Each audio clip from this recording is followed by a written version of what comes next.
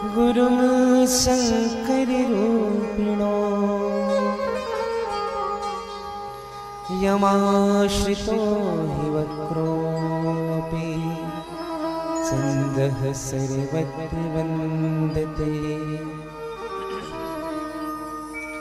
नमः परमाहंसाय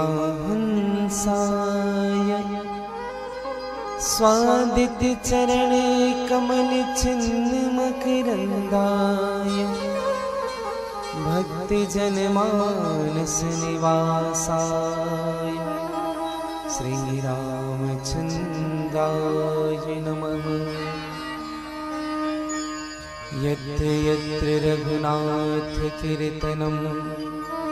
तत्र तत्र कृतमस्तु काञ्चनं वाष्पवारि परिपूर्णलोचनं श्रीमारुतिनमति राक्षसान्तकम्।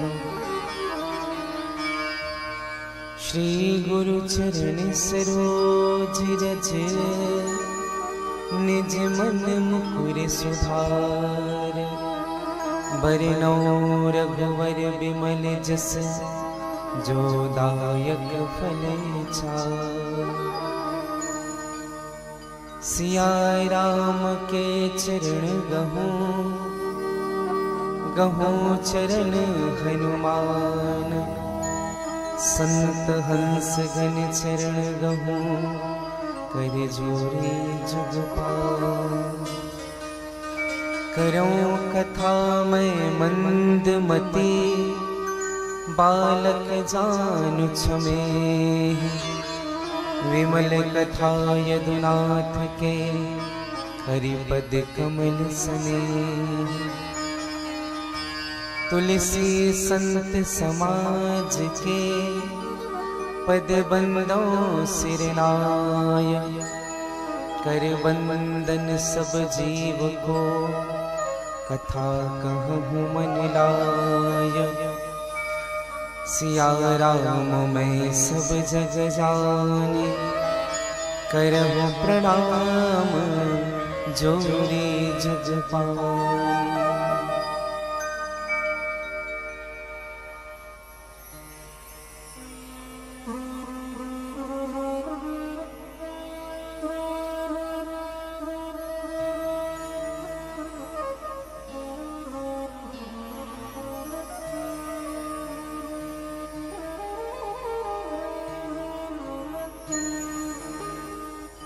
दोनों हाथ जोड़ लीजिएगा, भगवान से प्रार्थना करें।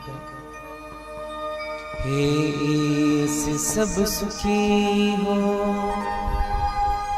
कोई न हो दुखारी, सब हो निरोग भगवन धन धान्य के भंडारी। सब भेद भाव छोड़े सन्मार्ग के पथिक हो, दुखिया न कोई होवे सृष्टि में प्राणधारी।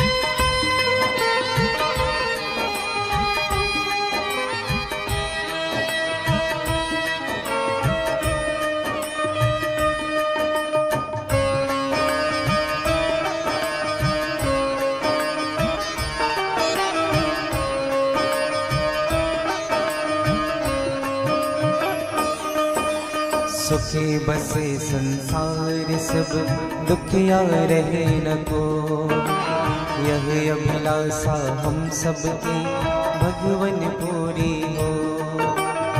विद्या बुद्धि तेज बल सबके भीतर हो, दूध पोत धन धान्य से वंचित रहे न कोई। शिवाय नमस्तुभ्यं श्री शिवाय नमस्तुभ्यं श्री शिवाय नमस्तुभ्यं श्री शिवाय नमस्तुभ्यं।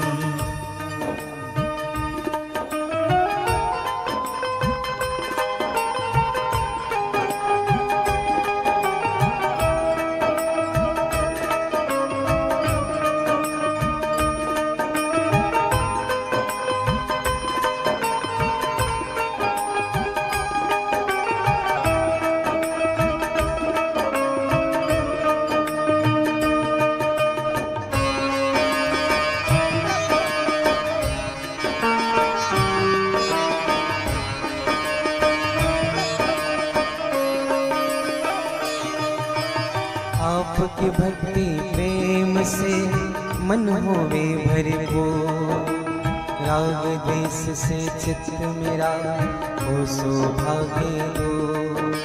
मिले भरोसा आपका हमें सदा जगदीश, आशा तेरे नाम की बनी रहे मन से। श्री शिवाय नमस्तुभ्यं श्री शिवाय नमस्तुभ्यं श्री शिवाय नमस्तुभ्यं श्री शिवाय नमस्तुभ्यं।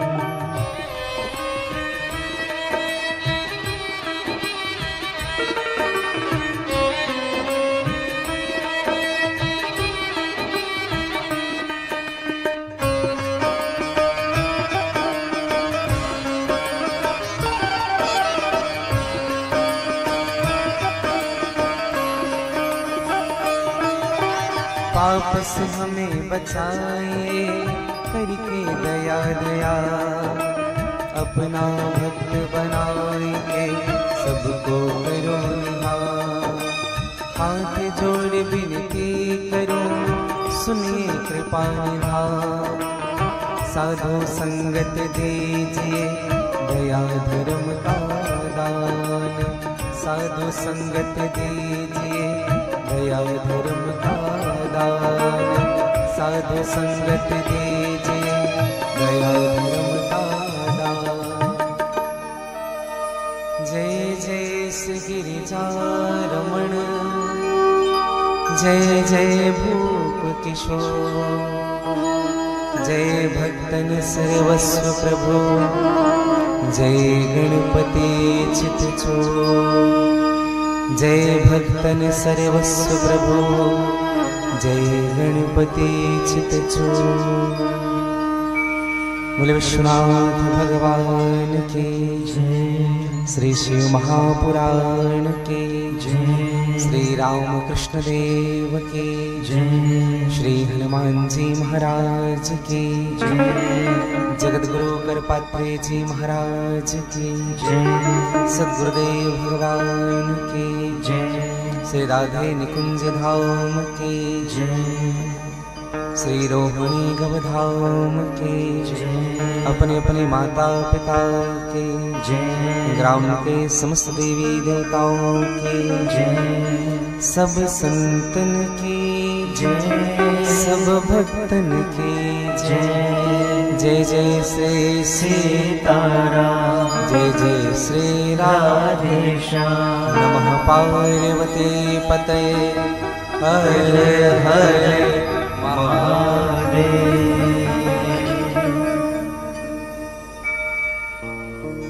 भगवान देवादिदेव अनंत अजन्मा सर्वव्यापक निर्गुण निराकार जगदाधार, भक्त कल्पवांछा तरु फल प्रदान करने वाले, जीव के जीवन में सुख की अनुभूति कराने वाले, जिनकी कृपा की छाया में संपूर्ण विश्व पल रहा है, ऐसे भगवान श्री विश्वनाथ की असीम कृपा, मेरे परमाराध्य श्री राधा वल्लभ सरकार की सहज कृपा, श्री हनुमान जी महाराज और परम पूज्य सद्गुरुदेव भगवान के विशेष कृपा के फलस्वरूप छत्तीसगढ़ की पवित्र भूमि धमतरी जिला के अंतर्गत ऋषि ग्राम श्री में श्री शिव महापुराण के इस पवित्र उत्सव में मेरे व्यासपीठ आप सभी श्रोताओं का स्वागत करते हैं। इस कार्यक्रम के मुख्य आयोजक, जिनका समर्पण, जिनकी भक्ति तन मन और धन को भगवान के चरणों में समर्पित करने वाले साहू परिवार श्री मथुरा प्रसाद साहू जी, श्रीमती दिव्या साहू, आपके अनुज श्री चंद्र प्रकाश साहू जी, श्रीमती झरना साहू, साथ में आपके समस्त कुटुंबी जन, समस्त संबंधी जन, उपस्थित भक्तिमयी, वात्सल्यमयी, करुणामयी मेरी माताएं, मेरी बहनें, मेरे भाईजन, विद्वान आचार्यगण, विद्वान संगीतज्ञगण और निकुंज पथ चैनल के माध्यम से जितने भी श्रोता श्री शिव महापुराण में अवगाहन प्राप्त कर रहे हैं, आप सबों को मैं व्यासपीठ से साधुवाद ज्ञापित करता हूँ। और आप सबके हृदय में जो भगवान शिव के चरणों के प्रति प्रेम है, उनको मैं वंदन करता हूँ, प्रणाम करता हूँ। आइए मन, वाणी और कर्म की शुद्धि के लिए भगवान के नामों का आश्रय लें। पश्चात जैसे मेरे प्रभु की इच्छा होगी, श्री हनुमान जी महाराज की इच्छा होगी, सदगुरुदेव जी की कृपा होगी, आज की कथा में हम प्रवेश करेंगे। एक बार सभी कह लीजिएगा, क्या कहना है? एक दिन गेप हुआ तो सब भूल गए। हर हर हर हर हर हर, बड़े भाव के साथ। काशी विश्वनाथ गंगे, बाबा पार्वती संगे।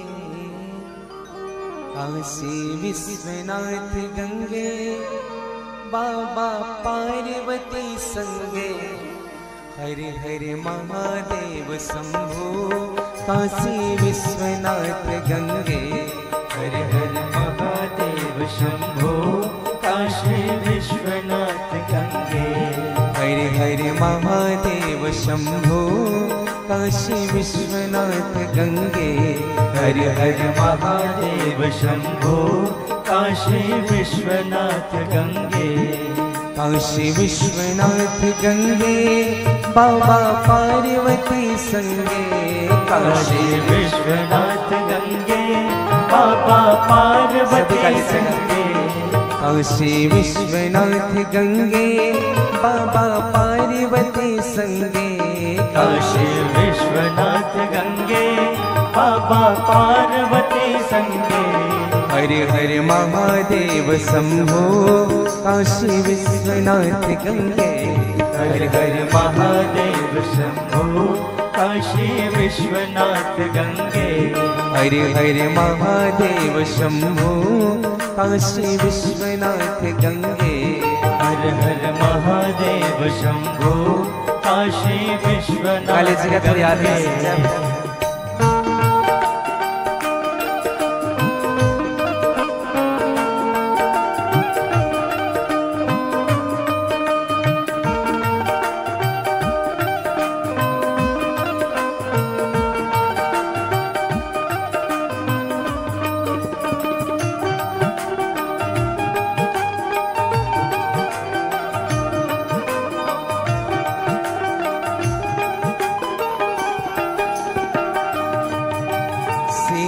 मंद सुगंध पवन बह, बैठे हैं शिव अविनाशी। शीतल मंद सुगंध पवन बह, बैठे हैं शिव अविनाशी। शीतल मंद सुगंध पवन बह, बैठे हैं शिव अविनाशी। शीतल मंद सुगंध पवन बह, बैठे हैं शिव अविनाशी। हो करते गान गंधर्व सप्त स्वर, राग रागिनी मधुरासी। करते गान गंधर्व सप्त स्वर, राग रागिनी मधुराशी। हो करते गान गंधर्व सप्त स्वर, राग रागिनी मधुरासी। करत गान गंधर्व सप्त स्वर, राग रागिनी मधुराशी। काशी विश्वनाथ गंगे, बाबा पार्वती संगे। काशी विश्वनाथ गंगे, बाबा पार्वती संगे। काशी विश्वनाथ गंगे बाबा पार्वती संगे काशी विश्वनाथ गंगे बाबा काली जगह थोड़ी आनंद से। संगे हरि हरि महादेव शंभु काशी विश्वनाथ गंगे हर हर महादेव शंभो काशी विश्वनाथ गंगे हरि हरि महादेव शंभु काशी विश्वनाथ गंगे हर हर महादेव शंभो काशी विश्वनाथ काली जगह थोड़ी आनंद से।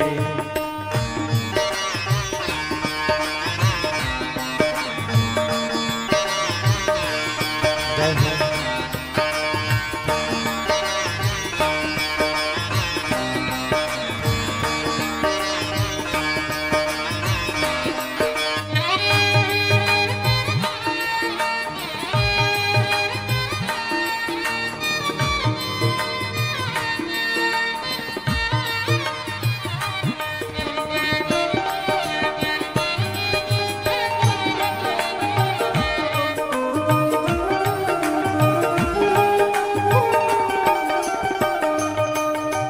महादेव का नाम निरंतर प्रेम सहित जो नर गासी महादेव का नाम निरंतर प्रेम सहित जो है गासे हो महादेव का नाम निरंतर प्रेम सहित जो नर गासी महादेव का नाम निरंतर प्रेम सहित जो नर गासे हो दूर होए विपदा उस नर के जन्म जन्म शिव पद पासे दूर होए विपदा उस नर की जन्म जन्म शिव पद पासे हाँ दूर होए विपदा उस नर के जन्म जन्म शिव पद पासे दूर होए विपदा उस नर की जन्म जन्म शिव पद पासे काशी विश्वनाथ गंगे बाबा पार्वती संगे काशी विश्वनाथ गंगे बाबा पार्वती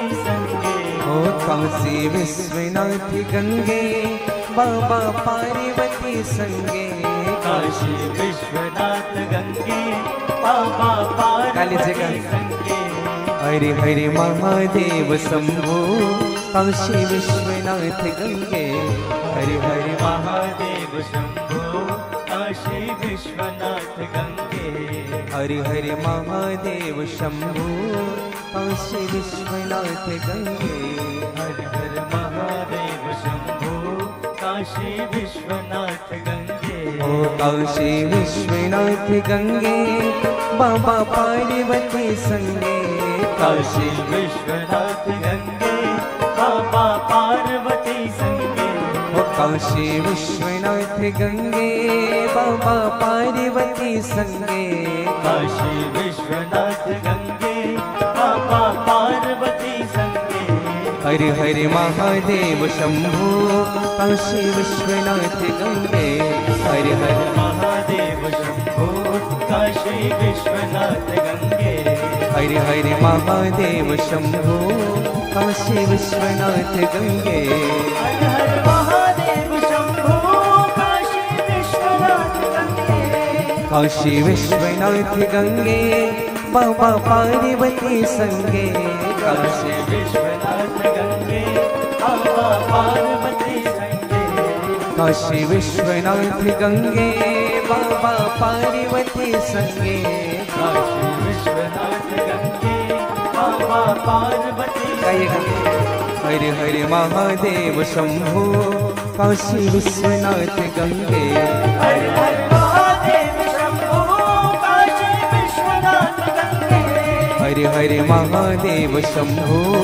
काशी विश्वनाथ गंगे हर हर महादेव शंभो काशी विश्वनाथ गंगे ओम नमः शिवाय ओम नमः शिवाय ओम नमः शिवाय गाइएगा ओम नमः शिवाय ओम नमः शिवाय ओम नमः शिवाय ओम नमः शिवाय ओम नमः शिवाय ओम नमः शिवाय ओम नमः शिवाय ओम नमः शिवाय ओम नमः शिवाय ओम नमः शिवाय गाइए बड़े बाबा ओम नमः शिवाय ओम नमः शिवाय ओम नमः शिवाय ओम नमः शिवाय ओम नमः शिवाय ओम नमः शिवाय ओम नमः शिवाय ओम नमः शिवाय ओम नमः शिवाय ओम नमः शिवाय ओम नमः शिवाय ओम नमः शिवाय ओम नमः शिवाय बोले विश्वनाथ भगवान की बोले अम्बे मैया की नमः पार्वती पतये हर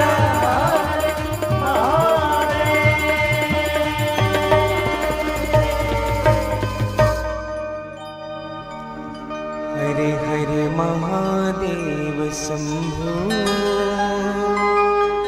काशी विश्वनाथ गंगे हरे हरे महादेव शंभो काशी विश्वनाथ गंगे हरे हरे महादेव शंभो काशी विश्वनाथ गंगे हर हर महादेव शंभो काशी विश्वनाथ गंगे भक्तवत्सल भगवान की जय। भगवान विश्वनाथ के अनुग्रह छोह छत्र छाया में बैठ करके आप हम सबको भगवान की कृपा प्रसाद रूपी कथा श्रवण करने का अवसर मिल रहा है। भगवान विश्वनाथ जिन पर कृपा करते हैं वह जीव निहाल हो जाता है। और भगवान की कृपा का प्रभाव क्या है भैया? अच्छा, ऐसे किस किस को विश्वास है कि हमें हम पर भगवान की निरंतर कृपा होते रहती है? जरा हाथ ऊपर करेंगे। हाँ, एक दूसरे को देख करके। खुद पर भरोसा नहीं, बगल वाले वहां उठाया तो हम देंगे, नहीं तो हमें क्या कहेंगे।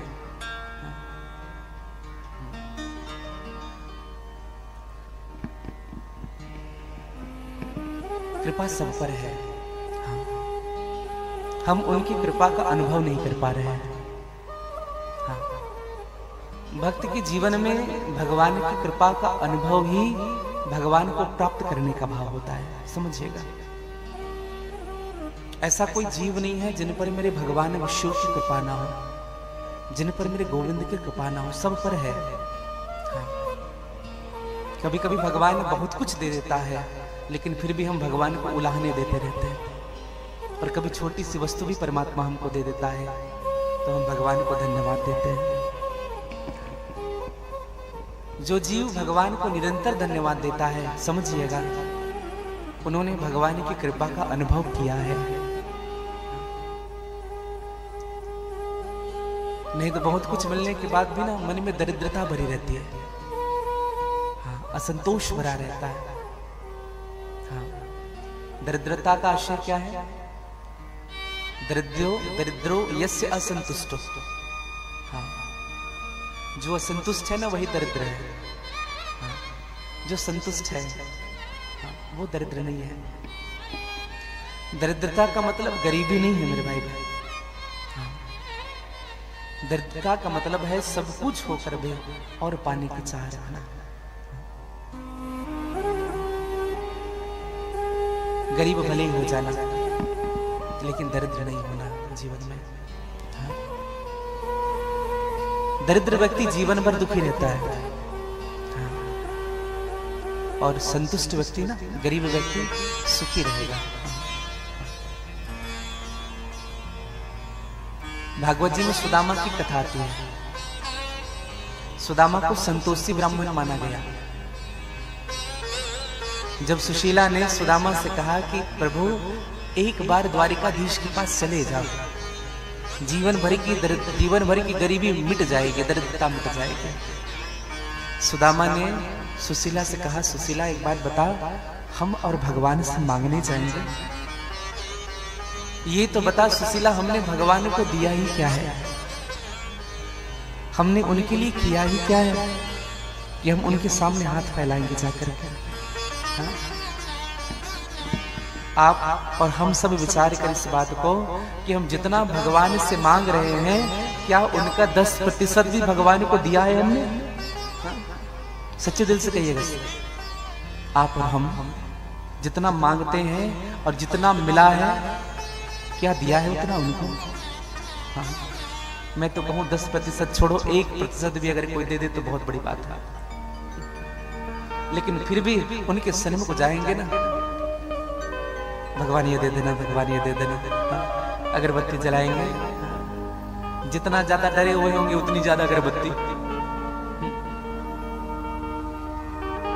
उनके बाद अगरबत्ती जला करके जैसे निकलेंगे, सीढ़ी पर पहुंचेंगे, अरे ये तो मांगना भूल ही गए थे, फिर वापस आएंगे। कितना मांग है जीवन में। एक बात कहूं मैं आपसे, जो व्यक्ति जितना अधिक भगवान से मांगता है ना भैया, उनका प्रेम उतना ही अधिक कम होता है भगवान के प्रति। हाँ, मैं सत्य कह रहा हूं आपको। हाँ, अगर किसी को बुरा लग रहा हो तो क्षमा। हाँ, जो व्यक्ति जितना अधिक मांगता है उतनी अधिक प्रेम कम है, और वह उतना ही अधिक स्वार्थी भी होता है। हाँ, मिल गया तो बढ़िया है भगवान, नहीं मिला तो भगवान ही बदल देंगे।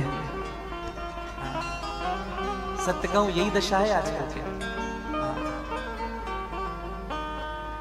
दुर्गा माँ से काम नहीं बन रहा है। एक परिवार है हमारे, हाँ, पहले साईं बाबा की पूजा करते थे, घर में साईं बाबा बिठा करके रखे थे। उसके बाद फिर किसी ने कहा तो साईं बाबा को विसर्जन किया, दुर्गा जी बिठाए।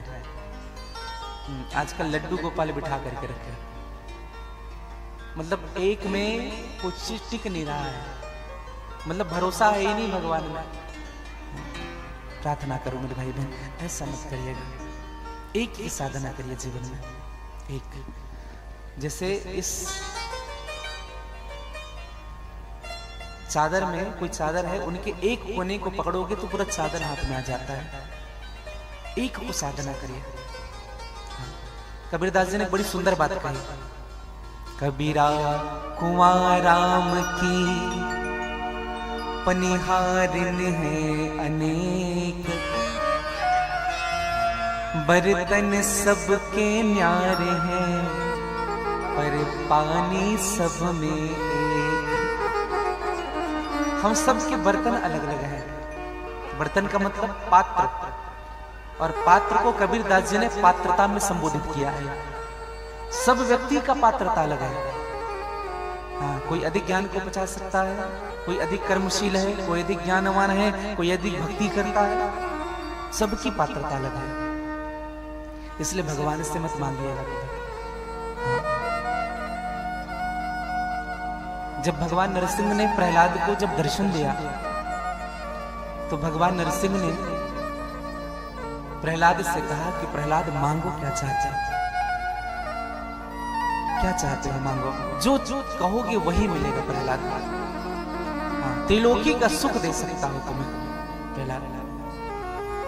प्रहलाद ने हाथ जोड़ा और भगवान नरसिंह से कहा कि प्रभु ये मांग क्या होता है नाथ।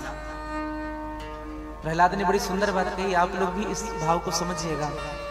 जो आपकी पूजा के बदले आपसे कुछ वस्तु चाहता है, जो आपकी उपासना करता है, मिठाई चढ़ाता है, फल चढ़ाता है, अभिषेक करता है, फूल चढ़ाता है, नारियल चढ़ाता है, पैसे चढ़ाता है, उनके बदले आपसे कुछ वस्तु चाहता है। एक बात कहूं प्रभु, वो आपका भक्त नहीं, वह विशुद्ध व्यापारी है। वह केवल व्यापार करने बैठा है आपके सामने।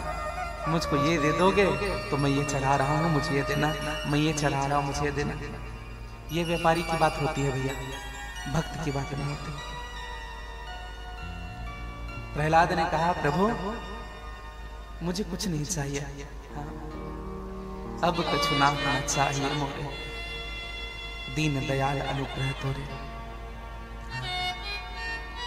भगवान नरसिंह ने कहा कभी कभी पिता जब ज्यादा खुश हो जाता है ना, तो बेटे को देना चाहता है।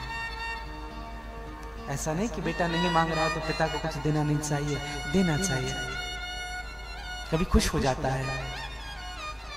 तो प्रहलाद ने हाथ जोड़ करके एक ही वस्तु मांगी, और मैं आप सबसे भी यही कहूंगा, जब भी भगवान के सामने जाए, मंदिर जाए, बस यही मांगना, जय विधिनाथ होय हित मोरा करहु सो बेगी दास में तोरा। प्रभु आप मुझे वो दीजिए जिनसे मेरा हित हो, आप वो बिल्कुल मत दीजिए जिनसे मेरा कल्याण नहीं हो पा रहा। अगर प्राइवेट नौकरी में खुश हूं प्रभु तो सरकारी नहीं चाहिए। 70% में अगर काम चल रहा है तो 90 मत देना। हाँ। महीने में 10,000 में परिवार चल रहा है, खुश हूं, 1 लाख मत देना मुझे महीने। आप वो करिए जो मेरे लिए अच्छा है। अगर मुझे दुख देने में मेरा जीवन बन रहा है तो आप मुझे दुख दीजिए। अगर दुख देने में मैं सुधर रहा हूं तो मुझे आप दुख दीजिए। सदैव मांगिएगा भगवान से, अपनी मत चलाइएगा कभी उनके सामने। प्रभु ये दे दो, वो देगा, वो आपकी योग्यता के हिसाब से आपको देगा। शिव महापुराण में यही कहता है। सबसे पहले भगवान शिव ने कहा कि मैं जिन पर अनुकूल होता हूं पार्वती, उनको अपनी कथा का दान करता हूं, अपनी कथा बताता हूं। हाँ, एक बात समझिएगा, हम सब पर भगवान की अनुकूलता है और हम सब पर भगवान की कृपा है, तब हम भगवान के सन्मुख कथा श्रवण करने के लिए बैठ पाए। सो उमेश मोहि परे अनुकूला, सो उमेश मोहि पर अनुकूला, सो उमेश मोहि परे अनुकूला, सो उमेश मोहि पर अनुकूला। रही कथा मुदे मंगल मूला, रही कथा मुदे मंगल मूला, करही कथा मुदे मंगल मूला, रही कथा मुदे मंगल मूला, करही कथा मुद, करही कथा मुद, करही कथा मुद मंगल मूला, मंगल मूलय मंगल दमनो, सेवक सदन स्वामी आगमनो, मंगल भवनय मंगल हारी, उमा सहित जहि जपत पुरारी। मंगल भवन मंगलहारी, द्रवो सुदशरथ अचर बिहारी। मंगल भगवान शिव का एक नाम है मंगल। हाँ। मंगलनाथ जी महाराज का नाम सुना होगा आपने। उज्जैन कभी गए होंगे? कौन कौन गए हैं मंगलनाथ बाबा के दर्शन के लिए? उज्जैन, उज्जैन तो सब गए हैं, लेकिन मंगलनाथ जी का दर्शन। हाँ, अगर जीवन में अमंगल हो रहा है ना तो एक बार वहां जाकर के उनका दर्शन जरूर करिएगा। हाँ, हम लोग महाकाल के दर्शन करके सीधे वापस ट्रेन बैठे गए, महाकाल का दर्शन किया, क्षिप्रा नदी का स्नान किया, काल भैरव गए, हो गया दर्शन। जब जब तीर्थ जाते हैं ना भैया, 2-4 दिन का समय निकाल के जाइएगा। बहुत ऐसे गुप्त स्थान होते हैं जहां का लाभ हमको नहीं मिल पाता है। हाँ। क्योंकि जहां जहां भगवान शिव की शक्ति, स्वयं भगवान शिव जहां विराजमान हुए, सबसे पहले अपने अभिन्न शक्तियों को स्थापित किया है आसपास में। हाँ। और ये भगवान सदा शिव कौन है? आज सूत जी महाराज से प्रश्न किया कि महाराज एक बात बताइए, ये भगवान सदा शिव है कौन? ये क्या ब्रह्मा जी से बड़े हैं? ये क्या विष्णु से बड़े हैं? ये सदाशिव है कौन? एक निवेदन करें, सदाशिव की केवल आयु की गणना की गई है शिव महापुराण में। समझिएगा, 1000 बार ब्रह्मा जी के चतुर्युग बीत रहे हैं। 1000 बार जब चतुर्युग बीतता है चतुर्युग कौन कौन से? सतयुग, त्रेता, द्वापर और कलयुग। कितने बार बीत गए? 1000 बार। जब 1000 बार ये चतुर्युग बीतता है तब ब्रह्मा जी का एक दिन होता है। कितने दिन? एक दिन। 1000 बार चतुर्युग बीते तो ब्रह्मा जी का एक दिन।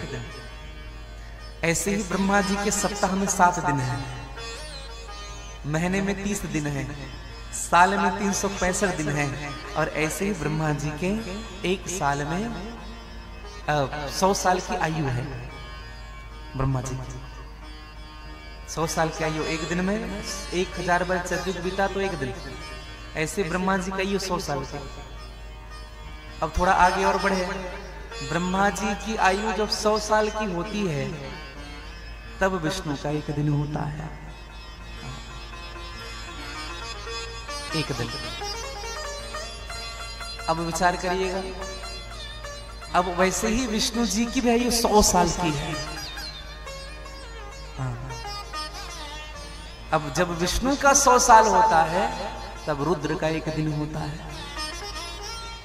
समझिएगा, रुद्र का एक दिन। ब्रह्मा जी के 1000 बार चतुर्युग बीतता है, 1000 बार। ये तो केवल कलयुग चल रहा है। 1000 बार चतुर्युग बीतता है तो ब्रह्मा जी का एक दिन। वैसे ही ब्रह्मा जी की 100 साल की आयु, ब्रह्मा जी का 100 साल की आयु है तो विष्णु जी का 100 साल में ब्रह्मा जी का एक दिन, विष्णु जी का। और जब विष्णु जी की 100 साल हो जाते हैं ना तब रुद्र का एक दिन होता है। और रुद्र की भी आयु 100 साल की ही है। और जब रुद्र की आयु जब 100 साल की होती है तब भगवान सदाशिव एक बार श्वास लेते हैं।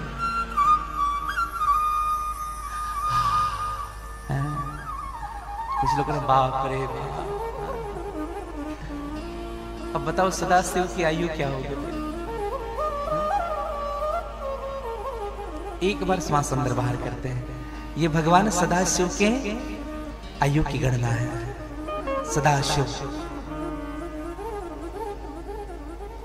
और यही सदाशिव है जो निर्गुण है, निराकार है, हाँ। जो भगत के लिए सगुण के रूप में जन्म लिए हैं। देखो, एक निवेदन करो आप सबसे, कुछ लोग निर्गुण की उपासना करते हैं, कुछ लोग सगुण की उपासना करते हैं।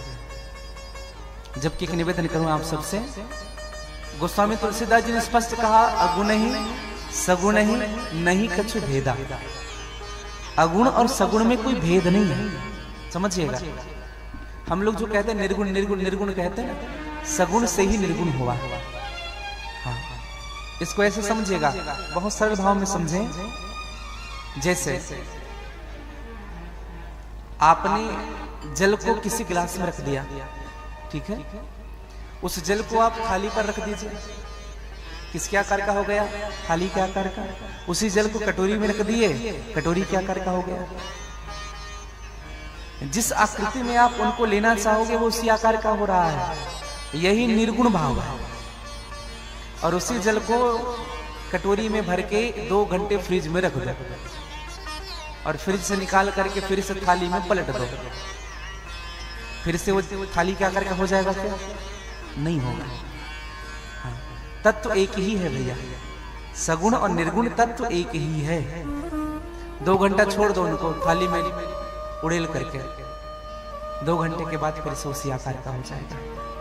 हाँ, तो सगुण और निर्गुण एक ही है।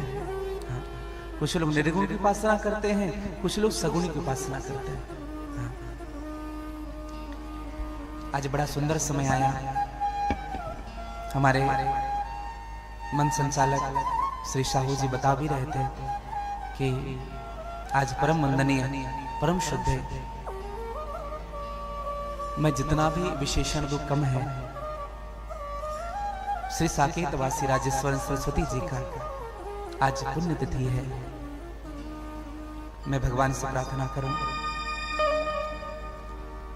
भगवान तो उनको परम पद प्राप्त करा ही दिए हैं, उनका आशीर्वाद हम सबको प्राप्त होता है। उनका एक बड़ा सुंदर सा पद है जो मुझको अक्सर भाव निकलता था। बसी है जिनके बड़ा सुंदर भाव कहते थे। मैं बहुत छोटा था, लगभग 10th क्लास में था, जब धमधा के पास, हमारे क्षेत्र में धमधा है, वहाँ राजपुर एक गांव है। आप जब गंडई जाएंगे ना तो रास्ते में राजपुर गांव पड़ेगा। तो हम आ रहे थे गंडई से, जब वापस आ रहे थे तो हमें लगा पहली बार उनके दर्शन हुए थे और पहली बार हमने इस भाव को सुना था। हाँ, तब से उनके दासी बन गए थे। उनका सुंदर भाव, बसी है जिनकी आंखों में युगल सरकार की झांकी, न उनका मन लुभा सकती मलिन संसार के झांकी। है रज्जित रंग मेघों का वो दामिनी की दमक लज्जित, है जन राजेश के खातिर है ये उद्धार की झांकी। गाए जा निरंतर श्री राम जानकी का जस, राम नाम मत नित्य वाणी को जपाए जा। पाए जा पदारथ चार संतों की सत्संगति में, भूल के कुसंग में न मन को फंसाए जा। लाए जा पवित्र भाव अपने मन मेरे, तुलसी के रामायण में डुबकी लगाए जा। और लाए जा पवित्र भाव अपने मन मेरे, तुलसी कृत रामायण में डुबकी लगाए। हर भाव, हर क्षण हर भाव उनका है। आइए उनके एक सुंदर सा पद आप और हम गाएंगे, क्योंकि जीवन में, सच में जीवन का कोई ठिकाना नहीं है। महाराज श्री ने जब अंतिम श्वास ली तो हम लोग थान कमरिया में थे, है ना? थान कमरिया में कथा चल रही थी और कथा में बता, अच्छा कोई व्यक्ति चल रहा है तो चलने, अच्छा कोई व्यक्ति चल रहा है तो चलने से ज्यादा आराम खड़े होने में है कि नहीं? कोई व्यक्ति खड़ा हुआ है, उनसे ज्यादा आराम बैठने में है कि नहीं? अच्छा कोई व्यक्ति बैठा हुआ है, उनसे ज्यादा आराम लेटने में है कि नहीं? और कोई व्यक्ति लेटा हुआ है, उनसे ज्यादा आराम सोने में है कि नहीं? अच्छा कोई व्यक्ति सोया हुआ है, उनसे ज्यादा आराम मरने में है कि नहीं?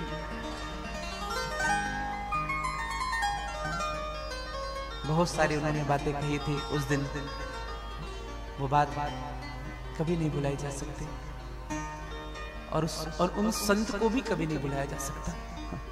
मैं सत्य कहूं, ऐसे तो मुझे उतना अनुभव नहीं है, मैं तो बहुत विद्यार्थी हूं कथा का, लेकिन मैंने वैसे वक्ता नहीं देखे जीवन में। मैंने उनकी सहजता जो देखी भैया, वैसी सहजता मैंने नहीं देखी जीवन में। जब कोई उनसे मिलने के लिए आते थे ना, मैं एक बात कहूं आपसे, जब कोई उनसे मिलने के लिए आते थे ना, तो उनके शिष्य अगर किसी को रोक देते थे तुम नहीं मिल सकते गुरुजी से, तो अपने शिष्य के लिए बिगड़ जाता था। तुम्हारी हिम्मत कैसे हुई? क्या पता ये मिलन आखिरी भी तो हो सकती है। हाँ?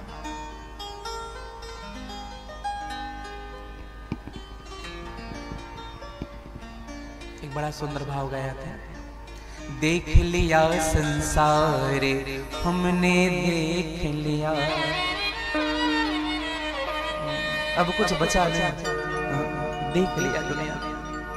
देख लिया संसार हमने देख लिया, देख लिया संसार हमने देख लिया, देख लिया संसार हमने देख लिया, देख लिया संसार हमने देख लिया।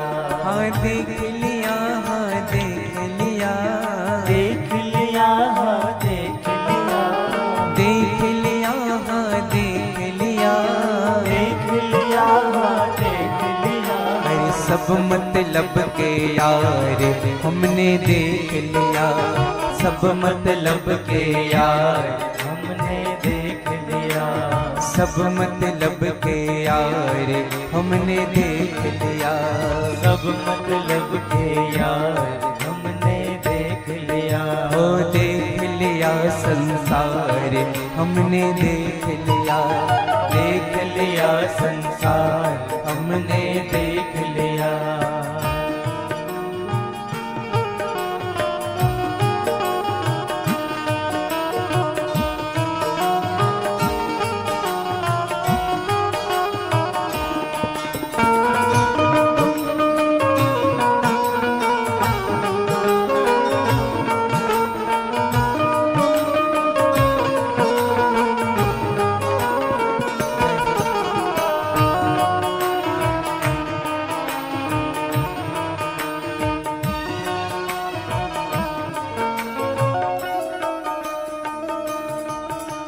कहीं चोट लग जाए न तन को, कहीं चोट लग जाए न तन को, कहीं चोट लग जाए न तन को, कहीं चोट लग जाए न तन को।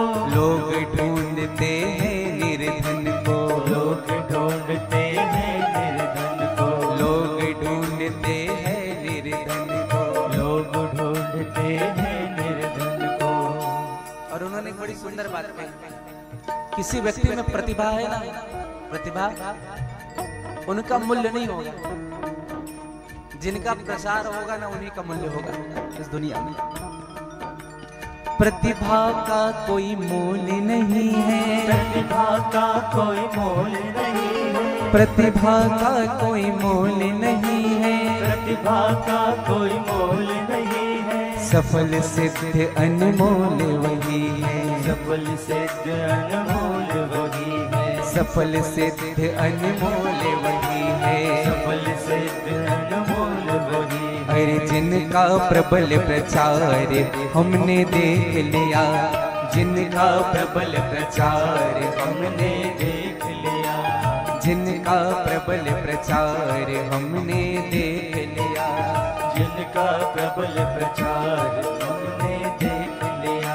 अरे देख लिया संसार हमने देख लिया, देख लिया संसार हमने देख लिया।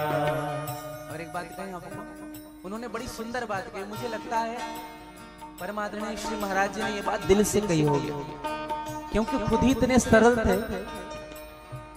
उन्होंने कहा एक बात, सरल संत का मोल न आके, सरल संत का मोल न आके, सरल संत का मोल न आके, सरल संत का मोल न आके। अरे कुटिलों के दरवाजे झांके, कुटिलों के दरवाजे झांके, अरे कुटिलों के दरवाजे झांके, कुटिलों के दरवाजे झांके। सब स्वार्थ का संसार हमने देख लिया, स्वार्थ का संसार हमने देख लिया, देख लिया परिवार हमने देख लिया, देख लिया परिवार हमने देख गाली से बड़े भाव से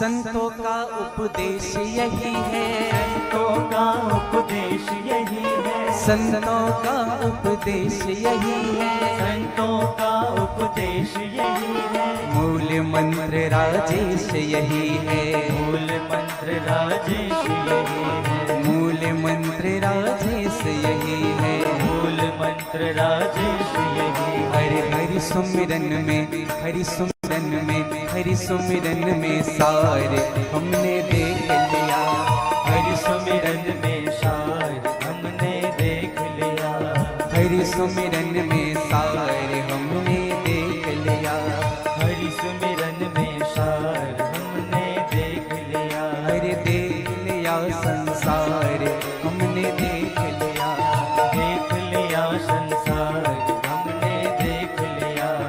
सब मतलब के यार हमने देख लिया, सब मतलब के यार हमने देख लिया, देख लिया परिवार हमने देख लिया, देख लिया परिवार हमने देख लिया,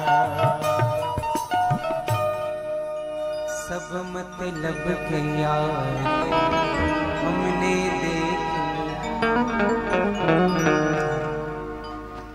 आज परमादरणीय श्री साकेतवासी राजेश्वर सरस्वती जी के श्री चरणों पर मैं व्यासपीठ से वंदन करूं, प्रणाम करूं। आपकी कृति, आपकी भजन, आपकी रचना, आपका दृष्टांत से कई वक्ताओं का घर चलता है। मैं उनके श्री चरणों पर वंदन करूं, प्रणाम करूं। बोले विश्वनाथ भगवान की जय। तो मैंने कल निवेदन आप सबसे किया, परसों निवेदन किया था भगवान की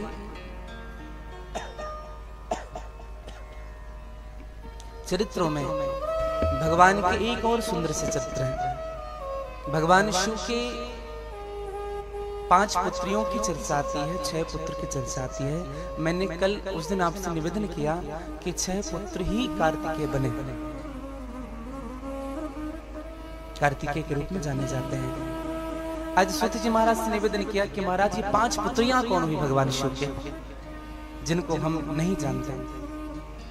सबसे मूल भाव में अगर हम जाएं तो भगवान शिव की एक पुत्री हुई जो अद्भुत सुंदरी थी, जिनका नाम हुआ था अशोक सुंदरी। भगवान शिव जी की पुत्री हुई अशोक सुंदरी जी।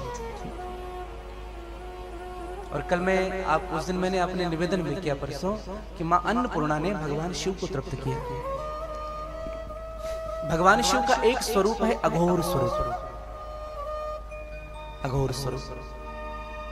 जटाटवी गलज्जल प्रवाहि पावित स्थले गलेव लंबे लंबितांबुजंग तुंगमालिका। ये भगवान का अघोर स्वरूप है।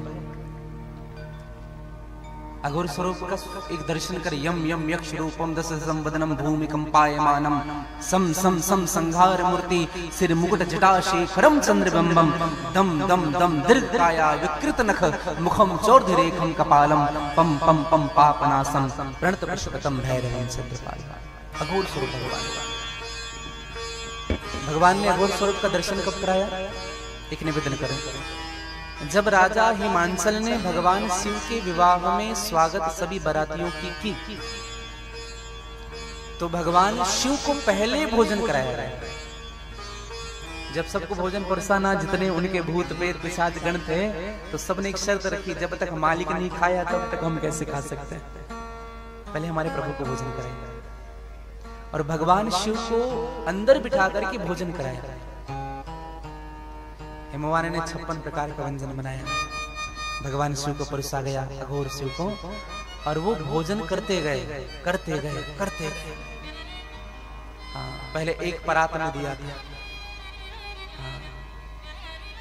पूड़ी, हलवा, तिखुर, सिंघाड़ा पूरे भरे हुए थे, और 5 मिनट में साफ। अब हिमवान ने विचार किया, अब क्या हो रहा है? हिमवान ने विचार किया, शायद ही हमारा दामाद परीक्षा ले रहा है हमारा। फिर भोजन कराया। 2 दिन बीत गए भोजन करते करते, केवल भोजन, जल भी नहीं पी रहे। हिमवान ने जितनी खाद्य सामग्री थी ना, आटे, चावल, दाल, सबको बनवाया, सबको लाया। अब बनता भी नहीं था तो भी सामने उड़ेल देते थे लोग, खाओ, और उसको भी खा जाते थे भगवान। अघोरी जो होते हैं ना, आपने देखा होगा, कभी कुछ भी खा लेते हैं। हाँ, मुर्दे को भी। भगवान शिव जी तृप्त नहीं हो रहे हैं। दशा ऐसी हो गई भैया कि हिमवान की तो रसोई पूरी खाली हो गई, उनका भंडारण पूरा खाली हो गया, स्टोर रूम में कुछ नहीं है। अब तो हिमवान ने मन में विचार किया, अब क्या होगा? जब मैं दूल्हे को संतुष्ट नहीं कर पा रहा हूं तो बाराती को कैसे संतुष्ट करूंगा? तब पार्वती के पास गए, कहा कि बेटी, दामाद इतना खा रहा है कि अब हमारे पास कुछ नहीं उनको खिलाने के लिए, निंदा ना हो जाए, तनिक तुम जाकर के समझाओ। और मेरी माँ पार्वती आई है, और मेरी माँ पार्वती का एक नाम है अन्नपूर्णा। बोले अन्नपूर्णा मैया के जय। परसों मैंने निवेदन किया था अन्नपूर्णा के उस समय। अन्नपूर्णा का वास कहाँ है? अन्नपूर्णा देवी कहाँ वास करती है? रसोई घर में। और मूल रूप से अन्नपूर्णा जी का स्थान कहां पर है? पृथ्वी में। अच्छा चलो एक और, द्वादश ज्योतिर्लिंग में अन्नपूर्णा जी कहां वास करती है? विश्वनाथ में। एक बार ताली बजाइए। इसलिए कहा है केवल विश्वनाथ जी के दर्शन करके नहीं आना, अगल बगल भी बढ़िया दर्शन करना। तो अघोर जो स्वरूप हैं भगवान शिव के, उन्होंने अर्धांगिनी के रूप में मां अन्नपूर्णा को स्वीकार किया है। और विशालाक्षी का भी दर्शन किया होगा आपने काशी विश्वनाथ में। काशी विश्वनाथ की पत्नी है विशालाक्षी मैया। तो मां अन्नपूर्णा आई, मां पार्वती आई, अन्नपूर्णा का रूप लिया।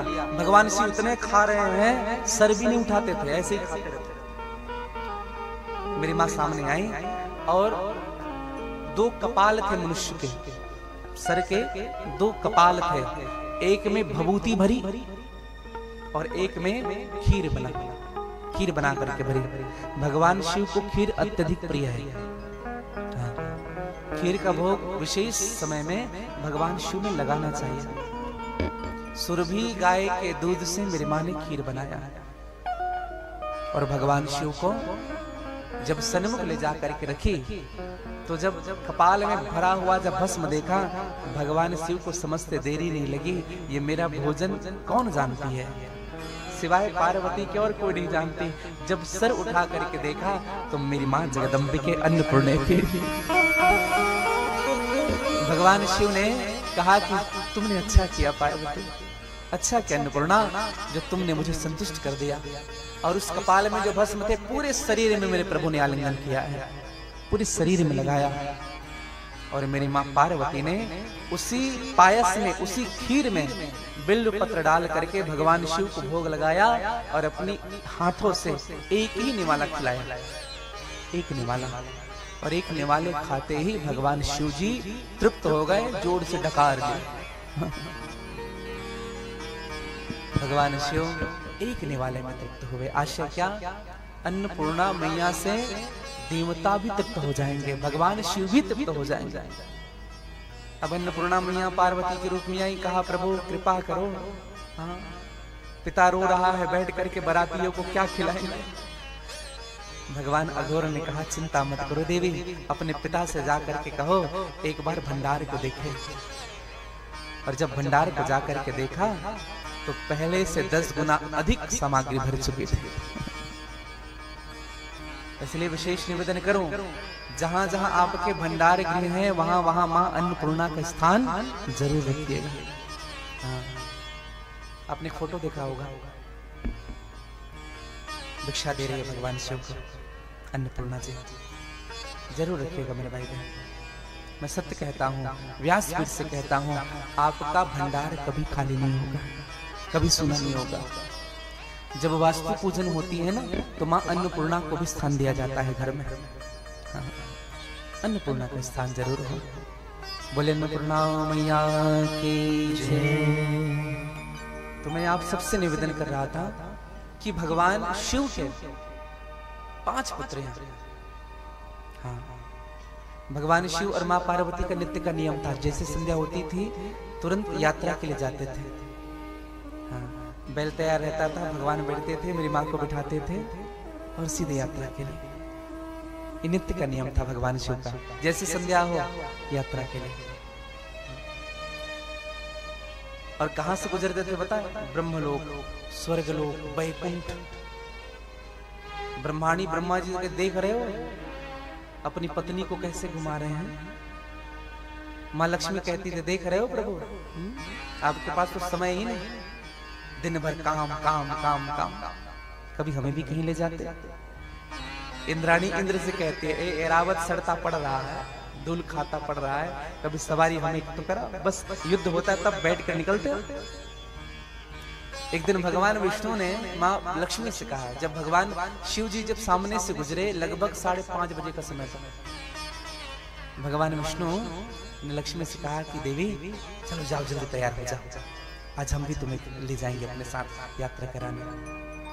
तो माँ लक्ष्मी अंदर गई तैयार होने के लिए, मेकअप रूम में। हाँ, और जब अंदर गई तैयार होने के लिए ना, तो 5:30 बजे गई, घुसी अंदर तैयार होने के लिए, 7 बजे बाहर निकली। हाँ। भगवान शिव ने कहा, भगवान विष्णु ने कहा, देवी अब हम लेट हो गए हैं, अब नहीं, संध्या काल हम रात वापस आ जाए, दीप जलाना पड़ता है? अब अभी बाहर जाओगे तो कितने बजे आओगे, कितने बजे दीपक लगाओगे? एक बात कहूं लक्ष्मी देवी, भगवान शिव जब पार्वती जी को कहते हैं ना, चलो तैयार हो जाओ, जल्दी चलना है, 5 मिनट लगता है तैयार होके आने में, 5 मिनट। कभी कभी तैयार होने में ही पूरा समय निकल जाता है। एक बात कहूं भैया आपसे, हमारा जो आधा जीवन है ना, विशेष रूप से हमारी बहनों को और माताओं को कहूं, आधा समय तो तैयार होने में निकल जाता है। शादी में तो और देखने के लिए मिलता है, दूल्हा बेचारा गया है 2 घंटे से, क्या हुआ, तैयार हो रहे महाराज।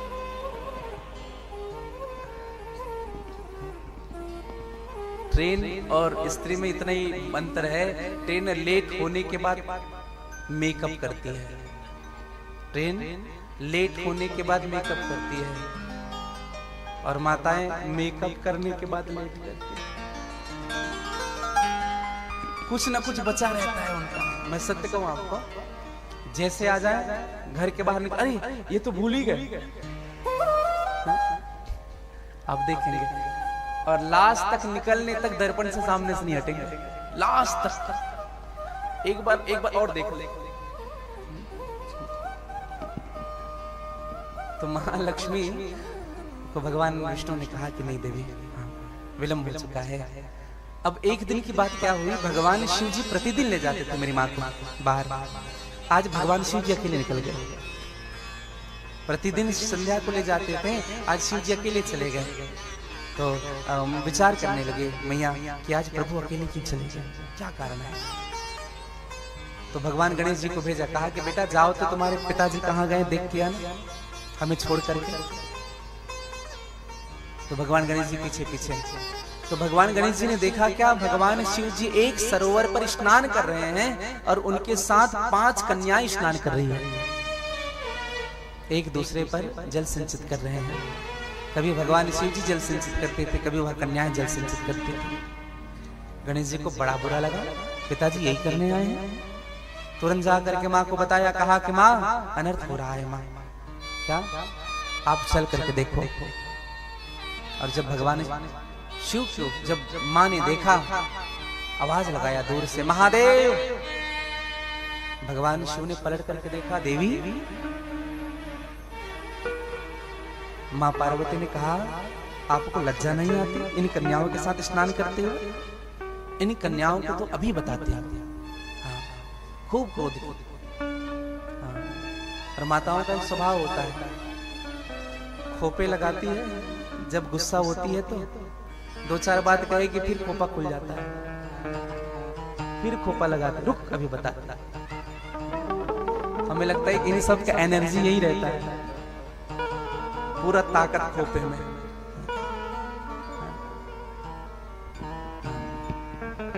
भगवान शिव ने कहा कि देवी क्या करना चाहती हो, क्या कहना चाहती हो तुम, पहले समझ तो लो।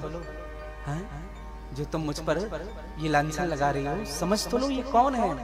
कहा कौन है, कहा कि ये और कोई नहीं, मेरी ही बेटियां हैं।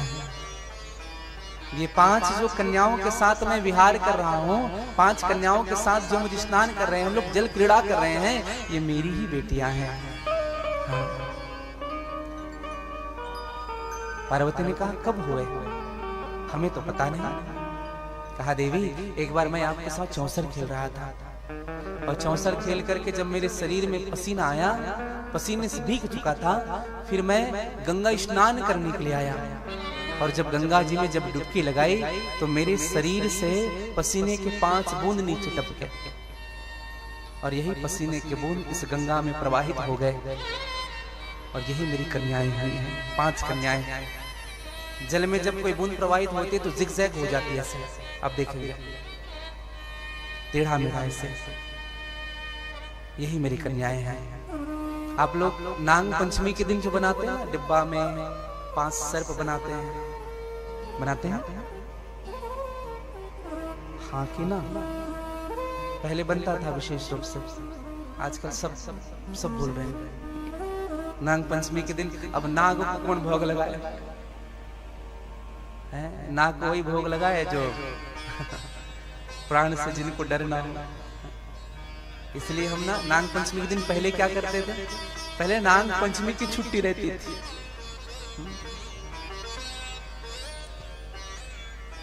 पिछले साल एक बात मुझको याद आ रहा है। नाग पंचमी के दिन ही करवा चौथ पड़ा था।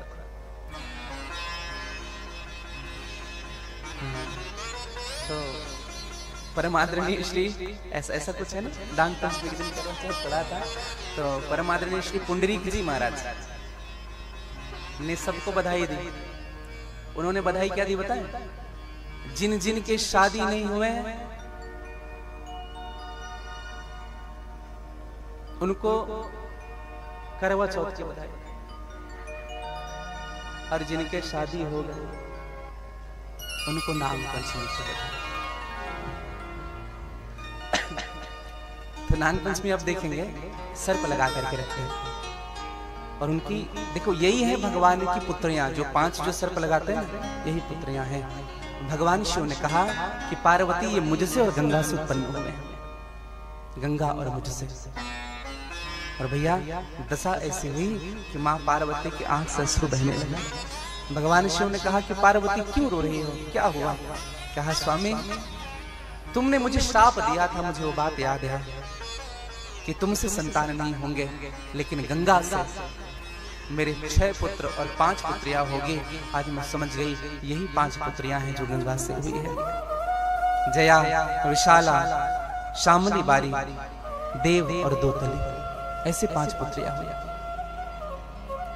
और आज मां पार्वती ने कहा भी गंगा तुम धन्य हो और तुम्हारा जीवन धन्य है कि भगवान शिव और तुम्हारा नाम आज से जुड़ गया। हाँ, यह मैं वचन देती हूँ बहन, आज के बाद भगवान शिव का नाम तुम्हारे साथ लिया जाएगा। भगवान शिव का हर एक नाम है हर, और मैया को गंगे कहते हैं। तब से भगवान शिव को हर गंगे कहने लगे हैं। बोले गंगा मैया के हाँ भैया, हर गंगा हर गंगा। और जो ऐसी मान्यता है, मां ने स्पष्ट कह दिया, जो हर गंगे कह करके 1 लोटा जल अपने सर पर चढ़ाता है, अपने सर पे डालता है, घर में भी स्नान करता है, एक बार अगर कह दे हर गंगे, हर हर हर गंगे एक बार कह दे, तो उनको गंगा स्नान करने का ही फल प्राप्त होता है। हाँ, इसलिए एक बात सदैव ध्यान रखिएगा भैया, आप घर में भी स्नान करते हैं तो हर गंगे कहिए, आप तालाब में भी स्नान करने जाते हैं तो हर गंगे हर हर गंगे। हाँ, आपको गंगा स्नान का ही फल प्राप्त होगा। और गंगा मैया है क्या? सौभाग्यवती स्त्रियां गंगा से यही वरदान मांगती है कि मां हो गंगा मैया, हो गंगा मैया में जब तक से पानी रहे, मेरे सजना तेरी जिंदगानी रहे, जिंदगानी रहे मैया, ओ गंगा मैया, मैया, ओ गंगा मैया, मैया, हो गंगा मैया,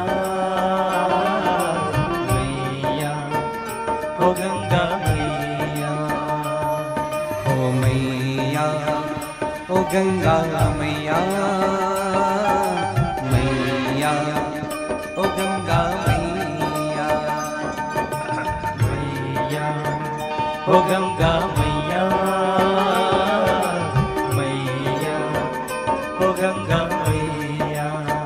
ओ गंगा मैया में जब तक से पानी रहे, मेरे सजना तेरी जिंदगानी रहे,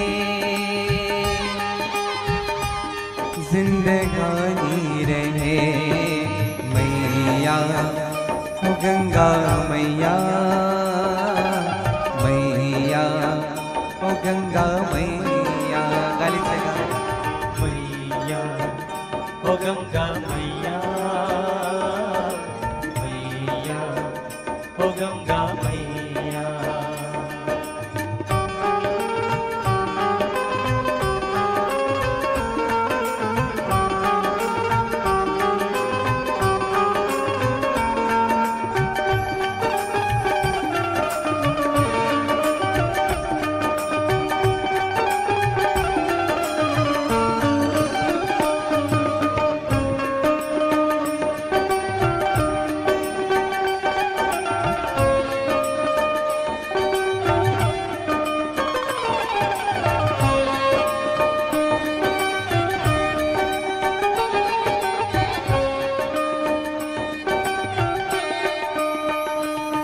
मेरे जीवन की मोरे हे भैया, मेरे जीवन की ओर हे भैया, तेरे हाथों में है मेरी नैया, तेरे हाथों में है मेरी नैया। दुनिया जो भी कहे चाहे कहती रहे, दुनिया जो भी कहे चाहे कहते रहे, दुनिया जो भी कहे चाहे कहती रहे, दुनिया जो भी कहे चाहे कहते रहे। मेरी पूजा ही तेरी दीवानी रहे, दीवानी रहे मैया, ओ गंगा मैया मैया, ओ गंगा मैया मैया, ओ गंगा मैया मैया, ओ गंगा मैया। गाली से बड़े भाव से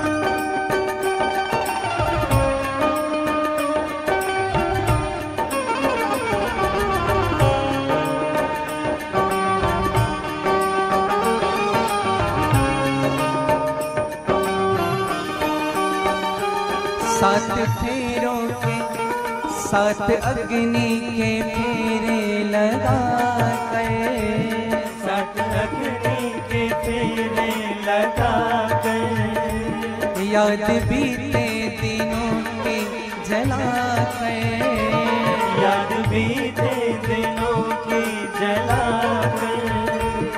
आई मैं तेरे द्वार लिए मन का संसार, आई मैं तेरे द्वार लिए मन का संसार, आई मैं तेरे द्वार लिए मन का संसार, आई मैं तेरे द्वार लिए मन का संसार। मेरे होठों में तेरी कहानी रहे,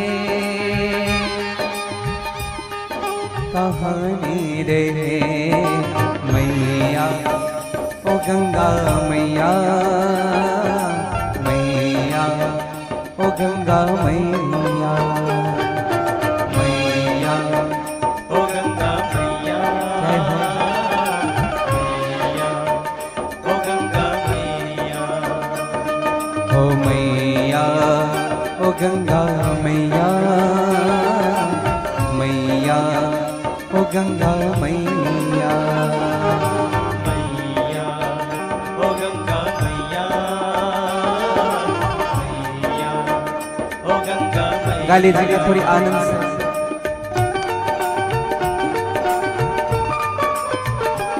जय जय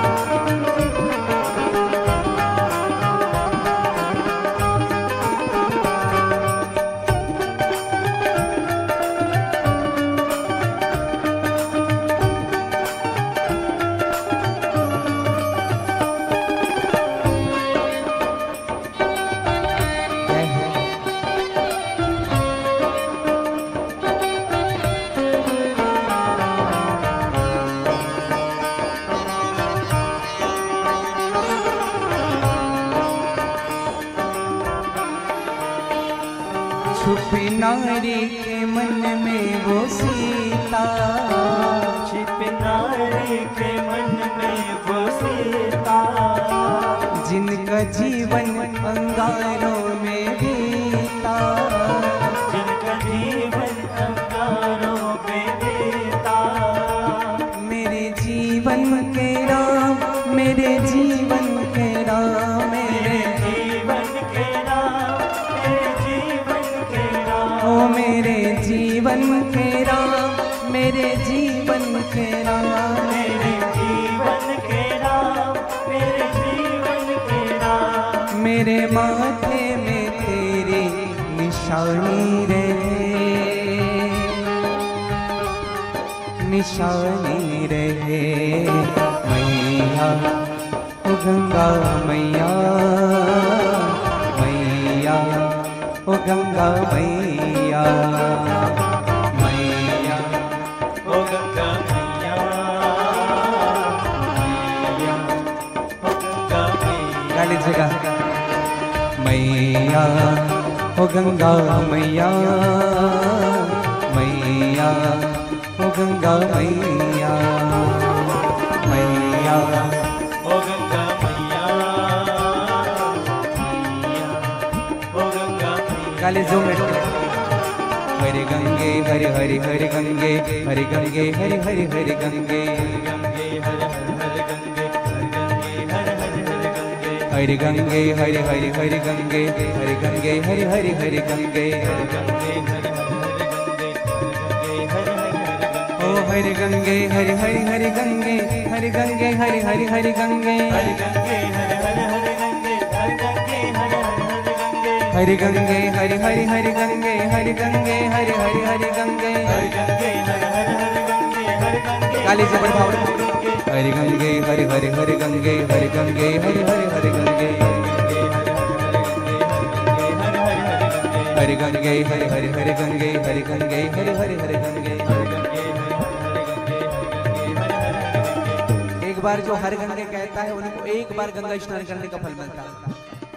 आइए 2 मिनट के मेरे साथ। हरे गंगे हरे हरे हरे गंगे, हरे गंगे हरे हरे हरे गंगे, हरे गंगे हरे हरे हरे गंगे, हरे गंगे हरे हरे हरे गंगे, हरे गंगे हरे हरे हरे गंगे, हरे गंगे हरे हरे हरे गंगे, हरे गंगे हरे हरे हरे गंगे, हरे गंगे हरे हरे हरे। बोले गंगा मैया की जय, बोले विश्वनाथ भगवान की जय, आदि शक्ति मैया की जय। हरे गंगे हर हर हर गंगे।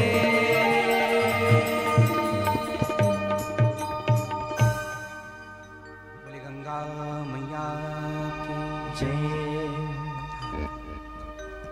गंगा हमारे देश की 3 पहचान है भैया, गंगा, गीता और गौ माता। 3 पहचान। एक मेरी प्रार्थना है आप सबसे, हर घर में, हर हिंदू के घर में तुलसी जरूर होना चाहिए, तुलसी जरूर हो। हर व्यक्ति के घर में गंगा का जल जरूर होना चाहिए।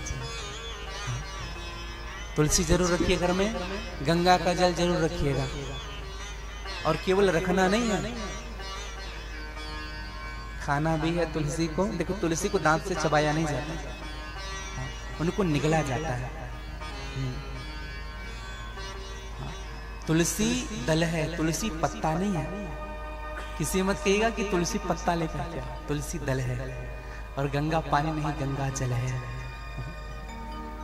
अगर पेट में तुलसी का दल है ना भैया, अगर पेट में गंगा का जल है, प्रतिदिन आप पी रहे हो, घर के बाहर निकल रहे हो, अगर पेट में तुलसी का दल है तो आप सदैव, आपकी जब मृत्यु होगी तो सीधे आप वैकुंठ जाओगे। गंगा का जल अगर है तो आपकी मृत्यु होगी, सीधे शिवलोक जाओगे। हाँ, नरक नहीं जाओगे। इसलिए पेट में तुलसी का दल। सबसे पहला काम करें, सुबह जब उठे ना, भगवान का स्नान करें तो तुलसी का दल जरूर ले, गंगा जल के साथ पान करें उनको। लेकिन तुलसी का दल ही नहीं लेंगे, गंगा का जल ही नहीं लेंगे। चरणामृत लेना चाहिए प्रतिदिन, भगवान के चरणोदक लेना चाहिए हर जीव को प्रतिदिन। जो प्रतिदिन चरणामृत लेता है ना भैया, उनकी अकाल मृत्यु कभी नहीं होती। हाँ, अकाल मृत्यु हरणम सर्वव्याधि विनाशनम विष्णु पादकम पित्वा पुनर्जन्म न विद्यते। अकाल मृत्यु नहीं होती, सभी व्याधियों से व्यक्ति दूर हो जाता है। और भगवान के चरणामृत लेने वाला फिर से इस दुनिया में जन्म नहीं लेता है। इसलिए चरणामृत जरूरी है। और एक तीसरी बात विशेष रूप से कहूं, हर सनातनी के घर में गीता की पुस्तिका जरूर होनी चाहिए। गीता, अभी कटघोरा में कथा चल रही थी, इसके पूर्व वृंदावन के पूर्व जब कटघोरा में कथा थी तो उस दिन मोक्षदा एकादशी थी, गीता जयंती थी। तो हमने कहा कि सभी के सभी गीता के सन्मुख 5 दीपक जरूर जलाइएगा। तो फिर कुछ लोगों ने कहा कि महाराज जी गीता नहीं है घर में। हमने कहा काहे के हिंदू हो, काहे के सनातनी हो, फिर जब एक गीता ग्रंथ घर में नहीं रख पा रहे हो तो फिर हम काहे के सनातनी हैं? रामचरित मानस घर में नहीं है, काहे के सनातनी है? केवल बड़े बड़े चंदन लगाने देने से कोई हिंदू नहीं होता है, सनातनी नहीं होता है भैया। अगर रामचरित मानस घर में भी है ना, तो उनको लाल कपड़े में बांध करके पूजा करने के लिए मत रखिए, उनको खोल करके 5 दोहे तो पढ़ लीजिए प्रतिदिन। मेरी प्रार्थना है सबसे। अच्छा, किस किस के घर गीता की पुस्तिका है?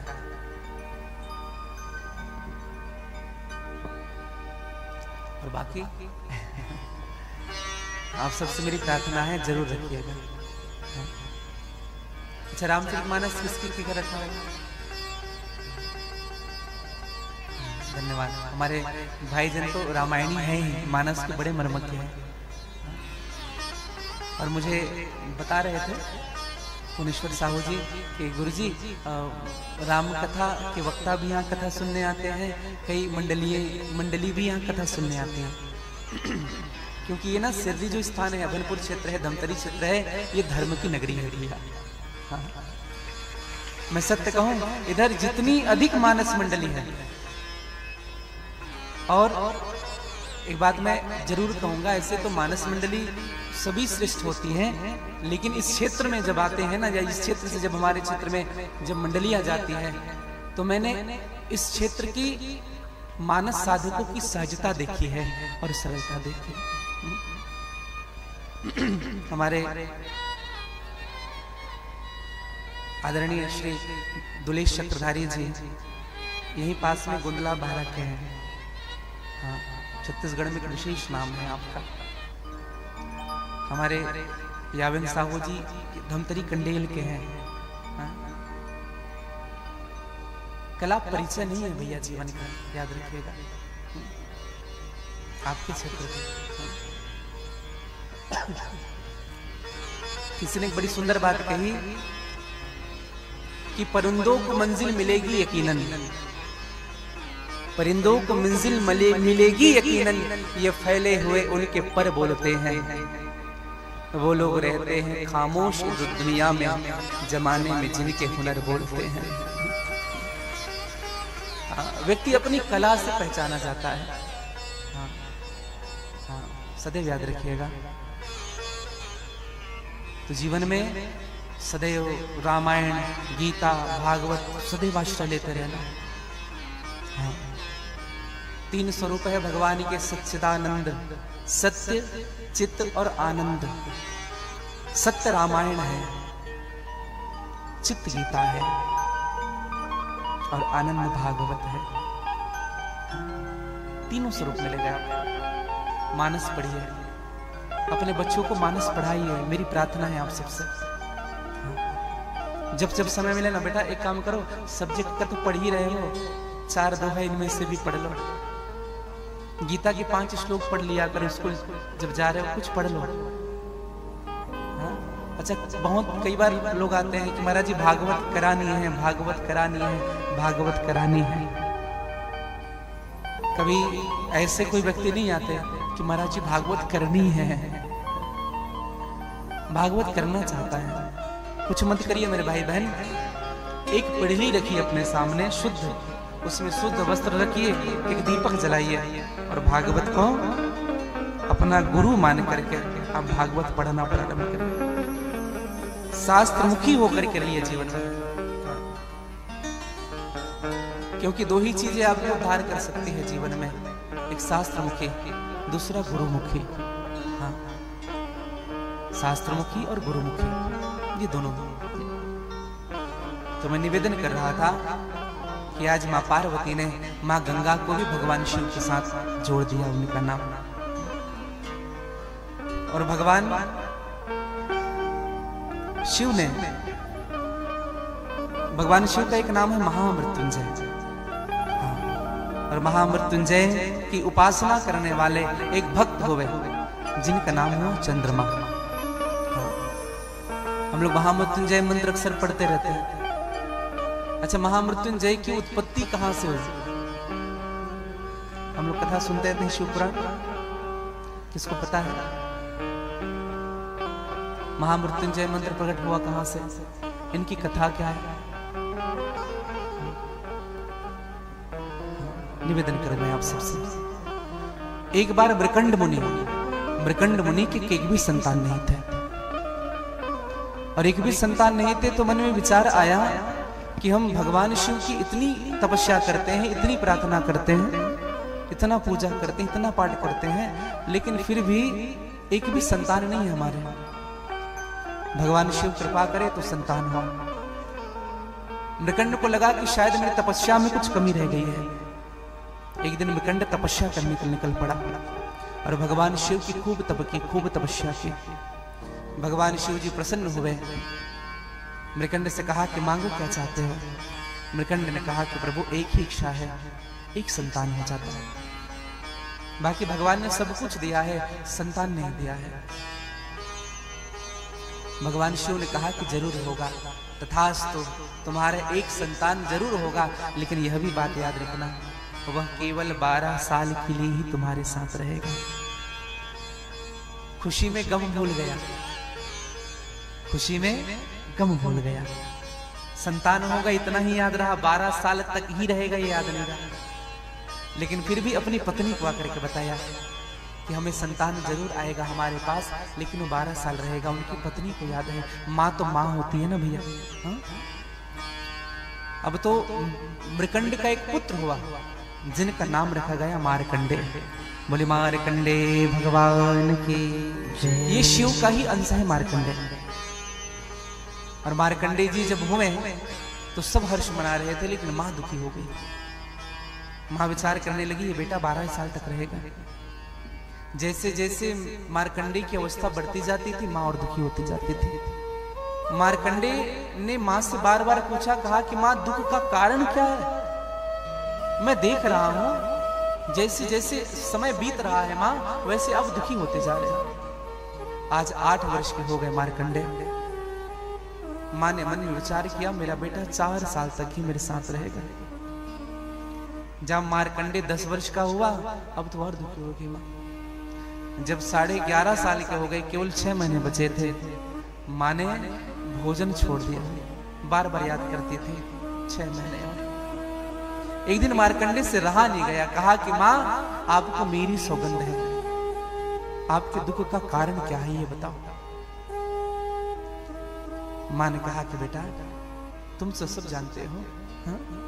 मारकंडे तुम केवल 6 महीने और मेरे पास रहोगे बेटा। संतान सुख केवल 6 महीने है मेरे जीवन में, उनके बाद तुम मुझे छोड़कर चले जाओ, तुम्हारी मृत्यु हो जाएगी।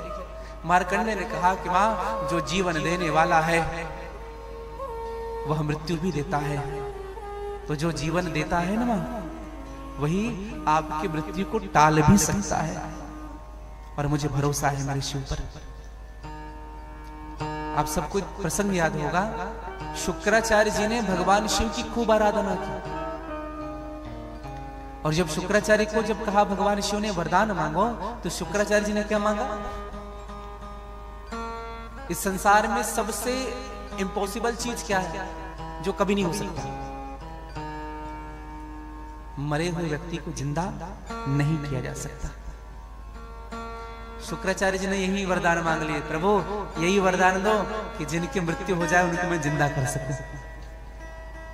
भगवान शिव ने कहा तुम्हारा दिमाग तो ठीक है, विधि के विधान को बदलने चले हो, ऐसा नहीं हो सकता।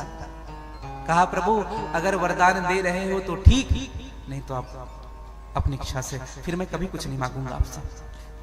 शुक्राचार्य जी थोड़े रुष्ट हुए।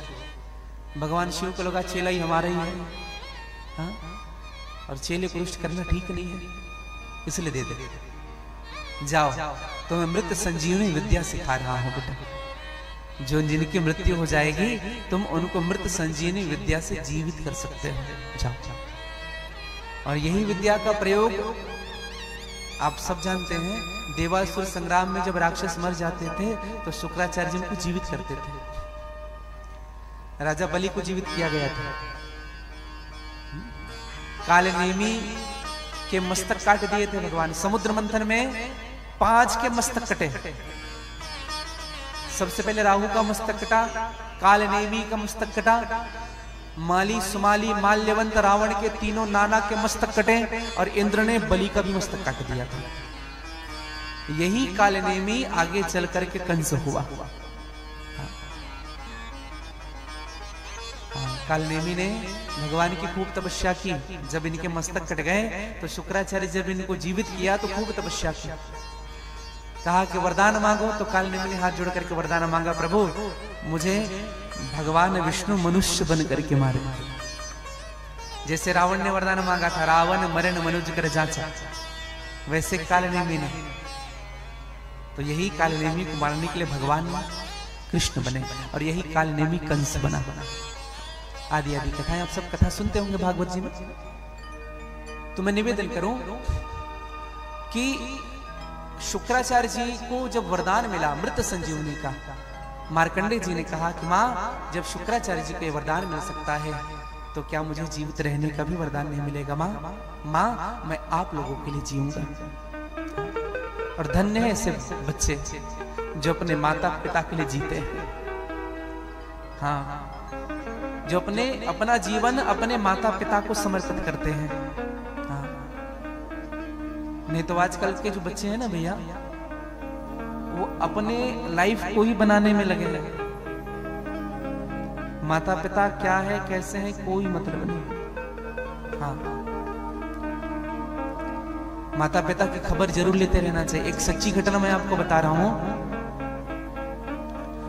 माता पिता थे, उनके 2 लड़के थे और दोनों बाहर जॉब करते थे। दोनों विदेश में रहते थे, एक फॉरेन में रहता था, एक अमेरिका में रहता था। उनकी मां बीमार पड़ी। पिताजी ने फोन किया कि बेटा तुम्हारी मां बहुत बीमार है, तुम दोनों को बहुत याद कर रही है। क्या पिताजी देखते हैं, समय तो मिल नहीं पा रहा है लेकिन समय निकाल के देखते हैं।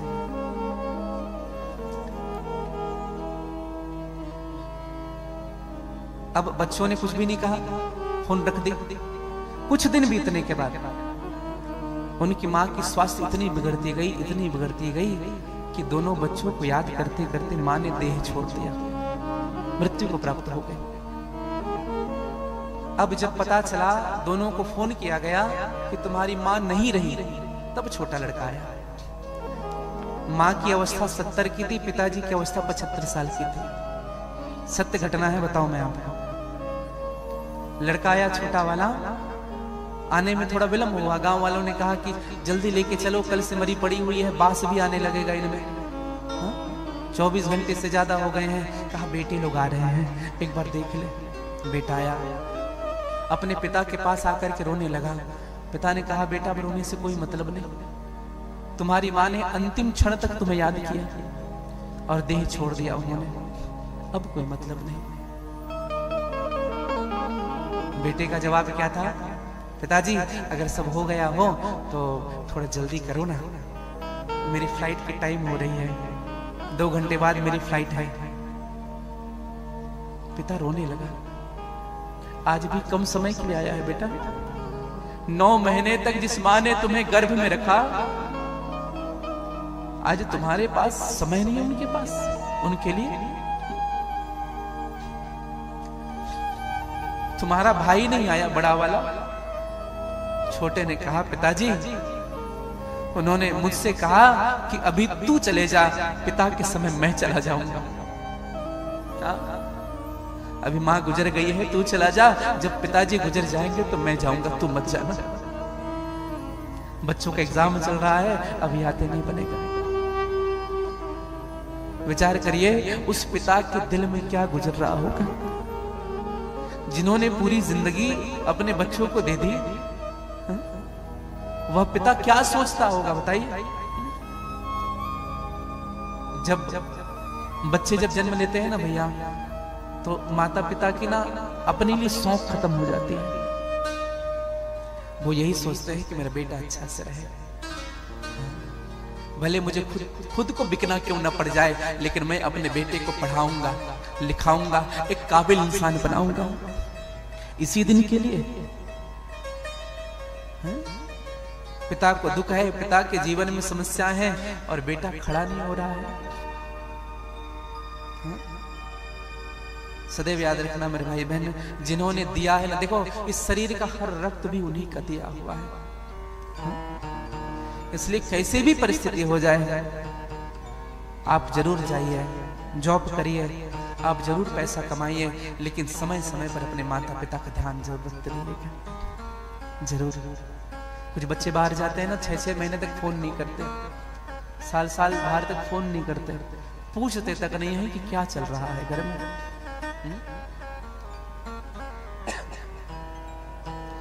अब पछतावे क्या जब चिड़िया चुग गई खेत। अब माँ नहीं आएंगे, अब पिता नहीं आएंगे। एक बात कहूं भैया, इस दुनिया में धनवान वही है, सबसे अधिक धनवान, जिनके पास उनके माँ बाप आज भी हैं, आज भी जिनके माँ बाप जीवित हैं, सबसे बड़े धनवान वही है। आपने एक भाव सुना भी होगा, हर बात को तुम भूलो भले, माँ बाप को मत भूलना, उपकार इनके लाखों हैं, ये बात को मत भूलना। कभी ना अकेले बैठ करके विचार करना कि मेरे माँ बाप ने मेरे लिए क्या क्या किया है। सत्य कहता हूं, 7 जन्म कम पड़ जाएगा मोल चुकाने के लिए। माँ बाप ने जो हमारे लिए किया है ना, 7 जन्म कम पड़ जाएगा। सब चीज लुटा दिया तुम्हारे लिए। कुछ माता पिता होते हैं ना, जब बात करते हैं तो कहते गुरुजी यही दोनों हमारे धन हैं, और हमारे पास धन नहीं है। हर बात को तुम भूलो भले, माँ बाप को मत भूलना, हर बात को तुम भूलो भले, माँ बाप को मत भूलना, हर अरे बात को तुम भूलो भले, माँ बाप को मत भूलना। हर बात को तुम भूलो भले, माँ बाप को मत भूलना। एहसान इनके लाखों हैं, इस बात को मत भूलना।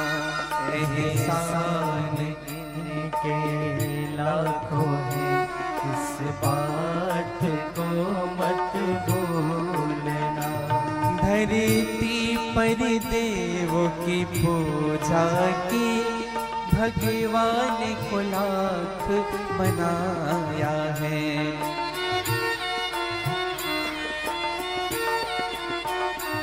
तब तेरी सूरत पाई है, संसार में तुझे को बुलाया है।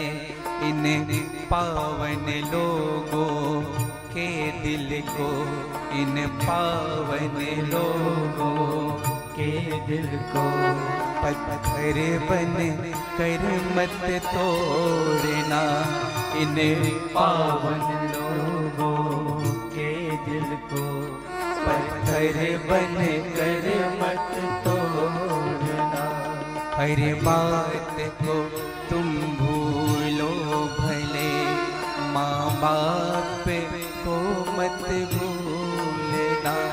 हर बात को तुम भूलो भले, माँ बाप को मत भूलना।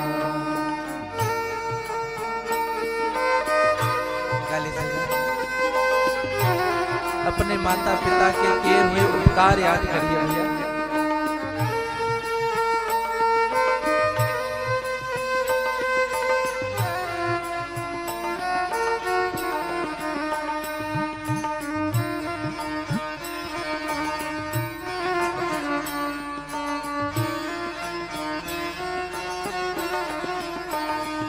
अपने ही पेट को काटा है और तेरी काया सजाई है।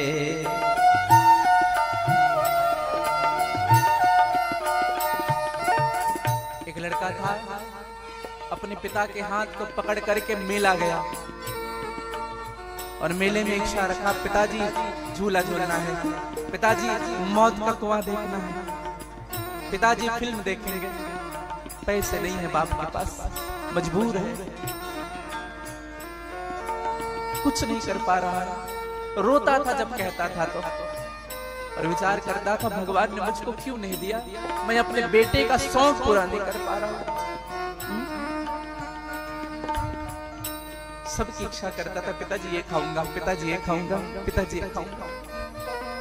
अचानक भीड़ में ना बेटे का हाथ छूट गया, खो गया बेटा के हाथ। अब वो रोने लगा, मेरा बाप कहाँ है, मेरे पिता कहाँ है। लोगों ने पूछा, बेटा क्या नाम है तुम्हारा? फला नाम है। तुम्हारे पिताजी का नाम फला है, कहाँ है तुम्हारे पिताजी? बोले यही है, दिख नहीं रहे कहाँ। बेटा चुप हो जा, रो मत, चुप हो जा। खूब रो रहा था। लोग कहते थे झूला झूलेगा, नहीं झूला नहीं झूलना। मौत का कुआं देखा गया? बेटा चल दिखा रहा हूं। नहीं देखना मुझे। ये खाएगा? नहीं, मुझे कुछ नहीं खाना, मुझे मेरे पिता चाहिए। जब पिताजी थे तो दुनिया को देख रहा था, ये चाहिए, ये चाहिए, ये चाहिए।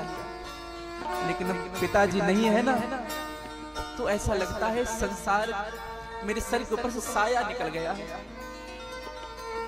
और मैं सच कहूं भैया, जिनके माँ बाप है ना उनके पास, उनको कदर नहीं होती है। जब चले जाते हैं ना, पिताजी चले जाते हैं, माँ चली जाती है, तब याद आता है। इसलिए जब है खूब कदर करना। अपने ही पेट को काटा है, तब तेरी काया सजाई है।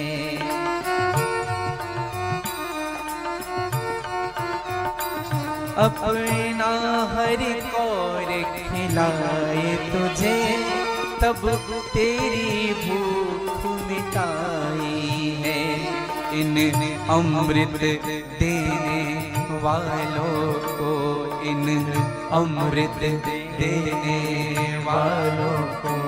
जीवन पे जहर मत घोलना, इन अमृत देने वालों के जीवन में जहर मत घोलना। हरे बात को तुम भूलो भले, माँ बाप को मत भूलना। हरे बात को तुम भूलो भले, माँ बाप को मत भूलना। गा लीजिए, बोलिए अपने अपने माता पिता के जय हो।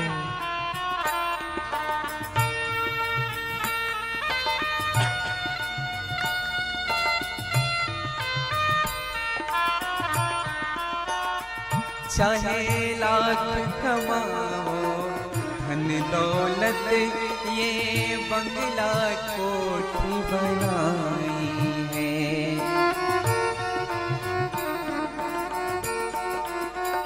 खूब पैसा कमाओ, खूब बंगले बनाओ, खूब गाड़ी मोटर में घूमो, अगर तुम्हारे माँ बाप तुमसे संतुष्ट नहीं है, दुखी है, तो तुमसे कंगाल कोई दुनिया में नहीं।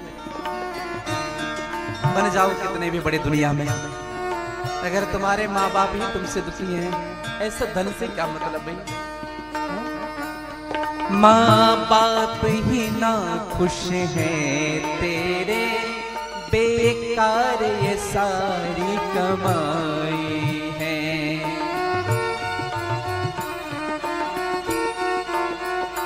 यह लाख नहीं है खाक है, यह लाख नहीं है खाक है। इस बात को मत भूलना, यह लाख नहीं ये खाक है। इस बात को मत भूलना। हरे बात को तुम भूलो भले, माँ बाप को मत भूलना। हरे बात को तुम भूलो भले, माँ बाप को मत भूलना। माँ बाप को मत भूलना, माँ बाप को मत भूलना। बोले शंकर भगवान की जय। माता पिता से कभी दूर मत रहना, अगर दूर भी हो ना तो खबर लेते रहो। एक बार तुम फोन जरूर करके पूछो क्या चल रहा है घर में, कोई चीज की आवश्यकता हो तो लेते आऊंगा पिताजी। और यही कार्य किया है मार्कंडे जी ने अपने मां को खुश करने के लिए। सामने भगवान शिव का मंदिर है, वहां जाकर के मार्कंडे बैठ गया और वहां बैठ करके भगवान शिव का नाम लेने लगा। और मार्कंडे जी ने महामृत्युंजय मंत्र की रचना कर दी। मृत संजीवनी विद्या तो शुक्राचार्य जी के पास था, लेकिन महामृत्युंजय मंत्र को प्रकट करने वाले मार्कंडे जी। ओम त्र्यंबकं यजामहे सुगंधिं पुष्टिवर्धनम् उर्वारुकमिव वन्दना मृत्योर्मुक्षेयमामृतात्। ओम त्र्यंबकं यजामहे, ये भगवान शिव जी का मंत्र है भैया। और इस मंत्र में इतनी शक्ति है, इतनी शक्ति है कि बड़े से बड़े रोग को भी ये मंत्र समाप्त कर दे। हाँ। इसरो में इस मंत्र का प्रभाव देखा गया। जितने रोगी बेड में लेटे हुए थे ना, उन सब के कान में हेडफोन दिया गया और सबको महामृत्युंजय मंत्र सुनाया गया। बिना मेडिसिन के वो ठीक हो जा रहे थे। महामृत्युंजय मंत्र का प्रभाव ऐसा था। हाँ? इसलिए देखेंगे जब तबीयत खराब होती है, कुछ प्रॉब्लम्स होता है ना शारीरिक रूप से, तो महामृत्युंजय मंत्र का जप कराते हैं। हाँ? और मैं तो एक बात सदैव कहता हूं, हर साल नहीं करा पा रहे हैं तो 2 साल और 3 साल में किसी वेद पाठी ब्राह्मण को बुला करके अपने घर शिव जी का अभिषेक तो हर साल कराइए, लेकिन महामृत्युंजय का जप भी कराइए, पूरे परिवार के लिए संकल्पित होकर के। हाँ, क्योंकि तन का रोग जो होता है ना भैया, ये दुखी करके रखता है। हाँ। हर व्यक्ति के घर ना खूब दवाई चलते रहते हैं। हाँ, सबके अलग अलग कीट बने हुए हैं। इसका अलग, पिता का अलग, माँ का अलग, बेटे का अलग, बीपी शुगर सबको है। निवेदन करना आप सबसे, महामृत्युंजय मंत्र जरूर पढ़िएगा। हाँ, शास्त्र तो यहां तक से कहता है अगर मन का भी रोग है तो महामृत्युंजय करने से आपके मन का रोग भी ठीक हो सकता है। हाँ, इतनी शक्ति महामृत्युंजय मंत्र में। 11 वर्ष 11 माह 25 दिन हो चुके, 5 दिन बचा हुआ है 12 साल होने में। और बैठ करके यह जो मार्कंडे है महामृत्युंजय का मंत्र कर रहा है। आइए, जिन जिन को याद है महामृत्युंजय मंत्र, जिनको नहीं याद है 2 मिनट मेरे साथ श्रवण कर लीजिएगा।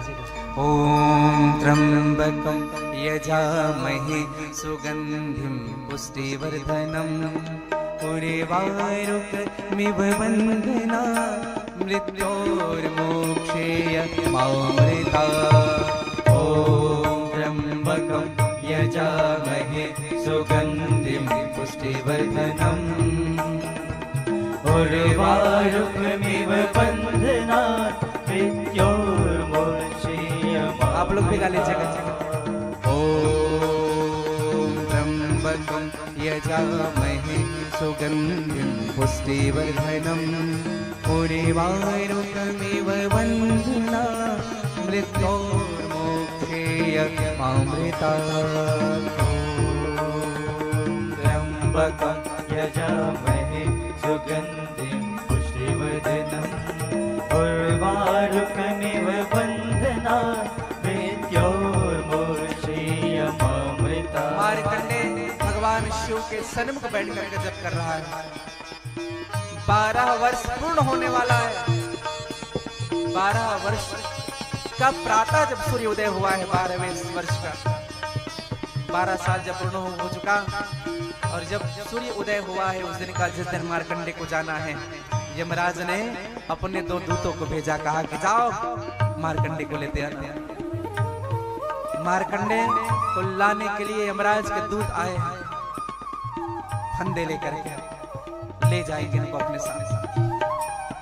और मार्कंडे ओम त्र्यंबकं यजामहे सुगंधिं पुष्टिवर्धनम् उर्वारुकमिव बन्धनात् मृत्योर्मोक्षेय मामृतात्। ओम त्र्यंबकं यजामहे सुगंधिं पुष्टिवर्धनम् उर्वारुकमिव बन्धनात् मृत्योर्मोक्षेय मामृतात्। मार्कंडे जप कर रहा है, यमराज के दूत अंदर प्रवेश करना चाहते हैं। महामृत्युंजय जप का प्रभाव इतना है कि गर्भगृह से भगवान की प्रकाश निकल रही है।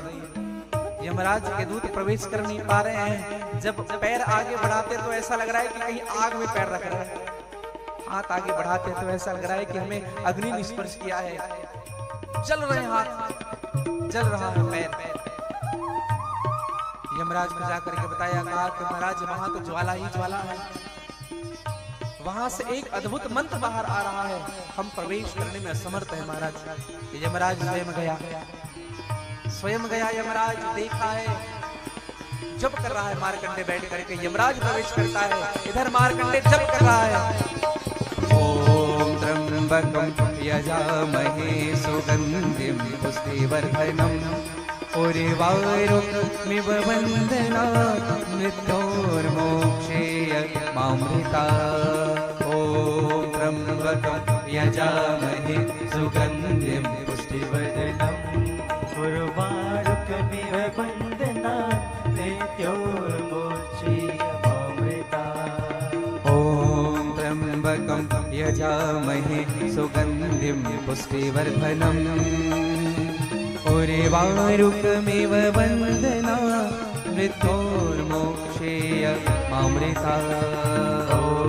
त्र्यम्बकं यजामहे सुगन्धिं पुष्टिवर्धनम् उर्वारुकमिव वन्दना मृत्योर्मोक्षेय मामृता। यमराज अंदर प्रवेश किया। मार्कंडे ने देखा काली काली परछाई आ रही है, समझ गए मार्कंडे यही यमदूत है जो मुझे लेने आया है। भगवान शिव को पकड़ लिया, शिवलिंग को। ओम त्र्यंबकं यजामहे सुगन्धिं पुष्टिवर्धनम् उर्वारुकमिव वन्दनात् मृत्योर्मोक्षेय मामृता। ओम त्र्यंबकं यजामहे सुगन्धिं पुष्टिवर्धनम् उर्वारुकमिव वन्दनात् मृत्योर्मोक्षेय मामृता।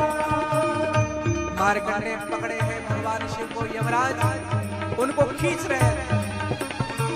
मार्कंडे ऐसा पकड़ा है कि हाथ छूट नहीं रहा और यमराज ने इतने जोर से खींचा मानो मार्कंडे के हाथ ऐसे पकड़े कि अब प्राण निकल जाए, लेकिन शिव को नहीं छोड़ूंगा। और दशा ऐसी हुई भैया कि मार्कंडे के हाथ फटने लगे जब यमराज ने खींचा। मार्कंडे का लहू उसी शिव जी में गिरने लगे, मानो मार्कंडे अपने लहू से अभिषेक कर दिए भगवान शिव को। उसी समय भगवान शिव प्रकट होते हैं। बोले महामृत्युंजय भगवान की जय। महामृत्युंजय भगवान का प्रकट हुआ। यमराज से कहा करे यमराज चले जाए, आज तुझे को समाप्त करने के लिए आया। एक क्षण भी विलंब किया अगर मेरे भक्त को तू ले जाने आया है, एक क्षण भी अगर तू यहाँ रुका तो यमराज मैं तुम्हें समाप्त कर दूंगा, चले जाए। हाथ जोड़ लिया यमराज, सर झुका लिया, कहा प्रभु मैं समझ गया। मृत्युंजय का मंत्र जो जप करता है काल भी उनके वशीभूत हो जाता है। जो कालों के भी काल है महाकाल, उनका भला कोई क्या बिगाड़ सकता है। इसलिए शिव पर भरोसा रखिएगा। यह महामृत्युंजय की उत्पत्ति है। ओम हौं जूं सः ओम भूर्भुवः स्वः ओम त्र्यंबकं यजामहे सुगन्धिं पुष्टिवर्धनम् उर्वारुकमिव वन्दनात् मृत्योर्मोक्षयमामृतात्। ओम सः भुवः भुव ओम सः जूं हौं ओम। ये आवृत्ति बनती है। आप देखेंगे जब कोई महामृत्युंजय जप करता है ना तो इस आवृत्ति को संपूर्ण मंत्र बीज मंत्र 3 से अधिक अगर मात्राएं होगी तो मंत्र बीज हो जाता है। गायत्री महामृत्युंजय मंत्र कहते हैं। तो मैं निवेदन करूं यही महामृत्युंजय मंत्र चंद्रमा ने भी किया था भगवान के लिए। आप सबको कथा विदित है कि एक बार दक्ष प्रजापति ने अपनी 27 कन्याओं का विवाह चंद्रमा के साथ किया। चंद्रमा ने विवाह तो सबके साथ किया लेकिन भेदभाव करता था। चंद्रमा केवल रोहिणी से भी प्रेम करता था। बार बार समझाया गया चंद्रमा को दक्ष के द्वारा, कहा कि तुम मेरी बेटियों में केवल रोहिणी को अधिक प्रेम करते हो, और को भी किया करो प्रेम। रोहिणी के लिए बढ़िया बढ़िया वस्तु लेकर के आते हो और बच्चियों ने क्या बिगाड़ा है तुम्हारा। चंद्रमा सुधर जा, अब भी समय है। चंद्रमा को बार बार कहने पर भी चंद्रमा नहीं समझता था। अंत में दक्ष को क्रोध आया और दक्ष ने शाप दे दिया, कहा कि जाओ तुम्हें क्षय रोग हो जाए। हाँ, और चंद्रमा को क्षय रोग होने लगा। शरीर काले काले काले काले काले काले पड़ने लगे। हाँ, पूरा चंद्रमा काला पड़ गया। हाँ, इंद्रादि देवताओं ने विचार किया चंद्रमा जब क्षय रोग हो जाएगा, जब चंद्रमा ही काला पड़ जाएगा तो इस पृथ्वी का क्या होगा। रात्रि में शीतलता कौन देगा। ब्रह्मा जी के पास गए, कहा महाराज आप कुछ उपाय बताइए।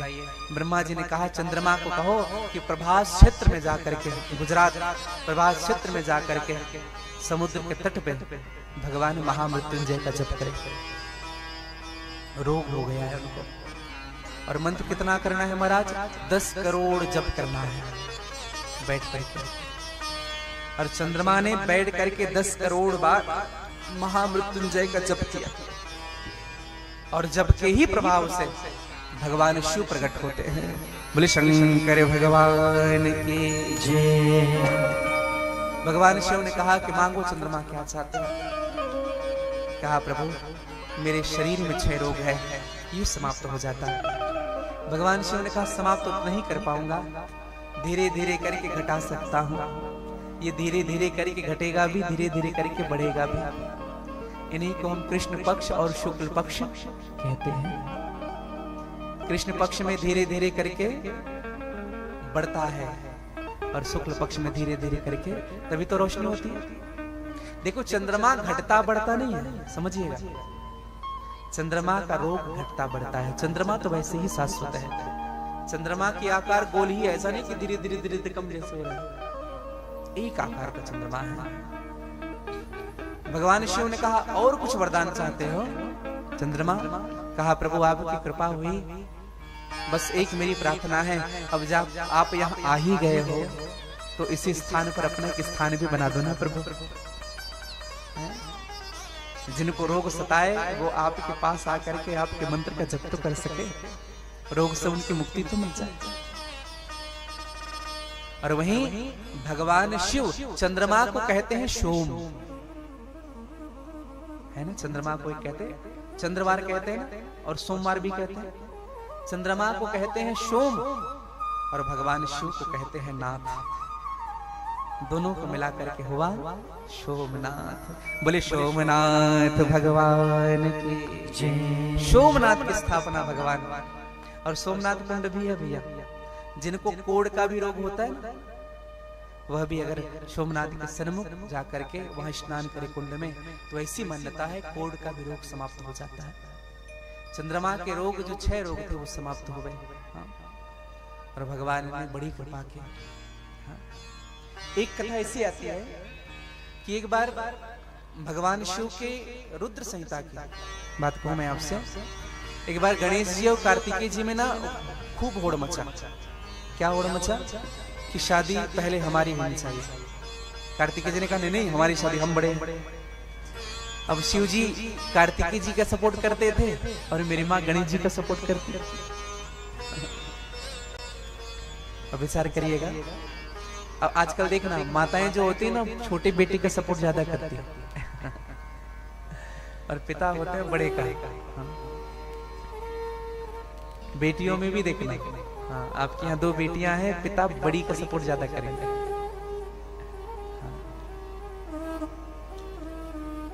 और माँ छोटी का। माँ करुणा की खान होती है, इसलिए छोटों पर ना अधिक स्नेह होता है माँ को। अब जब दोनों जब आए तो अंत में नहीं माने, गणेश जी भी नहीं माने, कार्तिकेय जी भी नहीं माने। भगवान शिव ने कहा अरे चलो इनको छोड़ो यहाँ, चलो हम लोग अपना काम करते, बच्चे लोग लड़ते रहेंगे। अब नारद जी आए। नारद जी का एक नाम है प्रॉब्लम शूटर।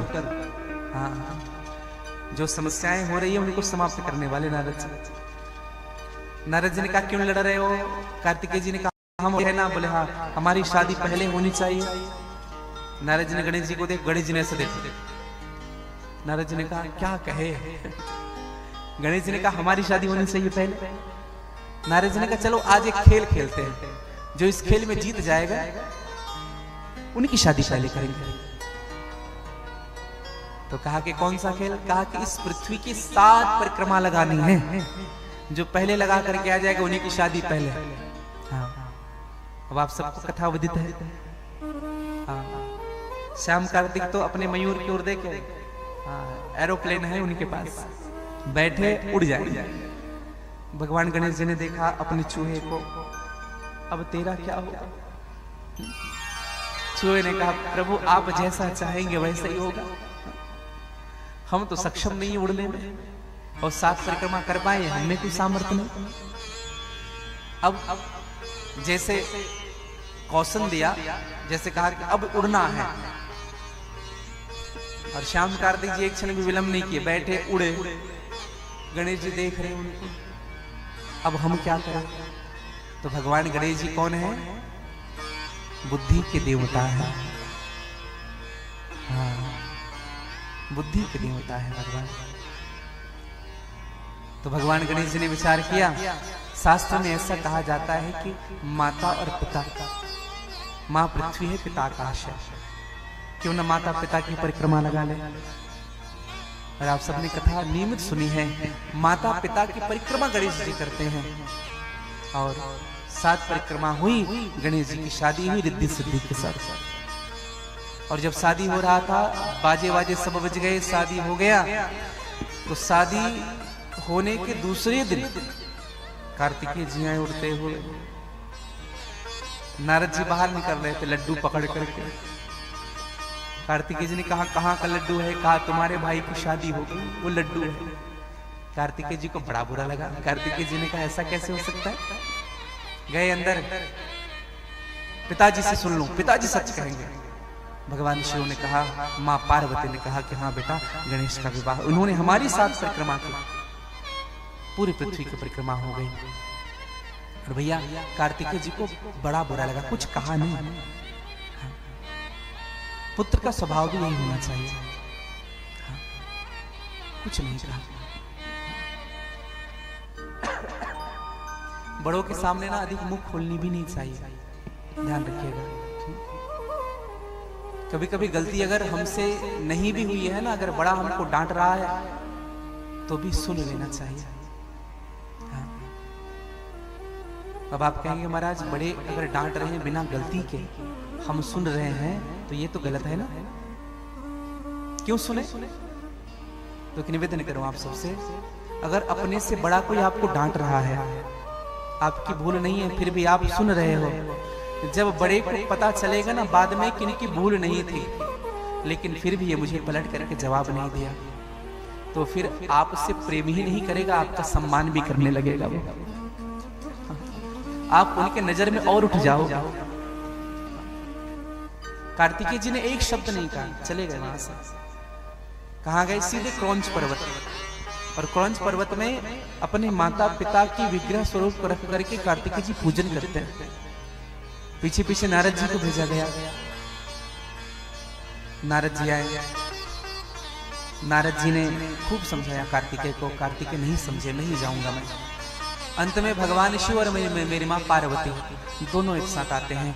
जब कार्तिकेय को पता चला कि माता पिता आ रहे हैं, तो वहां से 12 कोस दूर चले गए कार्तिकेय, क्रौंच पर्वत से और आगे 36 किलोमीटर दूर जाकर के अपना स्थान बना लिया।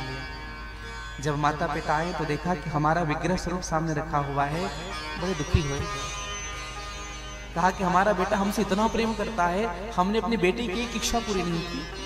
स्वामी, अगर आपकी आज्ञा हो तो हम इसी स्थान पर वास करना चाहते हैं। भगवान ने कहा कि जैसी तुम्हारी इच्छा देवी। और भगवान शिव और मेरी माँ उसी स्थान पर क्रौंच पर्वत में ही वास करने लगे। और भगवान का नाम हुआ, माँ पार्वती को मल्लिका के नाम से जाना गया, और मेरे भगवान शिव को अर्जुन के नाम से जाना गया। दोनों का संयुक्त नाम लिया गया। बोले मल्लिकार्जुन भगवान की जय। मल्लिकार्जुन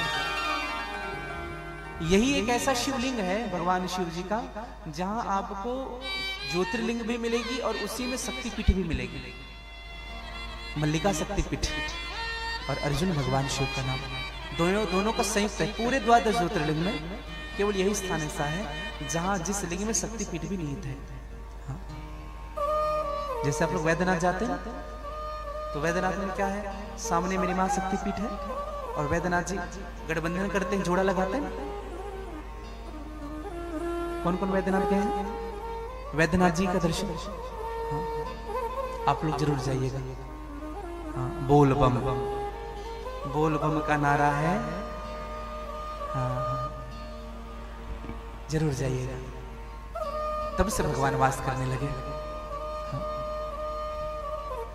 भगवान के इस 12 ज्योतिर्लिंग में भगवान का एक और ज्योतिर्लिंग है जिनका नाम है महाकालेश्वर। अच्छा, ज्योतिर्लिंग के विषय की कथा हमें पता थी? किस किस को पता है? शिव पुराण बहुत सुन रहे हैं, लेकिन भगवान का प्राकट्य ही नहीं है पता। एक निवेदन करूं, भगवान के महाकाल की चर्चा शिव पुराण के कोटि रुद्र संहिता के 16वें अध्याय की चर्चा में आपसे निवेदन करना चाह रहा हूं। अवंतिका। अवंतिकाया विहितेवतारं मुक्ति प्रजानां च सज्जनानां अकाल मृत्यु परिपक्षणाय वंदे महाकाल सुरेश्वरा। ये अवंतिका है, अवंतिका नगरी। अवंतिका में वेद प्रिय नाम का एक ब्राह्मण हुआ। अवंतिका नगरी अर्थात उज्जैन नगरी। उज्जैन नगरी। उज्जैन नाम क्यों पड़ा बताया आपको? अभी हम लोग यात्रा में गए थे तो एक गाड़ी वाले से हमने पूछा, भैया यहाँ का नाम उज्जैन क्यों पड़ा? तो उसने कहा, महाराज जी यहाँ बहुत से स्थानों पे जैन मंदिर है। हाँ, जैन मंदिर है बहुत से स्थानों पे, और जैन तीर्थ भी माना गया है उज्जैन से। उज्जैन माँ का एक नाम है अवंतिका। तो मैं निवेदन करूं, वेद प्रिय नाम का जो ब्राह्मण था वह प्रतिदिन अग्नि स्थापन करके यज्ञ करता था। प्रतिदिन भगवान पार्थिव शिवलिंग की पूजन करता था। एक विशेष निवेदन आप सबसे यह भी करूं, आज विश्राम दिवस था अभिषेक का। जो भाग लिए थे अभिषेक में हमारे विद्वान आचार्यों के द्वारा, उनको हम व्यासपीठ से शुभकामनाएं देते हैं। और जिन्होंने भी शिवलिंग बनाया भगवान शिव का और उनकी पूजन की, उन सबको मेरी शुभकामनाएं। पार्थिव लिंग प्रत्यक्ष भगवान शिव का ही स्वरूप होता है। पार्थिव लिंग किसे कहते हैं? स्वयं भगवान शिव का ही स्वरूप। जैसे पार्थिव शरीर होता है, समझिएगा, पार्थिव शरीर पुतला नहीं, पार्थिव शरीर। वैसे पार्थिव लिंग भगवान का प्रत्यक्ष लिंग है वो। और आज जो अभिषेक हुआ है रुद्राक्ष का, आज रुद्राक्ष वितरण भी होना है। तो जो लास्ट तक रुके हैं उनको रुद्राक्ष जरूर मिलेगा। आज भगवान का अभिषेक किया हुआ रुद्राक्ष आप सबको प्रसाद के रूप में दिया जाएगा। जो नहीं आ पाए हैं वो भी जरूर आ जाए। 15 मिनट के बाद रुद्राक्ष वितरण होगा। थोड़ी अस्वस्थता बनी हुई थी, लेकिन भगवान शिव की कृपा के कारण चाहे तो जैसे निभा ले।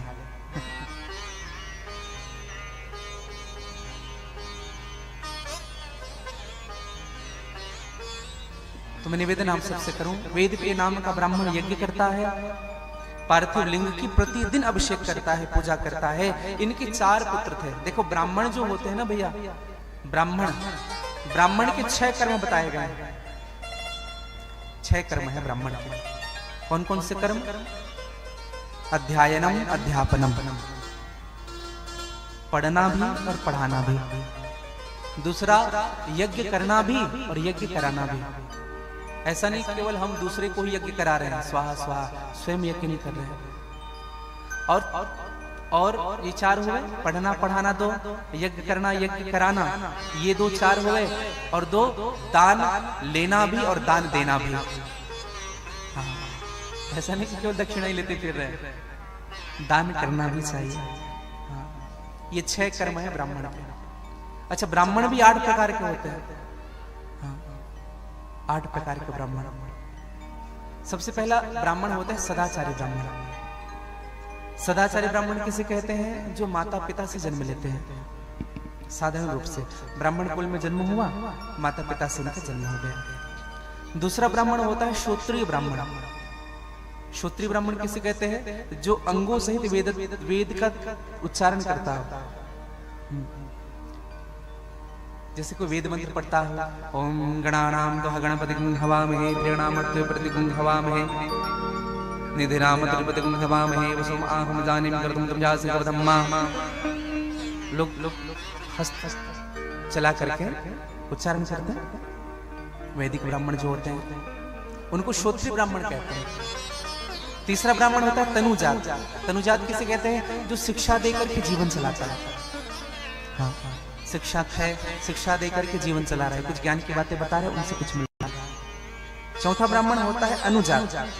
अनुजात ब्राह्मण किसे कहते हैं? जो कर्म कांड करता है, जो यज्ञ कराता है, पूजा करता है, पाठ पढ़ता है, उनसे उनका जीवन चलता है। हाँ, वो होता है अनुजात। 5वें नंबर का ब्राह्मण होता है ऋषि कल्प। ऋषि कल्प उसे कहते हैं प्रसाद रूप में जो भी उनको मिल रहा हो, जो भी मिले भगवान की प्रसादी समझ करके स्वीकार करता है। हाँ। 6वां ब्राह्मण होता है ऋषि। ऋषि ब्राह्मण किसे कहते हैं? जो ब्राह्मण वरदान देने में भी सक्षम हो और समय आए तो शाप देने में भी। इतने पुण्य कर लिए हैं जो कहले मुंह से वो हो जाए। 7वां ब्राह्मण के दो लक्षण बताए गए, क और ख। 7वें नंबर का ए और बी। तो जो पहला होता है वो अक्षुण। अक्षुण किसे कहते हैं? जो केवल खेतों में पड़े हुए शीले से ही अपने जीवन को चलाए, अलग से बीज ना लगाए। जैसे खेतों में जो शीले गिर जाते उन्हीं को लेकर के अपने जीवन को चलाए, उन्हीं से पेट भर ले। और दूसरा होता है शीलोक्ष वृत्ति। किसी नगर में प्रवेश ना करे, किसी घर में प्रवेश ना करे, रास्ते में जो भी मिल रहा हो प्रसाद समझ करके स्वीकार करें। आप लोगों ने जैन मुनियों में देखा होगा, जैन मुनियों का एक शीलोक्ष वृत्ति सिद्धांत है, नगर में प्रवेश नहीं करते। रास्ते पर चल रहे हैं, रास्ते में तो झाड़ू करते हुए चलते हैं भैया, कोई जीव जंतु पैर के नीचे ना जाए, श्वास लेते समय कुछ कीड़े ना चले जाए, ऐसे लगाए रहते हैं। तीसरा होता है 7वें का 2 भाव, एक खेत से शीला निकाल करके पेट भरे और दूसरा रास्ते में जो भी मिले। और 8वें नंबर का ब्राह्मण होता है मुनि। मुनि ब्राह्मण किसे कहते हैं? जो मान अपमान सबको एक समझे, जिनके लिए मिट्टी भी उसी मूल्य का है और सोना भी उसी मूल्य का है। सन्मान निदान आदर ही सब संत सुखी विचरण से। तो ऐसे वेद प्रिय जो ब्राह्मण हैं, इसलिए ना सदैव जीवन में ना ब्राह्मणों का सम्मान करना मेरे भाई बहन, सदैव। अगर आपके घर में दरिद्रता है, आपके घर धन रुक नहीं रहा है, इनकम कम है और खर्चे ज्यादा है, तो आप एक नियम बनाइए अपने जीवन में, पूर्णिमा के दिन किसी ब्राह्मण के यहाँ अन्न का दान करें। एक टाइम का भोजन एक ब्राह्मण को हम दान करें। अच्छा, कुछ लोग दान कैसे करते हैं? चावल ही छोड़ के आ जाते हैं, केवल चावल खाएगा, कुछ सब्जी दो, शक्कर दीजिए, कुछ गुड़, कुछ एक टाइम का, वर्ष महीने में एक बार प्रयास करिएगा। और मैं तो ये भी निवेदन करूं, ऐसे तो प्रत्येक पूर्णिमा को सत्यनारायण की कथा होनी चाहिए। अगर ब्राह्मण देवता नहीं मिल रहे हैं तो अपने घर एक सत्यनारायण की पुस्तिका ला लीजिए, उनको पढ़िए और दक्षिणा भगवान में अर्पित करिए। और पूर्णिमा की सिर सीधा किसी ब्राह्मण के छोड़ करके आइए। लेकिन ब्राह्मण भी सुपात्र होना चाहिए। हाँ, वो आपके धन का दुरुपयोग ना करे। अब आपने उनको पैसे दे दिए और एक व्यक्ति एक प्रश्न कर रहे थे कि महाराज जी, पूज्य विप्र सकल गुणहीना, विप्र सभी गुणों में हीन होकर भी पूजनीय है, ये कैसे हो सकता है? एक प्रार्थना करो भैया, जिनके कर्म अच्छे नहीं हैं, जिनके गुण अच्छे नहीं हैं, वो पूजनीय नहीं है। हाँ, वो आपने दक्षिणा में उनको दे दिए और वो गलत काम कर दिया तो वो वंदनीय नहीं है। निवेदन करो। और एक और विशेष बात कहूं आपसे, दान करने के बाद ना ये भी विचार नहीं करना चाहिए कि वो खर्चा कहां करेगा। दान हो गया सो हो गया, चला गया उनके भाग्य में। हाँ? हम लोग ना तीर्थ भी जाते हैं ना, तो किसी को जब देते हैं ना तो विचार कर, ये आदमी कहाँ जा रहा है लेकर के, ये आदमी क्या करेगा। मत करिए विचार, आपने दे दिया सो दे दिया, आपका नहीं था वो, उन्हीं के लिए था। हाँ? हर व्यक्ति अपना अपना भाग्य लेकर के आता है संसार में, और वह व्यक्ति अपने भाग्य का खा रहा है, और वह भाग्य तुम्हारे द्वारा बनाया जा रहा है। निवेदन करो।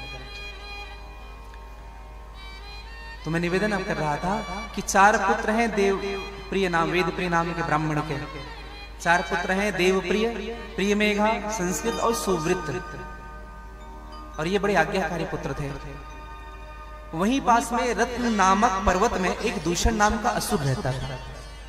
हाँ, उज्जैन अवंतिका की बात कहूं, रत्न नामक पर्वत में दूषण नाम का असुर, जो ब्रह्मा से वरदान प्राप्त हुआ था कि मैं अजय रहूं, मुझे कोई जीत न सके, कोई न जीत सके, मैं सबको हराते रहूं, भगवान शिव के अलावा किसी से मैं परास्त ना हो। और एक बार दूषण नाम का जो राक्षस था, इन्होंने उज्जैन में आक्रमण कर दिया, और वहां जितने ब्राह्मण थे, जितने यज्ञ हो रहे थे, उन यज्ञों को अग्नि को बुझा दिया, उसमें गंदगी डाल दिया, ब्राह्मणों को खूब पिटाई की, खूब मारे, किसी के सर मुंडवा देना, किसी की चोटी को उखाड़ देना, किसी को त्रास देना, खूब विरोध होता रहा।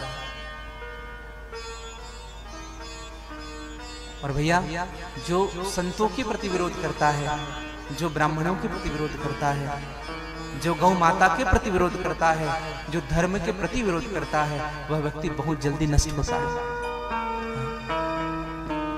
इसलिए विरोध ना करें।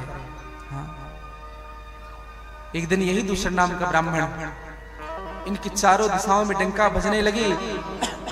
एक दिन इसी देव वेद परिणाम के ब्राह्मण को खूब त्रास दिया।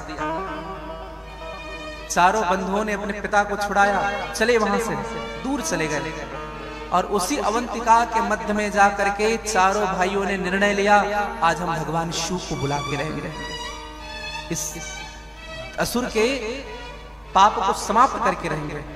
और चारों भाइयों ने बैठ करके भगवान शिव का दर्शन किया, भगवान शिव का दर्शन करने लगे। एक शिवलिंग बनाया, मिट्टी का शिवलिंग बनाया, और उन्हीं के अगल बगल बैठ करके चारों भाई अर्चन करने लगे। ओम नमः शिवाय, ओम नमः शिवाय, ओम नमः शिवाय, ओम नमः शिवाय, ओम नमः शिवाय, ओम नमः शिवाय, ओम नमः शिवाय, ओम नमः शिवाय, ओम नमः शिवाय, ओम नमः शिवाय, ओम नमः शिवाय, ओम नमः शिवाय, ओम नमः शिवाय, ओम नमः शिवाय, ओम नमः शिवाय, ओम नमः। और उन चारों ब्राह्मण के मध्य में भगवान शिव प्रकट होते हैं।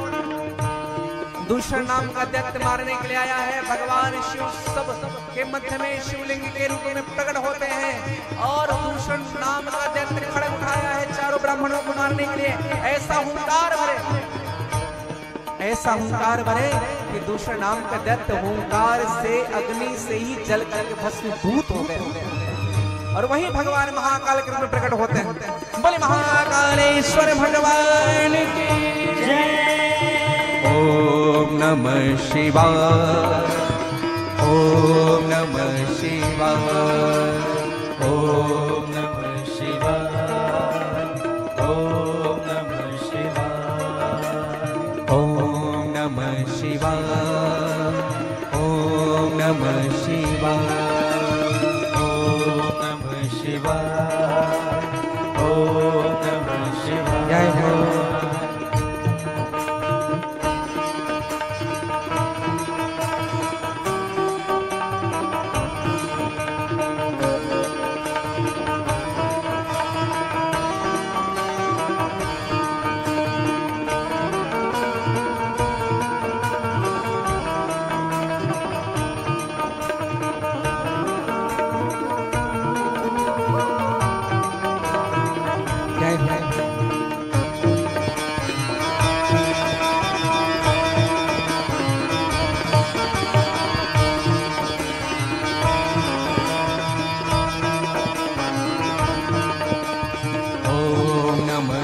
शिवाय, ओम नमः शिवाय, ओम नमः शिवाय, ओम नमः शिवाय।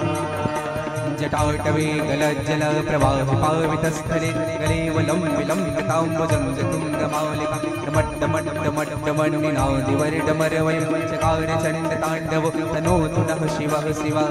ओम नमः शिवाय, ओम नमः शिवाय, नमः शिवाय, ओम नमः शिवाय, ओम नमः शिवाय। जटाकटाह सम्भ्रमं भ्रमं निलिम्बिनिर्झरे विलोलवीचिवल्लरे विराजमानमूर्धनि तगत् तगत् तगत् ज्वलल्ललाटपट शौर्यचन्द्रशेखरे रतिप्रतिक्षणं मम।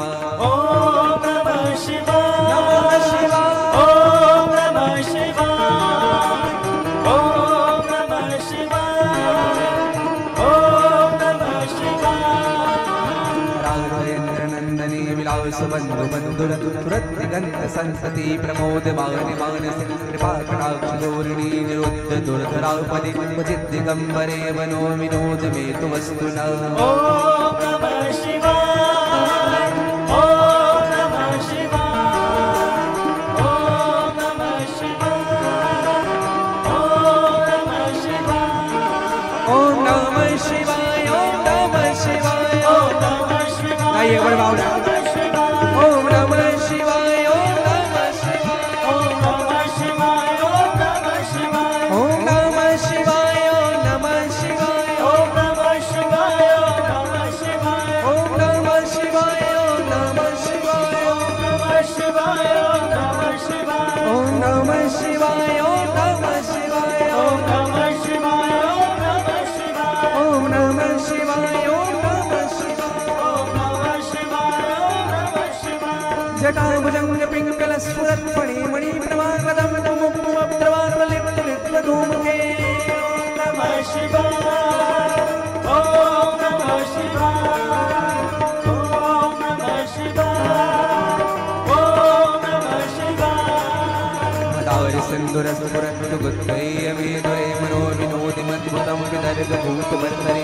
ओम नमः शिवाय, ओम नमः शिवाय, ओम नमः शिवाय, ओम नमः शिवाय। बोले महाकालेश्वर भगवान की, बोले वंदिकापुरी की, बोले आदि शक्ति जगदम्बे मैया की, बोले क्षिप्रा नदी की, बोले नंदलाथ भगवान की।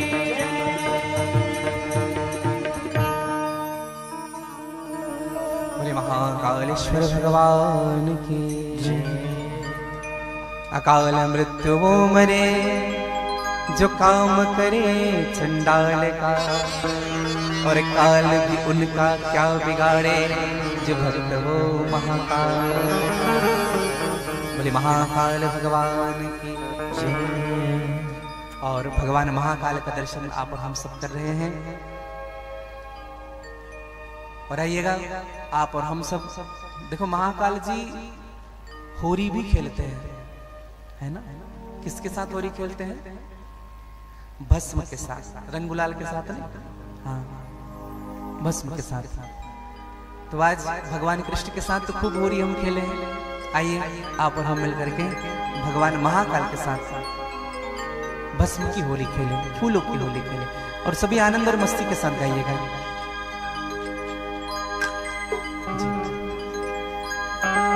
खेरे मसान में होरी दिगंबर, खेरे मसान में होरी।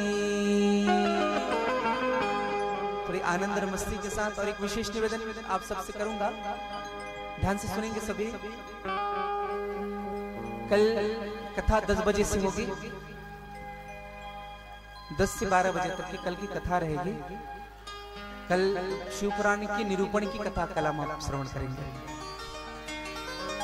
12 बजे से लेकर 10 बजे से लेकर के 12 बजे तक की कथा होगी। तो आप सभी पहले अपनी उपस्थिति प्रदान करेंगे और बड़े भाव के साथ आप और हम मिलकर के। खेरे मसान में होरी दिगंबर, खेरे मसान में हो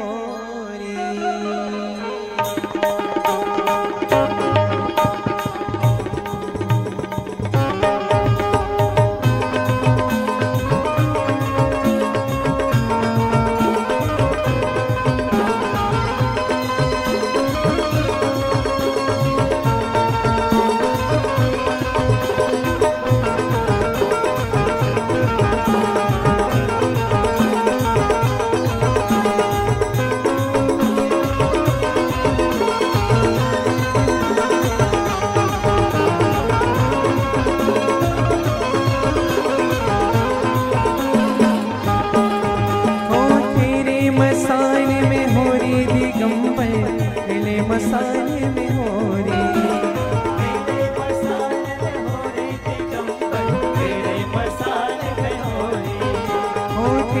मसान में हो रे दिगंबर, तेरे मसान में हो रे, तेरे मसान में हो रे, तेरे मसान में हो रे, तेरे मसान में हो रे, तेरे मसान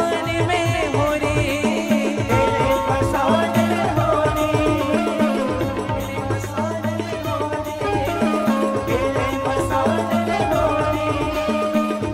मसान में हो रे दिगंबर, तेरे मसान में हो रे, तेरे मसान में हो रे दिगंबर, तेरे मसान में हो रे, तेरे मसान में हो रे दिगंबर, तेरे मसान में हो रे।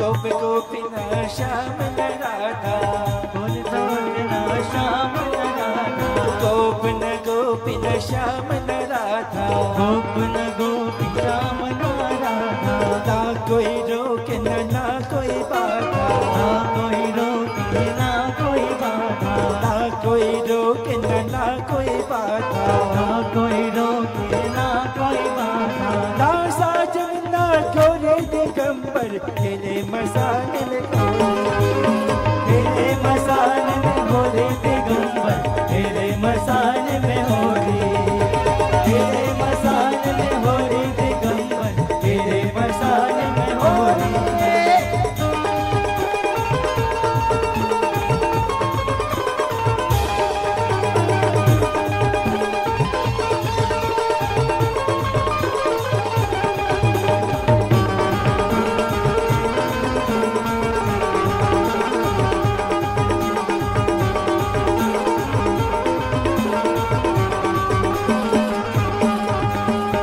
नाचत गावत डमरू धारी, नाचत गावत डमरू धारी, नाचत गावत डमरू धारी, नाचत गावत डमरू धारी, छोड़े सर्प करल पिचकारी, छोड़े सर्प करल पिचकारी, छोड़े सर्प करल पिचकारी, छोड़े सर्प करल पिचकारी, तेरे तेरे का बोले दिगंबर, तेरे मसान में हो रे, तेरे मसान में हो रे दिगंबर, तेरे मसान में हो रे, तेरे मसान में हो रे दिगंबर, तेरे मसान में हो रे, तेरे मसान में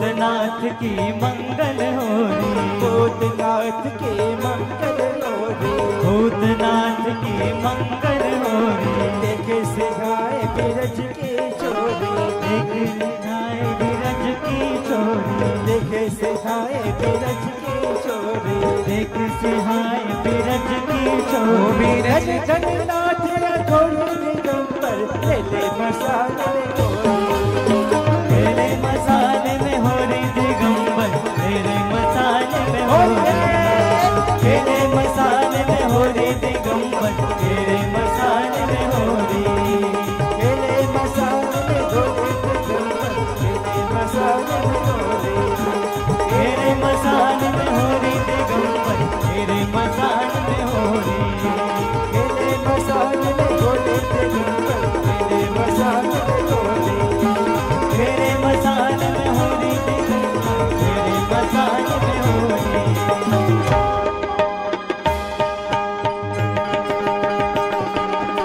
खेले मसाले घोड़े दिगंबर, खेले मसाले घोड़े, तेरे मसाले में हो रे दिगंबर, तेरे मसाले में हो रे, खेले मसाले घोड़े दिगंबर, खेले मसाले घोड़े, तेरे मसाले में हो रे दिगंबर, तेरे मसाले में हो रे, खेले मसाले घोड़े दिगंबर, खेले मसाले घोड़े, तेरे मसाले में हो रे दिगंबर, तेरे मसाले में हो रे, खेले मसाले घोड़े, तेरे मसाले में हो रे, खेले मसाले घोड़े, तेरे मसाले में हो रे, खेले मसाले घोड़े, तेरे मसाले में हो रे।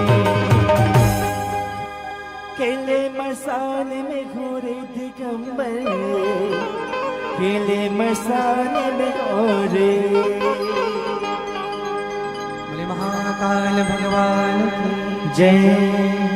और आइए महाकाल जी के श्री चरणों में हम वंदन करें, प्रणाम करें और इन्हीं शब्दों के साथ हमारी विराम दो वाक्य पुष्पांजलि। कल ध्यान रखेंगे, कल 10 बजे से लेकर के भगवान की कथा 12 बजे तक होनी है, तो आप लोग कल आमंत्रित हैं। कल एक पूर्णाहुति का भी कार्य होना है और महाभोग भंडारी का भी आयोजन है साहू परिवार के द्वारा, तो आप सभी आमंत्रित हैं। समय का ध्यान रखेंगे। इन्हीं शब्दों के साथ हमारी विराम दो। आज की समस्त कथाओं को गोविंद के चरणों में, श्री हनुमान जी महाराज के चरणों में, सतगुरुदेव के चरणों में समर्पित करें। जय श्री कृष्णा, जय श्री राधे, जय सीताराम, हरे हरे महादेव। बोधिमयं नित्यं गुरुं शङ्कररूपिणो यमाश्रितो हि वक्रोऽपि छन्दः सर्वत्र वन्दते। नमः परमाहंसाय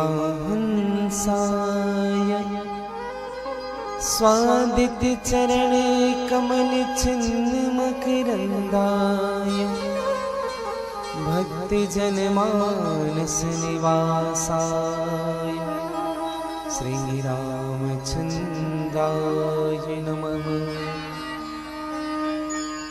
यत्र यत्र रघुनाथ कीर्तनं तत्र तत्र कृतमस्तु काञ्चनं वाष्पवारि परिपूर्णलोचनं श्रीमारुति नमति राक्षसान्तकम्। श्रीगुरुचरण सरोज रज निज मन मुकुर सुधार।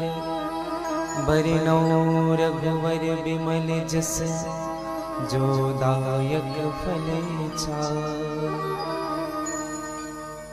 सिया राम के चरण गहूँ गहूँ चरण हनुमान। संत हंस घन चरण गहूँ कर जोरे जुग पार। करऊं कथा मैं मंदमती बालक जानु छमे। विमल कथा यदुनाथ के हरिपद कमल सने।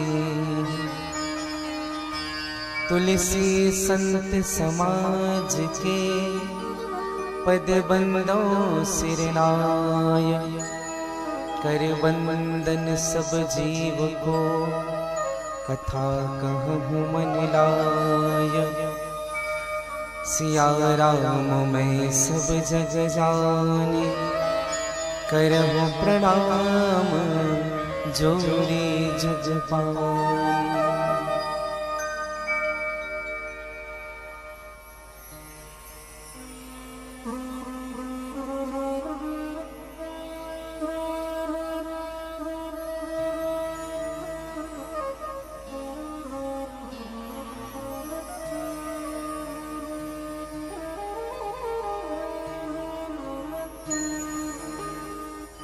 दोनों हाथ जोड़ लीजिएगा, भगवान से प्रार्थना करें। हे ईश सब सुखी हो, कोई न हो दुखारी। सब हो निरोग भगवन, धन धान्य के भंडारी। सब भेद भाव छोड़े, सन्मार्ग के पथिक हो। दुखिया न कोई होवे, सृष्टि में प्राणधारी।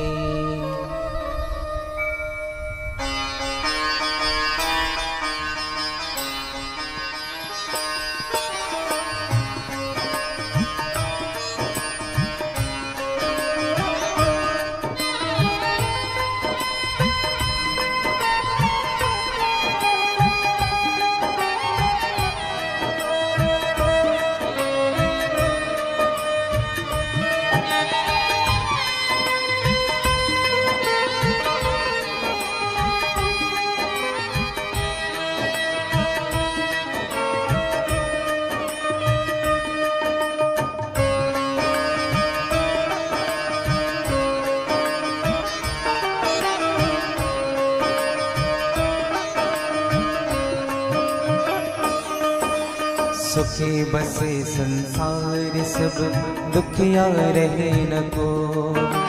यह अभिलाषा हम सबकी भगवन पूरी हो। विद्या बुद्धि तेज बल सबके भीतर हो। दूध पोत धन धान्य से वंचित रहे न कोय। शिवाय नमस्तुभ्यं, श्री शिवाय नमस्तुभ्यं, श्री शिवाय नमस्तुभ्यं, श्री शिवाय नमस्तुभ्यं।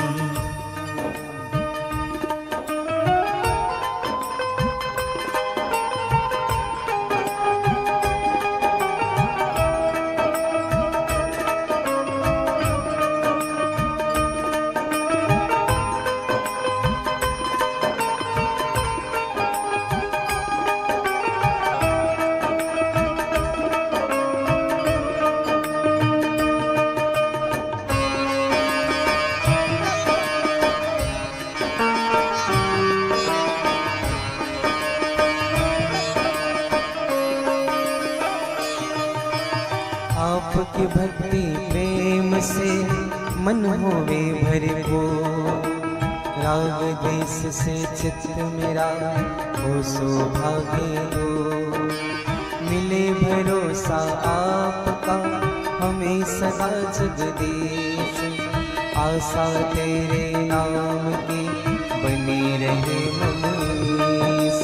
श्री शिवाय नमस्तुभ्यं, श्री शिवाय नमस्तुभ्यं, श्री शिवाय नमस्तुभ्यं, श्री शिवाय नमस्तुभ्यं।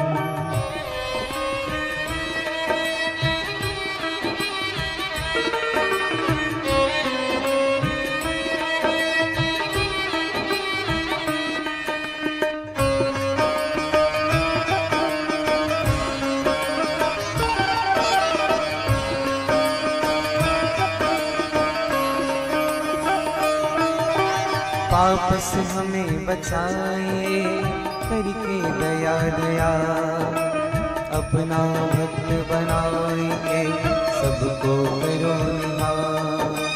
हाथ जोड़ विनती करो सुनिए कृपा निधान।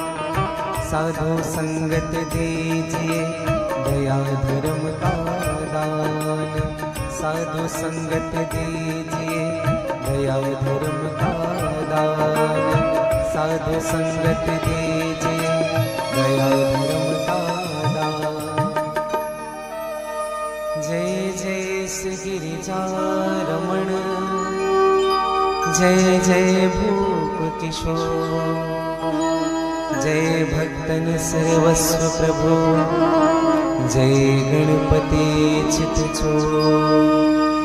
जय भक्तन सर्वस्व प्रभु जय गणपति चित चोर।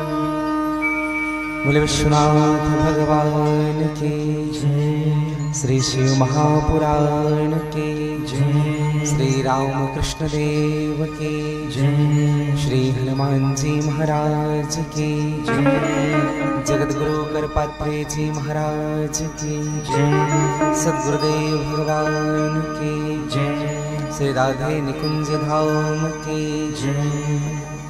श्री रोहिणी गवधाम के जय। अपने अपने माता पिता के जय। ग्राम के समस्त देवी देवताओं के जय। सब संतन की जय। सब भक्तन की जय।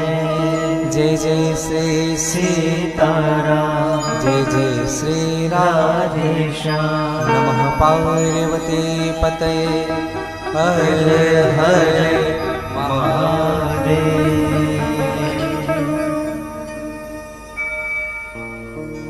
भगवान देवादिदेव अनंत अजन्मा सर्वव्यापक निर्गुण निराकार जगदाधार भक्त कल्पवांछा तरु फल प्रदान करने वाले जीव के जीवन में सुख की अनुभूति कराने वाले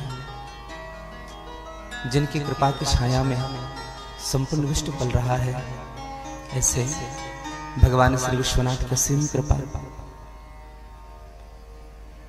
मेरे परम आराध्य श्री राधा वल्लभ सरकार की सहज कृपा श्री हनुमान जी महाराज और परम पूज्य सद्गुरुदेव भगवान के विशेष कृपा के फलस्वरूप छत्तीसगढ़ की पवित्र भूमि धमतरी जिला के अंतर्गत ऋषि ग्राम श्री में श्री शिव महापुराण के इस पवित्र उत्सव में मेरे व्यासपीठ आप सभी श्रोताओं का स्वागत करती है। इस कार्यक्रम के मुख्य आयोजक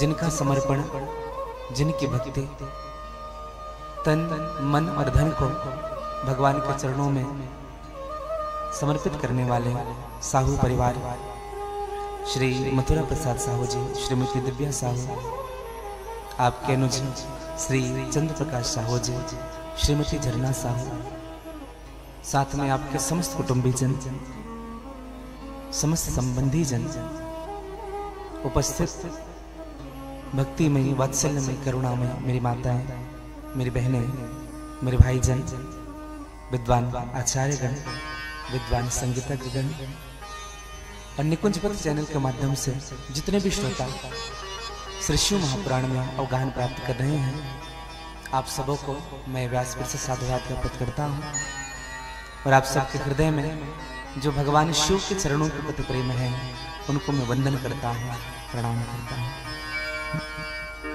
आइए मन वाणी और कर्म की शुद्धि के लिए भगवान के नामों का आश्रय लें। पश्चात जैसे मेरे प्रभु की इच्छा होगी, श्री हनुमान जी महाराज की इच्छा होगी, सदगुरुदेव जी की कृपा होगी, आज की कथा में हम प्रवेश करेंगे। एक बार सभी कह लीजिएगा,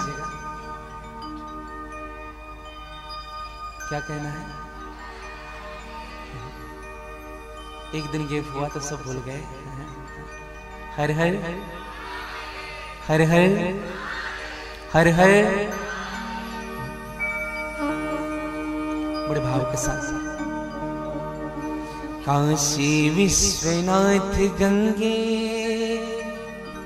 बाबा पार्वती संगे काशी विश्वनाथ गंगे बाबा पार्वती संगे हरे हरे महादेव शंभो काशी विश्वनाथ गंगे हरे हरे महादेव शंभो काशी विश्वनाथ गंगे हरे हरे महादेव शंभो काशी विश्वनाथ गंगे हरे हरे महादेव शंभो काशी विश्वनाथ गंगे काशी विश्वनाथ गंगे बाबा पार्वती संगे काशी विश्वनाथ गंगे बाबा पार्वती संगे काशी विश्वनाथ गंगे बाबा पार्वती संगे काशी विश्वनाथ गंगे बाबा पार्वती संगे हरे हरे महादेव शंभो काशी विश्वनाथ गंगे हरे हरे महादेव शंभो काशी विश्वनाथ गंगे हरे हरे महादेव शंभो काशी विश्वनाथ गंगे हरे हरे महादेव शंभो काशी विश्वनाथ काली जी का थोड़ी याद है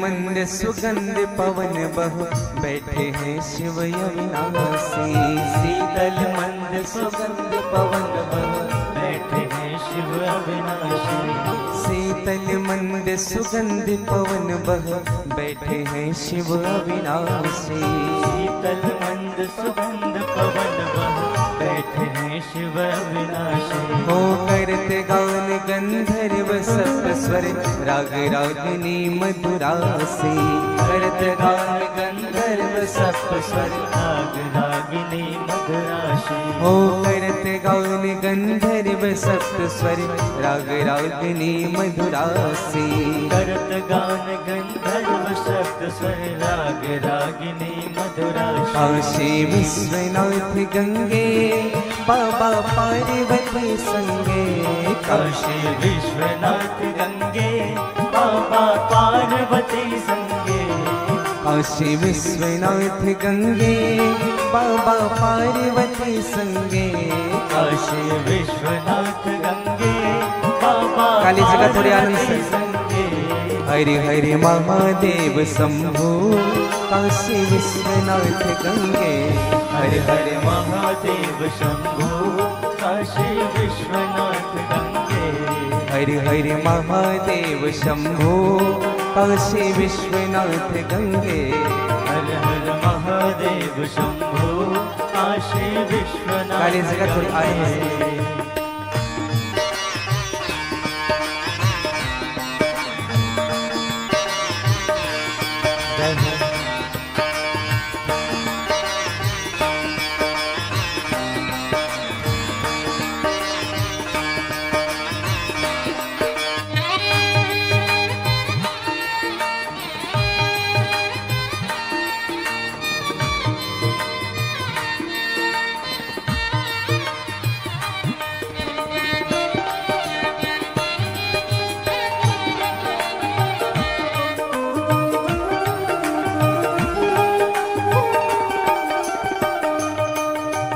महादेव का नाम निरंतर प्रेम सहित जो नर गासी महादेव का नाम निरंतर प्रेम सहित जो है गासे हो महादेव का नाम निरंतर प्रेम सहित जो नर गासी महादेव का नाम निरंतर प्रेम सहित जो नर गासे हो दूर होए विपदा उस नर के जन्म जन्म शिव पद पासे दूर होए विपदा उस नर की जन्म जन्म शिव पद पासे। हाँ दूर होए विपदा उस नर के जन्म जन्म शिव पद पासे। दूर होए विपदा उस नर के जन्म जन्म शिव पद पासे। काशी विश्वनाथ गंगे बाबा पार्वती संगे। काशी विश्वनाथ गंगे बाबा पार्वती संगे। ओ काशी विश्वनाथ गंगे बाबा पार्वती संगे। काशी विश्वनाथ गंगे बाबा पार्वती संगे। हरे हरे महादेव शंभो काशी विश्वनाथ गंगे। हरे हरे महादेव शंभो काशी विश्वनाथ गंगे। हरे हरे महादेव शंभो काशी विश्वनाथ गंगे। हर हर महादेव शंभो काशी विश्वनाथ गंगे। ओ काशी विश्वनाथ गंगे बाबा पार्वती संगे। काशी विश्वनाथ गंगे बाबा पार्वती संगे। ओ काशी विश्वनाथ गंगे बाबा पार्वती संगे। काशी विश्वनाथ गंगे बाबा पार्वती संगे। हरे हरे महादेव शंभो काशी विश्वनाथ गंगे। हरे हरे महादेव शंभो काशी विश्वनाथ गंगे। हरे हरे महादेव शंभो काशी विश्वनाथ गंगे। हर हर महादेव शंभो काशी विश्वनाथ गंगे। काशी विश्वनाथ गंगे बाबा पार्वती संगे। काशी विश्वनाथ गंगे बाबा पार्वती संगे। काशी विश्वनाथ गंगे बाबा पार्वती संगे। काशी विश्वनाथ गंगे बाबा पार्वती संगे। हरे हरे महादेव शंभो काशी विश्वनाथ गंगे। हर हर महादेव शंभो काशी विश्वनाथ गंगे। हरे हरे महादेव शंभो काशी विश्वनाथ गंगे। हर हर महादेव शंभो काशी विश्वनाथ गंगे। ओम नमः शिवाय ओम नमः शिवाय ओम नमः शिवाय। ओम नमः शिवाय ओम नमः शिवाय। ओम नमः शिवाय ओम नमः शिवाय। ओम नमः शिवाय ओम नमः शिवाय। ओम नमः शिवाय ओम ओम नमः शिवाय ओम नमः शिवाय। ओम नमः शिवाय गाइए बड़े बाबा। ओम नमः शिवाय ओम नमः शिवाय। ओम नमः शिवाय ओम नमः शिवाय। ओम नमः शिवाय ओम नमः शिवाय। ओम नमः शिवाय ओम नमः शिवाय। बोले विश्वनाथ भगवान की। बोले अम्बे मैया की। नमः पार्वती पतये हर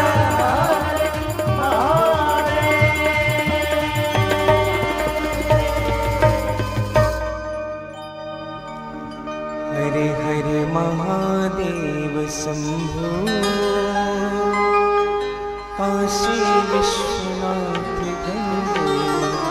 हरे हरे महादेव शंभो काशी विश्वनाथ गंगे। हरे हरे महादेव शंभो काशी विश्वनाथ गंगे। हर हर महादेव शंभो काशी विश्वनाथ गंगे। भक्तवत्सल भगवान की जय। भगवान विश्वनाथ के अनुग्रह छोह छत्र छाया में बैठ करके आप हम सबको भगवान की कृपा प्रसाद रूपी कथा श्रवण करने का अवसर मिल रहा है। भगवान विश्वनाथ जिन पर कृपा करते हैं वह जीव निहाल हो जाता है। और भगवान की कृपा का प्रभाव क्या है भैया? अच्छा, ऐसे किस किस को विश्वास है कि हम पर भगवान की निरंतर कृपा होते रहती है? जरा हाथ ऊपर करेंगे। हाँ, एक दूसरे को देख करके। हाँ। खुद पर भरोसा नहीं, बगल वाले वहां उठाया तो हम भी, नहीं तो हमें क्या कहेंगे। हाँ।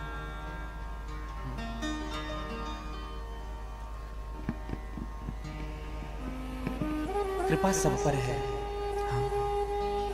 हम उनकी कृपा का अनुभव नहीं कर पा रहे हैं। हाँ। भक्त के जीवन में भगवान की कृपा का अनुभव ही भगवान को प्राप्त करने का भाव होता है, समझिएगा। ऐसा कोई जीव नहीं है जिन पर मेरे भगवान विष्णु की कृपा ना हो, जिन पर मेरे गोविंद की कृपा ना हो, सब पर है। हाँ। कभी कभी भगवान बहुत कुछ दे देता है, लेकिन फिर भी हम भगवान को उलाहने देते रहते हैं। और कभी छोटी सी वस्तु भी परमात्मा हमको दे देता है तो हम भगवान को धन्यवाद देते हैं। जो जीव भगवान को निरंतर धन्यवाद देता है, समझिएगा उन्होंने भगवान की कृपा का अनुभव किया है। नहीं तो बहुत कुछ मिलने के बाद भी ना मन में दरिद्रता भरी रहती है। हाँ, असंतोष भरा रहता है। हाँ, दरिद्रता का आशय क्या है? दरिद्रो यस्य असंतुष्टो। हाँ, जो असंतुष्ट है ना वही दरिद्र है। हाँ, जो संतुष्ट है हाँ, वो दरिद्र नहीं है। दरिद्रता का मतलब गरीबी नहीं है मेरे भाई भाई। हाँ, दरिद्रता का मतलब है सब कुछ होकर भी और पाने की चाह रखना। गरीब भले ही हो जाना, लेकिन दरिद्र नहीं होना जीवन में। हाँ? दरिद्र व्यक्ति जीवन भर दुखी रहता है। हाँ? और संतुष्ट व्यक्ति ना, गरीब व्यक्ति सुखी रहेगा। भागवत जी में सुदामा की कथा आती है। सुदामा को संतोषी ब्राह्मण माना गया। जब सुशीला ने सुदामा से कहा कि प्रभु एक बार द्वारिकाधीश के पास चले जाओ, जीवन भर की गरीबी मिट जाएगी, दरिद्रता मिट जाएगी। सुदामा ने सुशीला से कहा, सुशीला एक बात बता, हम और भगवान से मांगने जाएंगे? ये तो बता सुशीला, हमने भगवान को दिया ही क्या है? हमने उनके लिए किया ही क्या है कि हम उनके सामने हाथ फैलाएंगे जाकर? हाँ? आप और हम सब विचार करें इस बात को कि हम जितना भगवान से मांग रहे हैं, क्या उनका 10% भी भगवान को दिया है हमने? सच्चे दिल से कहिएगा। आप और हम जितना मांगते हैं और जितना मिला है, क्या दिया है उतना उनको? हाँ, मैं तो कहूँ 10% छोड़ो, 1% भी अगर कोई दे दे तो बहुत बड़ी बात है। लेकिन फिर भी उनके सन्मुख जाएंगे ना, भगवान ये दे देना, भगवान ये दे देना। अगरबत्ती जलाएंगे, जितना ज्यादा डरे हुए होंगे उतनी ज्यादा अगरबत्ती। उनके बाद अगरबत्ती जला करके जैसे निकलेंगे, सीढ़ी पर पहुंचेंगे, अरे ये तो मांगना भूल ही गए थे, फिर वापस आएंगे। कितना मांग है जीवन में। एक बात कहूं मैं आपसे, जो व्यक्ति जितना अधिक भगवान से मांगता है ना भैया, उनका प्रेम उतना ही अधिक कम होता है भगवान के प्रति। हाँ, मैं सत्य कह रहा हूं आपको। हाँ, अगर किसी को बुरा लग रहा हो तो क्षमा। हाँ, जो व्यक्ति जितना अधिक मांगता है उतनी अधिक प्रेम कम है, और वह उतना ही अधिक स्वार्थी भी होता है। हाँ, मिल गया तो बढ़िया है भगवान, नहीं मिला तो भगवान ही बदल देंगे। सत्य कहूं यही दशा है आजकल के। दुर्गा माँ से काम नहीं बन रहा है। एक परिवार है हमारे, हाँ, पहले साईं बाबा की पूजा करते थे, घर में साईं बाबा बिठा करके रखे थे। उसके बाद फिर किसी ने कहा तो साईं बाबा को विसर्जन किया, दुर्गा जी बिठाए।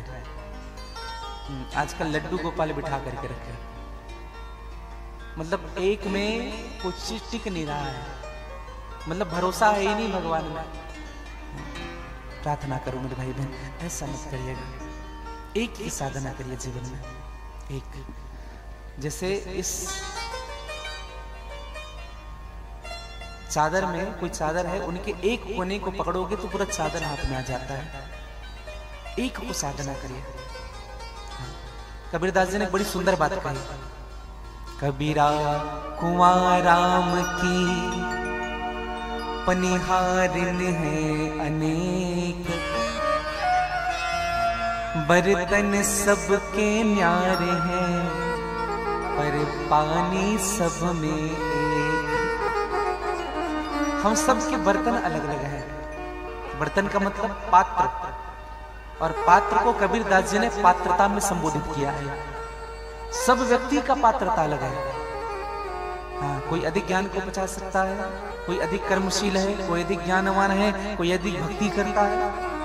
सबकी पात्रता अलग है, इसलिए भगवान से मत मांगिएगा। जब भगवान नरसिंह ने प्रहलाद को जब दर्शन दिया तो भगवान नरसिंह ने प्रहलाद से कहा कि प्रहलाद मांगो, क्या चाहते हो, क्या चाहते हो मांगो, जो जो कहोगे वही मिलेगा प्रहलाद। त्रिलोकी का सुख दे सकता हूं तुम्हें प्रहलाद। प्रहलाद ने हाथ जोड़ा और भगवान नरसिंह से कहा कि प्रभु ये मांग क्या होता है नाथ। प्रहलाद ने बड़ी सुंदर बात कही, आप लोग भी इस भाव को समझिएगा। जो आपकी पूजा के बदले आपसे कुछ वस्तु चाहता है, जो आपकी उपासना करता है, मिठाई चढ़ाता है, फल चढ़ाता है, अभिषेक करता है, फूल चढ़ाता है, नारियल चढ़ाता है, पैसे चढ़ाता है, उनके बदले आपसे कुछ वस्तु चाहता है। एक बात कहूं प्रभु, वो आपका भक्त नहीं, वह विशुद्ध व्यापारी है। वह केवल व्यापार करने बैठा है आपके सामने। मुझको ये दे दोगे तो मैं ये चढ़ा रहा हूं, मुझे ये देना, मैं ये चढ़ा रहा हूं, मुझे ये देना। ये व्यापारी की बात होती है भैया, भक्त की बात नहीं होती। प्रहलाद ने कहा प्रभु मुझे कुछ नहीं चाहिए, अब कछु ना होना चाहिए मोरे, दीन दयाल अनुग्रह तोरे। भगवान नरसिंह ने कहा कभी कभी पिता जब ज्यादा खुश हो जाता है ना तो बेटे को देना चाहता है। ऐसा नहीं कि बेटा नहीं मांग रहा तो पिता को कुछ देना नहीं चाहिए, देना चाहिए। कभी खुश हो जाता है।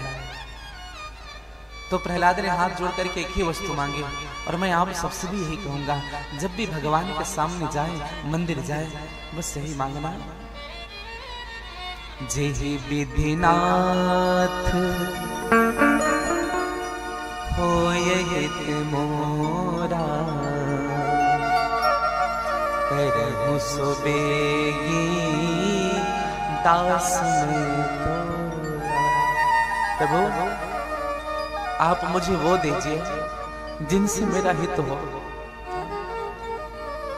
आप वो बिल्कुल मत दीजिए जिनसे मेरा कल्याण नहीं हो पा रहा। अगर प्राइवेट नौकरी में खुश हो प्रभु तो सरकारी नहीं चाहिए। 70% में अगर काम चल रहा है तो 90 मत देना। महीने में 10,000 में परिवार चल रहा है, खुश हूं, 1 लाख मत देना मुझे महीने। आप वो करिए जो मेरे लिए अच्छा है। अगर मुझे दुख देने में मेरा जीवन बन रहा है तो आप मुझे दुख दीजिए।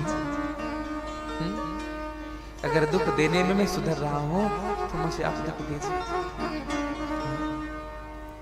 सदैव मांगिएगा भगवान से, अपनी मत चलाइएगा कभी उनके सामने। प्रभु ये दे दो, वो देगा, वो आपकी योग्यता के हिसाब से आपको देगा। शिव महापुराण में यही कहता है। सबसे पहले भगवान शिव ने कहा कि मैं जिन पर अनुकूल होता हूं पार्वती, उनको अपनी कथा का दान करता हूं, अपनी कथा बताता हूं। हाँ, एक बात समझिएगा, हम सब पर भगवान की अनुकूलता है और हम सब पर भगवान की कृपा है, तब हम भगवान के सन्मुख कथा श्रवण करने के लिए बैठ पाए।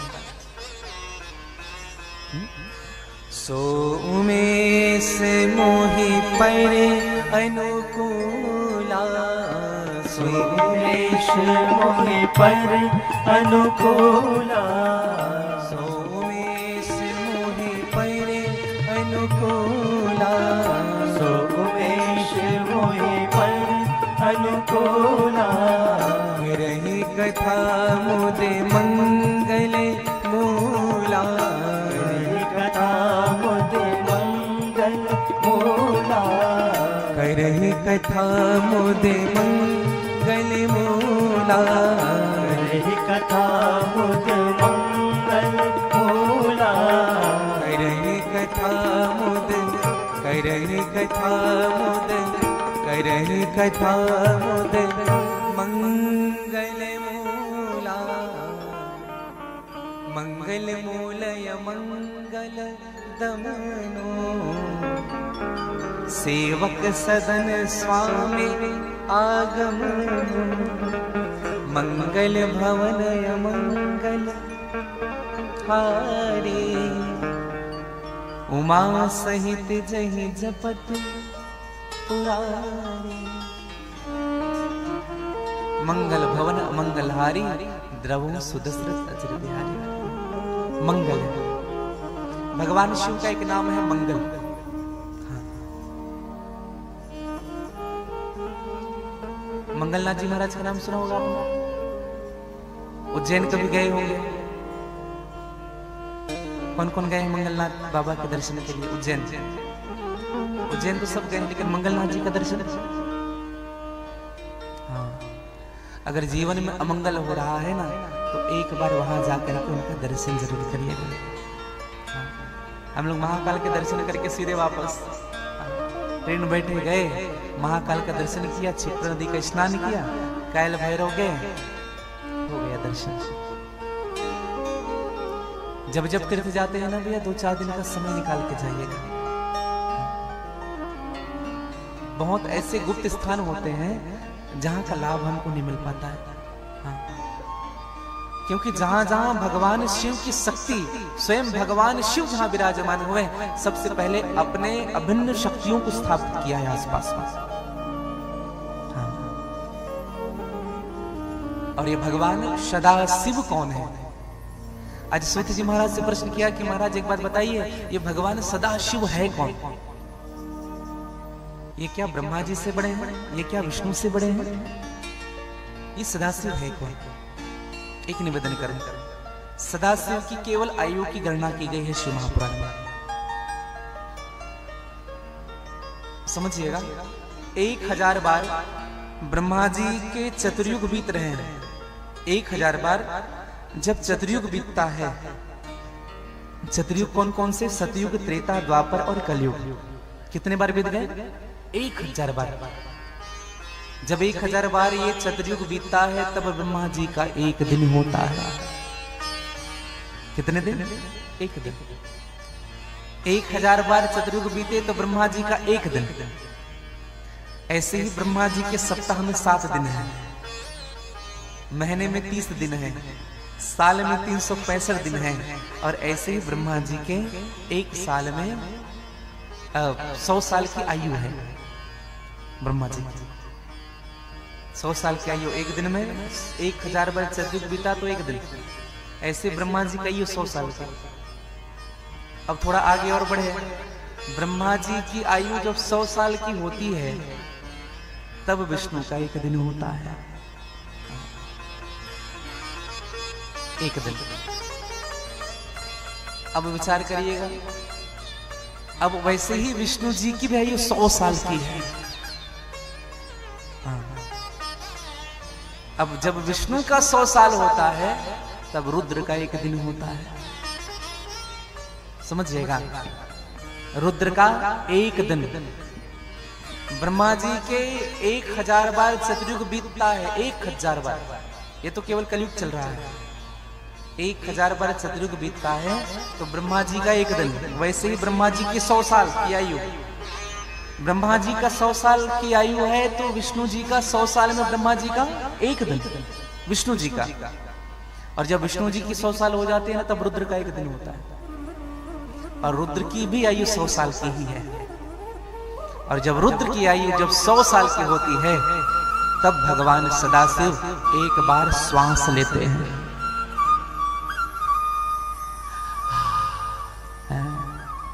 कुछ लोग कहते बाप रे बाप। अब बताओ सदाशिव की आयु क्या होगी? एक बार श्वास अंदर बाहर करते हैं। ये भगवान सदाशिव के आयु की गणना है। सदाशिव, और यही सदाशिव है जो निर्गुण है, निराकार है, हाँ। जो भगत के लिए सगुण के रूप में जन्म लिए हैं। देखो एक निवेदन करो आप सबसे, कुछ लोग निर्गुण की उपासना करते हैं, कुछ लोग सगुण की उपासना करते हैं। जबकि एक निवेदन करूं आप सबसे, गोस्वामी तुलसीदास जी ने स्पष्ट कहा, अगुण ही सगुण ही नहीं कछु भेदा। अगुण और सगुण में कोई भेद नहीं है, समझिएगा। हम लोग जो कहते हैं निर्गुण निर्गुण निर्गुण कहते हैं, सगुण से ही निर्गुण हुआ। हाँ, इसको ऐसे समझिएगा, बहुत सरल भाव में समझें। जैसे आपने जल को किसी गिलास में रख दिया, ठीक है, उस जल को आप थाली पर रख दीजिए, किसके आकार का हो गया? थाली के आकार का। उसी जल को कटोरी में रख दिए, कटोरी के आकार का हो गया। जिस आकृति में आप उनको लेना चाहोगे वो उसी आकार का हो रहा है। यही निर्गुण भाव है। और उसी जल को कटोरी में भर के 2 घंटे फ्रिज में रख दो, और फ्रिज से निकाल करके फिर से थाली में पलट दो, फिर से वो थाली के आकार का हो जाएगा क्या? नहीं होगा। हाँ, तत्व एक ही है भैया, सगुण और निर्गुण तत्व एक ही है। 2 घंटा छोड़ दो उनको थाली में उड़ेल करके, 2 घंटे के बाद फिर से उसी आकार का हो जाएगा। हाँ, तो सगुण और निर्गुण एक ही है। हाँ, कुछ लोग निर्गुण की उपासना करते हैं, कुछ लोग सगुण की उपासना करते हैं। हाँ, आज बड़ा सुंदर समय आया। हमारे मन संचालक श्री साहू जी बता भी रहे थे कि आज परम वंदनीय, परम शुद्ध है। मैं जितना भी विशेषण दो कम है। श्री साकेतवासी राजेश्वर सरस्वती जी का आज पुण्य तिथि है। मैं भगवान से प्रार्थना करूं, भगवान तो उनको परम पद प्राप्त करा ही दिए हैं, उनका आशीर्वाद हम सबको प्राप्त होता है। उनका एक बड़ा सुंदर सा पद है जो मुझको अक्सर भाव निकलता था।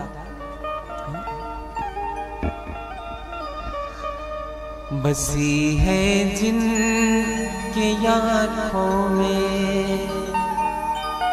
युगल सरकार की झांकी। तो बड़ा सुंदर भाव कहते थे।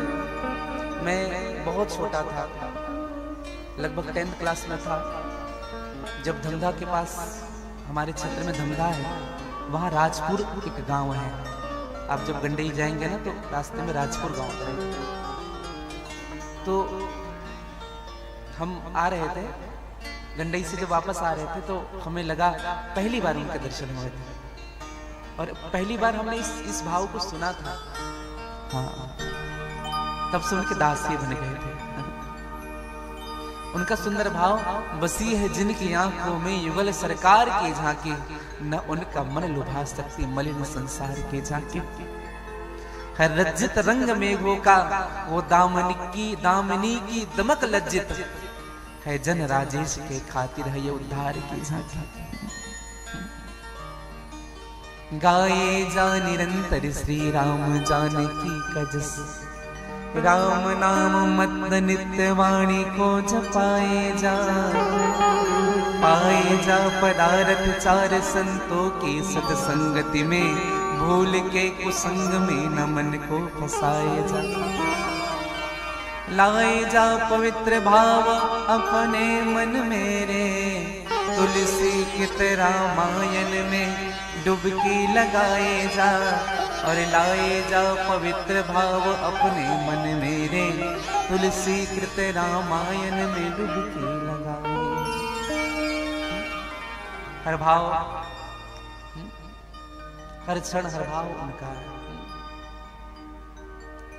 आइए उनकी एक सुंदर सा पद आप और हम गाएंगे, क्योंकि जीवन में सच में जीवन का कोई ठिकाना नहीं है।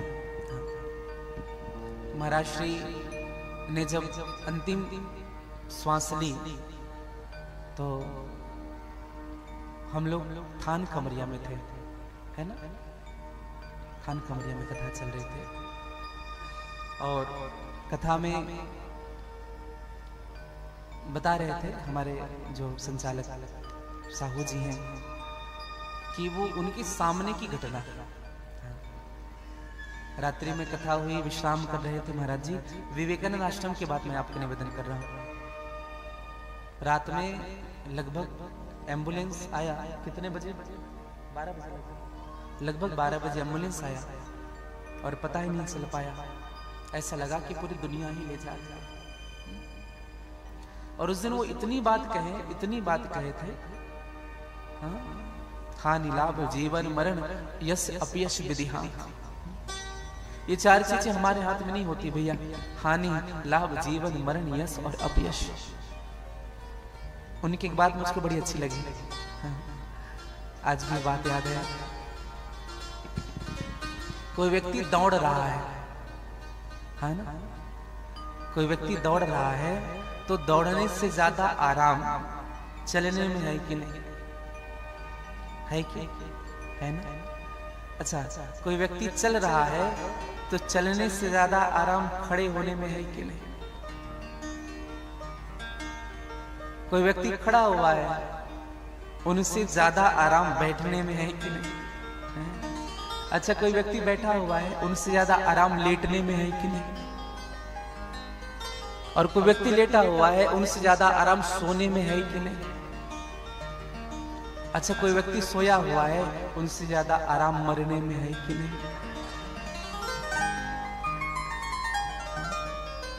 बहुत सारी उन्होंने बातें कही थी उस दिन, वो बात कभी नहीं भुलाई जा सकती और उन संत को भी कभी नहीं भुलाया जा सकता। मैं सत्य कहूं, ऐसे तो मुझे उतना अनुभव नहीं है, मैं तो बहुत विद्यार्थी हूं कथा का, लेकिन मैंने वैसे वक्ता नहीं देखे जीवन में।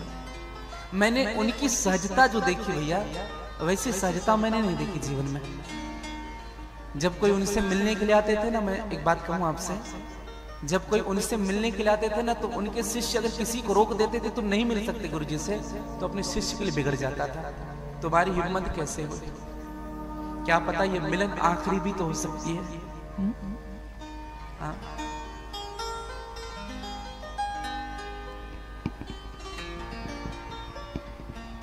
एक बड़ा सुंदर भाव गाया था, देख लिया संसार हमने देख लिया, अब कुछ बचा नहीं, देख लिया दुनिया। देख लिया संसार हमने देख लिया, देख लिया संसार हमने देख लिया, देख लिया संसार हमने देख लिया, देख लिया संसार हमने देख लिया। हाँ देख लिया, हाँ देख लिया, देख लिया, हाँ देख लिया, देख लिया, हाँ देख लिया, देख लिया, हाँ देख लिया। अरे सब मतलब के यार हमने देख लिया, सब मतलब के यार हमने देख लिया, सब मतलब के यार हमने देख लिया, सब मतलब के यार हमने देख लिया। वो देख लिया संसार हमने देख लिया, देख लिया संसार हमने देख लिया।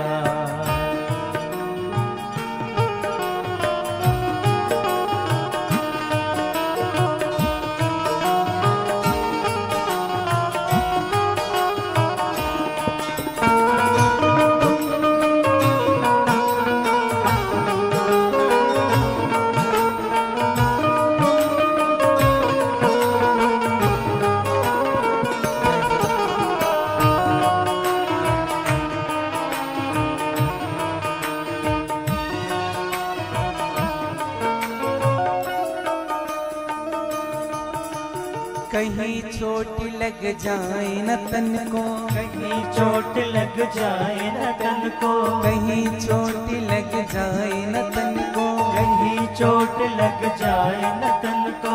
लोग ढूंढते हैं निर्धन को, लोग ढूंढते हैं निर्धन को, लोग ढूंढते हैं निर्धन को, लोग ढूंढते हैं निर्धन को। और उन्होंने एक बड़ी सुंदर बात कही, किसी व्यक्ति में प्रतिभा है ना, प्रतिभा उनका मूल्य नहीं होगा, जिनका प्रसार होगा ना उन्हीं का मूल्य होगा इस दुनिया में।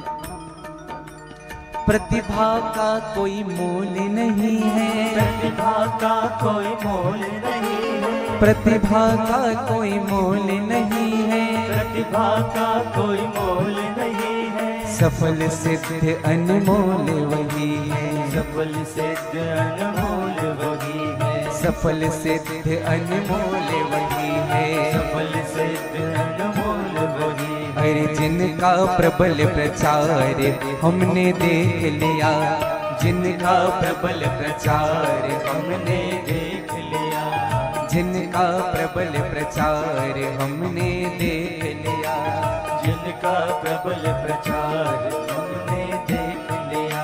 अरे देख लिया संसार हमने देख लिया, देख लिया संसार हमने देख लिया। और एक बात कहें आपको, उन्होंने बड़ी सुंदर बात कही, मुझे लगता है परम आदरणीय श्री महाराज जी ने ये बात दिल से कही होगी, क्योंकि खुद ही इतने सरल थे। उन्होंने कहा एक बात, सरल संत का मोल न आके, सरल संत का मोल न आके, सरल संत का मोल न आके, सरल संत का मोल न आके। अरे कुटिलों के दरवाजे झांके, कुटिलों के दरवाजे झांके, अरे कुटिलों के दरवाजे झांके, कुटिलों के दरवाजे झांके। सब स्वार्थ का संसार हमने देख लिया, स्वार्थ का संसार हमने देख लिया, देख लिया परिवार हमने देख लिया, देख लिया परिवार हमने देख गाली से बड़े भाव से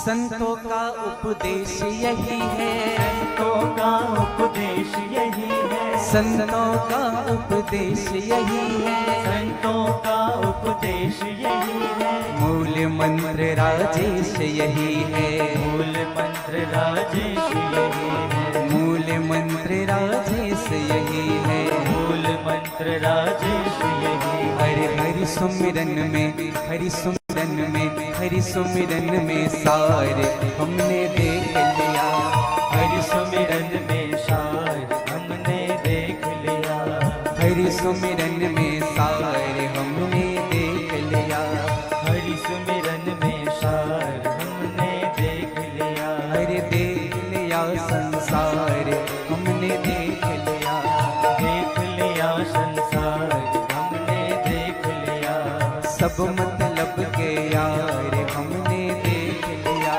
सब मतलब के यार हमने देख लिया, देख लिया परिवार हमने देख लिया, देख लिया परिवार हमने देख लिया। सब मतलब के यार हमने देख लिया। आज परम आदरणीय श्री साकेत वासी राजेश्वर सरस्वती जी के श्री चरणों पर मैं व्यासपीठ से वंदन करूं, प्रणाम करूं। आपकी कृति, आपकी भजन, आपकी रचना, आपका दृष्टांत से कई वक्ताओं का घर चल रहा है। मैं उनके श्री चरणों पर वंदन करूं, प्रणाम करूं। बोले विश्वनाथ भगवान की जय।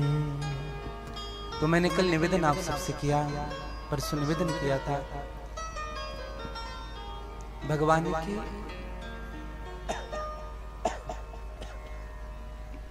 चरित्रों में। भगवान के एक और सुंदर से चरित्र हैं। भगवान शिव के 5 पुत्रियों की चर्चा आती है, 6 पुत्र की चर्चा आती है। मैंने कल उस दिन आपसे निवेदन किया कि 6 पुत्र ही कार्तिकेय बने, कार्तिकेय के रूप में जाने जाते हैं। आज सूत जी महाराज से निवेदन किया कि महाराज ये 5 पुत्रियां कौन हुई भगवान शिव के, जिनको हम नहीं जानते। सबसे मूल भाव में अगर हम जाएं तो भगवान शिव की एक पुत्री हुई जो अद्भुत सुंदरी थी, जिनका नाम हुआ था अशोक सुंदरी। भगवान शिव जी की पुत्री हुई अशोक सुंदरी जी। और कल मैं उस दिन मैंने अपने निवेदन में किया परसों कि मां अन्नपूर्णा ने भगवान शिव को तृप्त किया। भगवान शिव का एक स्वरूप है अघोर स्वरूप। अघोर स्वरूप जटाटवी गलज्जल प्रवाहि पावित स्थले गलेव लंबे लंबितांबुजंग तुंगमालिका। ये भगवान का अघोर स्वरूप है। अघोर स्वरूप का एक दर्शन कर यम यम यक्ष रूपम दस संवदनम भूमि कंपायमानम सम सम सम संघार मूर्ति सिर मुकुट जटा शेखरम चंद्रबिंबम दम दम दम दीर्घकाया विकृत नख मुखम चौर्धरेखम कपालम पम पम पम पापनासम प्रणत पुष्पकतम भैरवम चंद्रपाल। अघोर स्वरूप भगवान ने अघोर स्वरूप का दर्शन कब कराया? एक निवेदन करें। जब राजा हिमांचल ने भगवान शिव के विवाह में स्वागत सभी बारातियों की तो भगवान शिव को पहले भोजन कराया। जब सबको भोजन परसाना, जितने उनके भूत प्रेत पिशाच गण थे, तो सबने एक शर्त रखी, जब तक मालिक नहीं खाया तब तक हम कैसे खा सकते हैं, पहले हमारे प्रभु को भोजन कराएंगे। और भगवान शिव को अंदर बिठा करके भोजन कराया। हिमवान ने 56 प्रकार का व्यंजन बनाया, भगवान शिव को परोसा गया अघोर शिव को, और वो भोजन करते गए करते गए करते गए। पहले एक परात में दिया था, पूड़ी, हलवा, तिखुर, सिंघाड़ा पूरे भरे हुए थे, और 5 मिनट में साफ। अब हिमवान ने विचार किया अब क्या हो रहा है। हिमवान ने विचार किया शायद ही हमारा दामाद परीक्षा ले रहा है हमारा। फिर भोजन कराया। 2 दिन बीत गए भोजन करते करते, केवल भोजन, जल भी नहीं पी रहे हैं। हिमवान ने जितनी खाद्य सामग्री थी ना, आटे, चावल, दाल, सबको बनवाया, सबको लाया। अब बनता भी नहीं था तो भी सामने उड़ेल देते थे, लोग खाओ, और उसको भी खा जाते थे भगवान। अघोरी जो होते हैं ना, आपने देखा होगा कभी, कुछ भी खा लेते हैं। हाँ, मुर्दे को भी। भगवान शिव जी तृप्त नहीं हो रहे हैं। दशा ऐसी हो गई भैया कि हिमवान की तो रसोई पूरी खाली हो गई, उनका भंडारण पूरा खाली हो गया, स्टोर रूम में कुछ नहीं है। अब तो हिमवान ने मन में विचार किया अब क्या होगा, जब मैं दूल्हे को संतुष्ट नहीं कर पा रहा हूं तो बाराती को कैसे संतुष्ट करूंगा।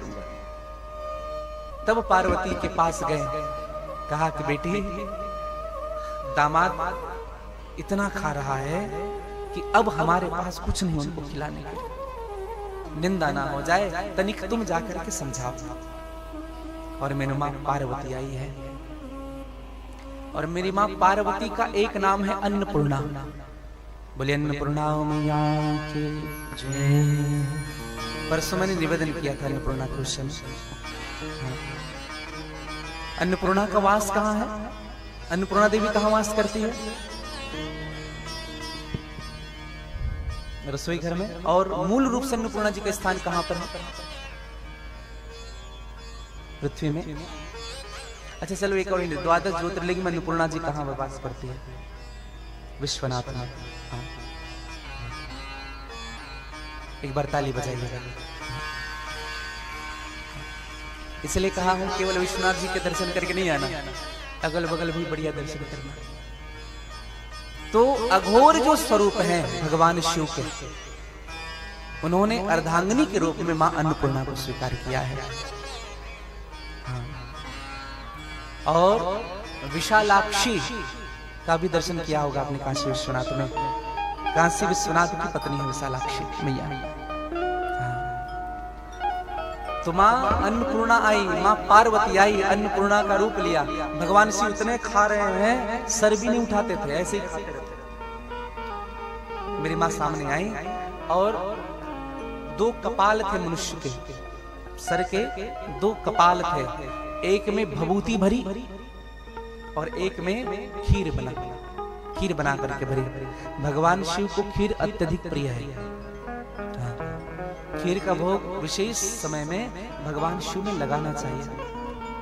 सुरभि गाय के दूध से मेरी मां ने खीर बनाया और भगवान शिव को जब सन्मुख ले जा करके रखी, तो जब कपाल में भरा हुआ जब भस्म देखा, भगवान शिव को समझते देरी नहीं लगी, ये मेरा भोजन कौन जानती है, सिवाय पार्वती के और कोई नहीं जानती। जब सर उठा करके देखा तो मेरी मां जगदम्बे के अन्नपूर्णा की।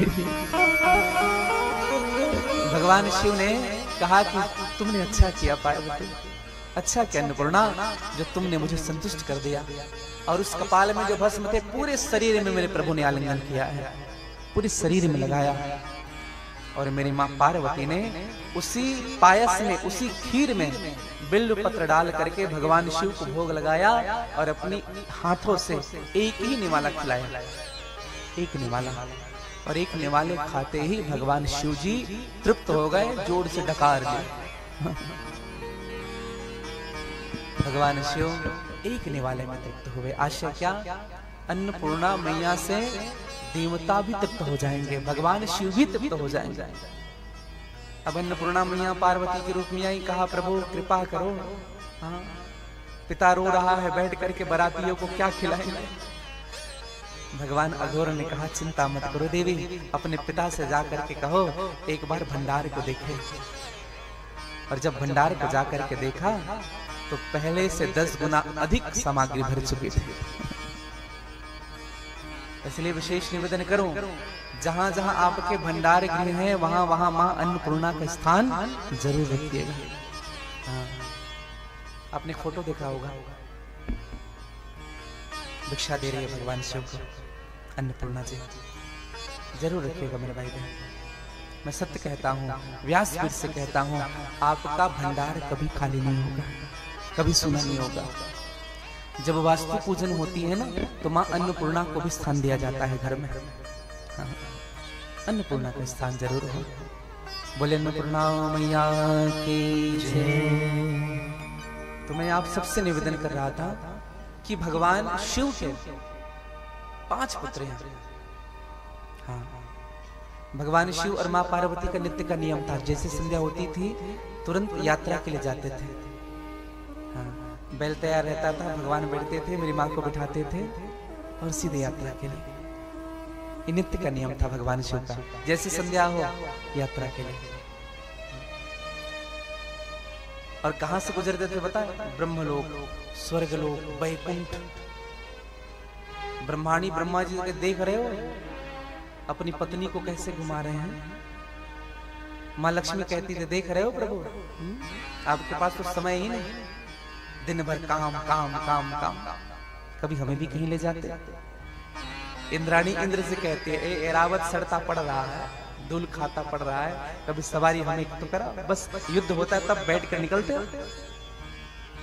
एक दिन भगवान विष्णु ने माँ लक्ष्मी से कहा, जब भगवान शिव जी जब सामने से गुजरे, लगभग 5:30 बजे का समय था, भगवान विष्णु ने लक्ष्मी से कहा कि देवी चलो जाओ जल्दी तैयार हो जाओ, आज हम भी तुम्हें ले जाएंगे अपने साथ यात्रा कराने। तो माँ लक्ष्मी अंदर गई तैयार होने के लिए, मेकअप रूम में। हाँ, और जब अंदर गई तैयार होने के लिए ना, तो 5:30 बजे गई, घुसी अंदर तैयार होने के लिए, 7 बजे बाहर निकली। हाँ, भगवान शिव ने कहा, भगवान विष्णु ने कहा, देवी अब हम लेट हो गए हैं, अब नहीं, संध्या काल हम रात वापस आ जाए, दीप जलाना पड़ता है? अब अभी बाहर जाओगे तो कितने बजे आओगे, कितने बजे दीपक लगाओगे?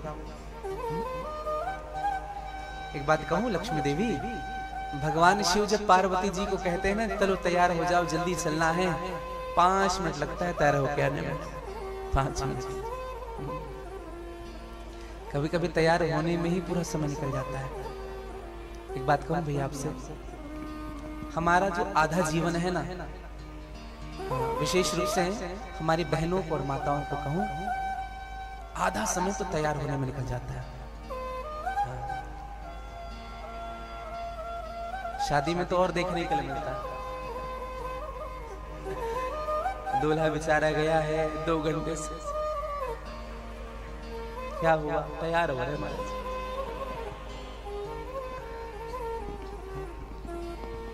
ट्रेन और स्त्री में इतना ही अंतर है, ट्रेन लेट होने के बाद मेकअप करती है, ट्रेन लेट होने के बाद मेकअप करती है, और माताएं मेकअप करने के बाद लेट करती है। कुछ ना कुछ बचा रहता है उनका। मैं सत्य कहूं आपको, जैसे आ जाए घर के बाहर निकल, अरे ये तो भूल ही गए, आप देखेंगे, और लास्ट तक निकलने तक दर्पण से सामने से नहीं हटेंगे, लास्ट तक। एक बार और देख ले, तो महालक्ष्मी को भगवान विष्णु ने कहा कि नहीं देवी, विलंब हो चुका है। अब एक दिन की बात क्या हुई, भगवान शिव जी प्रतिदिन ले जाते थे मेरी माँ को बाहर, आज भगवान शिव जी अकेले निकल गए। प्रतिदिन संध्या को ले जाते थे, आज शिव जी अकेले चले गए। तो विचार करने लगे मैया कि आज प्रभु अकेले क्यों चले गए, क्या कारण है? तो भगवान गणेश जी को भेजा, कहा कि बेटा जाओ तो तुम्हारे पिताजी कहाँ गए देख के आना, हमें छोड़ करके। तो भगवान गणेश जी पीछे पीछे, तो भगवान गणेश जी ने देखा क्या, भगवान शिव जी एक सरोवर पर स्नान कर रहे हैं और उनके साथ 5 कन्याएं स्नान कर रही हैं, एक दूसरे पर जल सिंचित कर रहे हैं। कभी भगवान शिव जी जल सिंचित करते थे, कभी वह कन्याएं जल सिंचित करती थी। गणेश जी को बड़ा बुरा लगा, पिताजी यही करने आए हैं। तुरंत जाकर के माँ को बताया, कहा कि माँ अनर्थ हो रहा है, माँ क्या, आप चल करके देखो। और जब भगवान शिव जब माँ ने देखा, आवाज लगाया दूर से, महादेव। भगवान शिव ने पलट करके देखा, देवी। माँ पार्वती ने कहा, आपको लज्जा नहीं आती इन कन्याओं के साथ स्नान करते हो? इन कन्याओं को तो अभी बताते हैं। हाँ, खूब क्रोधित। हाँ, और माताओं का एक स्वभाव होता है, खोपे लगाती है, जब गुस्सा होती है तो 2-4 बात कहेगी, फिर खोपा खुल जाता है, फिर खोपा लगाते, रुक अभी बता। हमें लगता है कि इन सब का एनर्जी यही रहता है, पूरा ताकत खोपे में।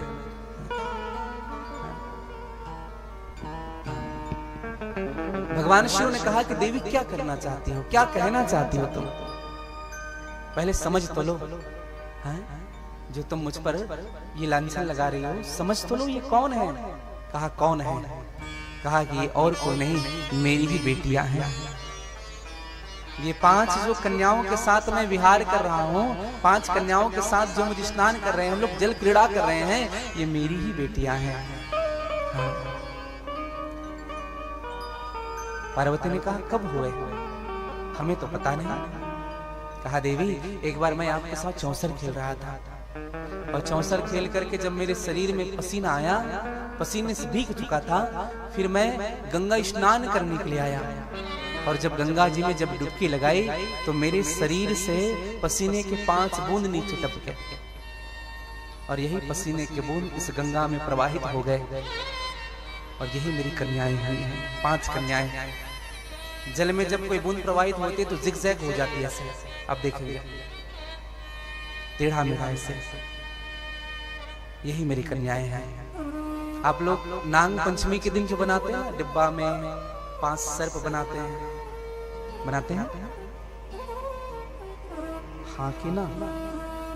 पहले बनता था विशेष रूप से, आजकल सब भूल रहे हैं। नाग पंचमी के दिन अब नाग को कौन भोग लगाए हैं? नाग को वही भोग लगाए जो प्राण से जिनको डर ना हो। इसलिए हम ना नाग पंचमी के दिन पहले क्या करते थे? पहले नाग पंचमी की छुट्टी रहती थी।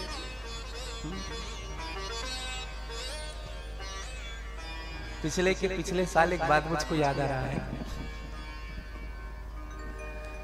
नाग पंचमी के दिन ही करवा चौथ पड़ा था।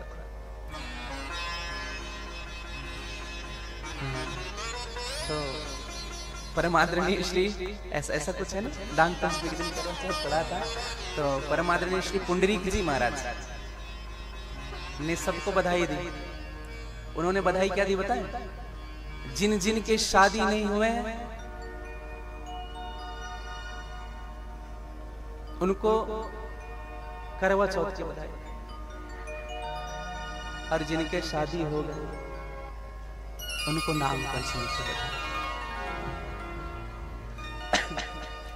तो नाग पंचमी आप देखेंगे सर्प लगा करके रखे हैं, और उनकी देखो यही है भगवान की पुत्रियां। जो 5 जो सर्प लगाते हैं ना, यही पुत्रियां हैं। भगवान शिव ने कहा कि पार्वती ये मुझसे और गंगा से उत्पन्न हुए हैं, गंगा और मुझसे। और भैया दशा ऐसी हुई कि माँ पार्वती की आंख से अश्रु बहने लगा। भगवान शिव ने कहा कि पार्वती क्यों रो रही हो, क्या हुआ? कहा स्वामी तुमने मुझे श्राप दिया था, मुझे वो बात याद है कि तुमसे संतान नहीं होंगे, लेकिन गंगा से मेरे 6 पुत्र और 5 पुत्रियां होगी। आज मैं समझ गई यही 5 पुत्रियां हैं जो गंगा से हुई है। जया, विशाला, शामली बारी, देव और दोतली, ऐसे 5 पुत्रियां हुई। और आज मां पार्वती ने कहा भी गंगा तुम धन्य हो और तुम्हारा जीवन धन्य है कि भगवान शिव और तुम्हारा नाम आज से जुड़ गया। हाँ, यह मैं वचन देती हूँ बहन, आज के बाद भगवान शिव का नाम तुम्हारे साथ लिया जाएगा। भगवान शिव का हर एक नाम है हर, और मैया को गंगे कहते हैं। तब से भगवान शिव को हर गंगे कहने लगे हैं। बोले गंगा मैया के। हाँ भैया, हर गंगा हर गंगा। और जो ऐसी मान्यता है, मान स्पष्ट कह दिया, जो हर गंगे कह करके 1 लोटा जल अपने सर पर चढ़ाता है, अपने सर पे डालता है, घर में भी स्नान करता है, एक बार अगर कह दे हर गंगे, हर हर हर गंगे एक बार कह दे, तो उनको गंगा स्नान करने का ही फल प्राप्त होता है। हाँ, इसलिए एक बात सदैव ध्यान रखिएगा भैया, आप घर में भी स्नान करते हैं तो हर गंगे कहिए, आप तालाब में भी स्नान करने जाते हैं तो हर गंगे हर हर गंगे। हाँ, आपको गंगा स्नान का ही फल प्राप्त होता है। और गंगा मैया है क्या? सौभाग्यवती स्त्रियां गंगा से यही वरदान मांगती है कि माँ हो गंगा मैया, हो गंगा मैया में जब तक से पानी रहे, मेरे सजना तेरी जिंदगानी रहे, जिंदगानी रहे मैया, ओ गंगा मैया, मैया, ओ गंगा मैया, मैया, हो गंगा मैया, मैया, हो गंगा मैया, ओ मैया, ओ गंगा मैया, मैया, ओ गंगा मैया, मैया, हो गंगा मैया, मैया, हो गंगा मैया। ओ गंगा मैया में जब तक से पानी रहे, मेरे सजना तेरी जिंदगानी रहे, जिंदगानी रहे मैया, ओ गंगा मैया, मैया, ओ गंगा मैया। गाली चलेगा। मैया, हो गंगा मैया,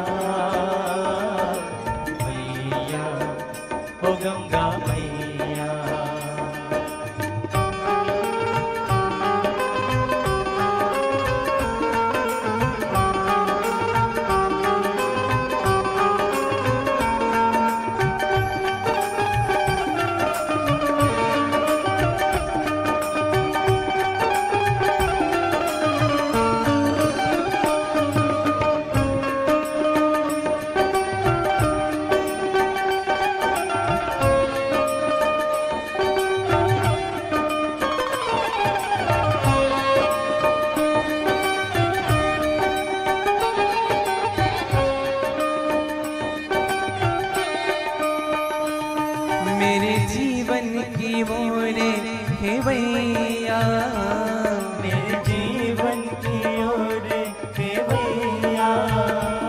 तेरे हाथों में है मेरी नैया, तेरे हाथों में है मेरी नैया।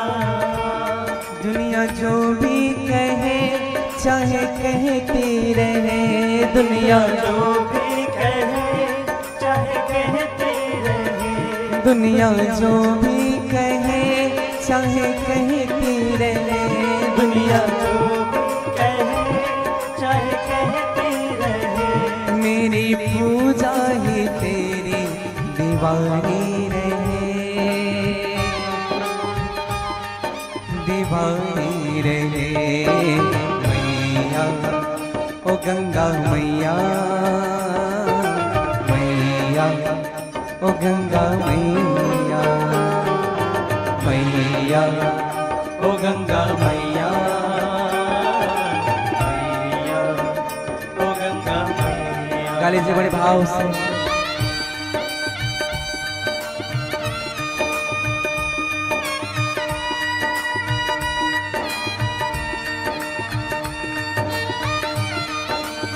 जय जय।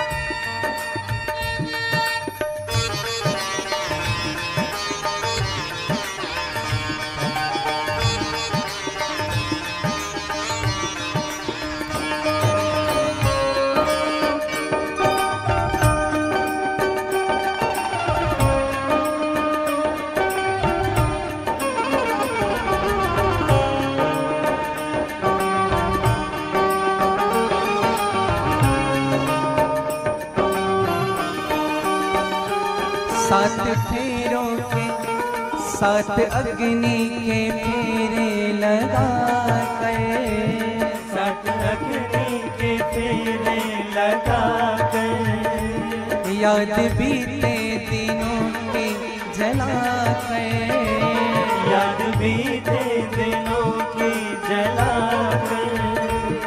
आई मैं तेरे द्वार लिए मन का संसार, आई मैं तेरे द्वार लिए मन का संसार। आई मैं तेरे द्वार लिए मन का संसार, आई मैं तेरे द्वार लिए मन का संसार। मेरे होठों में तेरी कहानी रहे, कहानी रहे। मैया ओ गंगा मैया, मैया ओ गंगा मैया, मैया ओ गंगा मैया, मैया ओ गंगा मैया। ओ मैया ओ गंगा मैया, मैया ओ गंगा मैया, मैया ओ गंगा मैया, मैया ओ गंगा मैया। गा लीजिएगा थोड़ी आनंद से।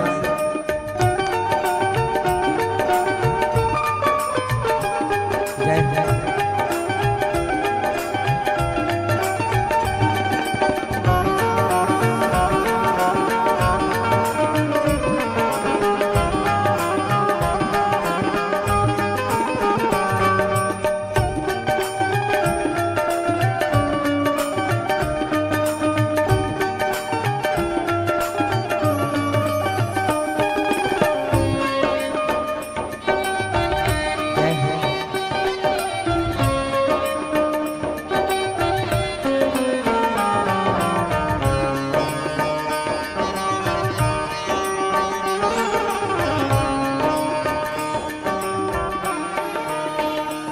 छुपी नारी के मन में वो सीता, छिप नारी के मन में वो सीता। जिनका जीवन अंगारों में बीता, जिनका जीवन अंगारों में बीता। मेरे जीवन के राम, मेरे जीवन के राम, मेरे जीवन के राम, मेरे जीवन के राम। मेरे जीवन के राम, मेरे जीवन के राम, मेरे जीवन के राम, मेरे जीवन के राम। मेरे माथे में तेरी निशानी रहे, निशानी रहे मैया, ओ गंगा मैया, मैया ओ गंगा मैया, मैया ओ गंगा मैया, मैया ओ गंगा मैया। गा लीजिएगा। मैया ओ गंगा मैया, मैया ओ गंगा मैया, मैया ओ गंगा मैया, मैया ओ गंगा मैया। गा लीजिए। हरे गंगे हरे हरे हरे गंगे, हरे गंगे हरे हरे हरे गंगे, गंगे हर हर हर गंगे, हर गंगे हर हर हर गंगे, हरे गंगे हरे हरे हरे गंगे, हरे गंगे हरे हरे हरे गंगे, गंगे हर हर हर गंगे, हर गंगे हर हर हर गंगे। ओ हरे गंगे हरे हरे हरे गंगे, हरे गंगे हरे हरे हरे गंगे, हर गंगे हर हर हर गंगे, हर गंगे हर हर हर गंगे, हरे गंगे हरे हरे हरे गंगे, हरे गंगे हरे हरे हरे गंगे, हर गंगे हर हर हर गंगे, हर गंगे गा लीजिए बड़े भाव। हरे गंगे हरे हरे हरे गंगे, हरे गंगे हरे हरे हरे गंगे, हरे गंगे हरे हरे हरे गंगे, हरे गंगे हरे हरे हरे गंगे। एक बार जो हर गंगे कहता है उनको एक बार गंगा स्नान करने का फल मिलता है। आइए 2 मिनट के लिए मेरे साथ। हरे गंगे हरे हरे हरे गंगे, हरे गंगे हरे हरे हरे गंगे, हरे गंगे हरे हरे हरे गंगे, हरे गंगे हरे हरे हरे गंगे, हरे गंगे हरे हरे हरे गंगे, हरे गंगे हरे हरे हरे गंगे, हरे गंगे हरे हरे हरे गंगे, हरे गंगे हरे हरे हरे। बोले गंगा मैया की जय, बोले विश्वनाथ भगवान की जय, आदि शक्ति मैया की जय। हरे गंगे हर हर हर गंगे।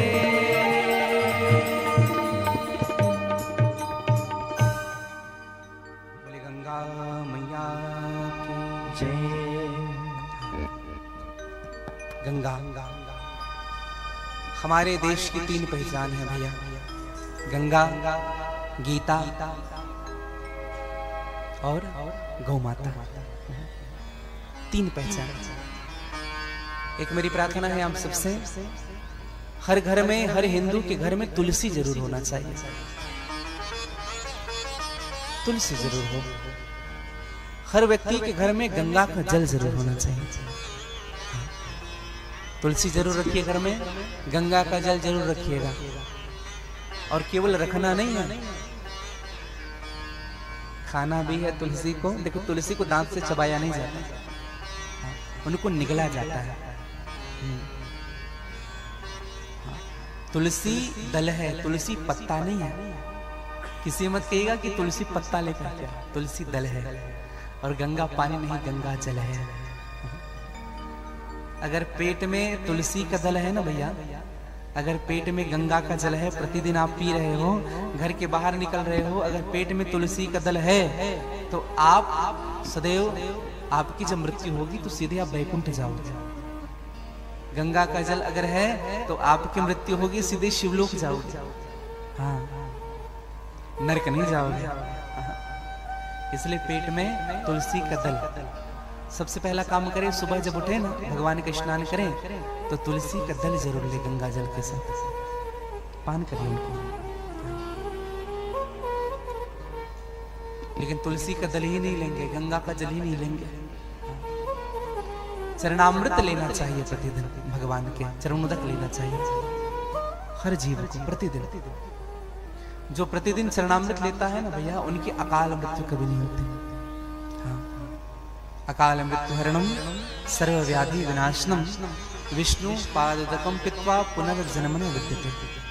अकाल मृत्यु नहीं होती, सभी व्याधियों से व्यक्ति दूर हो जाता है और भगवान के चरणामृत लेने वाला फिर से इस दुनिया में जन्म नहीं लेता है।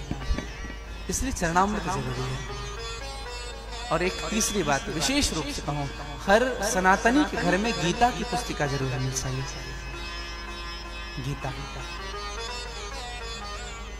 अभी कटघोरा में कथा चल रही थी, इसके पूर्व वृंदावन के पूर्व जब कटघोरा में कथा थी तो उस दिन मोक्षदा एकादशी थी, गीता जयंती थी। तो हमने कहा कि सभी के सभी गीता के सन्मुख 5 दीपक जरूर जलाइएगा। तो फिर कुछ लोगों ने कहा कि महाराज गीता नहीं है घर में। हमने कहा काहे के हिंदू हो, काहे के सनातनी हो, फिर जब एक गीता ग्रंथ घर में नहीं रख पा रहे हो तो फिर हम काहे के सनातनी हैं? रामचरित मानस घर में नहीं है, काहे के सनातनी है? केवल बड़े बड़े चंदन लगाने देने से कोई हिंदू नहीं होता है, सनातनी नहीं होता है भैया। अगर रामचरित मानस घर में भी है ना तो उनको लाल कपड़े में बांध करके पूजा करने के लिए मत रखिए, उनको खोल करके 5 दोहे तो पढ़ लीजिए प्रतिदिन।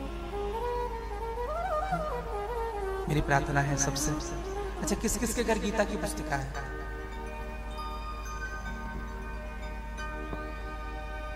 और बाकी आप सबसे मेरी प्रार्थना है जरूर रखिएगा। अच्छा, रामचरितमानस किसके घर रखा है? धन्यवाद। हमारे भाईजन तो रामायणी है ही, मानस के बड़े मर्मज्ञ हैं।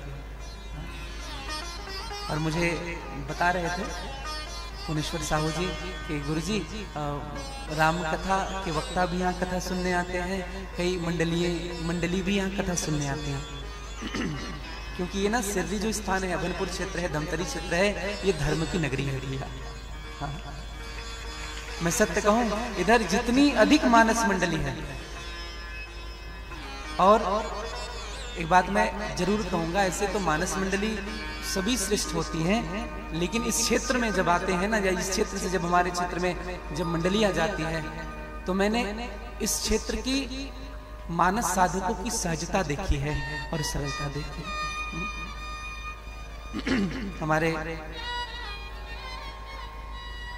आदरणीय श्री दुलेश चक्रधारी जी यहीं पास में गुंदला बारा के हैं। हाँ, छत्तीसगढ़ में एक विशेष नाम है आपका। हमारे यावन साहू जी धमतरी कंडेल के हैं। हाँ? कला परिचय नहीं है भैया जीवन का, याद रखिएगा। आपके क्षेत्र किसी ने एक बड़ी सुंदर बात कही कि परिंदों को मंजिल मिलेगी यकीनन, परिंदों को मंजिल मिलेगी यकीनन, ये फैले हुए उनके पर बोलते हैं। वो लोग रहते हैं खामोश जो दुनिया में जमाने में जिनके हुनर बोलते हैं। व्यक्ति अपनी कला से पहचाना जाता है। हाँ, हाँ, सदैव याद रखिएगा। तो जीवन में सदैव रामायण, गीता, भागवत सदैव आश्रय लेते रहना। हाँ। 3 स्वरूप है भगवान के सच्चिदानंद, सत्य, चित्त और आनंद। सत्य रामायण है, चित्त गीता है और आनंद भागवत है। तीनों स्वरूप मिलेगा आपको। मानस पढ़िए, अपने बच्चों को मानस पढ़ाइए, मेरी प्रार्थना है आप सबसे। जब जब समय मिले ना बेटा, एक काम करो, सब्जेक्ट का तो पढ़ ही रहे हो, 4 दोहा इनमें से भी पढ़ लो। गीता के 5 श्लोक पढ़ लिया करो, स्कूल जब जा रहे हो कुछ पढ़ लो। हाँ? अच्छा, बहुत कई बार लोग आते हैं कि महाराज जी भागवत करानी है, भागवत करानी है, भागवत करानी है।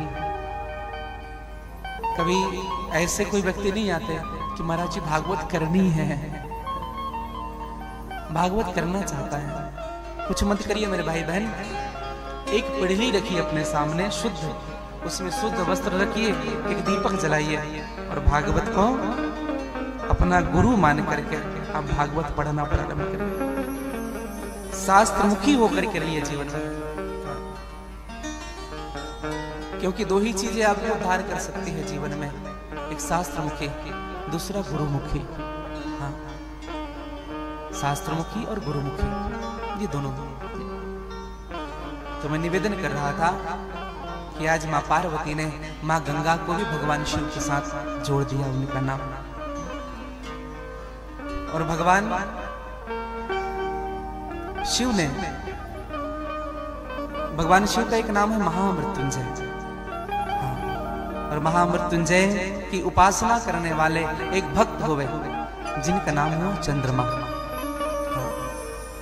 हम लोग महामृत्युंजय मंत्र अक्सर पढ़ते रहते हैं। अच्छा, महामृत्युंजय की उत्पत्ति कहां से हुई? हम लोग कथा सुनते हैं शिवपुराण, किसको पता है? महामृत्युंजय मंत्र प्रकट हुआ कहां से? इनकी कथा क्या है?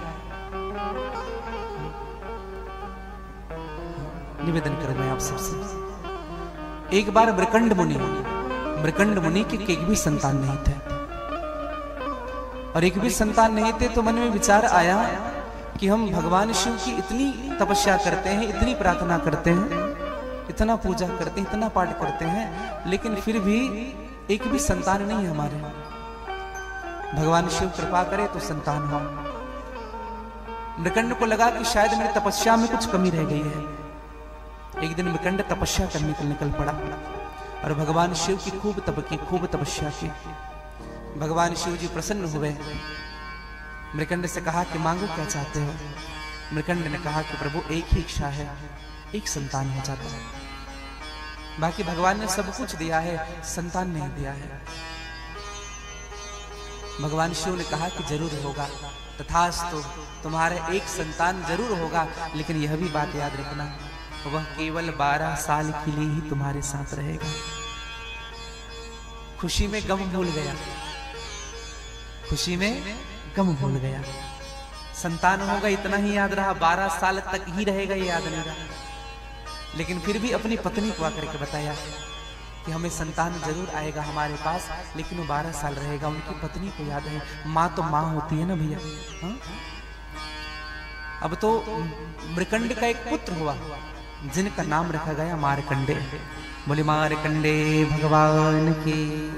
ये शिव का ही अंश है मारकंडे। और मारकंडे जी जब हुए तो सब हर्ष मना रहे थे, लेकिन माँ दुखी हो गई। माँ विचार करने लगी, ये बेटा 12 साल तक रहेगा।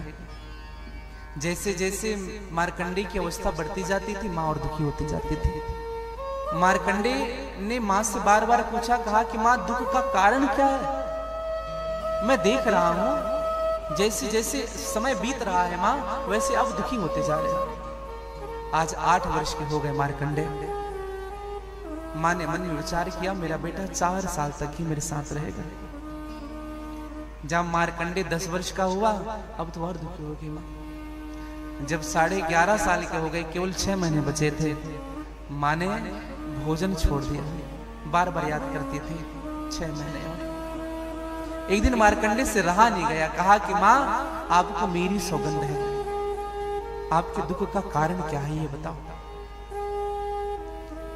माँ ने कहा कि बेटा तुम तो सब जानते हो। हाँ?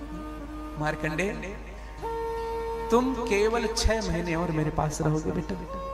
संतान सुख केवल 6 महीने है मेरे जीवन में, उनके बाद तुम मुझे छोड़कर चले जाओ, तुम्हारी मृत्यु हो जाएगी। मारकंडे ने कहा कि माँ जो जीवन देने वाला है वह मृत्यु भी देता है, तो जो जीवन देता है ना माँ, वही आपकी मृत्यु को टाल भी सकता है। और मुझे भरोसा है मेरे शिव पर। आप सबको प्रसंग याद होगा, शुक्राचार्य जी ने भगवान शिव की खूब आराधना की। और जब शुक्राचार्य को जब कहा भगवान शिव ने वरदान मांगो, तो शुक्राचार्य जी ने क्या मांगा? इस संसार में सबसे इम्पॉसिबल चीज क्या है जो कभी नहीं हो सकता? मरे हुए व्यक्ति को जिंदा नहीं किया जा सकता। शुक्राचार्य जी ने यही वरदान मांग लिए, प्रभु यही वरदान दो कि जिनकी मृत्यु हो जाए उनको मैं जिंदा कर सकूं। भगवान शिव ने कहा तुम्हारा दिमाग तो ठीक है, विधि के विधान को बदलने चले हो, ऐसा नहीं हो सकता। कहा प्रभु अगर वरदान दे रहे हो तो ठीक, नहीं तो आप अपनी इच्छा से, फिर मैं कभी कुछ नहीं मांगूंगा आपसे। शुक्राचार्य जी थोड़े रुष्ट हुए। भगवान शिव को लगा चेला ही हमारा ही है, हाँ? और चेले को रुष्ट करना ठीक नहीं है, इसलिए दे दे। जाओ, तो मैं मृत संजीवनी विद्या सिखा रहा हूं बेटा। जो जिनकी मृत्यु हो जाएगी तुम उनको मृत संजीवनी विद्या से जीवित कर सकते हो। जाओ। और यही विद्या का प्रयोग आप सब जानते हैं, देवासुर संग्राम में जब राक्षस मर जाते थे तो शुक्राचार्य जी उनको जीवित करते थे। राजा बलि को जीवित किया गया था। कालनेमी के मस्तक काट दिए थे भगवान। समुद्र मंथन में 5 के मस्तक कटे। सबसे पहले राहु का मस्तक कटा, कालनेमी का मस्तक कटा, माली, सुमाली, माल्यवंत, रावण के तीनों नाना के मस्तक कटे और इंद्र ने बलि का भी मस्तक काट दिया था। यही कालनेमी आगे चल करके कंस हुआ। कालनेमी ने भगवान की खूब तपस्या की। जब इनके मस्तक कट गए तो शुक्राचार्य जब इनको जीवित किया तो खूब तपस्या की।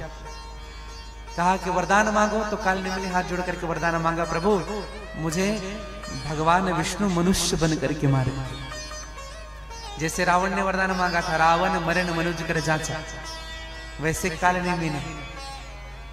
तो यही कालनेमी को मारने के लिए भगवान कृष्ण बने और यही कालनेमी कंस बना। आदि आदि कथाएं आप सब कथा सुनते होंगे भागवत जी में।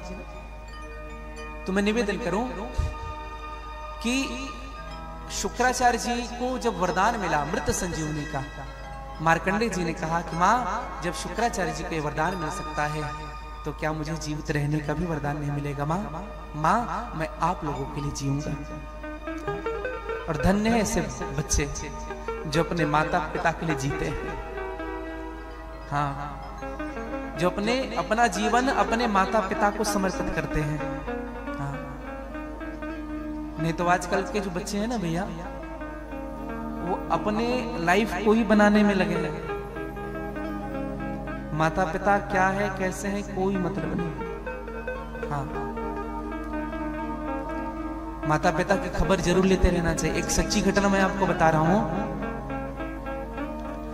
माता पिता थे, उनके 2 लड़के थे और दोनों बाहर जॉब करते थे। दोनों विदेश में रहते थे। एक फॉरेन में रहता था, एक अमेरिका में रहता था। उनकी मां बीमार पड़ी। पिताजी ने फोन किया कि बेटा तुम्हारी मां बहुत बीमार है, तुम दोनों को बहुत याद कर रही है। क्या पिताजी देखते हैं, समय तो मिल नहीं पा रहा है लेकिन समय निकाल के देखते हैं।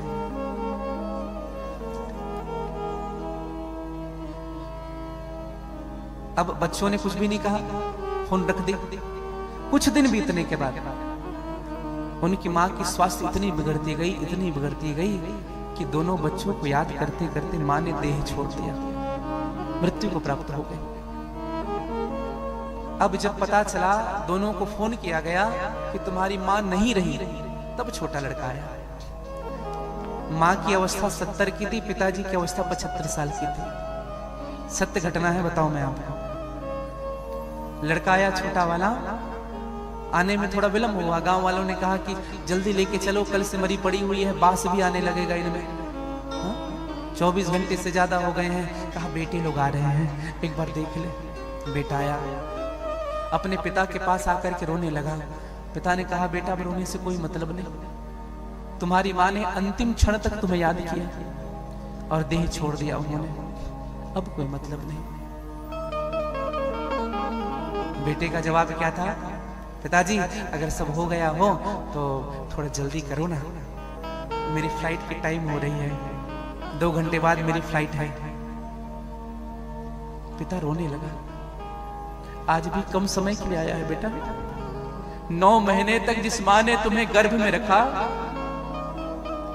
आज तुम्हारे पास समय नहीं है उनके पास, उनके लिए।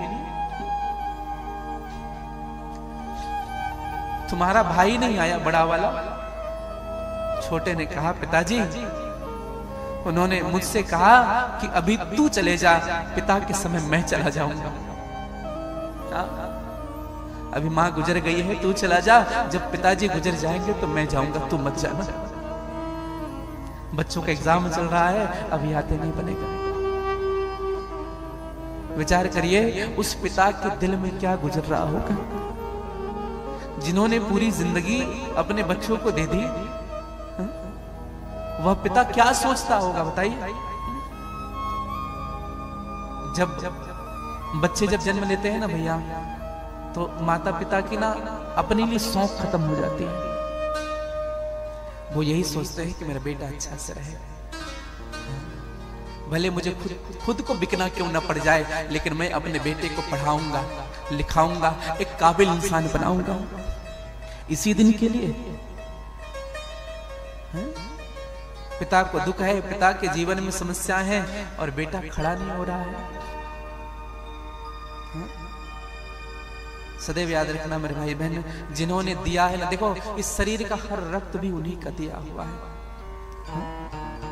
इसलिए कैसे भी परिस्थिति हो जाए, आप जरूर जाइए, जॉब करिए, आप जरूर पैसा कमाइए, लेकिन समय समय पर अपने माता पिता का ध्यान जरूर रखते रहिएगा, जरूर।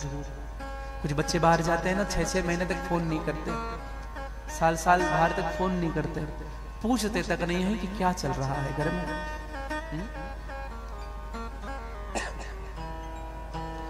अब पछतावे क्या जब चिड़िया चुग गई खेत। अब माँ नहीं आएगी, अब पिता नहीं आएंगे। एक बात कहूं भैया, इस दुनिया में धनवान वही है, सबसे अधिक धनवान, जिनके पास उनके माँ बाप आज भी हैं, आज भी जिनके माँ बाप जीवित हैं, सबसे बड़ी धनवान वही है। आपने भाव सुना भी होगा, हर बात को तुम भूलो भले, माँ बाप को मत भूलना, उपकार इनके लाखों हैं, ये बात को मत भूलना। कभी ना अकेले बैठ करके विचार करना कि मेरे माँ बाप ने मेरे लिए क्या क्या किया है। सत्य कहता हूं, 7 जन्म कम पड़ जाएगा मोल चुकाने के लिए। माँ बाप ने जो हमारे लिए किया है ना, 7 जन्म कम पड़ जाएगा, सब चीज लुटा दिया तुम्हारे लिए। कुछ माता पिता होते हैं ना, जब बात करते हैं तो कहते गुरुजी यही दोनों हमारे धन हैं, और हमारे पास धन नहीं है। हर बात को तुम भूलो भले, माँ बाप को मत भूलना, हर बात को तुम भूलो भले, माँ बाप को मत भूलना, हर बात को तुम भूलो भले, माँ बाप को मत भूलना, हर बात को तुम भूलो भले, माँ बाप को मत भूलना, एहसान इनके लाखों हैं, इस बात को मत भूलना, एहसान इनके लाखों हैं, इस बात को मत भूलना। धरती पर देवों की पूजा की, भगवान को लाख बनाया है,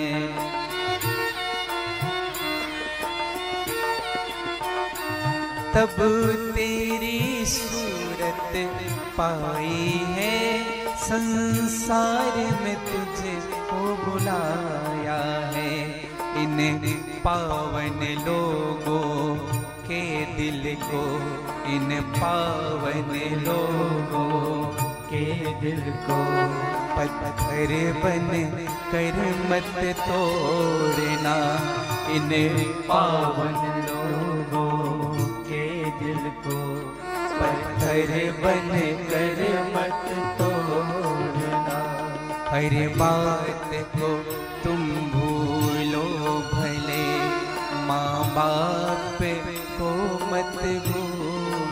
ना, हरे बात को तुम भूलो भले, माँ बाप को मत भूलना।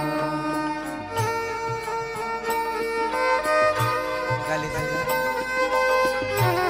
अपने माता पिता के किए हुए उपकार याद करिए भैया।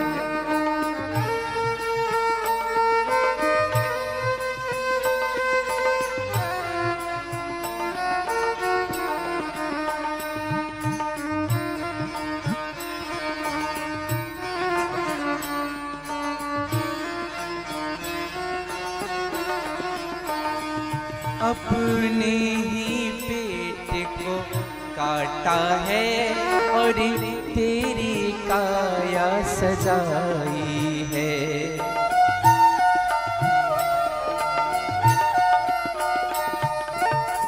एक लड़का था, अपने पिता के हाथ को पकड़ करके मेला गया और मेले में इच्छा रखा, पिताजी झूला झूलना है, पिताजी मौत का कुआं देखना है, पिताजी फिल्म देखेंगे। पैसे नहीं है बाप के पास, मजबूर है, कुछ नहीं कर पा रहा है, रोता था जब कहता था तो, और विचार करता था भगवान ने मुझको क्यों नहीं दिया, मैं अपने बेटे का शौक पूरा नहीं कर पा रहा हूं। सबकी इच्छा करता था, पिताजी ये खाऊंगा, पिताजी ये खाऊंगा, पिताजी ये खाऊंगा। अचानक भीड़ में ना बेटे का हाथ छूट गया, खो गया बेटा के हाथ। अब वो रोने लगा, मेरा बाप कहाँ है, मेरे पिता कहाँ है। लोगों ने पूछा, बेटा क्या नाम है तुम्हारा? फला नाम है। तुम्हारे पिताजी का नाम फला है, कहाँ है तुम्हारे पिताजी? बोले यही है, दिख नहीं रहे कहाँ। बेटा चुप हो जा, रो मत, चुप हो जा। खूब रो रहा था। लोग कहते थे झूला झूलेगा, नहीं झूला नहीं झूलना। मौत का कुआं देखा गया बेटा, चल दिखा रहा हूं, नहीं देखना मुझे। ये खाएगा नहीं, मुझे कुछ नहीं खाना, मुझे मेरे पिता चाहिए। जब पिताजी थे तो दुनिया को देख रहा, ये चाहिए, ये चाहिए, ये चाहिए। लेकिन अब पिताजी नहीं है ना, तो ऐसा लगता है संसार मेरे सर के ऊपर से साया निकल गया है। और मैं सच कहूं भैया, जिनके माँ बाप है ना उनके पास, उनको कदर नहीं होती है। जब चले जाते हैं ना, पिताजी चले जाते हैं, माँ चली जाती है, तब याद आता है। इसलिए जब है खूब कदर करना। अपने ही पेट को काटा है, तब तेरी काया सजाई है।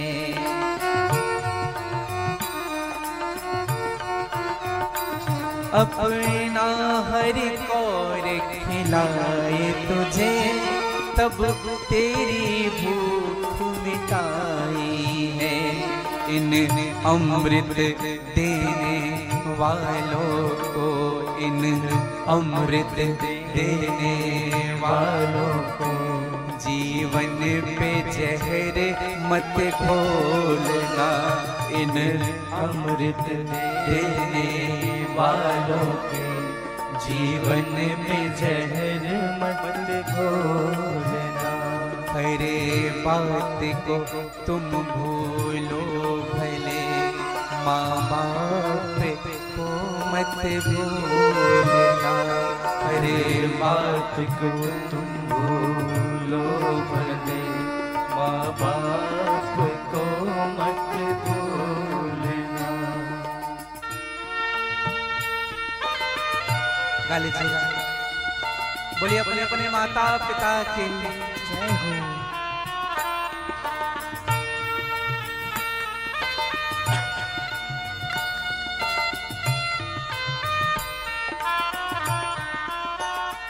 चाहे लाख कमाओ धन दौलत, ये बंगला कोठी बनाई है।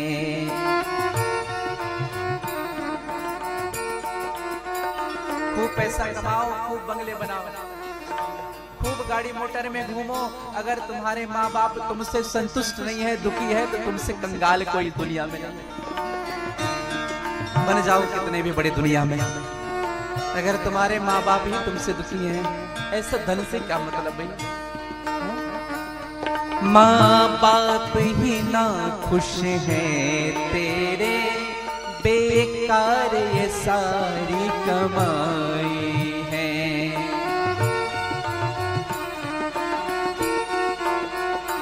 यह लाख नहीं है खाक है, यह लाख नहीं है खाक है।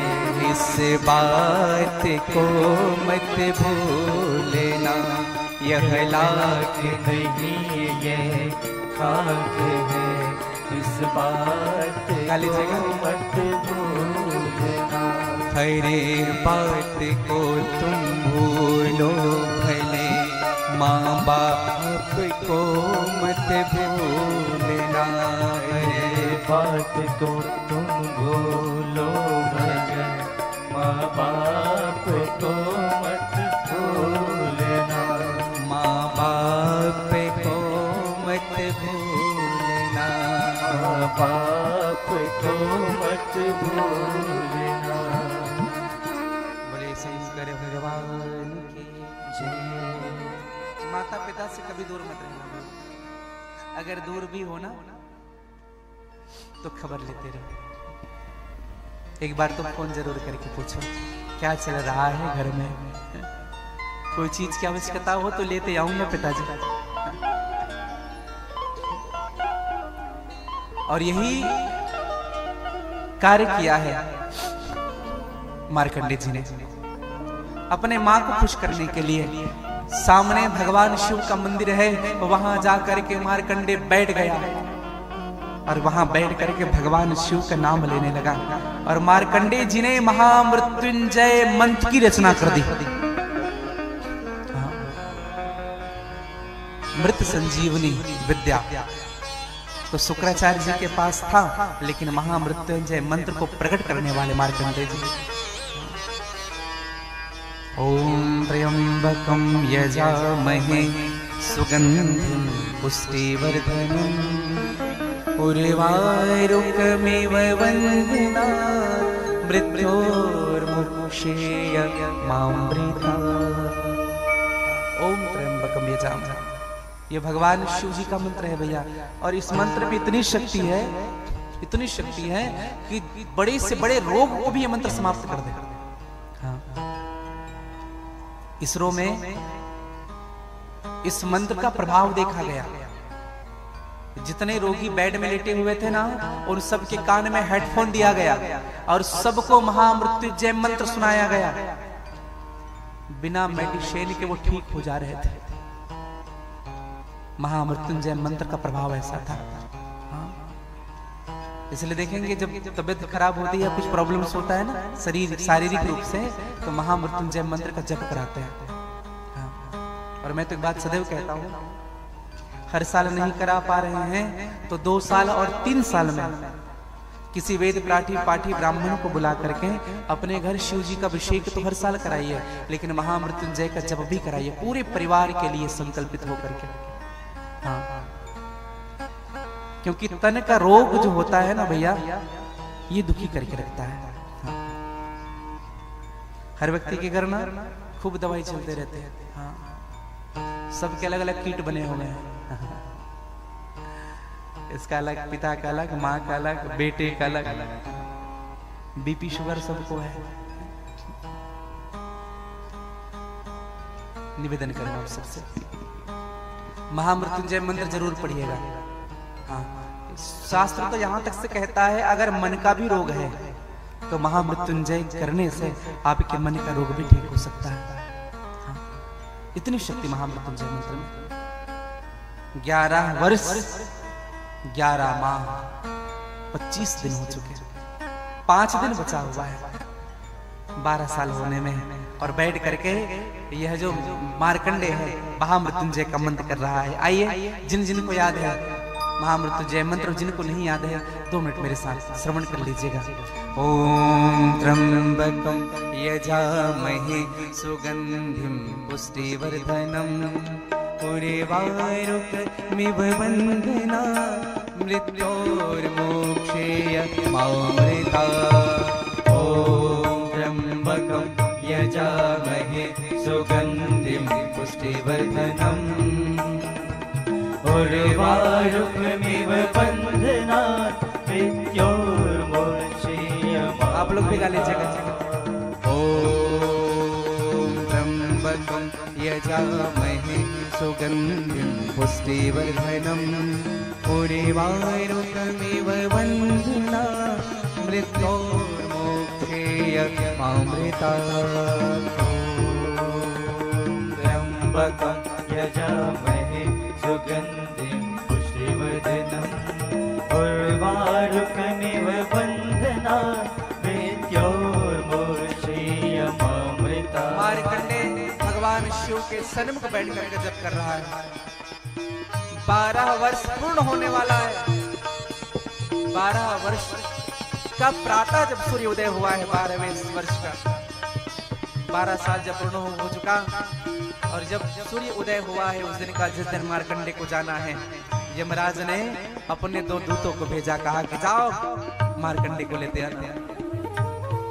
मार्कंडे को लाने के लिए यमराज के दूत आए हैं, फंदे लेकर के ले जाएंगे इनको अपने साथ। और मार्कंडे ॐ त्र्यम्बकं यजामहे सुगन्धिं पुष्टिवर्धनम् उर्वारुकमिव बन्धनात् मृत्योर्मोक्षयमामृतात्। ॐ त्र्यम्बकं यजामहे सुगन्धिं पुष्टिवर्धनम् उर्वारुकमिव बन्धनात् मृत्योर्मोक्षयमामृतात्। मार्कंडे जप कर रहा है, यमराज के दूत अंदर प्रवेश करना चाहते हैं। महामृत्युंजय जप का प्रभाव इतना है कि गर्भगृह से भगवान की प्रकाश निकल रही है। यमराज के दूत प्रवेश कर नहीं पा रहे हैं। जब पैर आगे बढ़ाते तो ऐसा लग रहा है कि कहीं आग में पैर रख रहे हैं। हाथ आगे बढ़ाते तो ऐसा लग रहा है कि हमें अग्नि ने स्पर्श किया है। जल रहे हाथ, जल रहा है पैर। यमराज को जाकर के बताया, कहा कि महाराज वहां तो ज्वाला ही ज्वाला है, वहां से एक अद्भुत मंत्र बाहर आ रहा है, हम प्रवेश करने में असमर्थ है महाराज। यमराज स्वयं गया यमराज, देखा है जप कर रहा है मार्कंडे बैठ करके। यमराज प्रवेश करता है, इधर मार्कंडे जप कर रहा है। ॐ त्र्यम्बकं यजामहे सुगन्धिं पुष्टिवर्धनम् उर्वारुकमिव बन्धनात् मृत्योर्मोक्षयमामृतात्। ॐ त्र्यम्बकं यजामहे सुगन्धिं पुष्टिवर्धनम् उर्वारुकमिव बन्धनात् मृत्योर्मोक्षयमामृतात्। ॐ त्र्यम्बकं यजामहे सुगन्धिं पुष्टिवर्धनम् उर्वारुकमिव बन्धनात् मृत्योर्मोक्षयमामृतात्। ॐ त्र्यम्बकं यजामहे सुगन्धिं पुष्टिवर्धनम् उर्वारुकमिव बन्धनात् मृत्योर्मोक्षयमामृतात्। यमराज अंदर प्रवेश किया। मार्कंडे ने देखा काली काली परछाई आ रही है, समझ गए मार्कंडे यही यमदूत है जो मुझे लेने आया है। भगवान शिव को पकड़ लिया, शिवलिंग को। ओम त्र्यम्बकं यजामहे सुगन्धिं पुष्टिवर्धनम् उर्वारुकमिव बन्धनात् मृत्योर्मोक्षयमामृतात्। ओम यजामहे सुगन्धिं पुष्टिवर्धनम् उर्वारुकमिव बन्धनात् मृत्योर्मोक्षयमामृतात्। मार्कंडे पकड़े हैं भगवान शिव को, यमराज उनको खींच रहे हैं। मार्कंडे ऐसा पकड़ा है कि हाथ छूट नहीं रहा और यमराज ने इतने जोर से खींचा मानो मार्कंडे के हाथ ऐसे पकड़े कि अब प्राण निकल जाए, लेकिन शिव को नहीं छोड़ूंगा।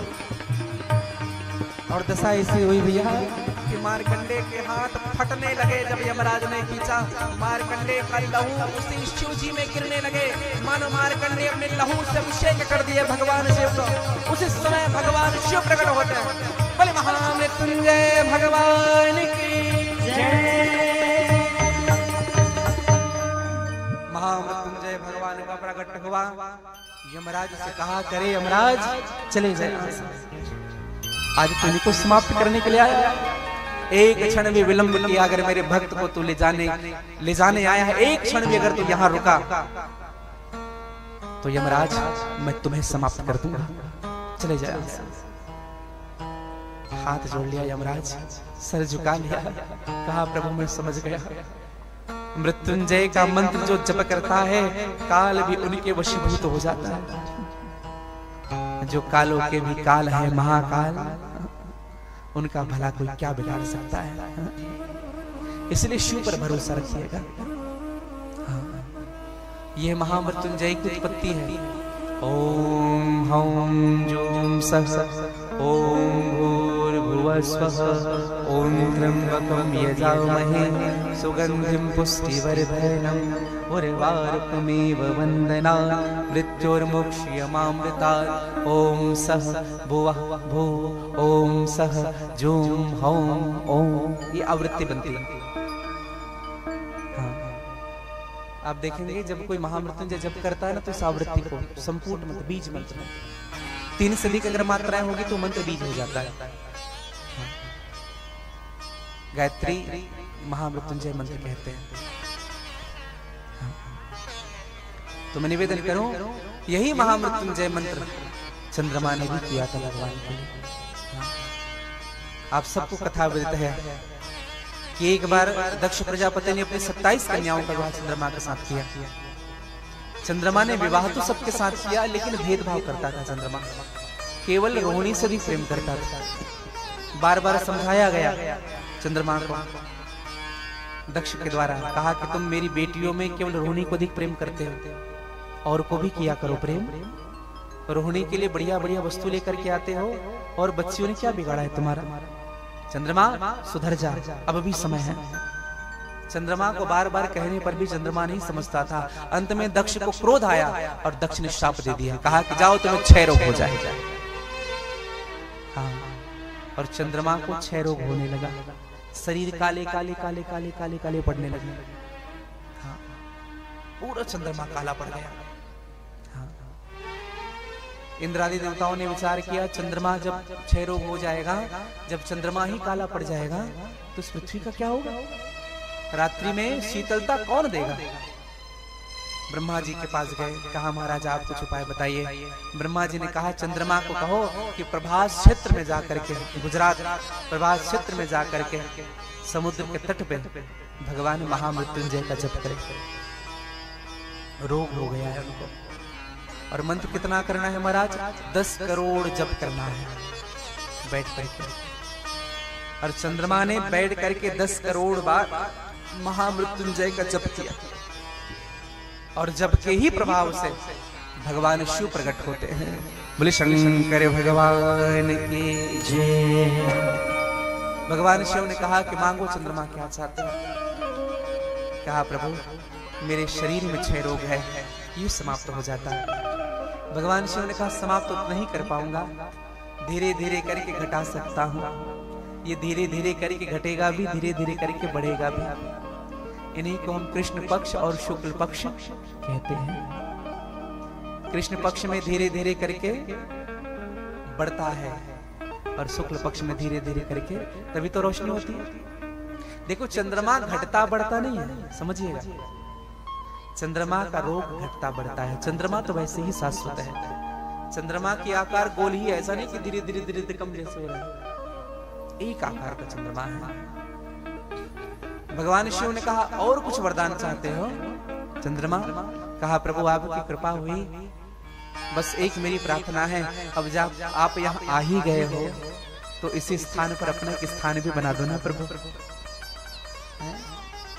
जिनको रोग सताए वो आपके पास आकर के आपके मंत्र का जप तो कर सके, रोग से उनकी मुक्ति तो मिल जाए। और वहीं भगवान शिव चंद्रमा को कहते हैं सोम, है ना। चंद्रमा को एक कहते हैं चंद्रवार कहते हैं, और सोमवार भी कहते हैं। चंद्रमा को कहते हैं सोम, और भगवान शिव को कहते हैं नाथ। दोनों को मिला करके हुआ सोमनाथ। बोले सोमनाथ भगवान की जय। सोमनाथ की स्थापना भगवान। और सोमनाथ कुंड भी है भैया, जिनको कोढ़ का भी रोग होता है ना, वह भी अगर सोमनाथ के सन्मुख जाकर के वहां स्नान करे कुंड में, तो ऐसी मान्यता है कोढ़ का भी रोग समाप्त हो जाता है। चंद्रमा के रोग जो 6 रोग थे वो समाप्त हो गए। हाँ। और भगवान ने बड़ी कृपा की। हाँ। एक कथा ऐसी आती है कि एक बार भगवान शिव के रुद्र संहिता की बात कहूं मैं आपसे। एक बार गणेश जी और कार्तिकेय जी में ना खूब होड़ मचा। क्या होड़ मचा कि शादी पहले हमारी होनी चाहिए। कार्तिकेय जी ने कहा नहीं नहीं, हमारी शादी, हम बड़े हैं। अब शिव जी कार्तिकेय जी का सपोर्ट करते थे और मेरी माँ गणेश जी का सपोर्ट करती।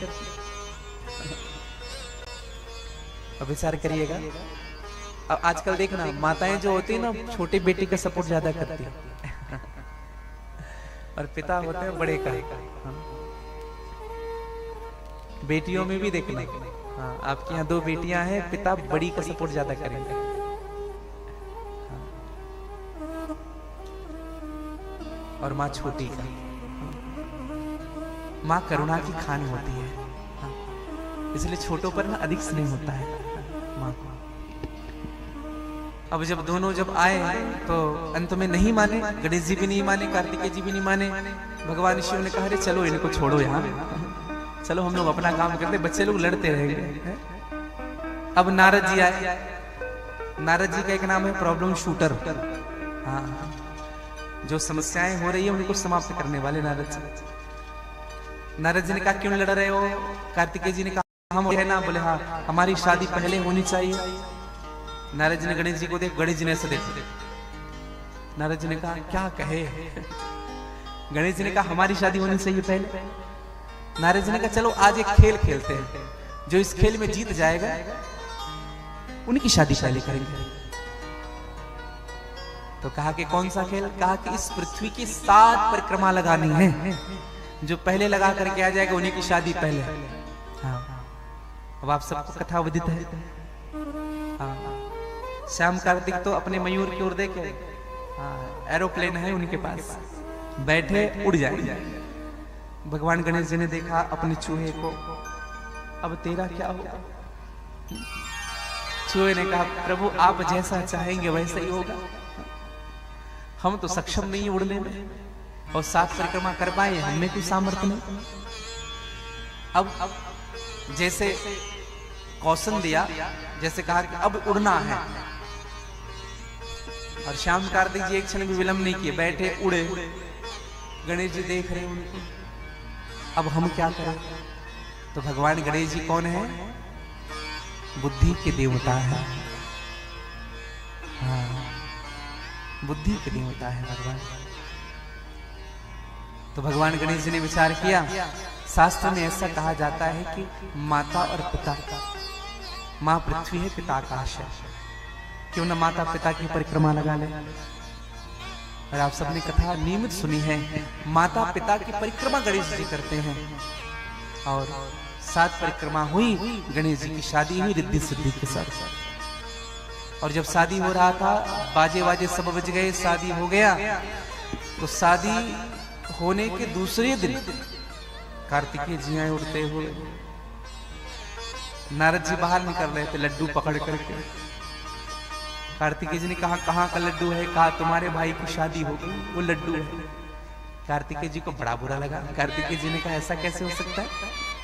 गए अंदर, पिताजी से सुन लो, पिताजी सच कहेंगे। भगवान शिव ने कहा, माँ पार्वती ने कहा कि हाँ बेटा गणेश का विवाह। उन्होंने हमारी 7 परिक्रमा की, पूरी पृथ्वी की परिक्रमा हो गई। और भैया कार्तिकेय जी को बड़ा बुरा लगा, कुछ कहा नहीं। हाँ। पुत्र का स्वभाव भी यही होना चाहिए। हाँ। कुछ नहीं कहा। बड़ों के सामने ना अधिक मुख खोलनी भी नहीं चाहिए, ध्यान रखिएगा। कभी कभी गलती अगर हमसे नहीं भी हुई है ना, अगर बड़ा हमको डांट रहा है तो भी सुन लेना चाहिए। हाँ। अब आप कहेंगे महाराज बड़े अगर डांट रहे हैं बिना गलती के, हम सुन रहे हैं तो ये तो गलत है ना। क्यों सुने? तो एक निवेदन करूं आप सबसे, अगर अपने से बड़ा कोई आपको डांट रहा है, आपकी भूल नहीं है, फिर भी आप सुन रहे हो, जब बड़े को पता चलेगा ना बाद में कि इनकी भूल नहीं थी, लेकिन फिर भी ये मुझे पलट करके जवाब नहीं दिया, तो फिर आपसे प्रेम ही नहीं करेगा, आपका सम्मान भी करने लगेगा वो। आप उनके नजर में और उठ जाओ। कार्तिकेय जी ने एक शब्द नहीं कहा, चले गए वहां से। कहां गए? सीधे क्रौंच पर्वत। और क्रौंच पर्वत में अपने माता पिता की विग्रह स्वरूप को रख करके कार्तिकेय जी पूजन करते हैं।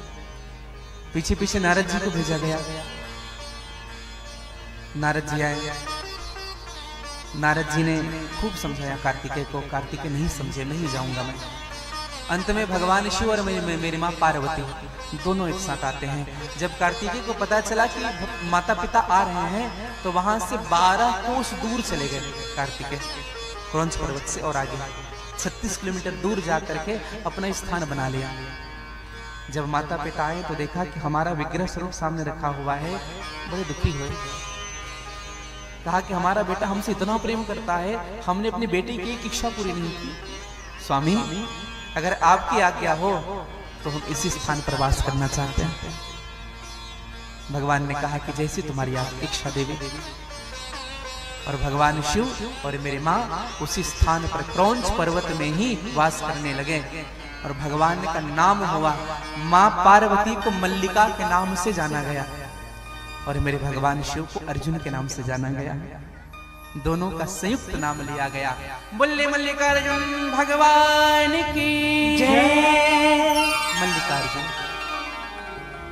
यही एक ऐसा शिवलिंग है भगवान शिव जी का, जहां आपको ज्योतिर्लिंग भी मिलेगी और उसी में शक्तिपीठ भी मिलेगी। मल्लिका शक्तिपीठ और अर्जुन भगवान शिव का नाम, दोनों का संयुक्त है। पूरे 12 ज्योतिर्लिंग में केवल यही स्थान ऐसा है जहां जिस लिंग में शक्तिपीठ भी निहित है। हाँ। जैसे आप लोग वैद्यनाथ जाते हैं तो वैद्यनाथ में क्या है? सामने मेरी मां शक्तिपीठ है और वैद्यनाथ जी गठबंधन करते हैं, जोड़ा लगाते हैं। कौन कौन वैद्यनाथ गए हैं? वैद्यनाथ जी का दर्शन। हाँ। आप लोग जरूर जाइएगा। हाँ। बोल बम, बोल बम का नारा है। हाँ। जरूर जाइएगा, तब से भगवान वास करने लगे। भगवान के इस 12 ज्योतिर्लिंग में भगवान का एक और ज्योतिर्लिंग है जिनका नाम है महाकालेश्वर। अच्छा, ज्योतिर्लिंग के विषय की कथा हमें पता थी? किस किस को पता है? शिव पुराण बहुत सुन रहे हैं, लेकिन भगवान का प्राकट्य ही नहीं है पता। एक निवेदन करूं, भगवान के महाकाल की चर्चा शिव पुराण के कोटि रुद्र संहिता के 16वें अध्याय की चर्चा में आपसे निवेदन करने जा रहा हूं। अवंतिका, अवंतिकाया विहितेवतारं मुक्ति प्रजानां च सज्जनानां अकाल मृत्यु परिपक्षणाय वंदे महाकाल सुरेश्वरा। ये अवंतिका है, अवंतिका नगरी। अवंतिका में वेदप्रिय नाम का एक ब्राह्मण हुआ। अवंतिका नगरी अर्थात उज्जैन नगरी। उज्जैन नगरी। उज्जैन नाम क्यों पड़ा बताया आपको? अभी हम लोग यात्रा में गए थे तो एक गाड़ी वाले से हमने पूछा, भैया यहाँ का नाम उज्जैन क्यों पड़ा? तो उसने कहा, महाराज जी यहाँ बहुत से स्थानों पे जैन मंदिर है। हाँ, जैन मंदिर है बहुत से स्थानों पे, और जैन तीर्थ भी माना गया है उज्जैन को। उज्जैन माँ का एक नाम है अवंतिका। तो मैं निवेदन करूं, वेदप्रिय नाम का जो ब्राह्मण था वह प्रतिदिन अग्नि स्थापन करके यज्ञ करता था। प्रतिदिन भगवान पार्थिव शिवलिंग की पूजन करता था। एक विशेष निवेदन आप सबसे यह भी करूं, आज विश्राम दिवस था अभिषेक का। जो भाग लिए थे अभिषेक में हमारे विद्वान आचार्यों के द्वारा, उनको हम व्यासपीठ से शुभकामनाएं देते हैं। और जिन जिन्होंने भी शिवलिंग बनाया भगवान शिव का और उनकी पूजन की, उन सबको मेरी शुभकामनाएं। पार्थिव लिंग प्रत्यक्ष भगवान शिव का ही स्वरूप होता है। पार्थिव लिंग किसे कहते हैं? स्वयं भगवान शिव का ही स्वरूप। जैसे पार्थिव शरीर होता है, समझिएगा, पार्थिव शरीर पुतला नहीं, पार्थिव शरीर। वैसे पार्थिव लिंग भगवान का प्रत्यक्ष लिंग है वो। और आज जो अभिषेक हुआ है रुद्राक्ष का,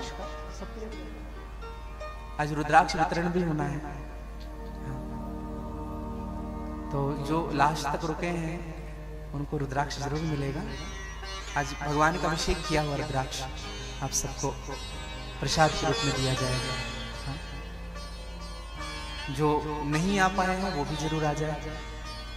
15 मिनट के बाद रुद्राक्ष वितरण होगा। थोड़ी अस्वस्थता बनी हुई थी, लेकिन भगवान शिव की कृपा के कारण चाहे तो जैसे निभा ले।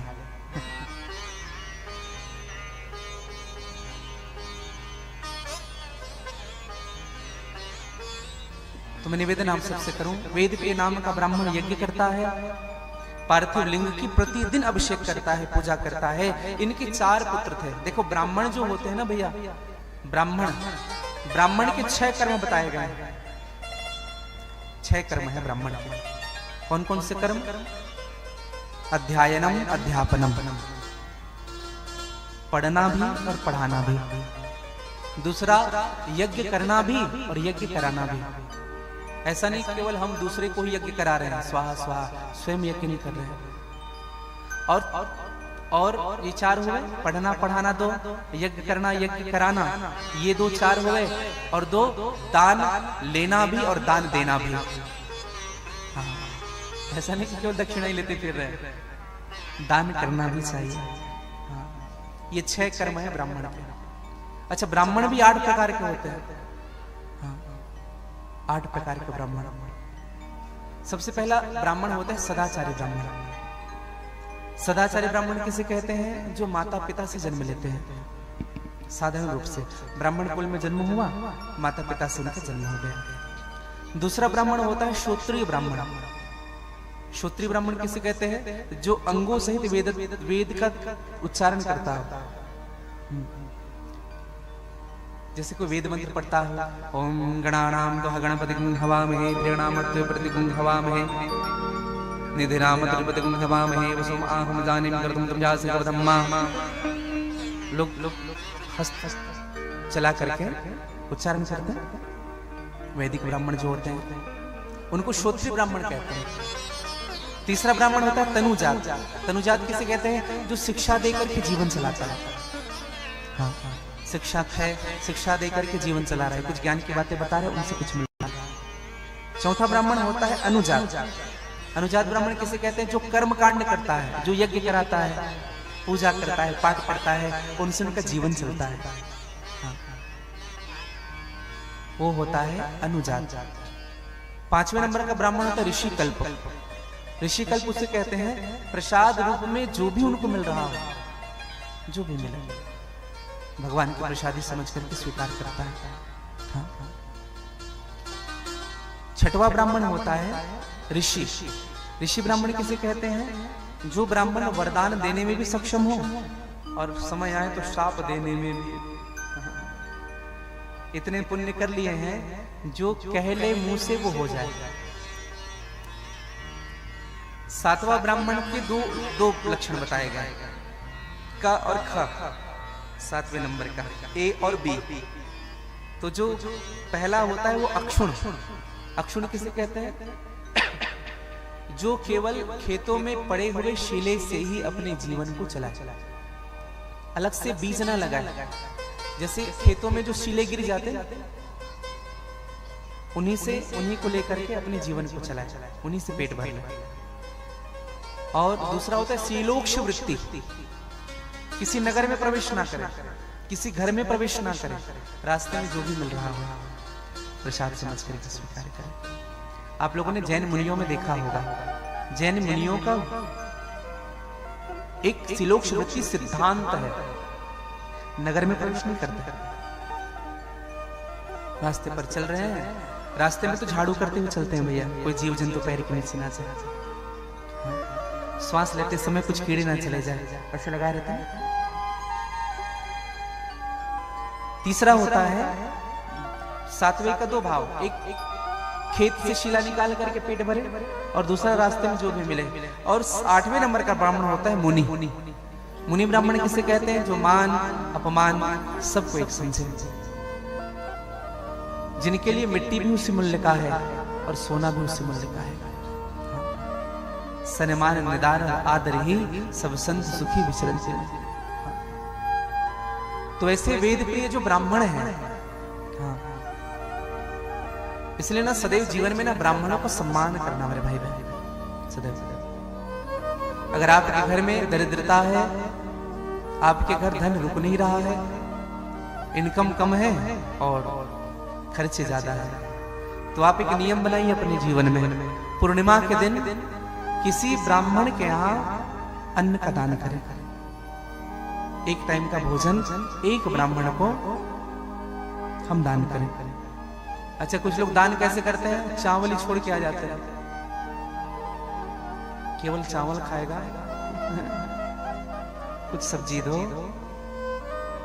शक्कर दीजिए, कुछ गुड़, कुछ एक टाइम का, वर्ष महीने में एक बार प्रयास करिएगा। और मैं तो ये भी निवेदन करूं, ऐसे तो प्रत्येक पूर्णिमा को सत्यनारायण की कथा होनी चाहिए। अगर ब्राह्मण देवता नहीं मिल रहे हैं तो अपने घर एक सत्यनारायण की पुस्तिका ला लीजिए, उनको पढ़िए और दक्षिणा भगवान में अर्पित करिए, और पूर्णिमा की सिर सीधा किसी ब्राह्मण का छोड़ करके आइए। लेकिन ब्राह्मण भी सुपात्र होना चाहिए, हाँ, वो आपके धन का दुरुपयोग ना करे।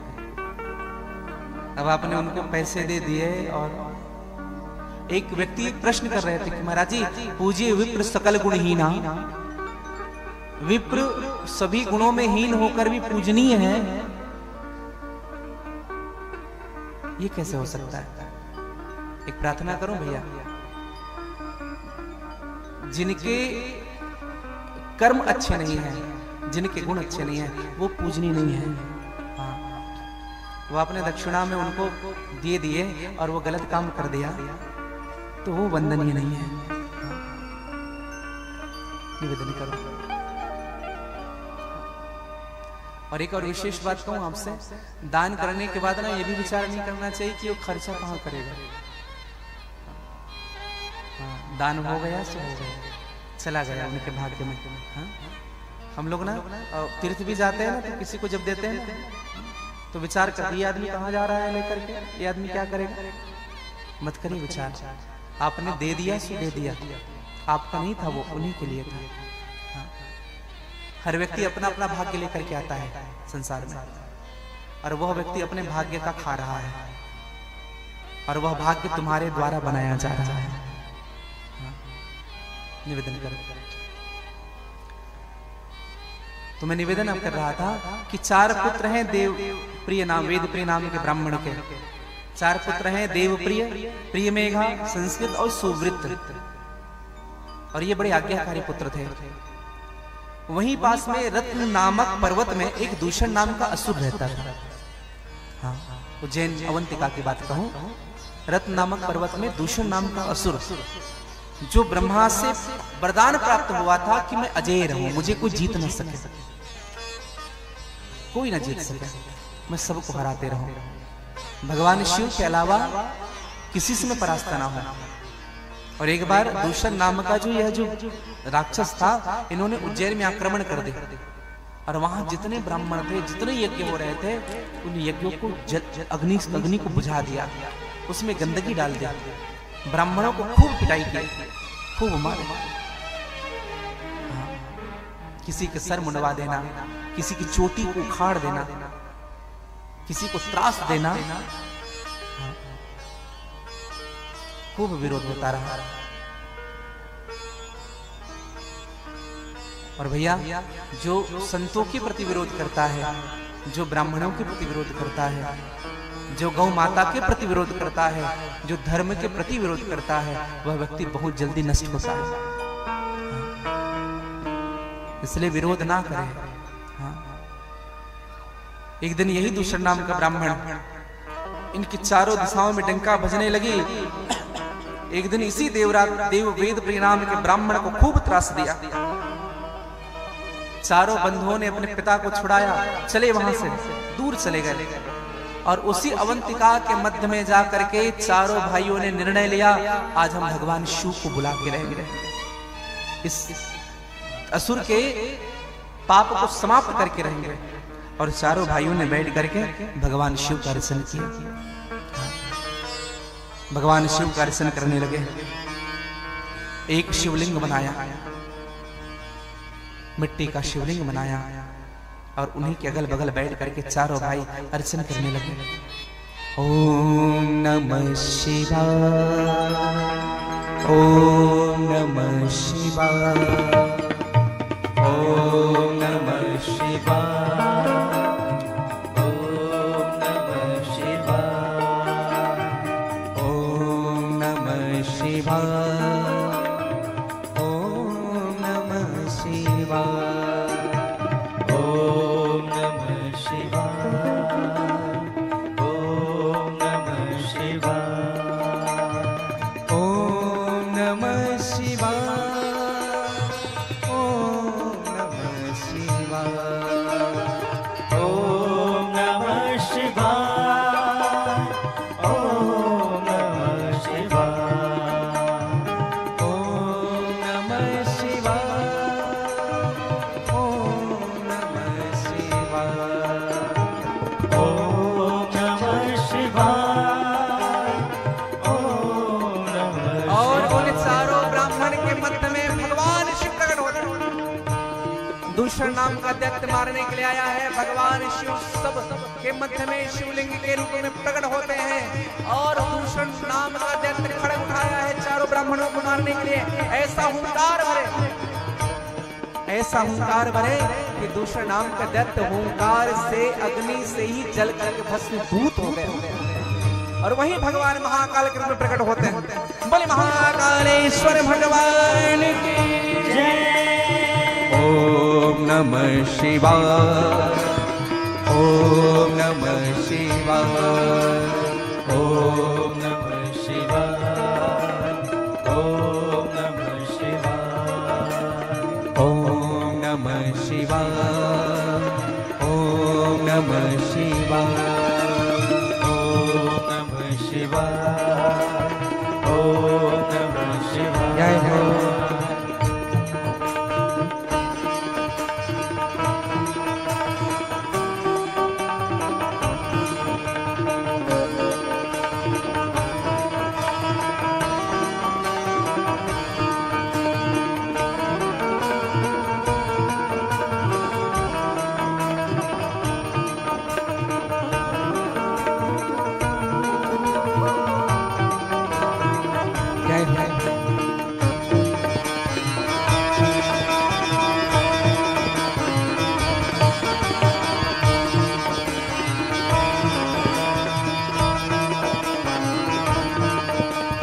ओम नमः शिवाय, ओम नमः शिवाय, ओम नमः शिवाय। जटाटवे गलज्जल प्रवाह पावितस्थले गलेवलं विलम्बिताम्बुजं जतुङ्गमालिका डमड्डमड्डमड्डमण्डिनादिवर्डमरवयं चकार चण्डताण्डव तनोतु नः शिवः शिवः। ओम नमः शिवाय, ओम नमः शिवाय, नमः शिवाय, ओम नमः शिवाय, ओम नमः शिवाय। जटाकटाह सम्भ्रमं भ्रमं निलिम्बनिर्झरे विलोलवीचिवल्लरे विराजमानमूर्धनि तगत् तगत् तगत् ज्वलल्ललाटपट् शौर्यचन्द्रशेखरे रतिप्रतिक्षणं मम। ओम नमः शिवाय, नमः शिवाय, ओम नमः शिवाय, ओम नमः शिवाय, ओम नमः शिवाय। राघवेन्द्र नंदनी विलास बंधु बंधुर तुरत गंध संसति प्रमोद मानि मानस कृपा कटाक्ष धोरिणी निरुद्ध दुर्धरापदि क्वचित् दिगंबरे वनो विनोद में तु वस्तु न। ओम नमः शिवाय, ओम नमः शिवाय, ओम नमः शिवाय, ओम नमः शिवाय, ओम नमः शिवाय, ओम नमः शिवाय, ओम नमः शिवाय। गाइए बड़े भाव से। ओम नमः शिवाय, ओम नमः शिवाय, ओम नमः शिवाय, ओम नमः शिवाय, ओम नमः शिवाय, ओम नमः शिवाय, ओम नमः शिवाय, ओम नमः शिवाय, ओम नमः शिवाय, ओम नमः शिवाय, ओम नमः शिवाय, ओम नमः शिवाय, ओम नमः शिवाय, ओम नमः शिवाय, ओम नमः शिवाय, ओम नमः शिवाय, ओम नमः शिवाय, ओम नमः शिवाय। ओम नमः शिवाय, ओम नमः शिवाय। जटाभुजंग पिंगल स्फुरत् फणि मणि प्रभार वदम मुक्तमद्रवार वलिप्त विप्ल धूमके। ओम नमः शिवाय, ओम नमः शिवाय, ओम नमः शिवाय, ओम नमः शिवाय। मदारि सिंधुर सुपुरत्तु गुत्तये मेदुरे मनो विनोदि मद्भुतं विदर्ग भूत वर्तरे। ओम नमः शिवाय, ओम नमः शिवाय, ओम नमः शिवाय, ओम नमः शिवाय। बोले महाकालेश्वर भगवान की, बोले वंदिकापुरी की, बोले आदि शक्ति जगदम्बे मैया की, बोले क्षिप्रा नदी की, बोले नंगलनाथ भगवान की।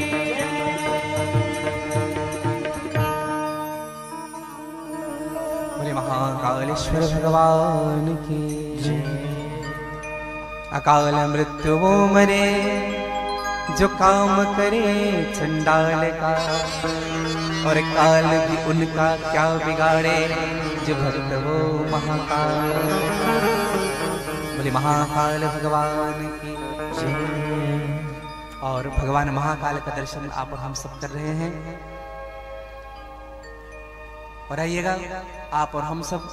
देखो महाकाल जी होरी भी खेलते हैं, है ना? किसके साथ होरी खेलते हैं? भस्म के साथ, रंग गुलाल के साथ नहीं, हाँ भस्म के साथ। तो आज भगवान कृष्ण के साथ तो खूब होरी हम खेले हैं। आइए आप और हम मिलकर के भगवान महाकाल के साथ भस्म की होली खेलें, फूलों की होली खेलें, और सभी आनंद और मस्ती के साथ गाइएगा।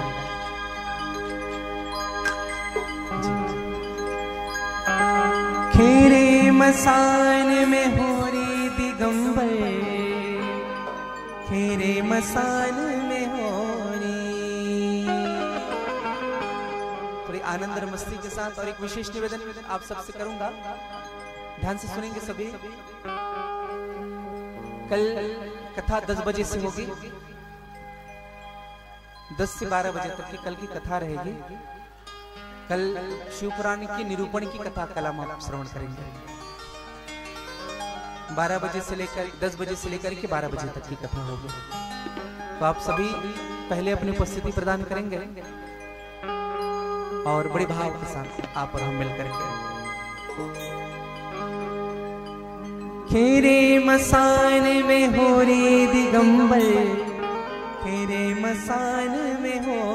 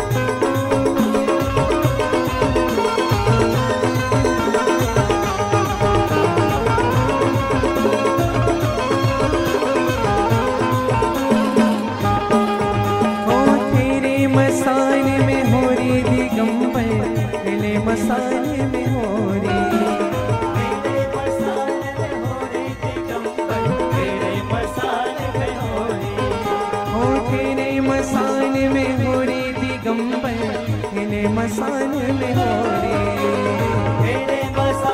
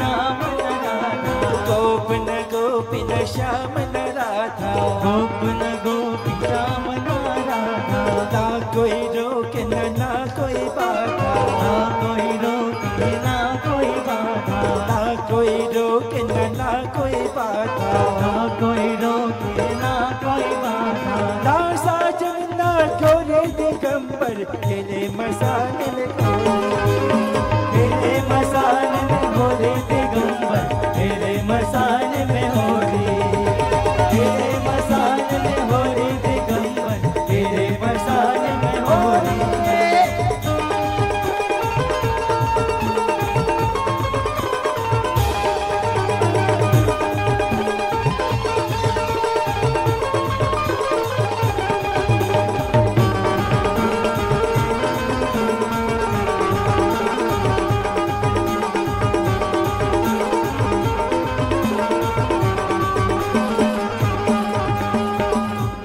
गावत डमरू धारी, नाचत गावत डमरू धारी, नाचत गावत डमरू धारी, नाचत गावत डमरू धारी, छोड़े सर्प करल पिचकारी, छोड़े सर्प करल पिचकारी, छोड़े सर्प करल पिचकारी, छोड़े सर्प करल पिचकारी, बेटे बेटे का बोले दिगंबर खेले मसाने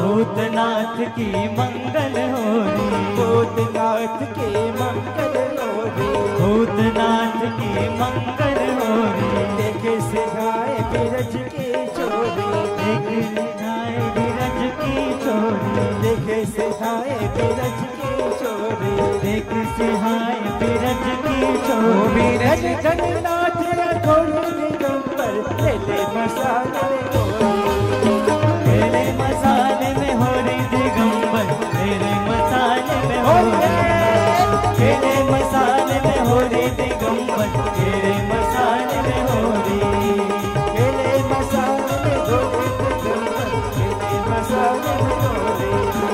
खेले मसाले में हो रे दिगंबर तेरे मसाले में हो रे, तेरे मसाले में हो रे दिगंबर तेरे मसाले में हो रे, खेले मसाले में हो रे दिगंबर तेरे मसाले में हो रे, तेरे मसाले में हो रे दिगंबर तेरे मसाले में हो रे।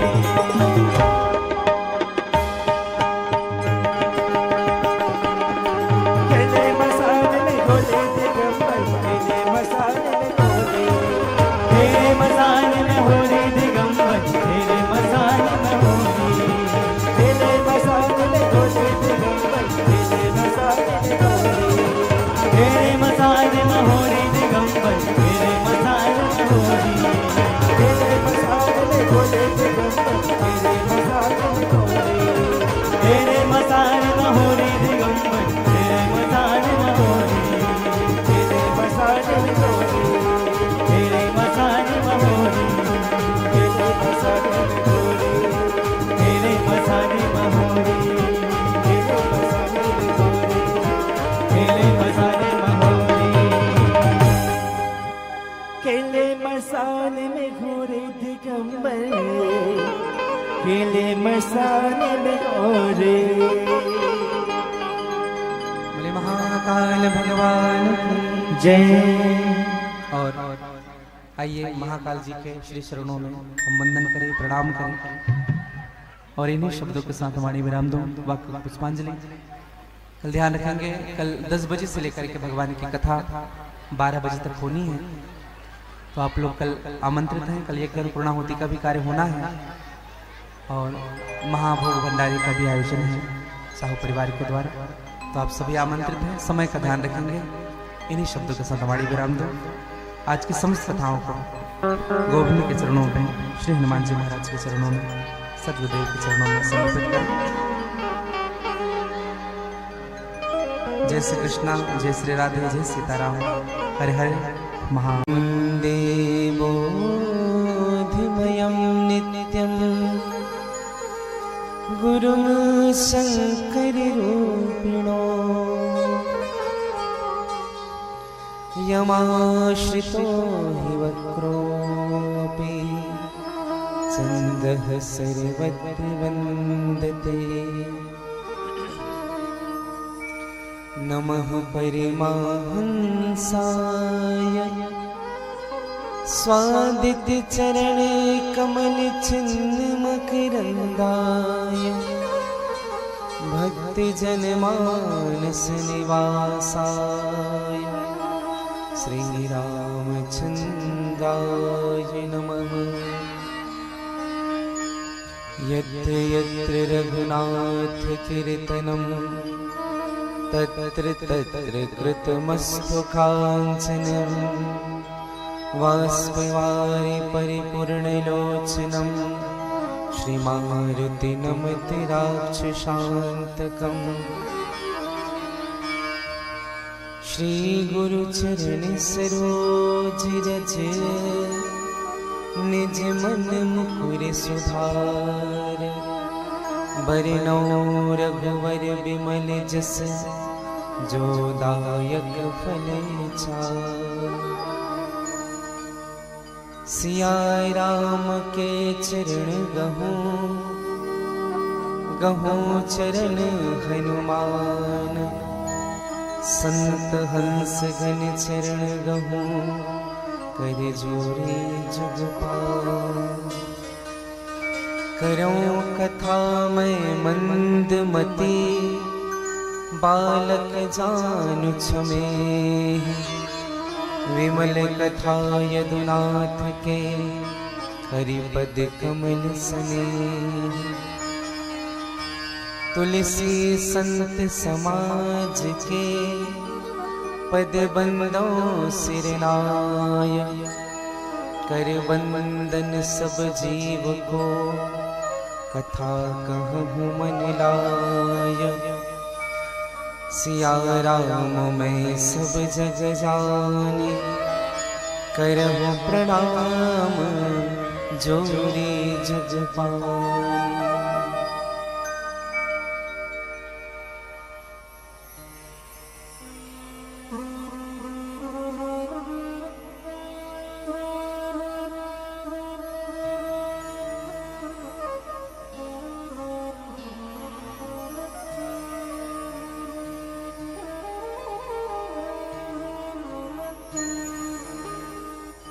दोनों हाथ जोड़ लीजिएगा, भगवान से प्रार्थना करें। हे ईश सब सुखी हो कोई न हो दुखारी, सब हो निरोग भगवन धन धान्य के भंडारी।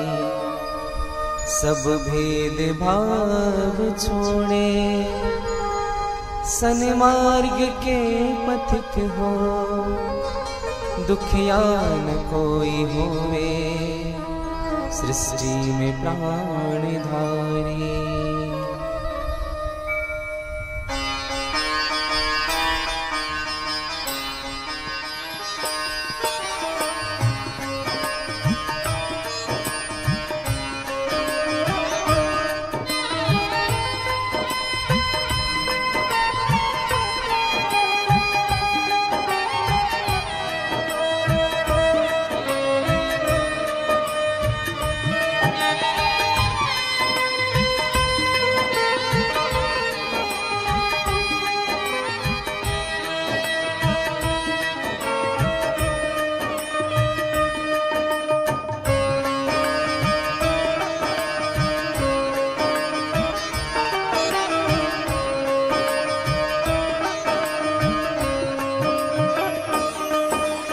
सुखी बसे संसार सब दुखिया रहे न को। यह अभिलाषा हम सबकी भगवन पूरी हो। विद्या बुद्धि तेज बल सबके भीतर हो। दूध पोत धन धान्य से वंचित रहे न कोई। शिवाय नमस्तुभ्यं श्री शिवाय नमस्तुभ्यं श्री शिवाय नमस्तुभ्यं श्री शिवाय नमस्तुभ्यं।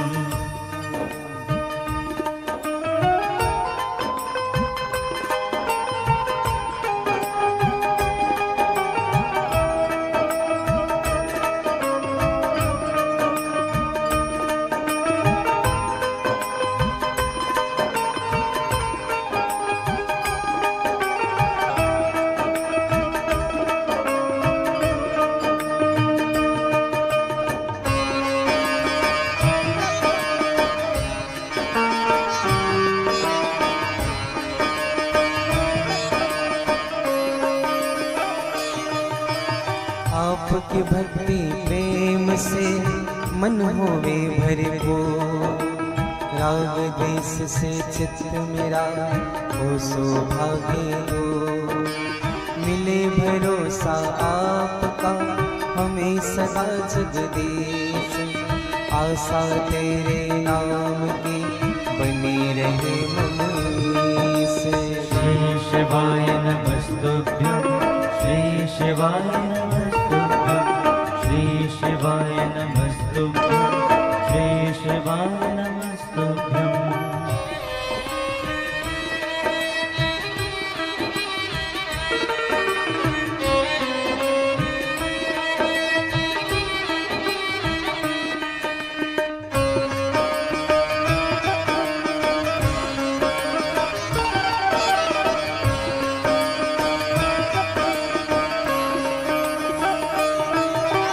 पाप से हमें बचाए करके दया दया।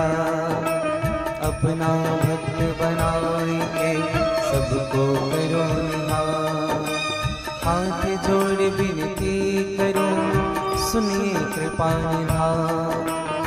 साधु संगत दीजिए दया धर्म का दान। साधु संगत दीजिए दया धर्म का दान। साधु संगत दीजिए दया धर्म का दान। जय जय श्री गिरिजारमण जय जय भूप किशोर। जय भक्तन सर्वस्व प्रभु जय गणपति चित चोर। जय भक्तन सर्वस्व प्रभु जय गणपति चित चोर। बोले विश्वनाथ भगवान की जय। श्री शिव महापुराण की जय। श्री राम कृष्ण देव की जय। श्री हनुमान जी महाराज की जय। जगत गुरु करपात्रे जी महाराज की जय। सद्गुरुदेव भगवान की जय। श्री राधे निकुंज धाम की जय। श्री रोहिणी गवधाम के जय।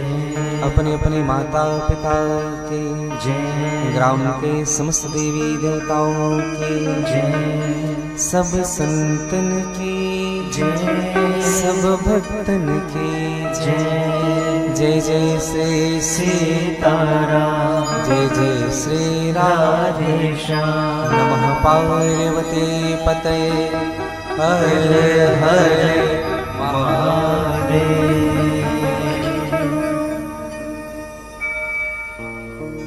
भगवान देवादिदेव अनंत अजन्मा सर्वव्यापक निर्गुण निराकार जगदाधार भक्त कल्पवांछा तरु फल प्रदान करने वाले जीव के जीवन में सुख की अनुभूति कराने वाले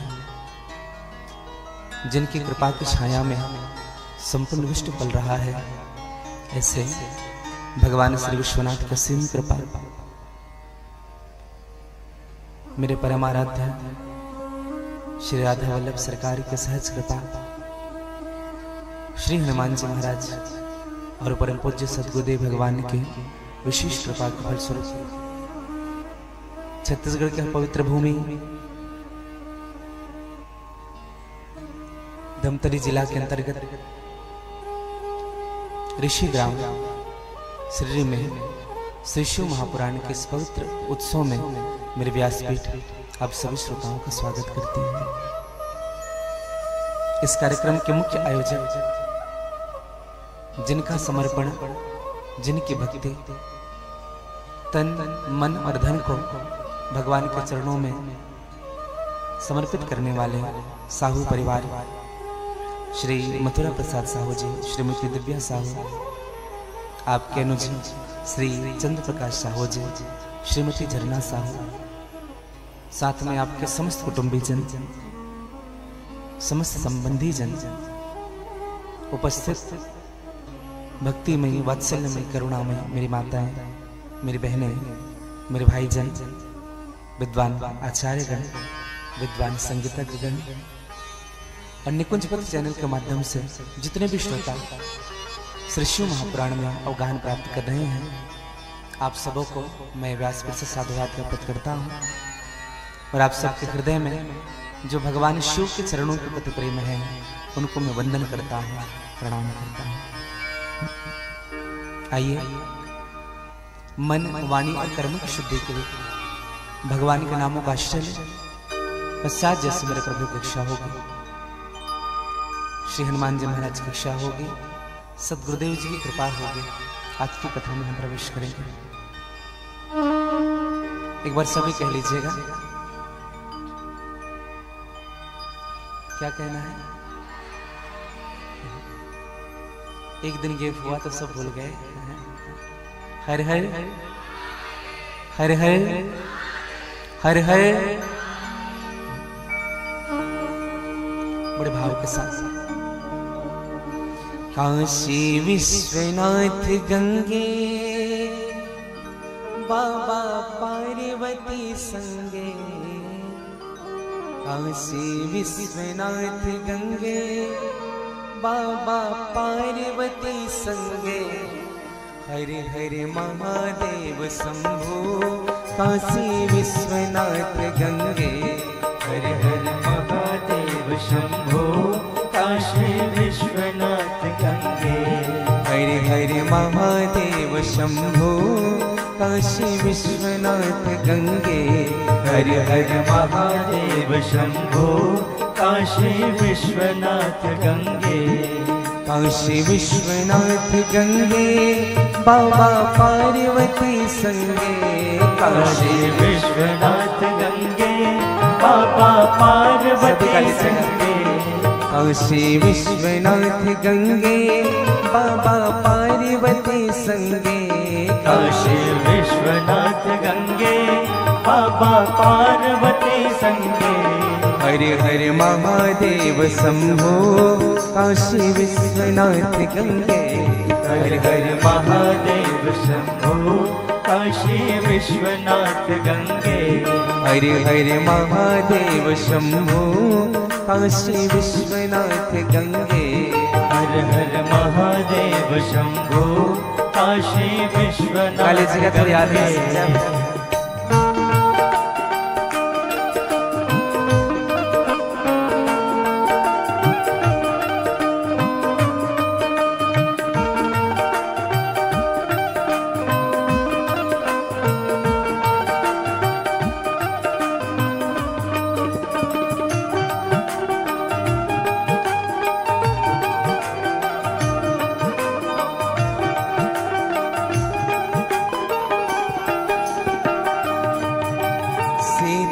मंद सुगंध पवन बहु, बैठे हैं शिव अविनाशी। शीतल मंद सुगंध पवन बहु, बैठे हैं शिव अविनाशी। शीतल मंद सुगंध पवन बहु, बैठे हैं शिव अविनाशी। शीतल मंद सुगंध पवन बहु, बैठे हैं शिव अविनाशी। हो करते गान गंधर्व सप्त स्वर राग रागिनी मधुरासी। करते गान गंधर्व सप्त स्वर राग रागिनी मधुराशी। हो करते गान गंधर्व सप्त स्वर राग रागिनी मधुरासी। करत गान गंधर्व सप्त स्वर राग रागिनी मधुराशी। काशी विश्वनाथ गंगे बाबा पार्वती संगे। काशी विश्वनाथ गंगे बाबा पार्वती संगे। काशी विश्वनाथ गंगे बाबा पार्वती संगे। काशी विश्वनाथ गंगे बाबा काली जगह थोड़ी आनंद से। संगे। हरि हरि महादेव शंभु काशी विश्वनाथ गंगे। हरि हरि महादेव शंभु काशी विश्वनाथ गंगे। हरि हरि महादेव शंभु काशी विश्वनाथ गंगे। हर हर महादेव शंभु काशी विश्वनाथ काली जगह थोड़ी आनंद से।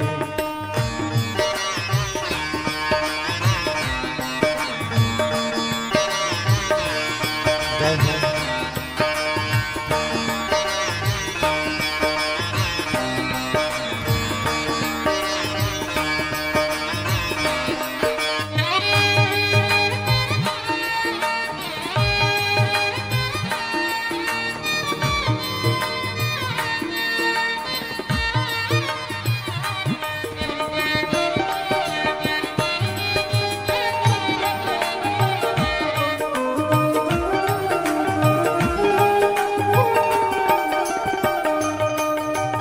महादेव का नाम निरंतर प्रेम सहित जो नर गासी।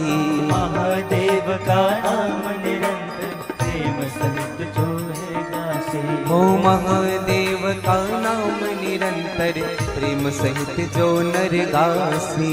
महादेव का नाम निरंतर प्रेम सहित जो नर गासी। हो दूर होए विपदा उस नर के जन्म जन्म शिव पद पासे। दूर होए विपदा उस नर की जन्म जन्म शिव पद पासे। हाँ दूर होए विपदा उस नर के जन्म जन्म शिव पद पासे।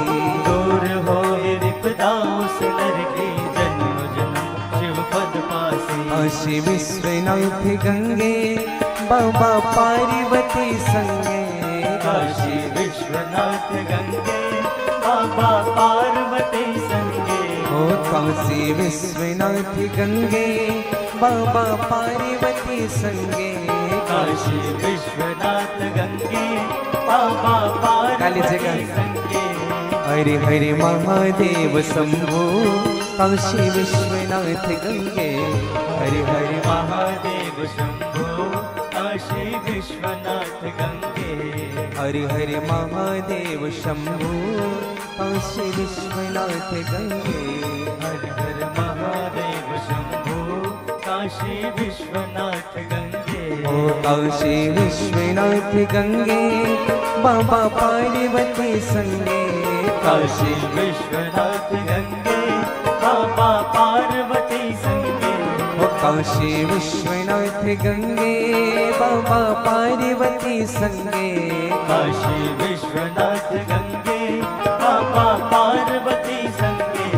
हरि हरि महादेव शंभु काशी विश्वनाथ गंगे।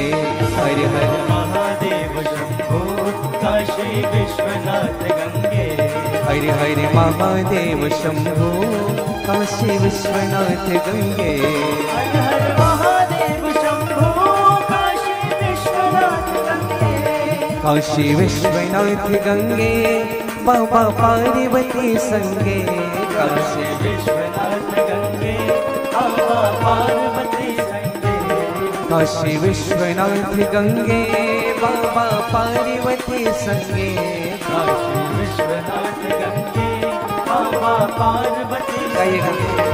हरि हरि महादेव शंभु काशी विश्वनाथ गंगे। हर हर महादेव शंभो काशी विश्वनाथ गंगे। हरि हरि महादेव शंभु काशी विश्वनाथ गंगे। हर हर महादेव शंभो काशी विश्वनाथ गंगे। ओम नमः शिवाय ओम नमः शिवाय ओम नमः शिवाय ओम नमः शिवाय ओम नमः शिवाय ओम नमः शिवाय ओम नमः शिवाय ओम नमः शिवाय ओम नमः शिवाय ओम नमः शिवाय ओम नमः शिवाय ओम नमः शिवाय ओम नमः शिवाय गाइए बड़े बाबा। ओम नमः शिवाय ओम नमः शिवाय ओम नमः शिवाय ओम नमः शिवाय ओम नमः शिवाय ओम नमः शिवाय ओम नमः शिवाय ओम नमः शिवाय ओम नमः शिवाय ओम नमः शिवाय ओम नमः शिवाय ओम नमः शिवाय। बोले विश्वनाथ भगवान की बोले अम्बे मैया की नमः पार्वती पतये हर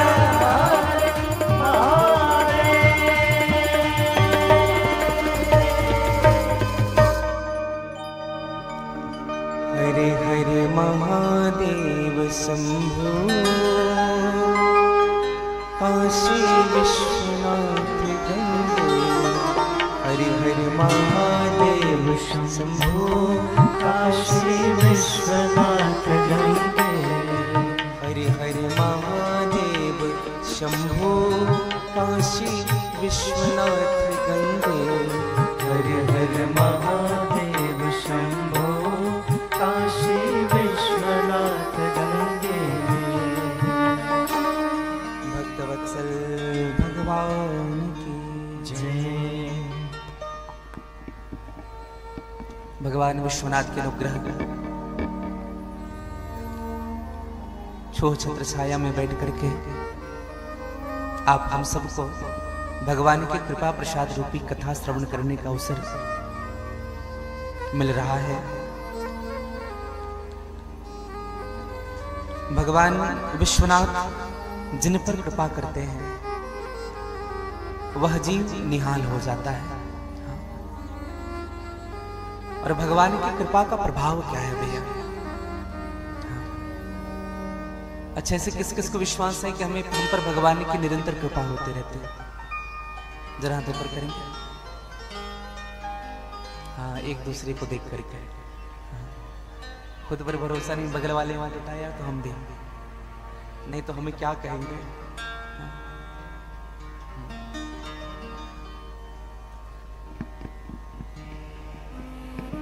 कृपा सब पर है, हम उनकी कृपा का अनुभव नहीं कर पा रहे हैं। भक्त के जीवन में भगवान की कृपा का अनुभव ही भगवान को प्राप्त करने का भाव होता है, समझिएगा। ऐसा कोई जीव नहीं है जिन पर मेरे भगवान विष्णु की कृपा ना हो, जिन पर मेरे गोविंद की कृपा ना हो, सब पर है। कभी कभी भगवान बहुत कुछ दे देता है, लेकिन फिर भी हम भगवान को उलाहने देते रहते हैं। और कभी छोटी सी वस्तु भी परमात्मा हमको दे देता है तो हम भगवान को धन्यवाद देते हैं। जो जीव भगवान को निरंतर धन्यवाद देता है, समझिएगा उन्होंने भगवान की कृपा का अनुभव किया है। नहीं तो बहुत कुछ मिलने के बाद भी ना मन में दरिद्रता भरी रहती है। हाँ, असंतोष भरा रहता है। हाँ, दरिद्रता का आशय क्या है? दरिद्रो यस्य असंतुष्टो। हाँ, जो असंतुष्ट है ना वही दरिद्र है। हाँ, जो संतुष्ट है वो दरिद्र नहीं है। दरिद्रता का मतलब गरीबी नहीं है मेरे भाई भाई। दरिद्रता का मतलब है सब कुछ होकर भी और पाने की चाह रखना। गरीब भले ही हो जाना, लेकिन दरिद्र नहीं होना जीवन में। दरिद्र व्यक्ति जीवन भर दुखी रहता है, और संतुष्ट व्यक्ति ना, गरीब व्यक्ति सुखी रहेगा। भागवत जी में सुदामा की कथा आती है। सुदामा को संतोषी ब्राह्मण माना गया। जब सुशीला ने सुदामा से कहा कि प्रभु एक बार द्वारिकाधीश के पास चले जाओ, जीवन भर की गरीबी मिट जाएगी, दरिद्रता मिट जाएगी। सुदामा ने सुशीला से कहा, सुशीला एक बात बता, हम और भगवान से मांगने जाएंगे, ये तो बता सुशीला, हमने भगवान को दिया ही क्या है, हमने उनके लिए किया ही क्या है कि हम उनके सामने हाथ फैलाएंगे जाकर। हाँ? आप और हम सब विचार कर इस बात को कि हम जितना भगवान से मांग रहे हैं, क्या उनका 10% भी भगवान को दिया है हमने? सच्चे दिल से कहिएगा, आप और हम जितना मांगते हैं और जितना मिला है, क्या दिया है उतना उनको? हाँ। मैं तो कहूं 10% छोड़ो, 1% भी अगर कोई दे दे तो बहुत बड़ी बात है। लेकिन फिर भी उनके सन्मुख को जाएंगे ना, भगवान ये दे देना, भगवान ये दे देना, अगरबत्ती जलाएंगे, जितना ज्यादा डरे हुए होंगे उतनी ज्यादा अगरबत्ती, उनके बाद अगरबत्ती जला करके जैसे निकलेंगे, सीढ़ी पर पहुंचेंगे, अरे ये तो मांगना भूल ही गए थे, फिर वापस आएंगे। कितना मांग है जीवन में। एक बात कहूं मैं आपसे, जो व्यक्ति जितना अधिक भगवान से मांगता है ना भैया, उनका प्रेम उतना ही अधिक कम होता है भगवान के प्रति। हाँ, मैं सत्य कह रहा हूं आपको। हाँ, अगर किसी को बुरा लग रहा हो तो क्षमा। हाँ, जो व्यक्ति जितना अधिक मांगता है उतनी अधिक प्रेम कम है, और वह उतना ही अधिक स्वार्थी भी होता है। हाँ, मिल गया तो बढ़िया है भगवान, नहीं मिला तो भगवान ही बदल देंगे। सत्य कहूं यही दशा है आजकल के। दुर्गा माँ से काम नहीं बन रहा है। एक परिवार है हमारे, हाँ, पहले साईं बाबा की पूजा करते थे, घर में साईं बाबा बिठा करके रखे थे। उसके बाद फिर किसी ने कहा तो साईं बाबा को विसर्जन किया, दुर्गा जी बिठाए। आजकल लड्डू गोपाल बिठा करके रखे। मतलब एक में कुछ चीज टिक नहीं रहा है, मतलब भरोसा है ही नहीं भगवान में। प्रार्थना करो मेरे भाई बहन, ऐसा मत करिएगा, एक ही साधना करिए जीवन में। एक जैसे इस चादर में कोई चादर है, उनके एक कोने को पकड़ोगे तो पूरा चादर हाथ में आ जाता है। एक को साधना करिए। कबीरदास जी ने बड़ी सुंदर बात कही, कबीरा कुंवर राम की पनिहारिन है अनेक, बर्तन सबके न्यारे हैं, पर पानी सब में एक। हम सब के बर्तन अलग अलग हैं। बर्तन का मतलब पात्र, और पात्र को कबीरदास जी ने पात्रता में संबोधित किया है। सब व्यक्ति का पात्रता अलग है। हाँ, कोई अधिक ज्ञान को पचा सकता है, कोई अधिक कर्मशील है, कोई अधिक ज्ञानवान है, कोई अधिक भक्ति करता है। सबकी पात्रता अलग है, इसलिए भगवान से मत मांगिएगा। जब भगवान नरसिंह ने प्रहलाद को जब दर्शन दिया, तो भगवान नरसिंह ने प्रहलाद से कहा कि प्रहलाद मांगो क्या चाहते हो, क्या चाहते हो मांगो, जो कहोगे वही मिलेगा प्रहलाद। हाँ, त्रिलोकी का सुख दे सकता हूं तुम्हें प्रहलाद। प्रहलाद ने हाथ जोड़ा और भगवान नरसिंह से कहा कि प्रभु ये मांग क्या होता है नाथ। प्रहलाद ने बड़ी सुंदर बात कही, आप लोग भी इस भाव को समझिएगा।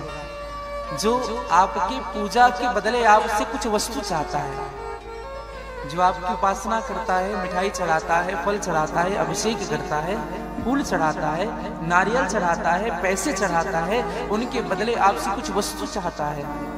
एक बात कहूं प्रभु, वो आपका भक्त नहीं, वह विशुद्ध व्यापारी है। वह केवल व्यापार करने बैठा है आपके सामने। मुझको ये दे दोगे तो मैं ये चढ़ा रहा हूं, मुझे ये देना, मैं ये चढ़ा रहा हूं, मुझे ये देना। ये व्यापारी की बात होती है भैया, भक्त की बात नहीं होती। प्रहलाद ने कहा प्रभु मुझे कुछ नहीं चाहिए। हाँ। अब कछु ना होना चाहिए मोरे, दीन दयाल अनुग्रह तोरे। हाँ। भगवान नरसिंह ने कहा कभी कभी पिता जब ज्यादा खुश हो जाता है ना तो बेटे को देना चाहता है। ऐसा नहीं कि बेटा नहीं मांग रहा है तो पिता को कुछ देना नहीं चाहिए, देना चाहिए। कभी खुश हो जाता है। तो प्रहलाद ने हाथ जोड़ करके एक ही वस्तु मांगी, और मैं आप सबसे भी यही कहूंगा, जब भी भगवान के सामने जाए, मंदिर जाए, बस यही मांगना, जय विधिनाथ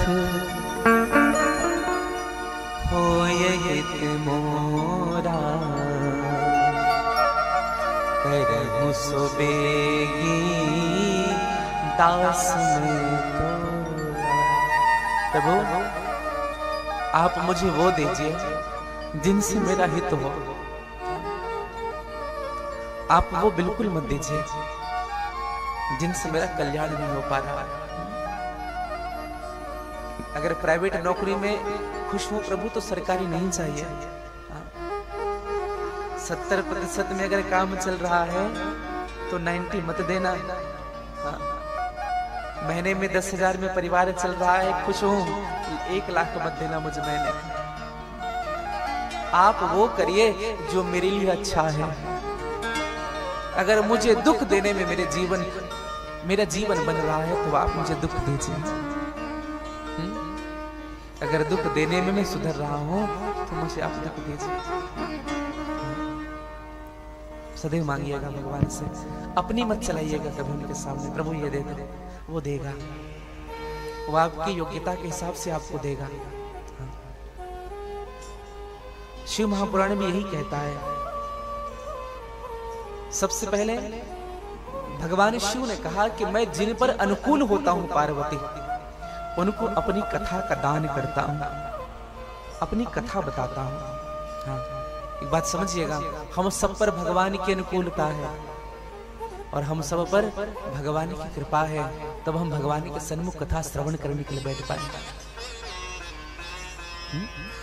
सो उमेश मोहि पर अनुकूला, सो उमेश मोहि पर अनुकूला, सो उमेश मोहि पर अनुकूला, सो उमेश मोहि पर अनुकूला, रही कथा मुदे मंगल मूला, रही कथा मुदे मंगल मूला, रही कथा मुदे मंगल मूला, रही कथा मुदे मंगल मूला, रही कथा मुदे, रही कथा मुदे, रही कथा मुदे मंगल मूला, मंगल मूलय मंगल दमनो, सेवक सदन स्वामी आगमनो, मंगल भवनय मंगल हारी, उमा सहित जहि जपत पुरारी, मंगल भवन मंगलहारी, द्रवो सुदशरथ अजर बिहारी। मंगल भगवान शिव का एक नाम है मंगल। हाँ। मंगलनाथ जी महाराज का नाम सुना होगा आपने? उज्जैन कभी गए होंगे? कौन कौन गए मंगलनाथ बाबा के दर्शन के लिए? उज्जैन तो सब गए, लेकिन मंगलनाथ जी का दर्शन। हाँ, अगर जीवन में अमंगल हो रहा है ना तो एक बार वहां जाकर के उनका दर्शन जरूर करिएगा। हाँ, हम लोग महाकाल के दर्शन करके सीधे वापस ट्रेन बैठे गए, महाकाल का दर्शन किया, क्षिप्रा नदी का स्नान किया, कायल भैरव गए, हो गया दर्शन। जब तीर्थ जाते हैं ना भैया, 2-4 दिन का समय निकाल के जाइएगा। बहुत ऐसे गुप्त स्थान होते हैं जहां का लाभ हमको नहीं मिल पाता है। हाँ। क्योंकि जहां जहां भगवान शिव की शक्ति, स्वयं भगवान शिव जहां विराजमान हुए, सबसे पहले अपने अभिन्न शक्तियों को स्थापित किया है आसपास में। हाँ। और ये भगवान सदाशिव कौन है? आज अश्वत्थ जी महाराज से प्रश्न किया कि महाराज एक बात बताइए, ये भगवान सदाशिव है कौन? ये क्या ब्रह्मा जी से बड़े हैं? ये क्या विष्णु से बड़े हैं? ये सदाशिव है कौन? एक निवेदन करें, सदाशिव की केवल आयु की गणना की गई है शिव महापुराण में। समझिएगा, 1000 बार ब्रह्मा जी के चतुर्युग बीत रहे हैं। 1000 बार जब चतुर्युग बीतता है, चतुर्युग कौन कौन से? सतयुग, त्रेता, द्वापर और कलयुग। कितने बार बीत गए? 1000 बार। जब 1000 बार ये चतुर्युग बीतता है, तब ब्रह्मा जी का एक दिन होता है। कितने दिन? एक दिन। 1000 बार चतुर्युग बीते तो ब्रह्मा जी का एक दिन। ऐसे ही ब्रह्मा जी के सप्ताह में 7 दिन है, महीने में 30 दिन है, साल में 365 दिन है, और ऐसे ही ब्रह्मा जी के एक साल में 100 साल की आयु है। ब्रह्मा जी 100 साल की आयु, एक दिन में 1000 बार चतुर्युग बीता तो एक दिन। ऐसे ब्रह्मा जी का आयु 100 साल की। अब थोड़ा आगे और बढ़े, ब्रह्मा जी की आयु जब 100 साल की होती है, तब विष्णु का एक दिन होता है। एक दिन। अब विचार करिएगा, अब वैसे ही विष्णु जी की भी आयु 100 साल की है। हाँ। अब जब विष्णु का 100 साल होता है, तब रुद्र का एक दिन होता है। समझिएगा, रुद्र का एक दिन। ब्रह्मा जी के 1000 बार चतुर्युग बीतता है, 1000 बार। ये तो केवल कलयुग चल रहा है। 1000 बार चतुर्युग बीतता है तो ब्रह्मा जी का एक दिन। वैसे ही ब्रह्मा जी की 100 साल की आयु, ब्रह्मा जी का 100 साल की आयु है, तो विष्णु जी का 100 साल में ब्रह्मा जी का एक दिन, विष्णु जी का। और जब विष्णु जी की 100 साल हो जाते हैं ना, तब रुद्र का एक दिन होता है। और रुद्र की भी आयु 100 साल की ही है। और जब रुद्र की आयु जब 100 साल की होती है, तब भगवान सदाशिव एक बार श्वास लेते हैं।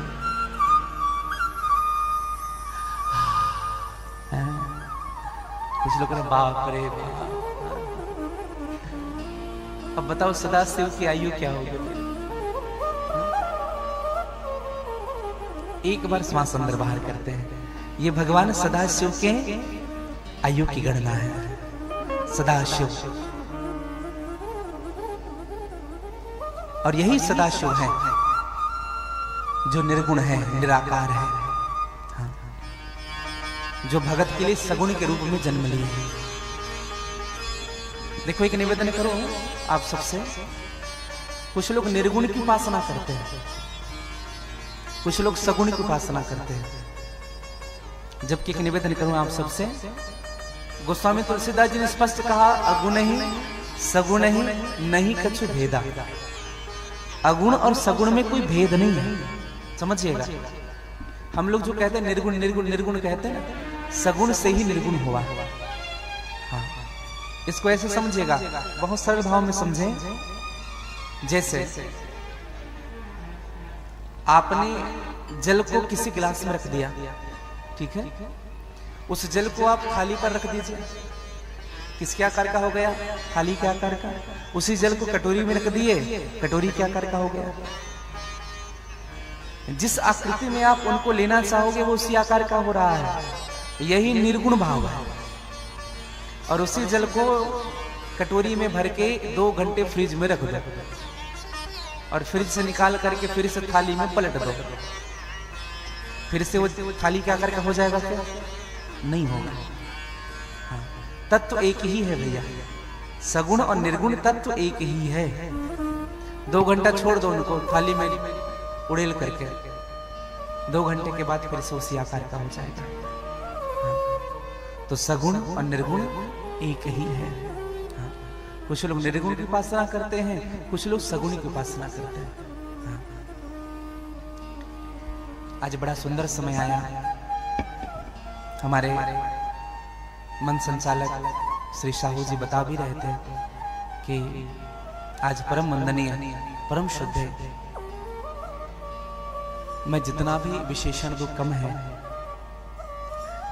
श्री साकेत वासी राजेश्वर सरस्वती जी का आज पुण्य तिथि है। मैं भगवान से प्रार्थना करूं, भगवान तो उनको परम पद प्राप्त करा ही दिए हैं, उनका आशीर्वाद हम सबको प्राप्त होता रहे।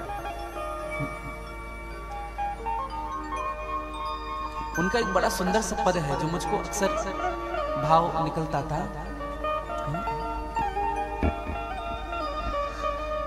बसी है जिनके आँखों में युगल सरकार की झांकी। तो बड़ा सुंदर भाव कहते थे। मैं बहुत छोटा था, लगभग 10th क्लास में था, जब धमधा के पास, हमारे क्षेत्र में धमधा है, वहाँ राजपुर एक गांव है। आप जब गंडई जाएंगे ना तो रास्ते में राजपुर गांव है। तो हम आ रहे थे गंडई से, जब वापस आ रहे थे तो हमें लगा पहली बार उनके दर्शन हुए थे और पहली बार हमने इस भाव को सुना था। हाँ, तब से उनके दासी बन गए थे। उनका सुंदर भाव, बसी है जिनकी आंखों में युगल सरकार की झांकी, न उनका मन लुभा सकती मलिन संसार के झांकी। है रज्जित रंग मेघों का वो दामिनी की दमक लज्जित, है जन राजेश के खातिर है ये उद्धार की झांकी।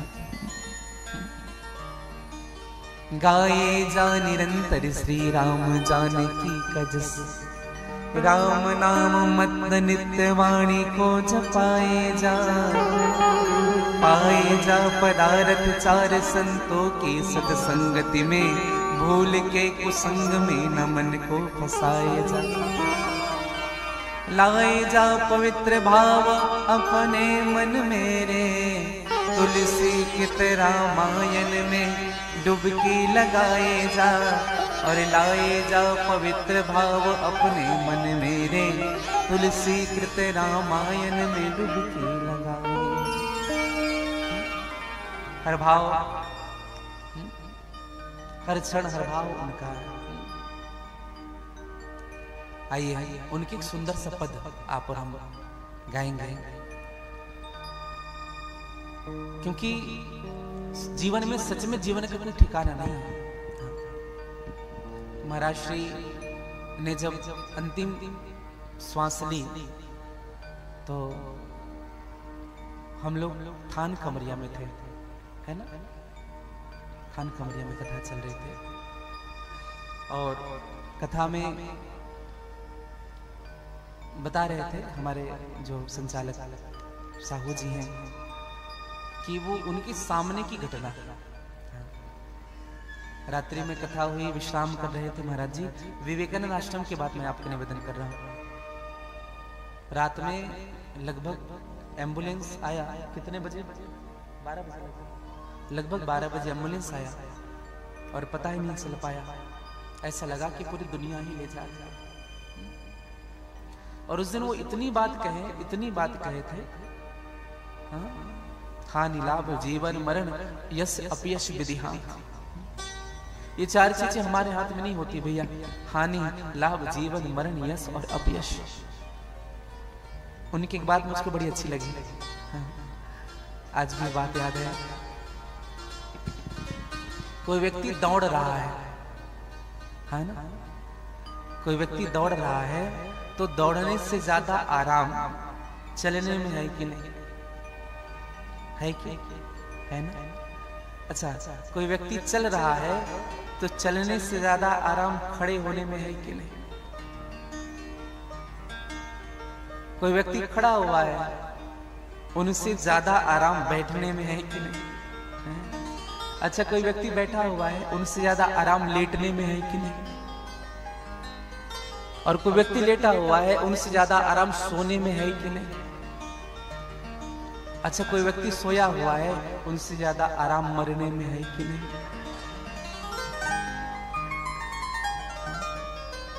बहुत सारी उन्होंने बातें कही थी उस दिन, वो बात कभी नहीं भुलाई जा सकती और उन संत को भी कभी नहीं भुलाया जा सकता।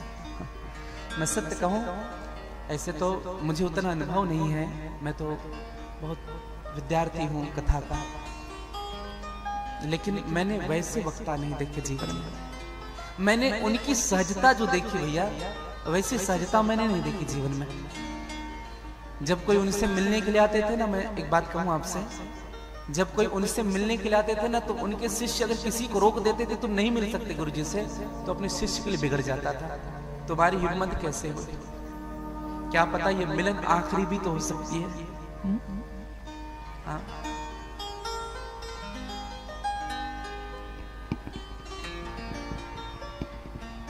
एक बड़ा सुंदर भाव गाया था।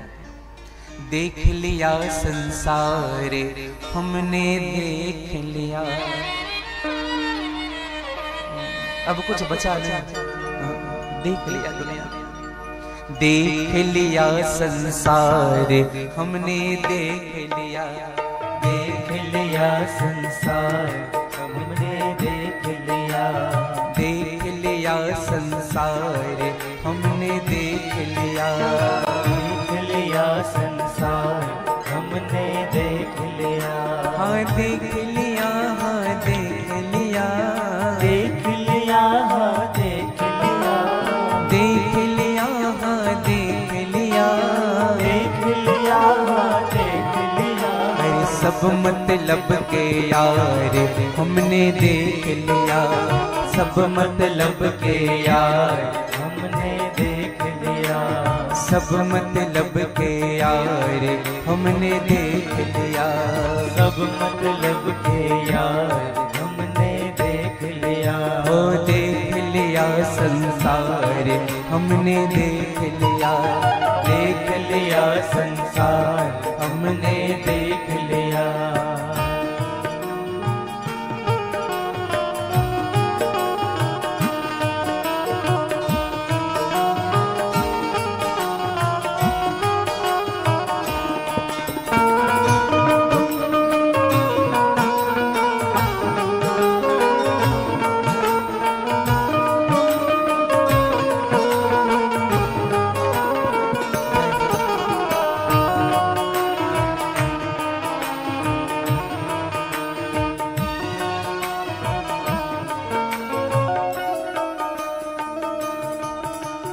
कहीं चोट लग जाए न तन को, कहीं चोट लग जाए न तन को, कहीं चोट लग जाए न तन को, कहीं चोट लग जाए न तन को।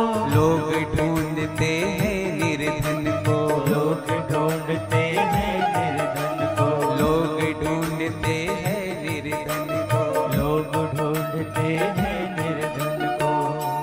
और उन्होंने बड़ी सुंदर बात कही, किसी व्यक्ति में प्रतिभा है ना, प्रतिभा उनका मूल्य नहीं होगा, जिनका प्रसार होगा ना उन्हीं का मूल्य होगा इस दुनिया में। प्रतिभा का कोई मोल नहीं है, प्रतिभा का कोई मोल नहीं है, प्रतिभा का कोई मोल नहीं है, प्रतिभा का कोई मोल नहीं है। सफल सिद्ध अनमोल वही है, सफल सिद्ध अनमोल वही है, सफल सिद्ध अनमोल वही है, सफल सिद्ध अनमोल वही है। अरे जिनका प्रबल प्रचार हमने देख लिया, जिनका प्रबल प्रचार हमने देख लिया, जिनका प्रबल प्रचार हमने देख लिया, जिनका प्रबल प्रचार हमने देख लिया। अरे देख लिया संसार हमने देख लिया, देख लिया संसार हमने देख लिया। और एक बात कहें आपको, उन्होंने बड़ी सुंदर बात कही, मुझे लगता है परम आदरणीय श्री महाराज जी ने ये बात दिल से कही होगी, क्योंकि खुद ही इतने सरल थे। उन्होंने कहा एक बात, सरल संत का मोल न आके, सरल संत का मोल न आके, सरल संत का मोल न आके, सरल संत का मोल ना के। अरे कुटिलों के दरवाजे झांके, कुटिलों के दरवाजे झांके। अरे कुटिलों के दरवाजे झांके, कुटिलों के दरवाजे झांके। सब स्वार्थ का संसार हमने देख लिया, स्वार्थ का संसार हमने देख लिया। देख लिया परिवार हमने देख लिया, देख लिया परिवार हमने देख गाली से बड़े भाव से।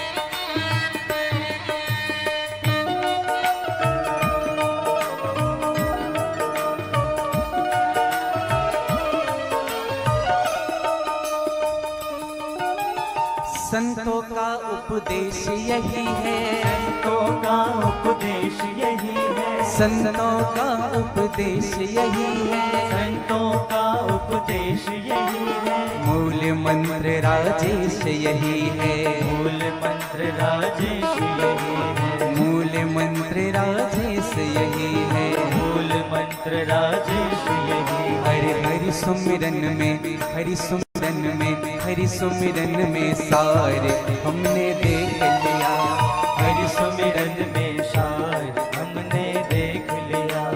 हरि सुमिरन में सारे हमने देख लिया, हरि सुमिरन में सार हमने देख लिया। हरि देख लिया संसार हमने देख लिया, देख लिया संसार हमने देख लिया। सब मतलब के यार हमने देख लिया, सब मतलब के यार हमने देख लिया।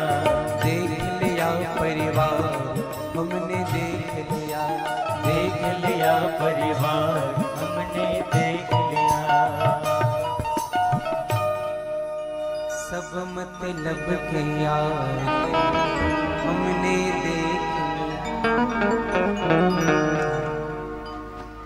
आज परमादरणीय श्री साकेतवासी राजेश्वर सरस्वती जी के श्री चरणों पर मैं व्यासपीठ से वंदन करूं, प्रणाम करूं।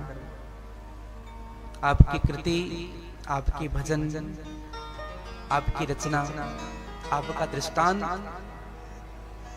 से कई वक्ताओं का घर चल रहा है। मैं उनके श्री चरणों पर वंदन करूं, प्रणाम करूं।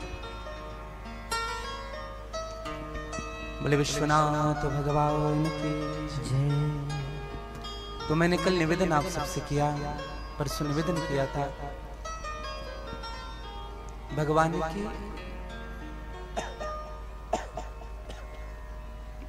चरित्रों में। भगवान के एक और सुंदर से चरित्र है। भगवान शिव के 5 पुत्रियों की चर्चा आती है, 6 पुत्र की चर्चा आती है। मैंने कल उस दिन आपसे निवेदन किया कि 6 पुत्र ही कार्तिकेय बने, कार्तिकेय के रूप में जाने जाते हैं। आज सूत जी महाराज से निवेदन किया कि महाराज ये 5 पुत्रियां कौन हुई भगवान शिव के, जिनको हम नहीं जानते। सबसे मूल भाव में अगर हम जाएं तो भगवान शिव की एक पुत्री हुई जो अद्भुत सुंदरी थी, जिनका नाम हुआ था अशोक सुंदरी। भगवान शिव जी की पुत्री हुई अशोक सुंदरी जी। और कल मैं उस दिन मैंने अपने निवेदन में किया परसों कि मां अन्नपूर्णा ने भगवान शिव को तृप्त किया। भगवान शिव का एक स्वरूप है अघोर स्वरूप, अघोर स्वरूप। जटाटवी गलज्जल प्रवाहि पावित स्थले गलेव लंबे लंबितांबुजंग तुंगमालिका। ये भगवान का अघोर स्वरूप है। अघोर स्वरूप का एक दर्शन कर यम यम यक्ष रूपम दस संवदनम भूमि कंपायमानम सम सम सम संघार मूर्ति सिर मुकुट जटा शेखरम चंद्रबिंबम दम दम दम दीर्घकाया विकृत नख मुखम चौर्धरेखम कपालम पम पम पम पापनासम प्रणत पुष्पतम भैरवं चंद्रपाल। अघोर स्वरूप भगवान का। भगवान ने अघोर स्वरूप का दर्शन कब कराया? एक निवेदन करें। जब राजा हिमांचल ने भगवान शिव के विवाह में स्वागत सभी बारातियों की तो भगवान शिव को पहले भोजन कराया। जब सबको भोजन परोसाना, जितने उनके भूत प्रेत पिशाच गण थे, तो सबने एक शर्त रखी, जब तक मालिक नहीं खाया तब तक हम कैसे खा सकते हैं, पहले हमारे प्रभु को भोजन कराएंगे। और भगवान शिव को अंदर बिठा करके भोजन कराया। हिमवान ने 56 प्रकार का व्यंजन बनाया, भगवान शिव को परोसा गया, अघोर शिव को, और वो भोजन करते गए करते गए करते गए। पहले एक परात में दिया था, पूड़ी, हलवा, तिखुर, सिंघाड़ा पूरे भरे हुए थे, और 5 मिनट में साफ। अब हिमवान ने विचार किया, अब क्या हो रहा है? हिमवान ने विचार किया, शायद ये हमारा दामाद परीक्षा ले रहा है हमारा। फिर भोजन कराया। 2 दिन बीत गए भोजन करते करते, केवल भोजन, जल भी नहीं पी रहे हैं। हिमवान ने जितनी खाद्य सामग्री थी ना, आटे, चावल, दाल, सबको बनवाया, सबको लाया। अब बनता भी नहीं था तो भी सामने उड़ेल देते थे, लोग खाओ, और उसको भी खा जाते थे भगवान। अघोरी जो होते हैं ना, आपने देखा होगा कभी, कुछ भी खा लेते हैं। हाँ, मुर्दे को भी। भगवान शिव जी तृप्त नहीं हो रहे हैं। दशा ऐसी हो गई भैया कि हिमवान की तो रसोई पूरी खाली हो गई, उनका भंडारण पूरा खाली हो गए, स्टोर रूम में कुछ नहीं है। अब तो हिमवान ने मन में विचार किया, अब क्या होगा? जब मैं दूल्हे को संतुष्ट नहीं कर पा रहा हूं तो बाराती को कैसे संतुष्ट करूंगा? तब पार्वती के पास गए, कहा कि बेटी, दामाद इतना खा रहा है कि अब हमारे पास कुछ नहीं उनको खिलाने के लिए, निंदा ना हो जाए, तनिक तुम जाकर के समझाओ। और मेरी मां पार्वती आई है, और मेरी मां पार्वती का एक नाम है अन्नपूर्णा।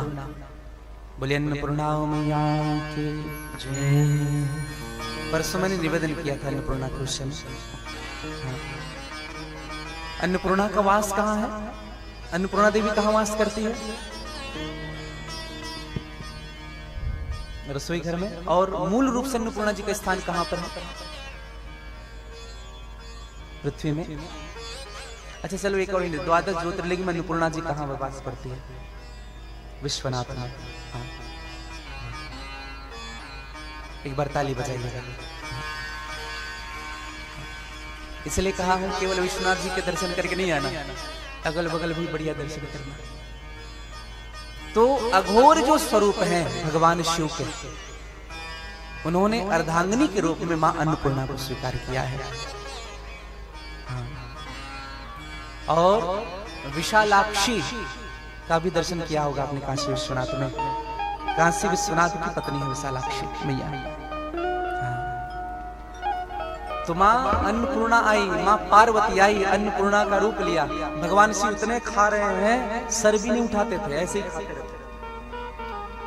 मेरी मां सामने आई, और 2 कपाल थे मनुष्य के, सर के 2 कपाल थे, एक में भभूति भरी और एक में खीर बना करके भरी। भगवान शिव को खीर अत्यधिक प्रिय है। खीर का भोग विशेष समय में भगवान शिव में लगाना चाहिए। सुरभि गाय के दूध से मेरी मां ने खीर बनाया, और भगवान शिव को जब सन्मुख ले जा करके रखी, तो जब कपाल में भरा हुआ जब भस्म देखा, भगवान शिव को समझते देरी नहीं लगी, ये मेरा भोजन कौन जानती है? सिवाय पार्वती के और कोई नहीं जानती। जब सर उठा करके देखा तो मेरी मां जगदम्बिके अन्नपूर्णा थी। भगवान शिव ने कहा कि तुमने अच्छा किया पार्वती, अच्छा किया अन्नपूर्णा, जो तुमने मुझे संतुष्ट कर दिया। और उस कपाल में जो भस्म थे, पूरे शरीर में मेरे प्रभु ने आलिंगन किया है, पूरे शरीर में लगाया। और मेरी मां पार्वती ने उसी पायस में, उसी खीर में बिल्व पत्र डाल करके भगवान शिव को भोग लगाया, और अपनी हाथों से एक ही निवाला खिलाया। एक निवाला, और एक निवाले खाते ही भगवान शिव जी तृप्त हो गए, जोर से डकार दिए। भगवान शिव एक निवाले में तृप्त हुए। आशय क्या? अन्नपूर्णा मैया से देवता भी तृप्त हो जाएंगे, भगवान शिव भी तृप्त हो जाएंगे। अब अन्नपूर्णा मैया पार्वती के रूप में आई, कहा प्रभु कृपा करो, हाँ पिता रो रहा है, बैठ करके बरातियों को क्या खिलाएंगे। भगवान अघोर ने कहा चिंता मत करो देवी, अपने पिता से जाकर के कहो एक बार भंडार को देखे। और जब भंडार को जाकर के देखा तो पहले से 10 गुना अधिक सामग्री भर चुकी थी। इसलिए विशेष निवेदन करूं, जहां जहां आपके भंडार गृह हैं वहां वहां मां अन्नपूर्णा का स्थान जरूर रखिएगा। हाँ। आपने फोटो देखा होगा, भिक्षा दे रही है भगवान शिव को अन्नपूर्णा जी, जरूर रखिएगा मेरे भाई बहन। मैं सत्य कहता हूँ, व्यासपीठ से कहता हूँ, आपका भंडार कभी खाली नहीं होगा, कभी सुना नहीं होगा। जब वास्तु पूजन होती है ना, तो माँ अन्नपूर्णा को भी स्थान दिया जाता है घर में। हाँ, अन्नपूर्णा का स्थान जरूर हो। बोले अन्नपूर्णा मैया की जय।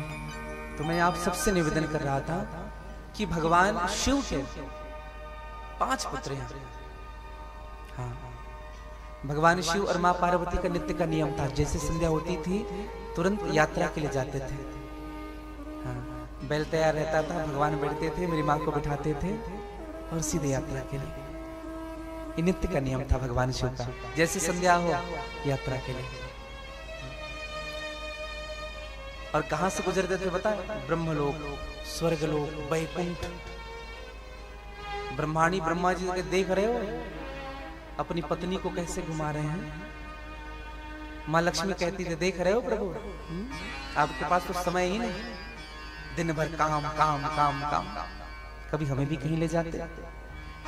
इंद्राणी इंद्र से कहती है ए एरावत सड़ता पड़ रहा है, धूल खाता पड़ रहा है, कभी सवारी हमें तो करा। बस युद्ध होता है तब बैठ कर निकलते।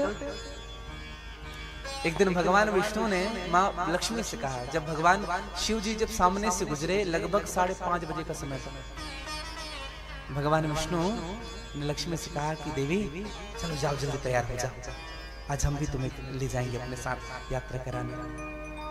तो माँ लक्ष्मी अंदर गई तैयार होने के लिए मेकअप रूम में। हाँ, और जब अंदर गई तैयार होने के लिए ना, तो 5:30 बजे गई, घुसी अंदर तैयार होने के लिए, 7 बजे बाहर निकली। हाँ।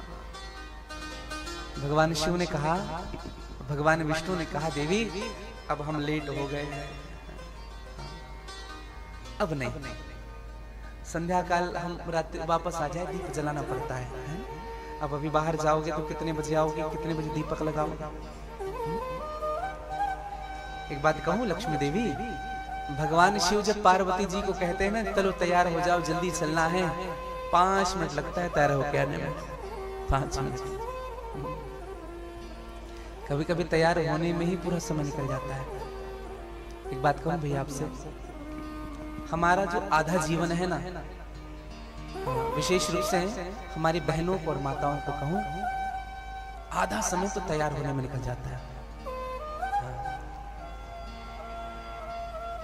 शादी में तो और देखने के लिए मिलता है, दूल्हा बेचारा गया है 2 घंटे से, क्या हुआ तैयार हो रहे महाराज।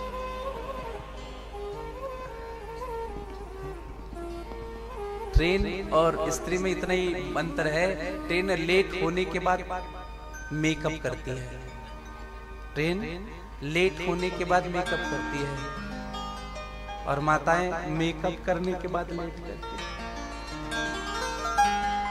कुछ ना कुछ बचा रहता है उनका।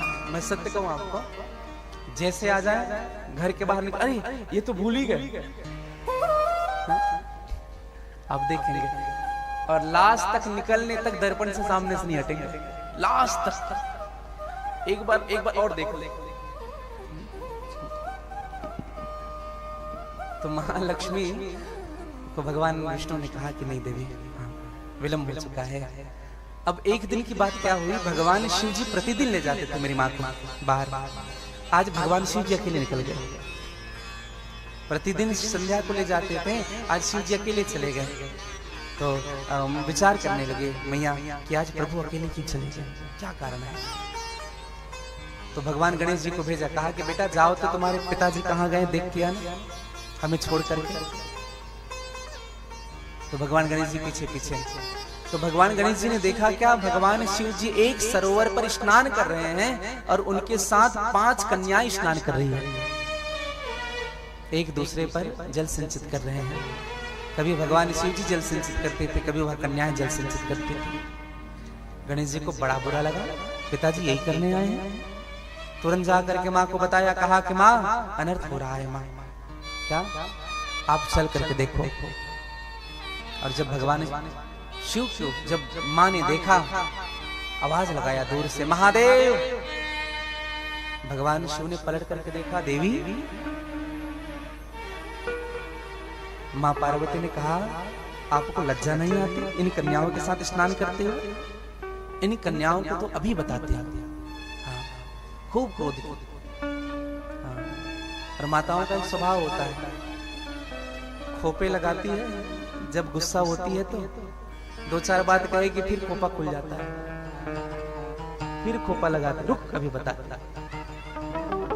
हमें लगता है कि इन सब का एनर्जी यही रहता है, पूरा ताकत खोपे में।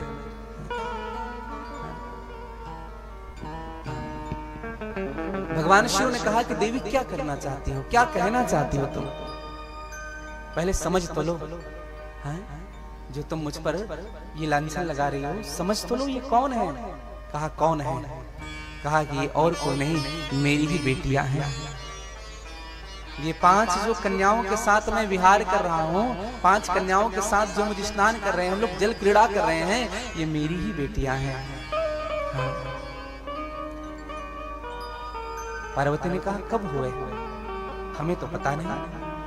कहा देवी एक बार मैं आपके साथ चौसर खेल रहा था, और चौसर खेल करके जब मेरे शरीर में पसीना आया, पसीने से भीग चुका था, फिर मैं गंगा स्नान करने के लिए आया, और जब गंगा जी में जब डुबकी लगाई तो मेरे शरीर से पसीने के 5 बूंद नीचे टपके, और यही पसीने के बूंद इस गंगा में प्रवाहित हो गए, और यही मेरी कन्याएं हैं, 5 कन्याएं।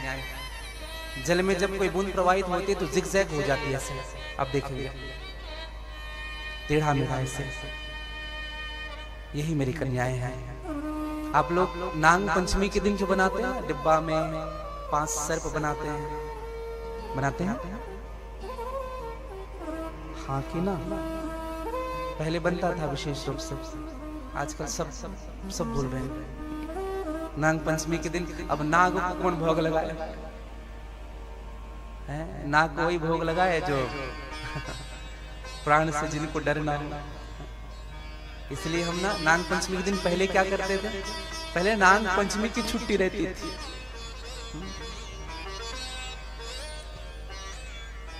पिछले साल एक बात मुझको याद आ रहा है, नाग पंचमी के दिन ही करवा चौथ पड़ा था।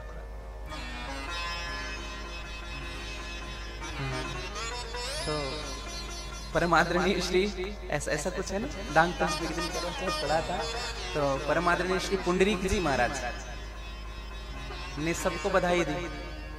उन्होंने बधाई क्या दी बताएं? जिन जिन के शादी नहीं हुए उनको करवा चौथ की बधाई, और जिनके शादी हो गए उनको नाग पंचमी की बधाई। तो नाग पंचमी आप देखेंगे सर्प लगा करके रखते हैं, और उनकी देखो यही है भगवान की पुत्रियां, जो 5 जो सर्प लगाते हैं ना, यही पुत्रियां हैं। भगवान शिव ने कहा कि पार्वती ये मुझसे और गंगा से उत्पन्न हुए हैं, गंगा और मुझसे। और भैया दशा ऐसी हुई कि माँ पार्वती की आंख से अश्रु बहने लगे। भगवान शिव ने कहा कि पार्वती क्यों रो रही हो, क्या हुआ? कहा स्वामी तुमने मुझे श्राप दिया था, मुझे वो बात याद है कि तुमसे संतान नहीं होंगे, लेकिन गंगा से मेरे 6 पुत्र और 5 पुत्रियां होगी। आज मैं समझ गई यही 5 पुत्रियां हैं जो गंगा से हुई है। जया, विशाला, शामली बारी, देव और दोतली। ऐसे 5 पुत्रियां हुई। और आज मां पार्वती ने कहा भी गंगा तुम धन्य हो और तुम्हारा जीवन धन्य है कि भगवान शिव और तुम्हारा नाम आज से जुड़ गया। हाँ, यह मैं वचन देती हूँ बहन, आज के बाद भगवान शिव का नाम तुम्हारे साथ लिया जाएगा। भगवान शिव का हर एक नाम है हर, और मैया को गंगे कहते हैं। तब से भगवान शिव को हर गंगे कहने लगे हैं। बोले गंगा मैया के हाँ भैया, हर गंगा हर गंगा।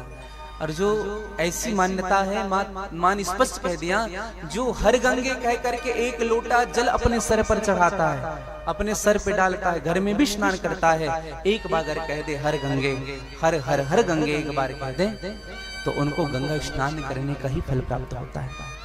हाँ, इसलिए एक बात सदैव ध्यान रखिएगा भैया, आप घर में भी स्नान करते हैं तो हर गंगे कहिए, आप तालाब में भी स्नान करने जाते हैं तो हर गंगे हर हर गंगे। हाँ, आपको गंगा स्नान का ही फल प्राप्त होगा। और गंगा मैया है क्या? सौभाग्यवती स्त्रियां गंगा से यही वरदान मांगती है कि मां हो गंगा मैया, हो गंगा मैया में जब तक से पानी रहे, मेरे सजना तेरी जिंदगानी रहे, जिंदगानी रहे मैया, ओ गंगा मैया, मैया, ओ गंगा मैया, मैया, हो गंगा मैया, मैया, हो गंगा मैया, ओ मैया, ओ गंगा मैया, मैया, ओ गंगा मैया, मैया, हो गंगा मैया, मैया, हो गंगा मैया, ओ गंगा मैया में जब तक से पानी रहे, मेरे सजना तेरी जिंदगानी रहे, जिंदगानी रहे मैया, ओ गंगा मैया, मैया, ओ गंगा मैया। गाली चलेगा। मैया, हो गंगा मैया, मैया, हो गंगा मैया,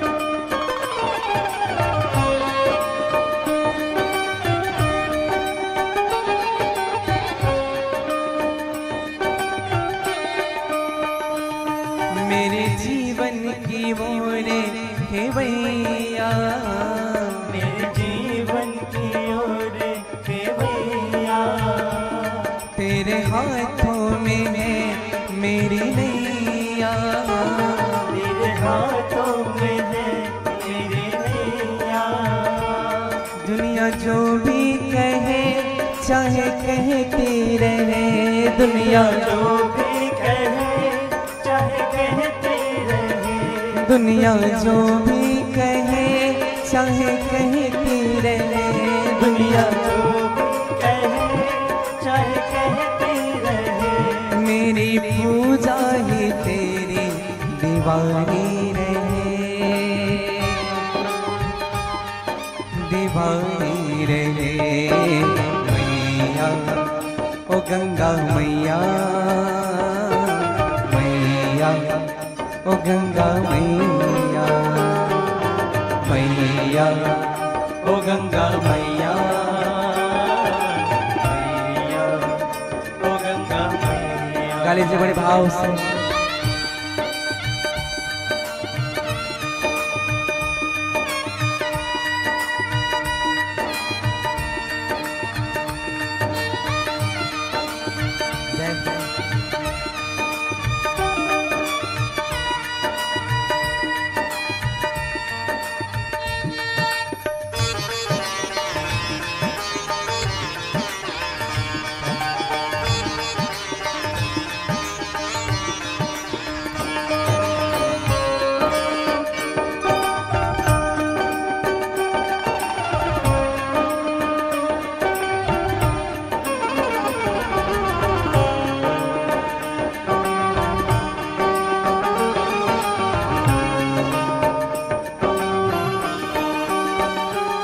सात फेरों के सात अग्नि के फेरे लगा कर, सात अग्नि के फेरे लगा कर, याद बीते दिनों की जला कर, याद बीते दिनों की जला कर, आई मैं तेरे द्वार लिए मन का संसार, आई मैं तेरे द्वार लिए मन का संसार, आई मैं तेरे द्वार लिए मन का संसार, आई आई मैं तेरे द्वार लिए मन का संसार, मेरे होठों में तेरी कहानी रहे,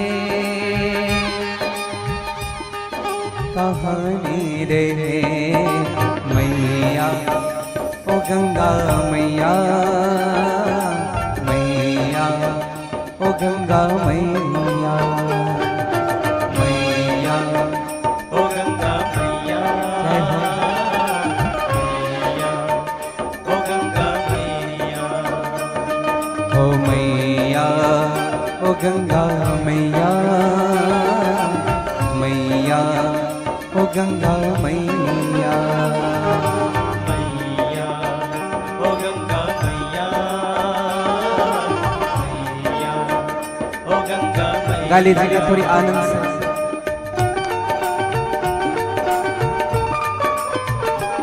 जय जय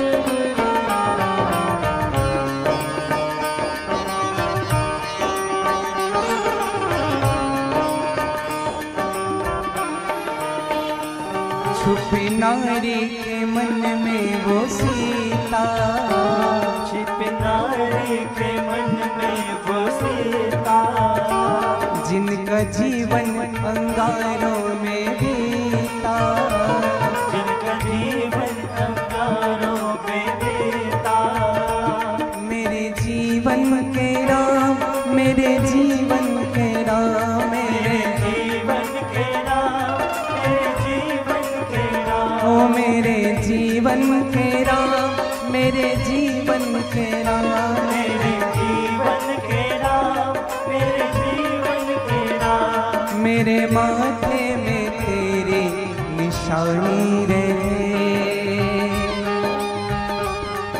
निशानी रहे मैया, ओ गंगा मैया, मैया ओ गंगा मैया, मैया ओ गंगा मैया, मैया ओ गंगा मैया। गा लीजिएगा। मैया ओ गंगा मैया, मैया ओ गंगा मैया, मैया ओ गंगा मैया, मैया ओ गंगा मैया। गाली जो हरे गंगे हरे हरे हरे गंगे, हरे गंगे हरे हरे हरे गंगे, गंगे हर हर हर गंगे, हर गंगे हर हर हर गंगे, हरे गंगे हरे हरे हरे गंगे, हरे गंगे हरे हरे हरे गंगे, गंगे हर हर हर गंगे, हर गंगे हर हर हर गंगे, ओ हरे गंगे हरे हरे हरे गंगे, हरे गंगे हरे हरे हरे गंगे, हर गंगे हर हर हर गंगे, हर गंगे हर हर हर गंगे, हरे गंगे हरे हरे हरे गंगे, हरे गंगे हरे हरे हरे गंगे, हर गंगे हर हर हर गंगे, हर गंगे गाली से बड़ भाव हरे गंगे हरे हरे हरे गंगे, हरे गंगे हरे हरे हरे गंगे, हरे गंगे हरे हरे हरे गंगे, हरे गंगे हरे हरे हरे गंगे। एक बार जो हर गंगे कहता है उनको एक बार गंगा स्नान करने का फल मिलता है। आइए 2 मिनट के मेरे साथ। हरे गंगे हरे हरे हरे गंगे, हरे गंगे हरे हरे हरे गंगे, गंगे हरे हरे हरे गंगे हरे गंगे हरे हरे हरे गंगे हरे गंगे हरे हरे हरे गंगे हरे गंगे हरे हरे हरे हरे गंगे हरे हरे हरे गंगे हरे गंगे हरे हरे हरे।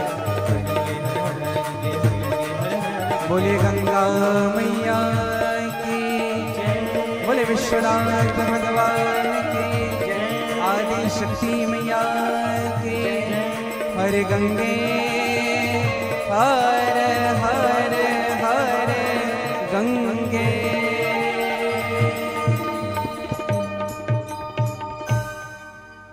बोले गंगा मैया की जय।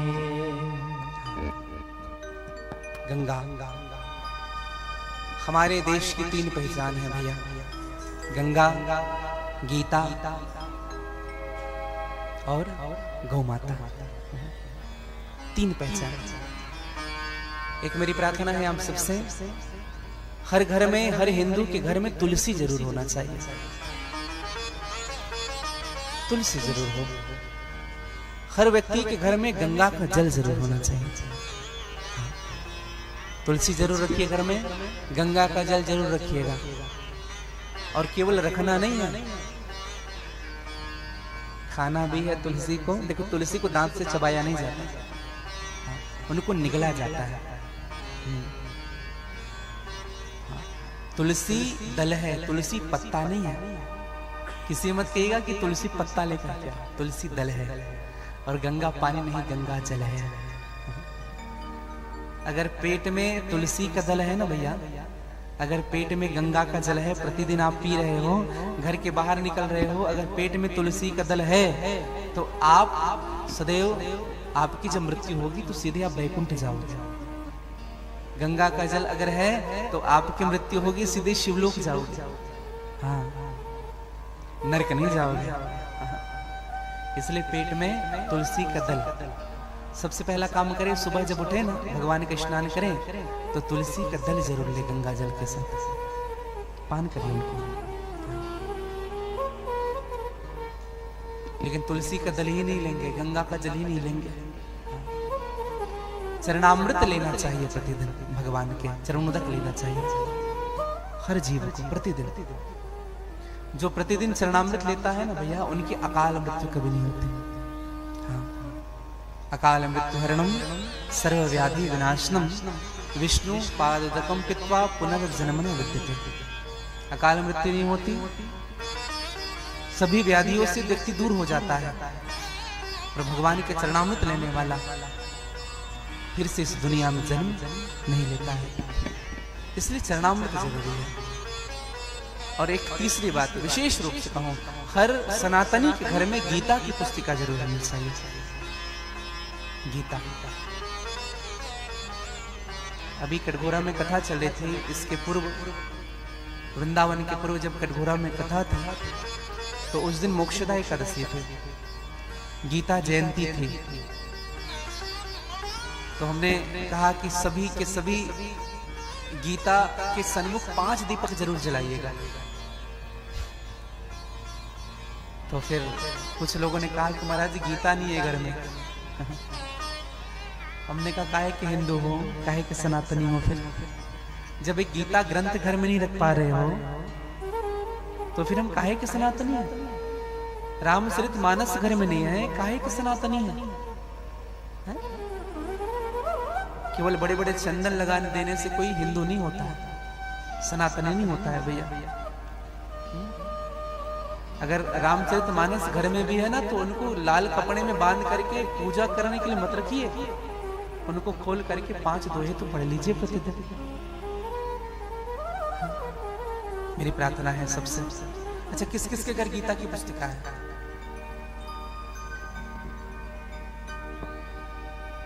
और बाकी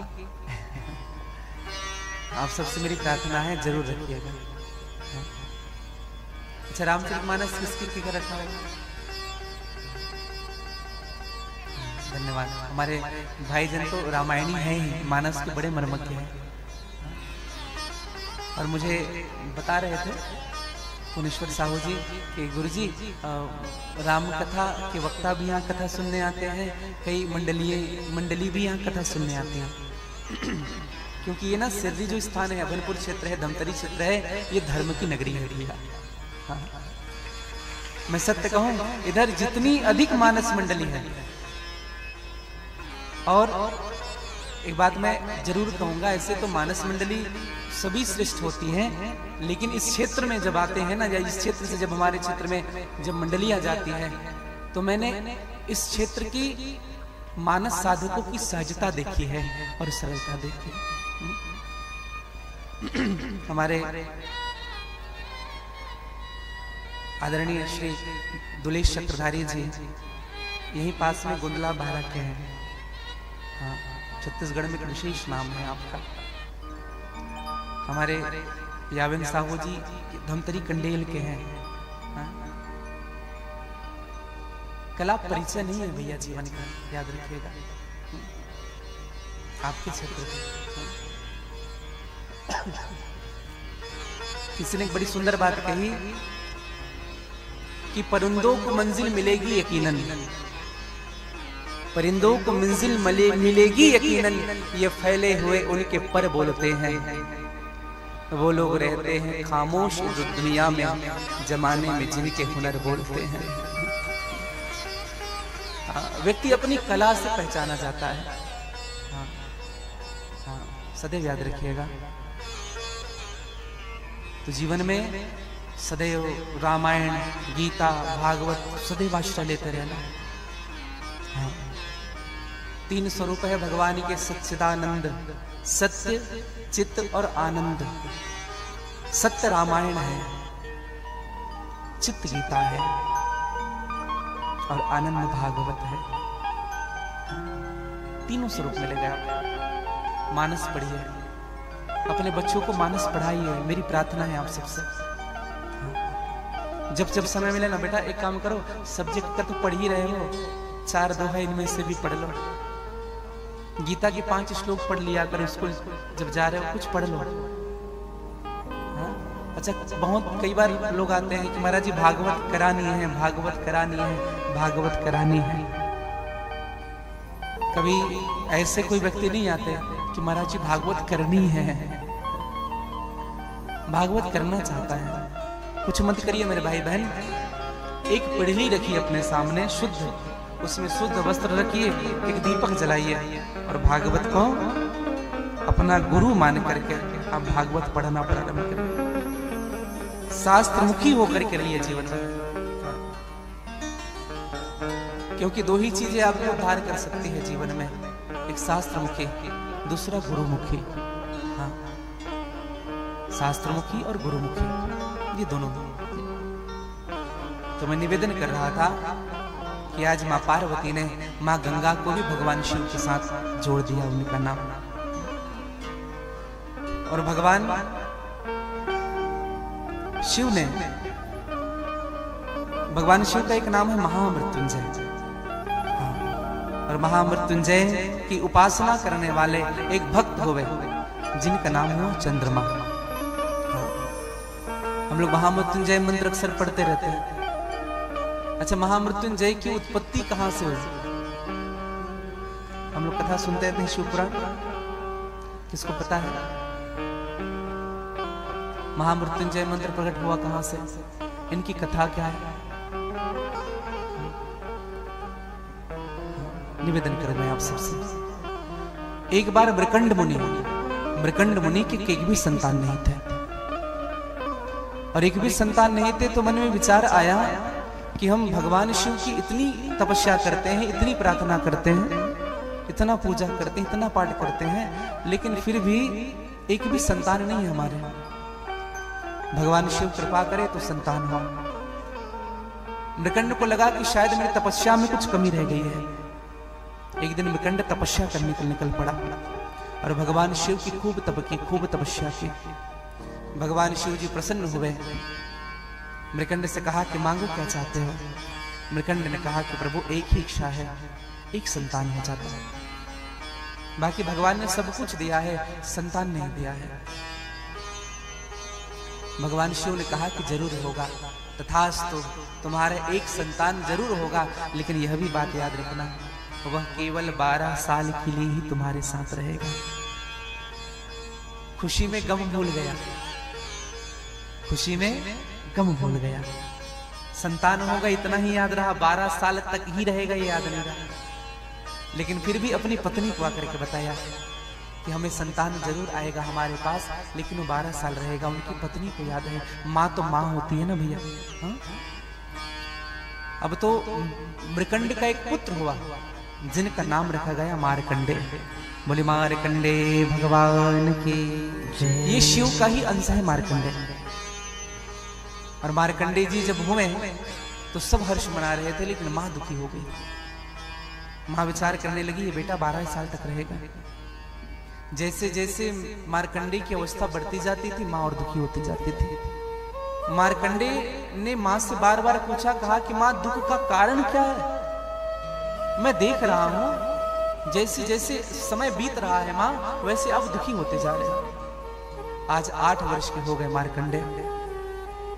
माँ ने मन में विचार किया, मेरा बेटा 4 साल तक ही मेरे साथ रहेगा।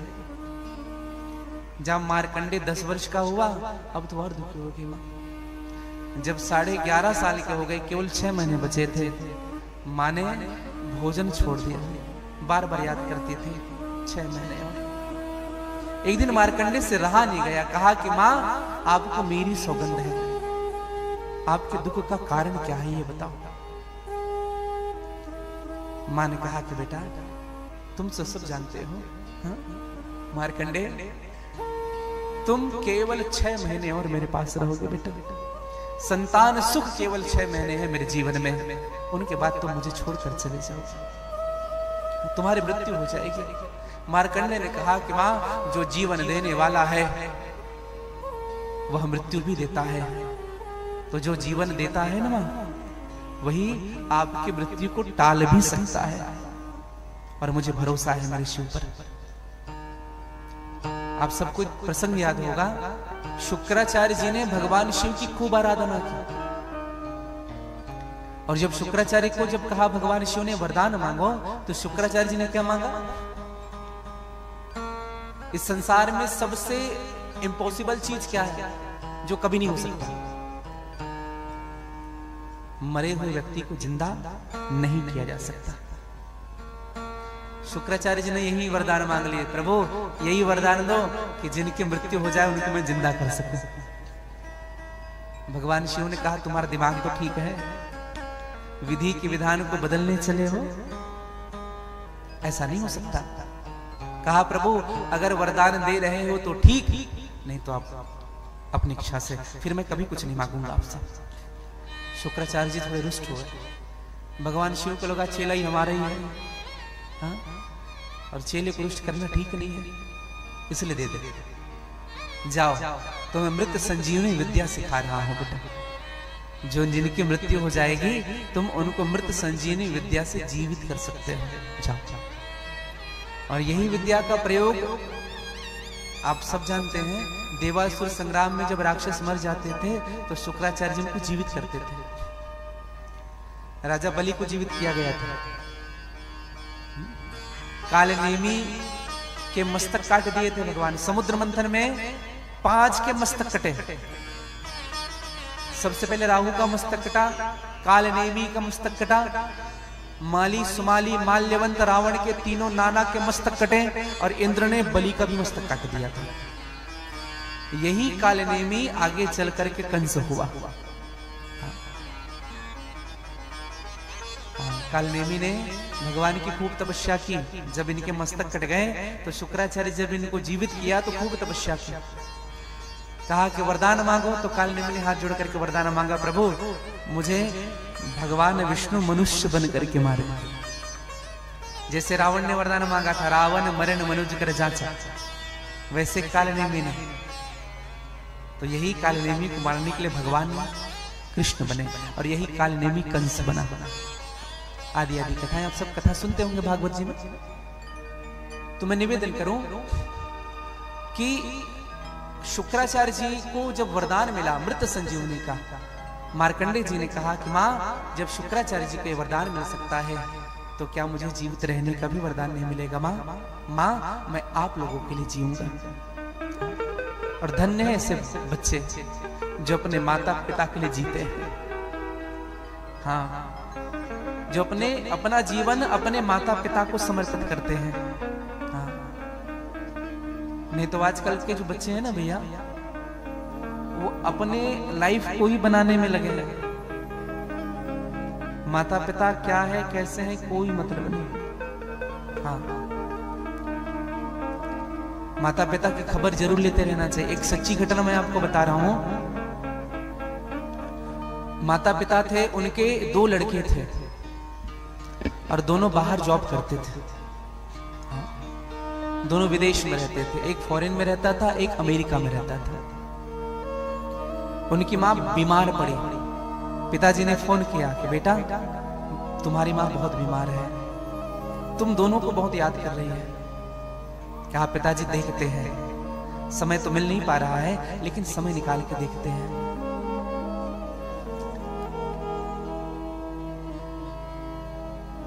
अब बच्चों ने कुछ भी नहीं कहा, फोन रख दी। कुछ दिन बीतने के बाद उनकी मां की स्वास्थ्य इतनी बिगड़ती गई कि दोनों बच्चों को याद करते करते मां ने देह छोड़ दिया, मृत्यु को प्राप्त हो गई। अब जब पता चला, दोनों को फोन किया गया कि तुम्हारी मां नहीं रही, तब छोटा लड़का आया। मां की अवस्था 70 की थी, पिताजी की अवस्था 75 साल की थी। सत्य घटना है, बताओ मैं आपको। लड़का आया छोटा वाला, आने में थोड़ा विलंब हुआ। गांव वालों ने कहा कि जल्दी लेके चलो, कल से मरी पड़ी हुई है, बास भी आने लगेगा इनमें। 24 घंटे से ज्यादा हो गए हैं। कहा बेटे लोग आ रहे हैं, एक बार देख ले। बेटा आया, अपने पिता के पास आकर के रोने लगा। पिता ने कहा बेटा, रोने से कोई मतलब नहीं, तुम्हारी मां ने अंतिम क्षण तक तुम्हें याद किया और देह छोड़ दिया उन्होंने, अब कोई मतलब नहीं। बेटे का जवाब क्या था? पिताजी, अगर सब हो गया हो तो थोड़ा जल्दी करो ना, मेरी फ्लाइट की टाइम हो रही है, 2 घंटे बाद मेरी फ्लाइट है। पिता रोने लगा। आज भी कम समय के लिए आया है बेटा। 9 महीने तक जिस मां ने तुम्हें गर्भ में रखा, आज तुम्हारे पास समय नहीं है उनके पास, उनके लिए। तुम्हारा भाई नहीं आया, बड़ा वाला। छोटे ने कहा पिताजी, उन्होंने मुझसे कहा कि अभी तू चले जा, पिता के समय मैं चला जाऊंगा। अभी मां गुजर गई है, तू चला जा, जब पिताजी गुजर जाएंगे तो मैं जाऊंगा, तू मत जाना। बच्चों का एग्जाम चल रहा है, अभी आते नहीं बनेगा। विचार करिए उस पिता के दिल में क्या गुजर रहा होगा, जिन्होंने पूरी जिंदगी अपने बच्चों को दे दी। वह पिता क्या सोचता होगा बताइए। जब बच्चे जन्म लेते हैं ना भैया, तो माता पिता की ना अपने लिए शौक खत्म हो जाती है। वो यही सोचते हैं कि मेरा बेटा अच्छा से रहे, भले मुझे खुद को बिकना क्यों ना पड़ जाए, लेकिन मैं अपने बेटे को पढ़ाऊंगा, लिखाऊंगा, एक काबिल इंसान बनाऊंगा, इसी दिन के लिए।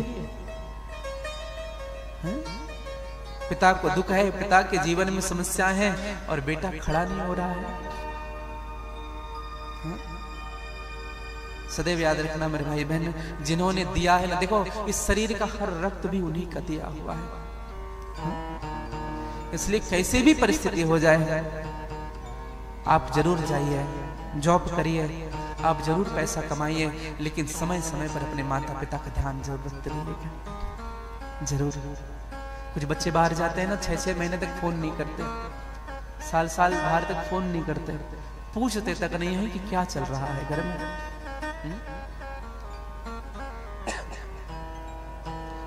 अब पछतावे क्या जब चिड़िया चुग गई खेत। अब मां नहीं आएगी, अब पिता नहीं आएंगे।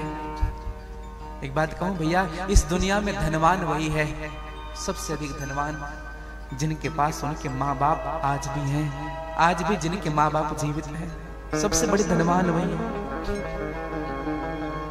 आपने भाव सुना भी होगा।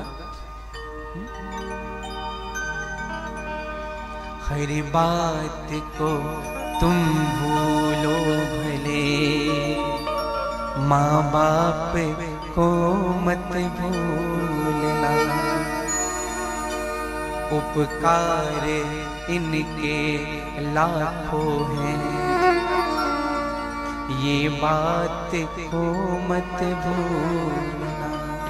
कभी ना अकेले बैठ करके विचार करना कि मेरे माँ बाप ने मेरे लिए क्या क्या किया है। सत्य कहता हूं, 7 जन्म कम पड़ जाएगा मोल चुकाने के लिए। माँ बाप ने जो हमारे लिए किया है ना, 7 जन्म कम पड़ जाएगा। सब चीज लुटा दिया तुम्हारे लिए। कुछ कुछ माता पिता होते हैं ना, जब बात करते हैं तो कहते गुरुजी यही दोनों हमारे धन है, और हमारे पास धन नहीं है। हर बात को तुम भूलो भले, माँ बाप को मत भूलना, हर बात को तुम भूलो भले, माँ बाप को मत भूलना, हर बात को तुम भूलो भले, माँ बाप को मत भूलना, हर बात को तुम भूलो भले, माँ बाप को मत भूलना, एहसान इनके लाखों हैं, इस बात को मत भूलना, एहसान इनके लाखों हैं, इस बात को मत भूलना, धरती पर देवों की पूजा की, भगवान को लाख बनाया है,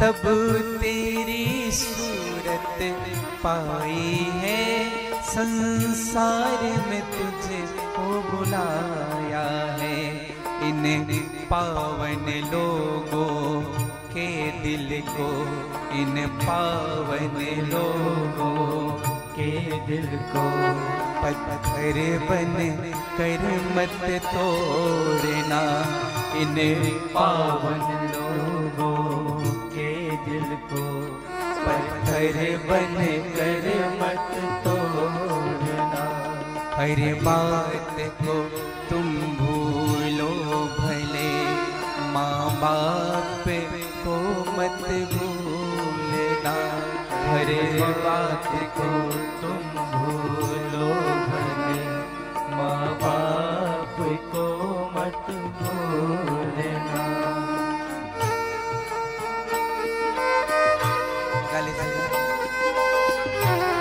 अपने माता पिता के किए हुए उपकार याद करिए भैया।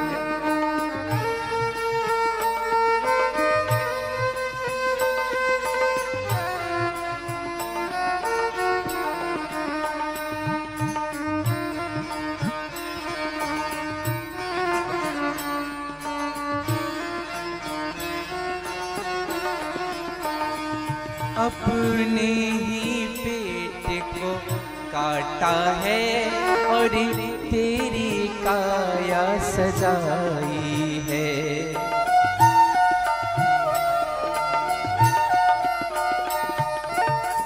एक लड़का था, अपने पिता के हाथ को पकड़ करके मेला गया और मेले में इच्छा रखा, पिताजी झूला झूलना है, पिताजी मौत का कुआं देखना है, पिताजी फिल्म देखेंगे। पैसे नहीं है बाप के पास, मजबूर है, कुछ नहीं कर पा रहा है, रोता था जब कहता था तो, और विचार करता था भगवान ने मुझको क्यों नहीं दिया, मैं अपने बेटे का शौक पूरा नहीं कर पा रहा हूं। सबकी इच्छा करता था, पिताजी ये खाऊंगा, पिताजी ये खाऊंगा, पिताजी ये खाऊंगा। अचानक भीड़ में ना बेटे का हाथ छूट गया, खो गया बेटा कहीं। अब वो रोने लगा, मेरा बाप कहाँ है, मेरे पिता कहाँ है। लोगों ने पूछा, बेटा क्या नाम है तुम्हारा? फला नाम है। तुम्हारे पिताजी का नाम फला है। कहाँ है तुम्हारे पिताजी? बोले यही है, दिख नहीं रहे कहाँ। बेटा चुप हो जा, रो मत, चुप हो जा। खूब रो रहा था। लोग कहते थे झूला झूलेगा? नहीं झूला नहीं झूलना। मौत का कुआं देखा गया? बेटा चल दिखा रहा हूं। नहीं देखना मुझे। ये खाएगा? नहीं, मुझे कुछ नहीं खाना, मुझे मेरे पिता चाहिए। जब पिताजी थे तो दुनिया को देख रहा, ये चाहिए, ये चाहिए, ये चाहिए। लेकिन अब पिताजी नहीं है ना, तो ऐसा लगता है संसार मेरे सर के ऊपर से साया निकल गया है। और मैं सच कहूं भैया, जिनके माँ बाप है ना उनके पास, उनको कदर नहीं होती है। जब चले जाते हैं ना, पिताजी चले जाते हैं, माँ चली जाती है, तब याद आता है। इसलिए जब है खूब कदर करना। अपने ही पेट को काटा है, तब तेरी काया सजाई है।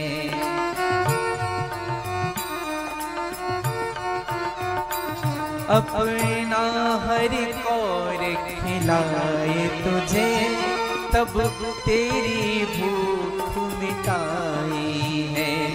इन अमृत देने वालों को, इन अमृत देने वालों को, जीवन पे जहर मत घोलना। इन अमृत देने वालों के जीवन में जहर मत घोलना। हरे बात को तुम भूलो भले, माँ बाप को मत भूलना। हरे बात को तुम भूलो भले, माँ बाप को मत भूलना। गाली बोलिए अपने अपने माता पिता के जय हो।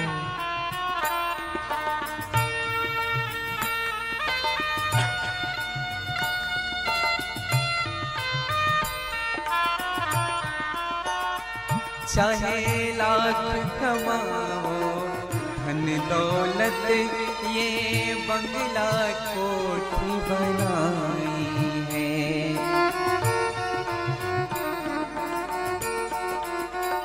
खूब पैसा कमाओ, खूब बंगले बनाओ, खूब गाड़ी मोटर में घूमो, अगर तुम्हारे माँ बाप तुमसे संतुष्ट नहीं है, दुखी है, तो तुमसे कंगाल कोई दुनिया में नहीं। बन जाओ कितने भी बड़े दुनिया में, अगर तुम्हारे माँ बाप ही तुमसे दुखी हैं, ऐसा धन से क्या मतलब है? माँ बाप ही ना खुश हैं तेरे, बेकार ये सारी कमाई है।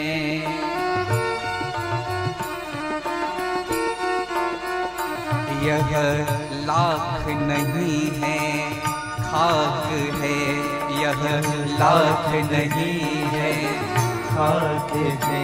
इस बात को मत भूलना, यह लाख नहीं ये खाक है।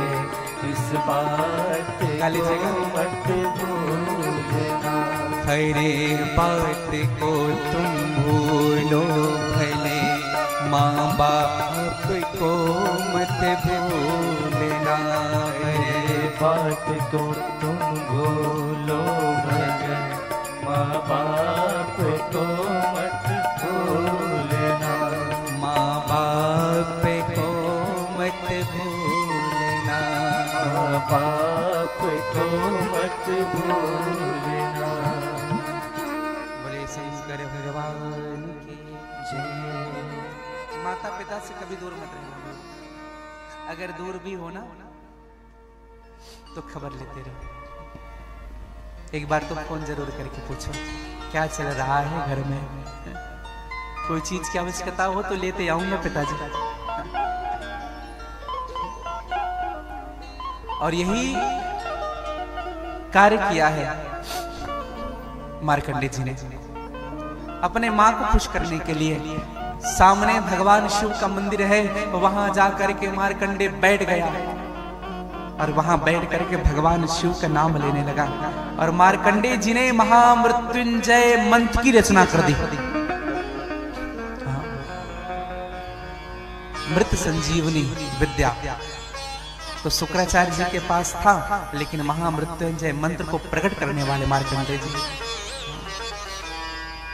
ओम त्र्यंबकं यजामहे सुगंधिं पुष्टिवर्धनम् उर्वारुकमिव वन्दना मृत्योर्मुक्षेय मामृता।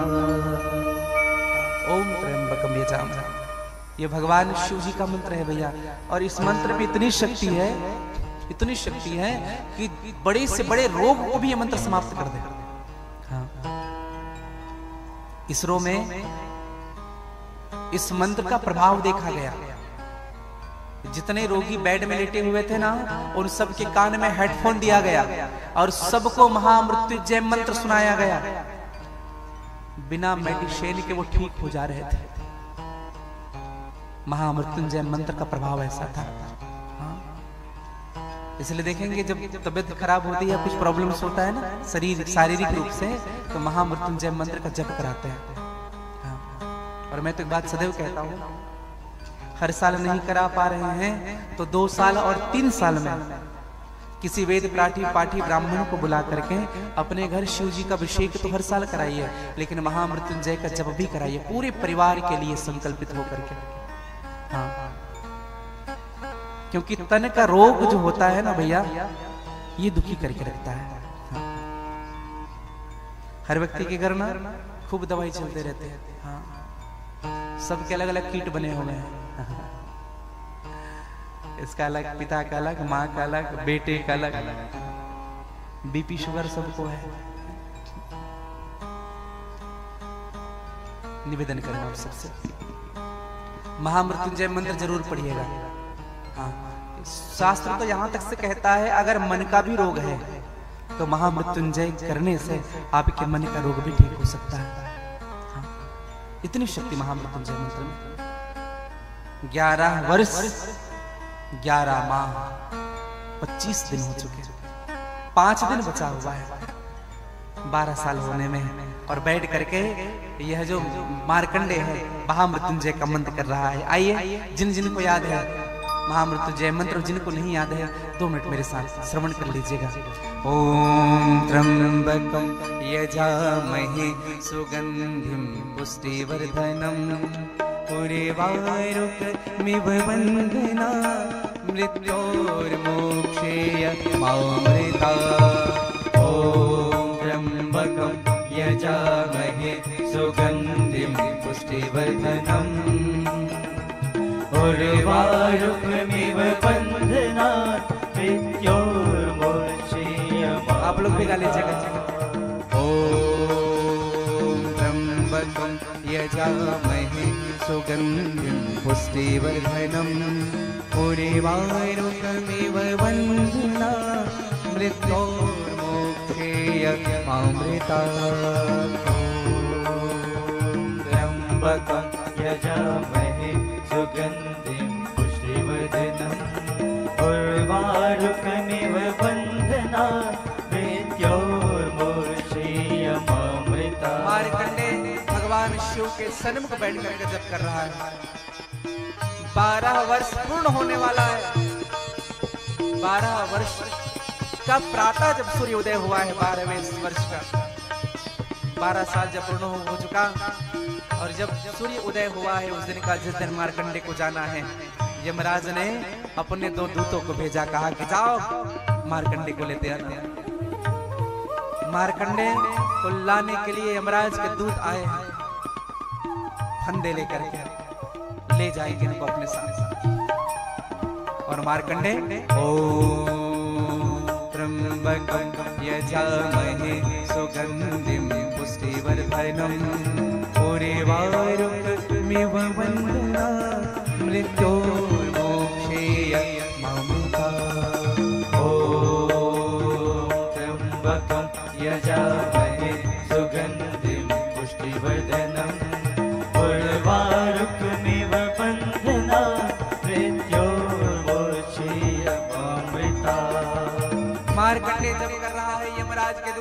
प्रवेश करना चाहते हैं। महामृत्युंजय जप का प्रभाव इतना है कि गर्भगृह से भगवान की प्रकाश निकल रही है। यमराज के दूत प्रवेश कर नहीं पा रहे हैं। जब पैर आगे बढ़ाते तो ऐसा लग रहा है कि कहीं आग में पैर रख रहे हैं। हाथ आगे बढ़ाते तो ऐसा लग रहा है कि हमें अग्नि ने स्पर्श किया है। जल रहे हाथ, जल रहा है पैर। यमराज को जाकर के बताया, कहा कि महाराज वहां तो ज्वाला ही ज्वाला है। वहां से एक अद्भुत मंत्र बाहर आ रहा है, हम प्रवेश करने में असमर्थ है महाराज।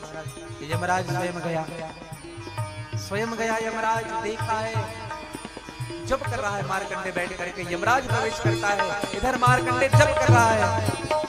ओम त्र्यंबकं यजामहे सुगंधिं पुष्टिवर्धनम् उर्वारुकमिव वन्दनात् मृत्योर्मोक्षेय मामृतात्। ओम त्र्यंबकं यजामहे सुगंधिं पुष्टिवर्धनम् उर्वारुकमिव वन्दनात् मृत्योर्मोक्षेय मामृतात्। ओम त्र्यंबकं यजामहे सुगंधिं पुष्टिवर्धनम् उर्वारुकमिव वन्दनात् मृत्योर्मोक्षेय मामृतात्। ओम त्र्यंबकं यजामहे सुगंधिं पुष्टिवर्धनम् उर्वारुकमिव वन्दनात् मृत्योर्मोक्षेय मामृतात्। यमराज अंदर प्रवेश किया। मार्कंडे ने देखा काली काली परछाई आ रही है। समझ गए मार्कंडे यही यमदूत है जो मुझे लेने आया है। भगवान शिव को पकड़ लिया, शिवलिंग को।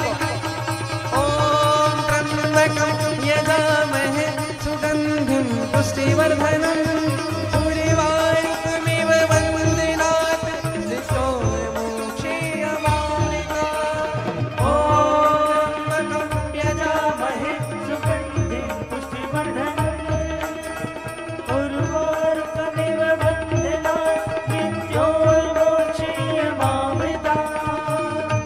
मार्कंडे पकड़े हैं भगवान शिव को। यमराज उनको खींच रहे हैं। मार्कंडे ऐसा पकड़ा है कि हाथ छूट नहीं रहा।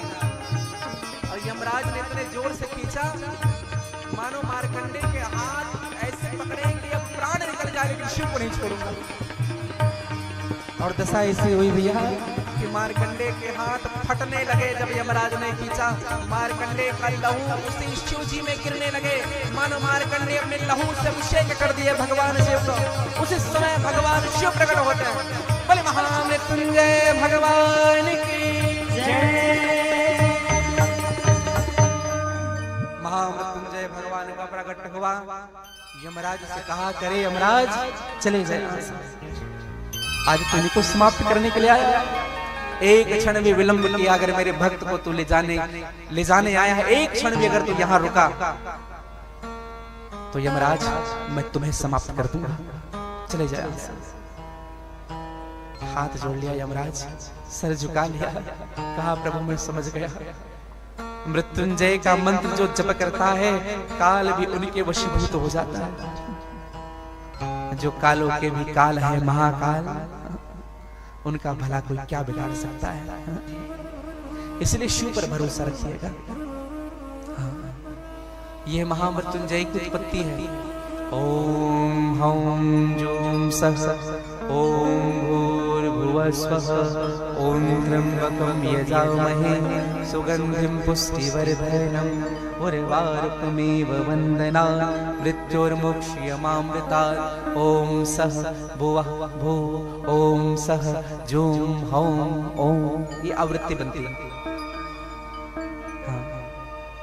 आप देखेंगे जब कोई महामृत्युंजय जप करता है ना तो इस आवृत्ति को संपूर्ण मंत्र, बीज मंत्र 3 से अधिक अगर मात्राएं होगी तो मंत्र बीज हो जाता है।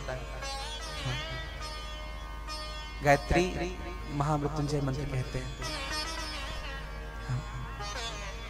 तो मैं निवेदन करूं, यही महामृत्युंजय मंत्र चंद्रमा ने भी किया था भगवान के लिए। आप सबको कथा विदित है कि एक बार दक्ष प्रजापति ने अपने 27 कन्याओं का विवाह चंद्रमा के साथ किया। चंद्रमा ने विवाह तो सबके साथ किया लेकिन भेदभाव करता था चंद्रमा। केवल रोहिणी से भी प्रेम करता था।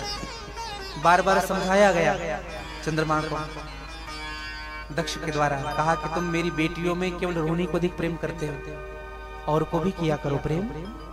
रोहिणी के लिए बढ़िया बढ़िया वस्तु लेकर के आते हो, और बच्चियों ने क्या बिगाड़ा है तुम्हारा? चंद्रमा सुधर जा, अब भी समय है।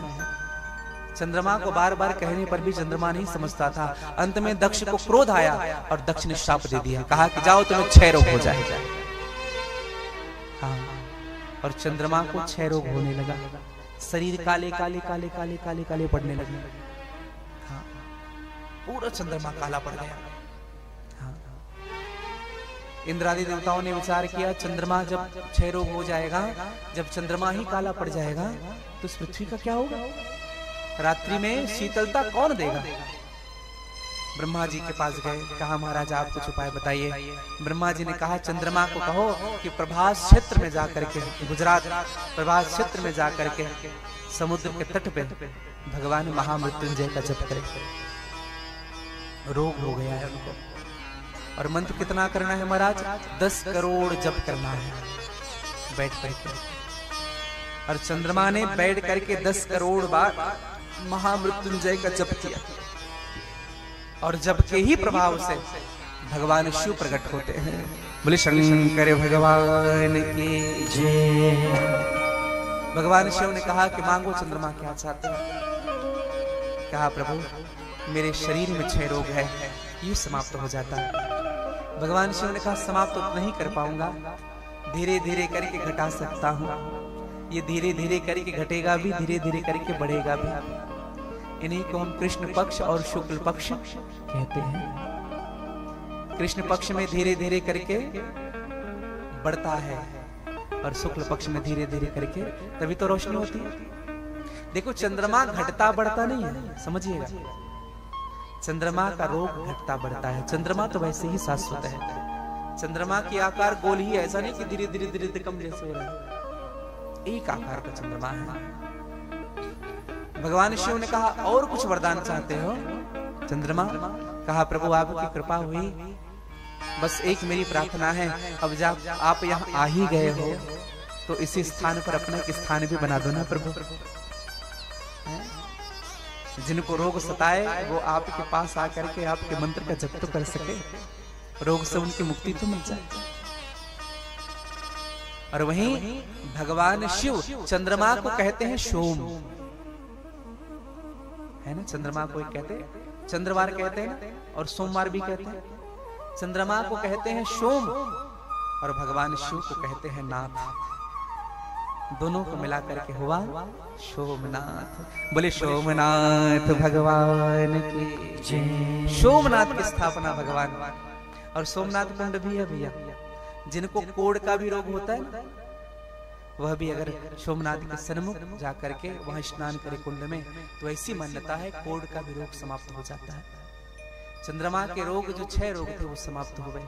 हाँ? और भगवान ने बड़ी कृपा की। हाँ? एक कथा ऐसी आती है कि एक बार भगवान शिव के रुद्र संहिता की बात कहूं मैं आपसे।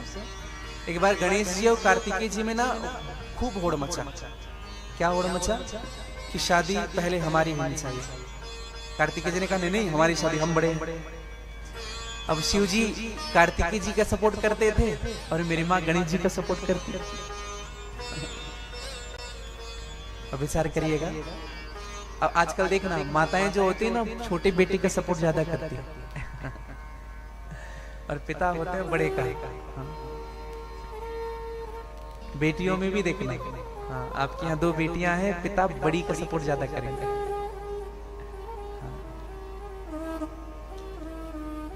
और माँ छोटी का। माँ करुणा की खान होती है। हाँ। इसलिए छोटों पर ना अधिक स्नेह होता है माँ को। अब जब दोनों जब आए तो अंत में नहीं माने, गणेश जी भी नहीं माने, कार्तिकेय जी भी नहीं माने। भगवान शिव ने कहा अरे चलो इनको छोड़ो यहाँ, चलो हम लोग अपना काम करते, बच्चे लोग लड़ते रहेंगे। अब नारद जी आए। नारद जी का एक नाम है प्रॉब्लम शूटर।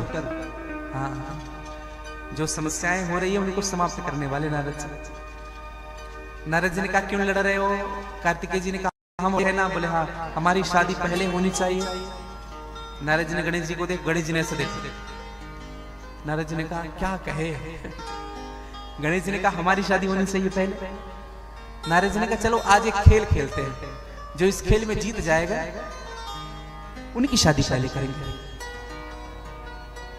तो कहा कि कौन सा खेल? कहा कि इस पृथ्वी की 7 परिक्रमा लगानी है, जो पहले लगा करके आ जाएगा उन्हीं की शादी पहले। हाँ अब आप सबको कथा विदित है। हाँ श्याम कार्तिक तो अपने मयूर की ओर देखे, एरोप्लेन है उनके पास, बैठे उड़ जाए। भगवान गणेश जी ने देखा अपने चूहे को, अब तेरा क्या होगा? चूहे ने कहा प्रभु आप जैसा चाहेंगे वैसा ही होगा, हम तो सक्षम नहीं उड़ने में, और 7 परिक्रमा कर पाए हमें कोई सामर्थ्य नहीं।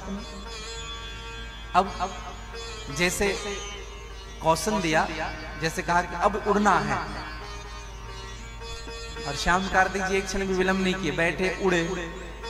गणेश जी देख रहे हैं उनको, अब हम क्या करें? तो भगवान गणेश जी कौन है? बुद्धि के देवता है। हाँ बुद्धि के देवता है भगवान।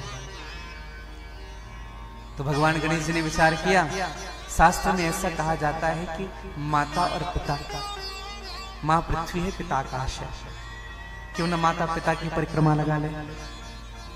और आप सबने कथा नियमित सुनी है, माता पिता की परिक्रमा गणेश जी करते हैं। और 7 परिक्रमा हुई, गणेश जी की शादी हुई रिद्धि सिद्धि के साथ। और जब शादी हो रहा था, बाजे बाजे सब बज गए, शादी हो गया। तो शादी होने के दूसरे दिन कार्तिकेय जी आए उड़ते हुए। नारद जी बाहर निकल रहे थे लड्डू पकड़ करके।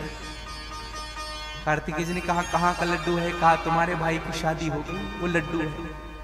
कार्तिकेय जी को बड़ा बुरा लगा। कार्तिकेय जी ने कहा ऐसा कैसे हो सकता है? गए अंदर, पिताजी से सुन लो, पिताजी सच कहेंगे। भगवान शिव ने कहा, माँ पार्वती ने कहा कि हाँ बेटा गणेश का विवाह, उन्होंने हमारी 7 परिक्रमा की, पूरी पृथ्वी की परिक्रमा हो गई। और भैया कार्तिकेय जी को बड़ा बुरा लगा, कुछ कहा नहीं। हाँ। पुत्र का स्वभाव भी यही होना चाहिए। हाँ। कुछ नहीं कहा। बड़ों के सामने ना अधिक मुख खोलनी भी नहीं चाहिए, ध्यान रखिएगा। कभी कभी गलती अगर हमसे नहीं भी हुई है ना, अगर बड़ा हमको डांट रहा है तो भी सुन लेना चाहिए। हाँ।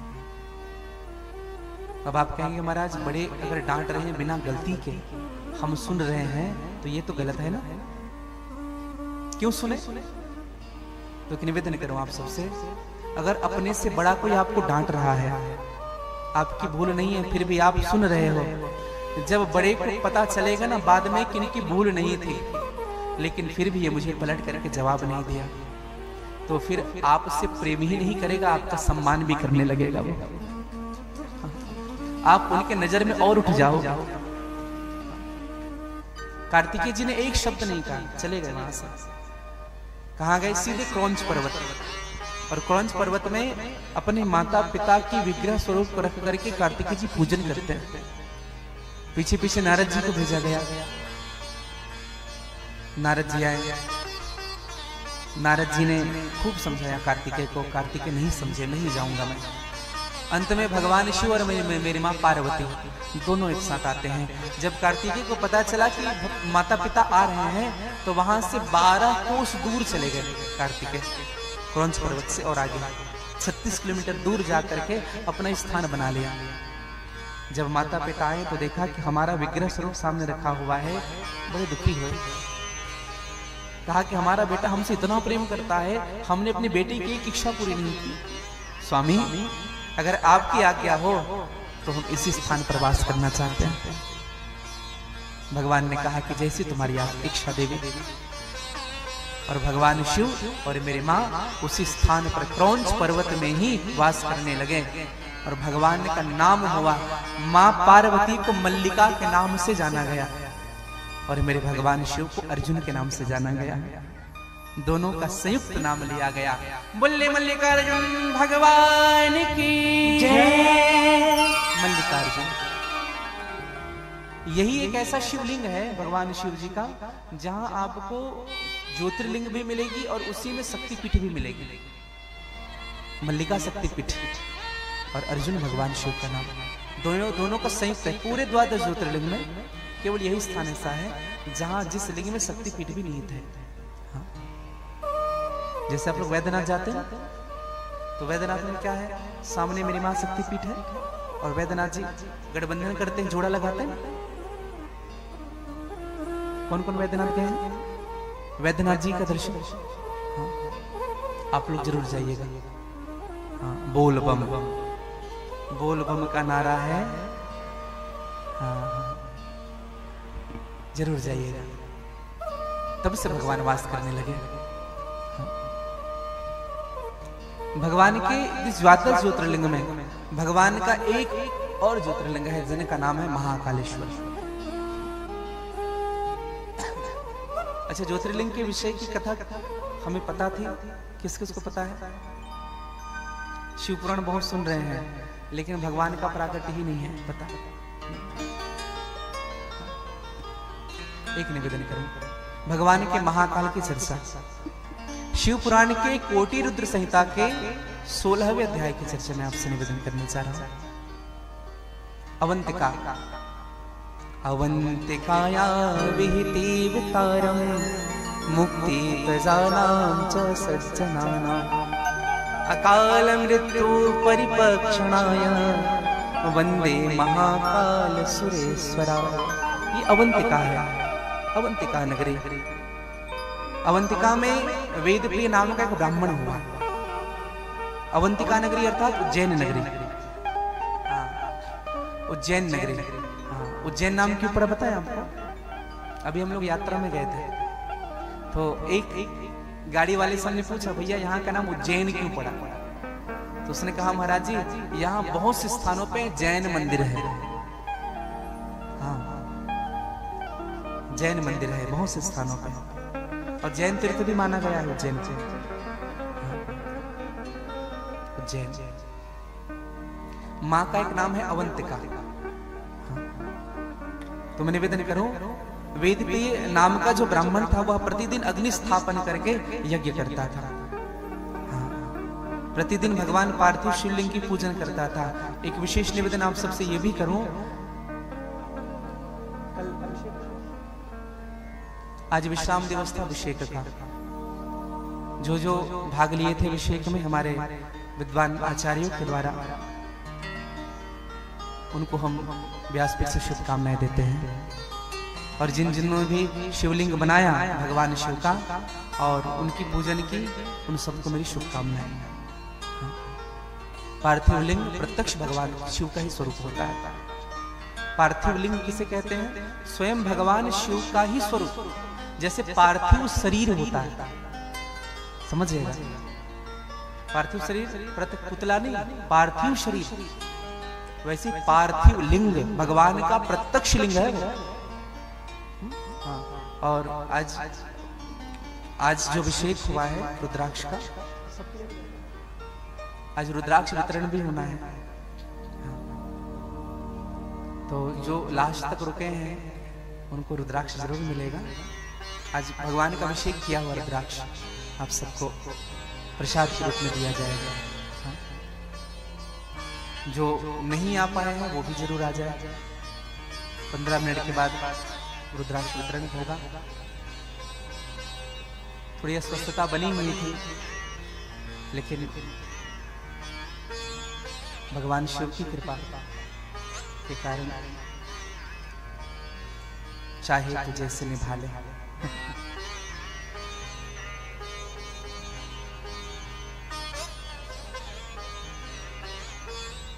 तो मैं निवेदन आप सबसे करूं, वेद के नाम का ब्राह्मण यज्ञ करता है, पार्थिव लिंग की प्रतिदिन अभिषेक करता है, पूजा करता है। इनके 4 पुत्र थे। देखो ब्राह्मण जो होते हैं ना भैया, ब्राह्मण के 6 कर्म बताए गए हैं। 6 कर्म है ब्राह्मण के। कौन कौन से कर्म? अध्ययनम अध्यापनम, पढ़ना भी और पढ़ाना भी। दूसरा यज्ञ करना भी और यज्ञ कराना भी। ऐसा नहीं केवल हम दूसरे को ही यज्ञ करा रहे हैं, स्वाहा स्वाहा, स्वयं यज्ञ नहीं कर रहे हैं। और ये 4 हुए, पढ़ना पढ़ाना 2, यज्ञ करना यज्ञ कराना, ये 2 4 हुए, और 2 दान लेना भी और दान देना भी। हाँ, ऐसा नहीं कि केवल दक्षिणा ही लेते फिर रहे, दान करना भी चाहिए। हाँ, ये 6 कर्म है ब्राह्मण के। अच्छा, ब्राह्मण भी 8 प्रकार के होते हैं। हाँ, 8 प्रकार के ब्राह्मण। सबसे पहला ब्राह्मण होता है सदाचारी ब्राह्मण। सदाचारी ब्राह्मण किसे कहते हैं? जो माता पिता से जन्म लेते हैं। साधारण रूप से ब्राह्मण कुल में जन्म हुआ, माता पिता से उनका जन्म हो गया। दूसरा ब्राह्मण होता है श्रोत्रिय ब्राह्मण। श्रोत्रिय ब्राह्मण किसे कहते हैं? जो अंगों सहित वेद का उच्चारण करता है। जैसे कोई वेद मंत्र पढ़ता है, ओम गणानाम त्वा गणपतिं हवामहे प्रियणामत्वे प्रतिगुं हवामहे निधिराम त्रिपतिगुं हवामहे वसुम आहम जानिम कर्तुम तुमजासि कवदम्मा। लोग हस्त चला करके उच्चारण करते हैं।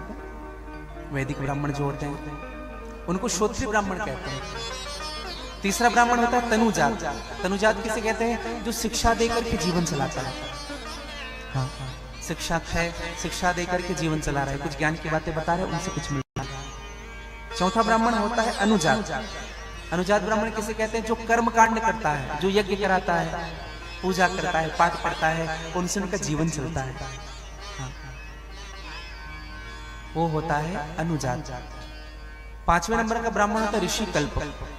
ऋषि कल्प उसे कहते हैं प्रसाद रूप में जो भी उनको मिल रहा हो, जो भी मिले भगवान की प्रसादी समझ करके स्वीकार करता है। हाँ, 6वां ब्राह्मण होता है ऋषि।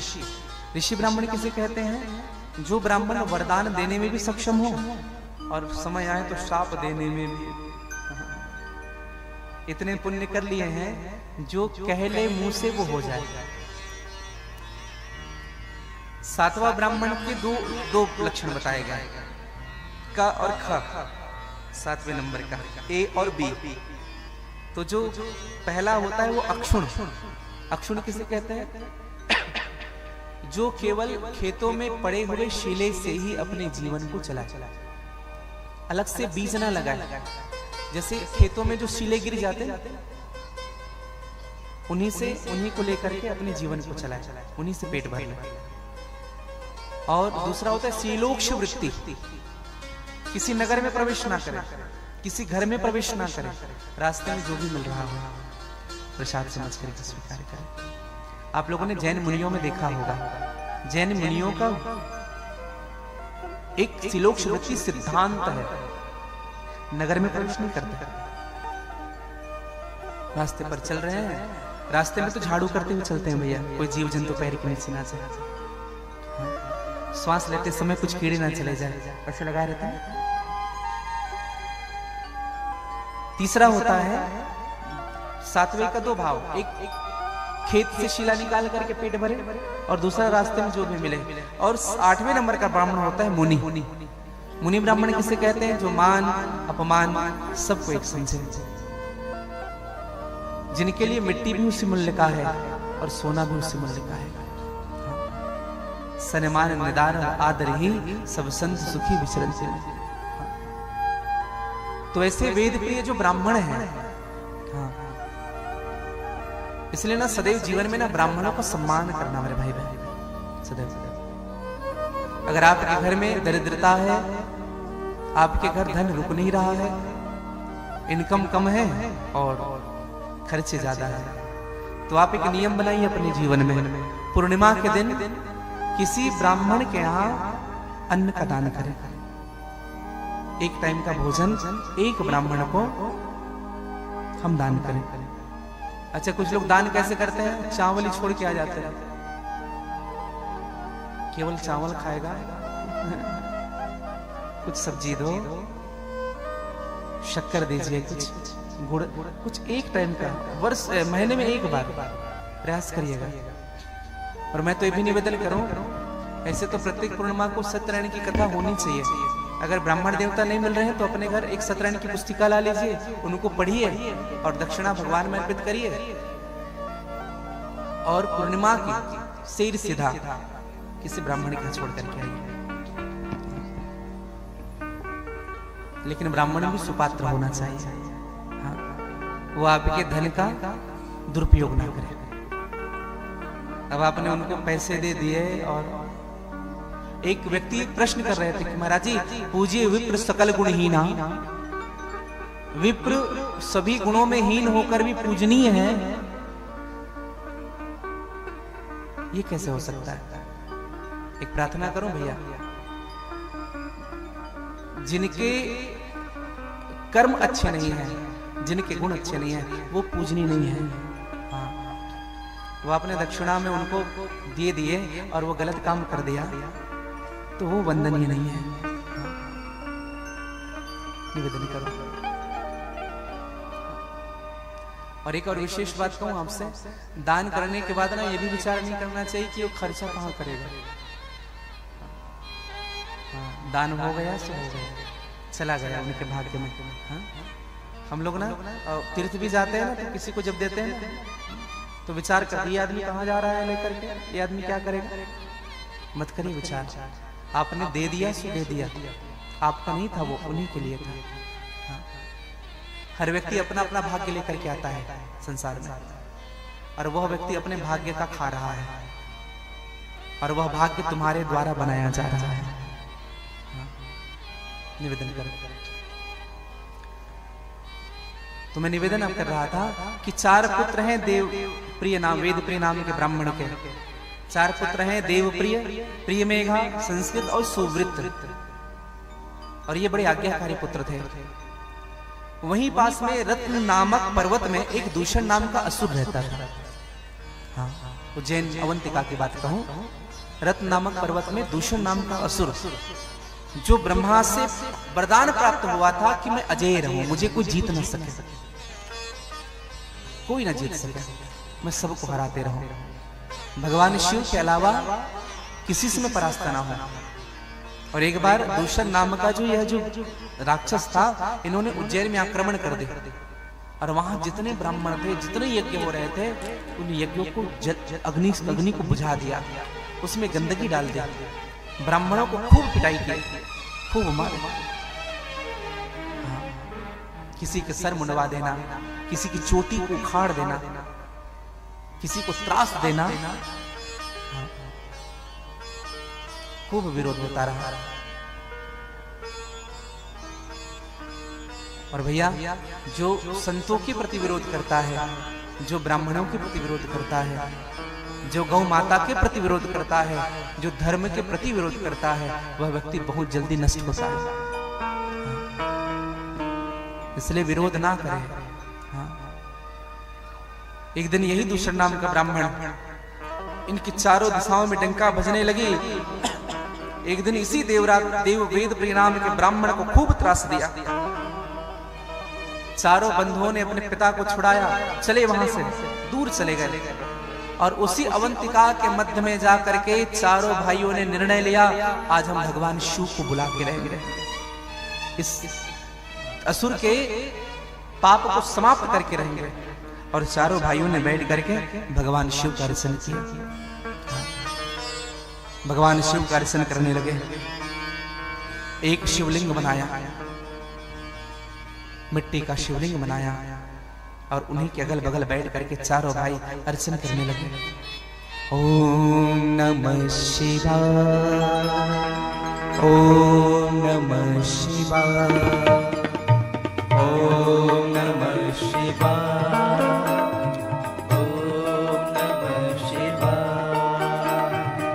ओम नमः शिवाय, ओम नमः शिवाय, ओम नमः शिवाय,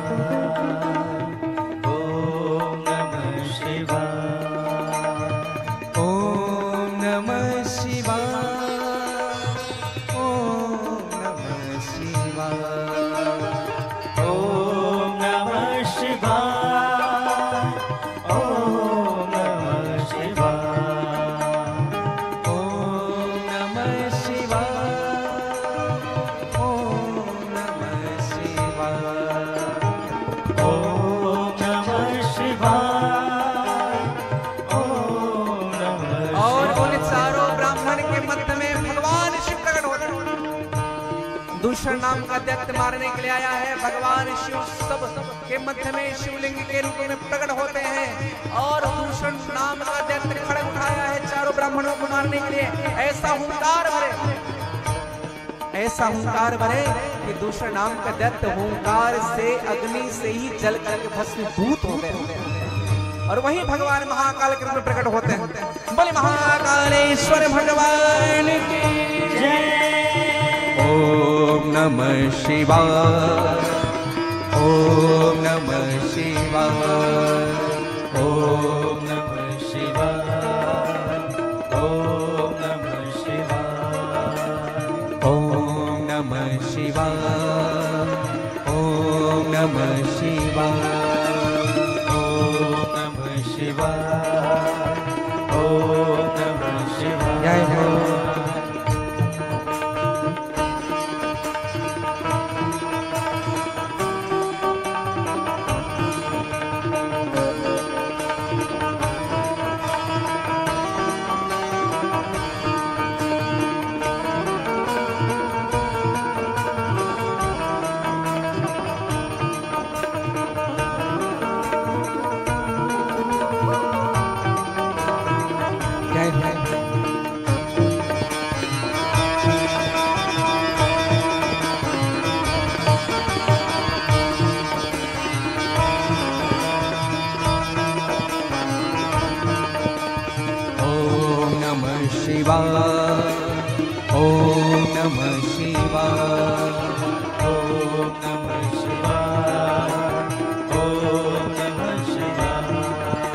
जटाटवे गलज्जल प्रवाहिपावितस्थले गलेवलं विलम्बिताम्बुजं जतुङ्गमालिका डमड्डमड्डमड्डमण्डिनादिवर्डमरवयं चकार चण्डताण्डव तनोतु नः शिवः शिवा। ॐ नमः शिवाय, ॐ नमः शिवाय, नमः शिवाय, ॐ नमः शिवाय, ॐ नमः शिवाय।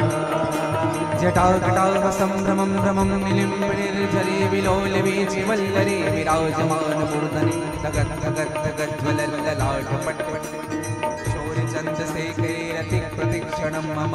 ॐ नमः शिवाय, नमः शिवाय, ॐ नमः शिवाय, ॐ नमः शिवाय, ॐ नमः शिवाय।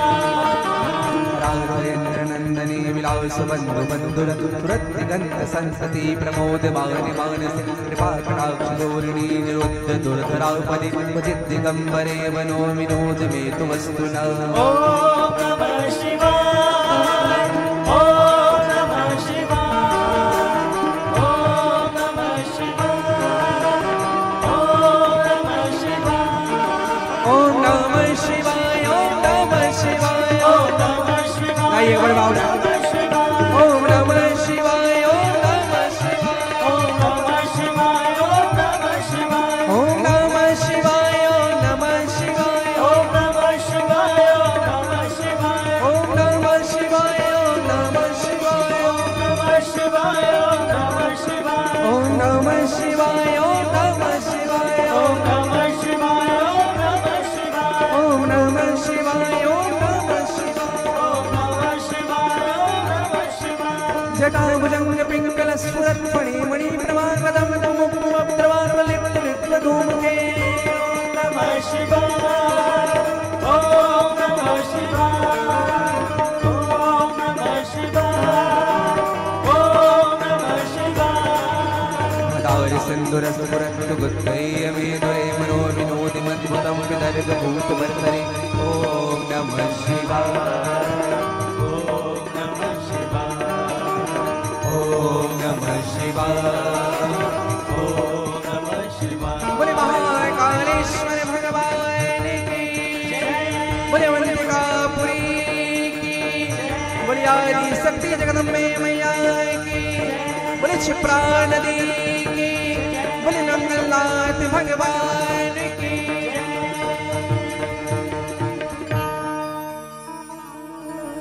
बोले महाकालेश्वर भगवान की जय। अकाल मृत्यु वो मरे जो काम करे चंडाल का, और काल भी उनका क्या बिगाड़े, जो भक्त हो महाकाल। बोले महाकाल भगवान की जय। और भगवान महाकाल का दर्शन आप और हम सब कर रहे हैं। और आइएगा आप और हम सब, देखो महाकाल जी होरी भी खेलते हैं, है ना? किसके साथ होरी खेलते हैं? भस्म के साथ, रंग गुलाल के साथ नहीं, हाँ भस्म के साथ। तो आज भगवान कृष्ण के साथ तो खूब होरी हम खेले हैं। आइए आप और हम मिलकर के भगवान महाकाल के साथ भस्म की होली खेले, फूलों की होली खेले, और सभी आनंद और मस्ती के साथ गाइएगा।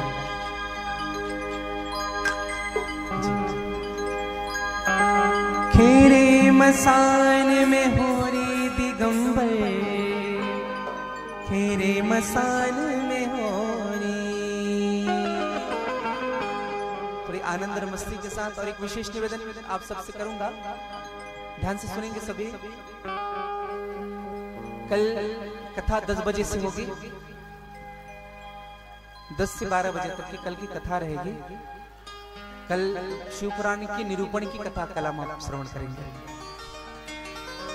12 बजे से लेकर 10 बजे से लेकर के 12 बजे तक की कथा होगी। तो आप सभी पहले अपनी उपस्थिति प्रदान करेंगे और बड़े भाव के साथ आप और हम मिलकर के।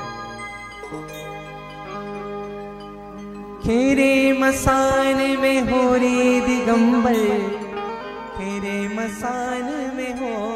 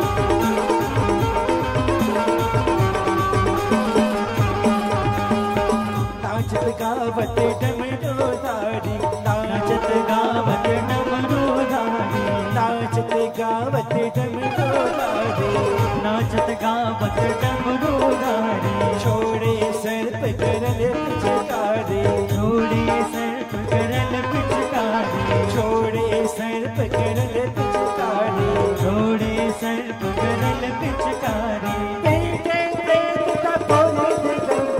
खेले मसाले में गोली, तेरे मसाले में हो रे दिगंबर, तेरे मसाले में हो रे, तेरे मसाले में हो रे दिगंबर, तेरे मसाले में हो रे, तेरे मसाले में गोली, तेरे मसाले में हो रे दिगंबर, तेरे मसाले में हो रे।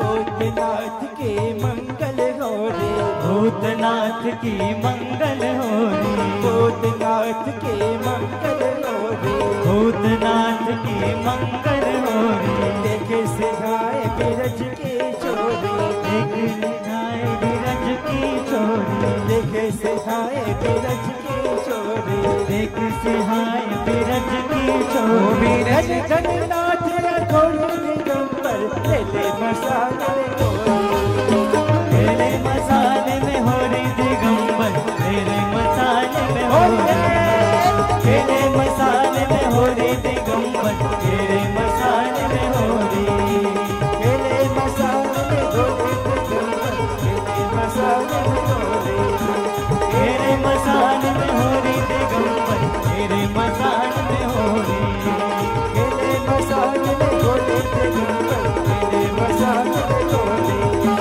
तेरे मसाले में हो रे दिगंबर, तेरे मसाले में हो रे।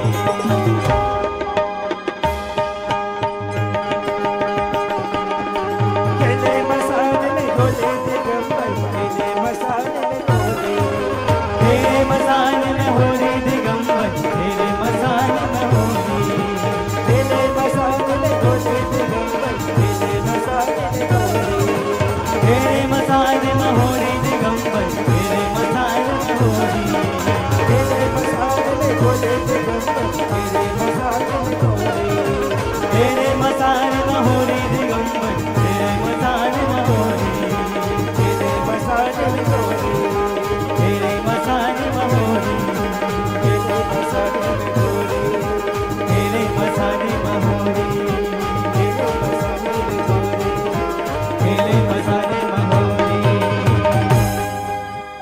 खेले मसाले में घोरे दिगंबर, खेले मसाले में गोरे, बोले महाकाल भगवान की जय। और आइए महाकाल जी के श्री चरणों में हम वंदन करें, प्रणाम करें और इन्हीं शब्दों के साथ हमारी विराम दो वाक्य पुष्पांजलि। कल ध्यान रखेंगे, कल 10 बजे से लेकर के भगवान की कथा 12 बजे तक होनी है, तो आप लोग कल आमंत्रित हैं। कल यज्ञ पूर्णाहुति का भी कार्य होना है और महाभोग भंडारी का भी आयोजन है साहू परिवार के द्वारा, तो आप सभी आमंत्रित हैं। समय का ध्यान रखेंगे। इन्हीं शब्दों के साथ हमारी विराम दो। आज की समस्त कथाओं को गोविंद के चरणों में, श्री हनुमान जी महाराज के चरणों में, सतगुरुदेव के चरणों में समर्पित करें। जय श्री कृष्णा, जय श्री राधे, जय सीताराम, हरे हरे महादेवोधिमयं नित्यं गुरुं शङ्कररूपिणो यमाश्रितो हि वक्रोऽपि छन्दः सर्वत्र वन्दते। नमः परमाहंसाय स्वादित्य चरण कमल चिन्ह मकरंदाय भक्ति जन मानस निवासाय श्री रामचंद्राय नमः। यत्र यत्र रघुनाथ कीर्तनं तत्र तत्र कृतमस्तु काञ्चनं वाष्पवारि परिपूर्णलोचनं श्रीमारुति नमति राक्षसान्तकम्। श्री गुरुचरण सरोज रज निज मन मुकुर सुधार बरनौ रघुवर बिमल जस जो दायक फल चार। सिया राम के चरण गहूँ गहूँ चरण हनुमान संत हंस गण चरण गहूँ कर जोरे जुग पार। करऊं कथा मैं मंदमती बालक जानु छमे विमल कथा यदुनाथ के हरिपद कमल सने। तुलसी संत समाज के पद बंदो सिरनाय कर बंदन सब जीव को कथा कहूँ मन लाय। सिया राम मैं सब जग जानी करहूँ प्रणाम जोरी जग पानी।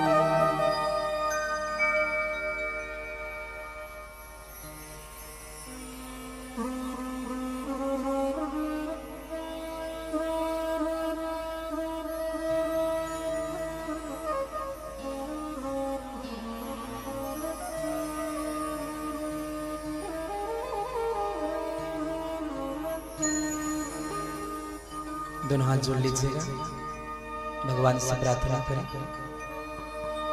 हे ईश सब सुखी हो कोई न हो दुखारी, सब हो निरोग भगवन धन धान्य के भंडारी। सब भेद भाव छोड़े सन्मार्ग के पथिक हो, दुखिया न कोई होवे सृष्टि में प्राणधारी।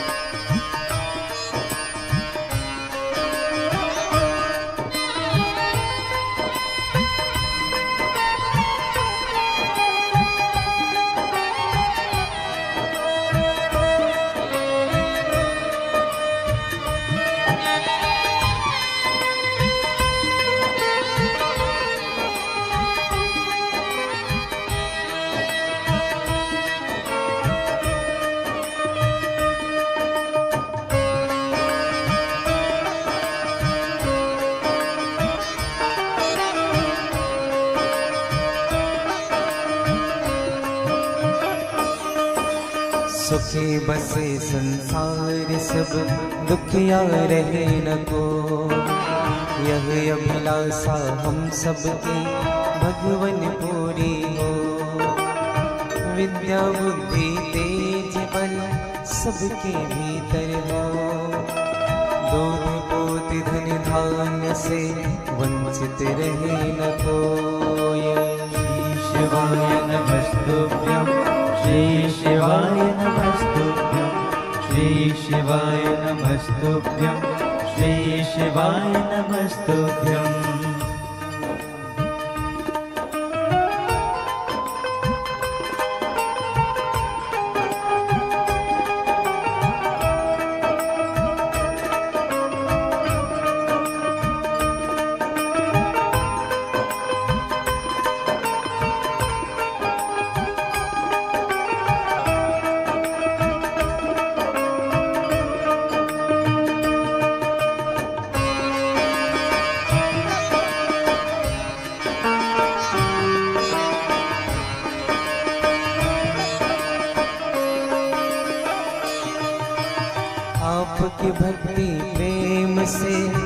मन होवे भरपूर, राग देश से चित्त मेरा हो सौभाग्य हो।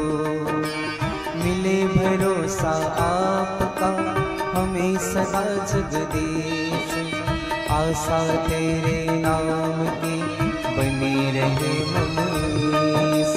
श्री शिवाय नमस्तुभ्यं, श्री शिवाय नमस्तुभ्यं, श्री शिवाय नमस्तुभ्यं, श्री शिवाय नमस्तुभ्यं।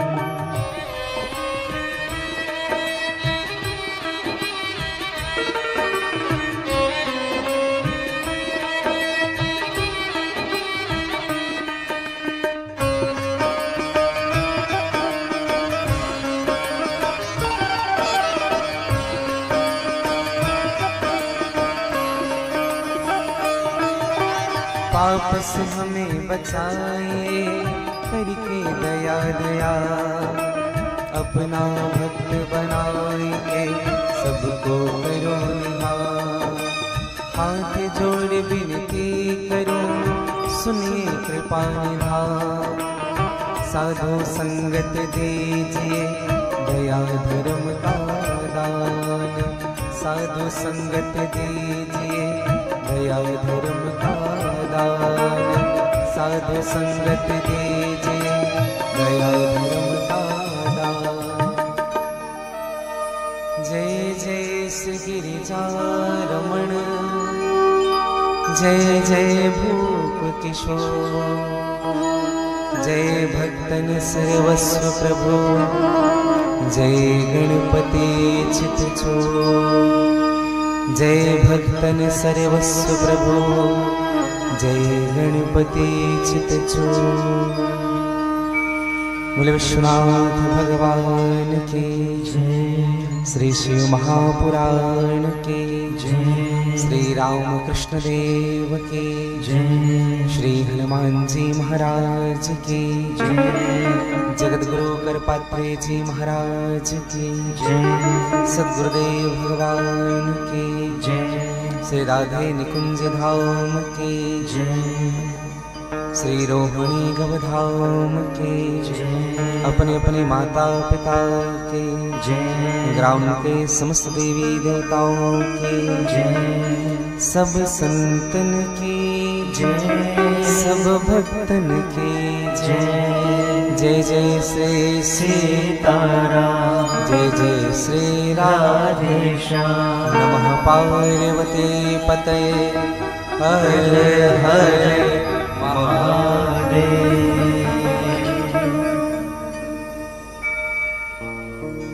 भगवान देवादिदेव अनंत अजन्मा सर्वव्यापक निर्गुण निराकार जगदाधार, भक्त कल्पवांछा तरु फल प्रदान करने वाले,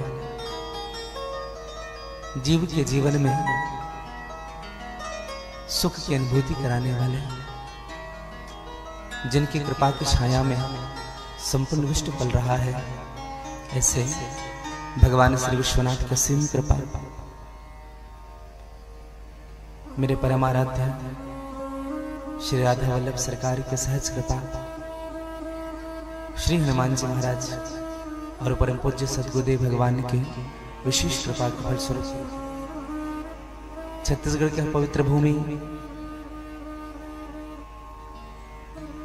धमतरी जिला के अंतर्गत ऋषि ग्राम श्री में श्री शिव महापुराण के इस पवित्र उत्सव में मेरे व्यासपीठ आप सभी श्रोताओं का स्वागत करती है। इस कार्यक्रम के मुख्य आयोजक, जिनका समर्पण, जिनकी भक्ति तन मन और धन को भगवान के चरणों में समर्पित करने वाले साहू परिवार, श्री मथुरा प्रसाद साहू जी, श्रीमती दिव्या साहू, आपके अनुज श्री चंद्र प्रकाश साहू जी, श्रीमती झरना साहू, साथ में आपके समस्त कुटुंबी जन, समस्त संबंधी जन, उपस्थित भक्तिमयी, वात्सल्यमयी, करुणामयी मेरी माताएं, मेरी बहनें, मेरे भाई जन, विद्वान आचार्यगण, विद्वान संगीतज्ञगण और निकुंज भक्त चैनल के माध्यम से जितने भी श्रोता श्री शिव महापुराण में अवगाहन प्राप्त कर रहे हैं। आप सबों को मैं व्यासपीठ से साधुवाद ज्ञापित करता हूँ और आप सबके हृदय में जो भगवान शिव के चरणों के प्रति प्रेम है उनको मैं वंदन करता हूँ, प्रणाम करता हूँ। आइए मन, वाणी और कर्म की शुद्धि के लिए भगवान के नामों का आश्रय लें। पश्चात जैसे मेरे प्रभु की इच्छा होगी, श्री हनुमान जी महाराज की इच्छा होगी, सदगुरुदेव जी की कृपा होगी, आज की कथा में हम प्रवेश करेंगे। एक बार सभी कह लीजिएगा, क्या कहना है? एक दिन ये हुआ तो सब भूल गए। हर हर हर हर हर हर, बड़े भाव के साथ। काशी विश्वनाथ गंगे, बाबा पार्वती संगे। काशी विश्वनाथ गंगे, बाबा पार्वती संगे। हरे हरे महादेव शंभो, काशी विश्वनाथ गंगे। हरे हरे महादेव शंभो, काशी विश्वनाथ गंगे। हरे हरे महादेव शंभो, काशी विश्वनाथ गंगे। हरे हरे महादेव शंभो, काशी विश्वनाथ गंगे। काशी विश्वनाथ गंगे, बाबा पार्वती संगे। काशी विश्वनाथ गंगे, बाबा पार्वती संगे। काशी विश्वनाथ गंगे, बाबा पार्वती संगे। काशी विश्वनाथ गंगे, बाबा पार्वती संगे। हरे हरे महादेव शंभो, काशी विश्वनाथ गंगे। हरे हरे महादेव शंभो, काशी विश्वनाथ गंगे। हरे हरे महादेव शंभो, काशी विश्वनाथ गंगे। हर हर महादेव शंभो, काशी विश्वनाथ काली जी का थोड़ी आगे गंगे।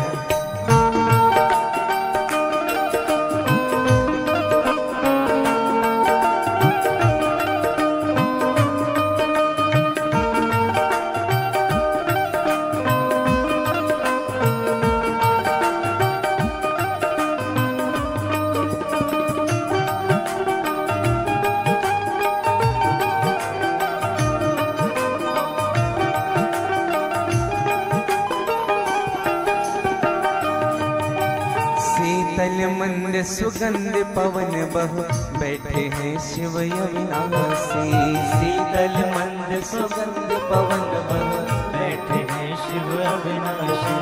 शीतल मंद सुगंध पवन बह, बैठे हैं शिव अविनाशी। शीतल मंद सुगंध पवन बह, बैठे हैं शिव अविनाशी। हो करते गान गंधर्व सप्त स्वर, राग रागिनी मधुरासी। करते गान गंधर्व सप्त स्वर, राग रागिनी मधुराशी। हो करते गान गंधर्व सप्त स्वर, राग रागिनी मधुरासी। करत गान गंधर्व सप्त स्वर, राग रागिनी मधुराशी। काशी विश्वनाथ गंगे, बाबा पार्वती संगे। काशी विश्वनाथ गंगे, बाबा पार्वती संगे। काशी विश्वनाथ गंगे, बाबा पार्वती संगे। काशी विश्वनाथ गंगे, बाबा काली जी का थोड़ी आनंद से। संगे। हरे हरे महादेव शंभो, काशी विश्वनाथ गंगे। हरे हरे महादेव शंभो, काशी विश्वनाथ गंगे। हरे हरे महादेव शंभो, काशी विश्वनाथ गंगे। हर हर महादेव शंभो, काशी विश्वनाथ काली जी का थोड़ी आनंद से।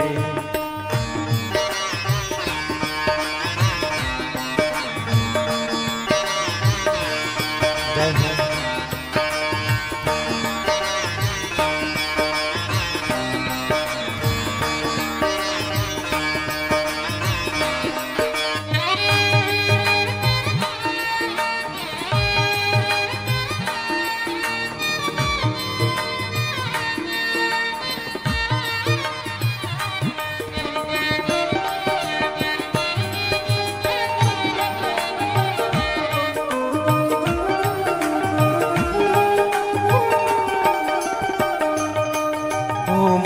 महादेव का नाम निरंतर प्रेम सहित जो नर गासी। महादेव का नाम निरंतर प्रेम सहित जो है गासी। हो महादेव का नाम निरंतर प्रेम सहित जो नर गासी। महादेव का नाम निरंतर प्रेम सहित जो नर गासी। हो दूर होए विपदा उस नर के जन्म जन्म शिव पद पासे। दूर होए विपदा उस नर की जन्म जन्म शिव पद पासे। हाँ दूर होए विपदा उस नर के जन्म जन्म शिव पद पासे। दूर होए विपदा उस नर की जन्म जन्म शिव पद पासे। काशी विश्वनाथ गंगे बाबा पार्वती संगे। काशी विश्वनाथ गंगे बाबा पार्वती संगे। हो काशी विश्वनाथ गंगे बाबा पार्वती संगे। काशी विश्वनाथ गंगे बाबा पार्वती संगे। हरे हरे महादेव शंभो काशी विश्वनाथ गंगे। हरे हरे महादेव शंभो काशी विश्वनाथ गंगे। हरे हरे महादेव शंभो काशी विश्वनाथ गंगे।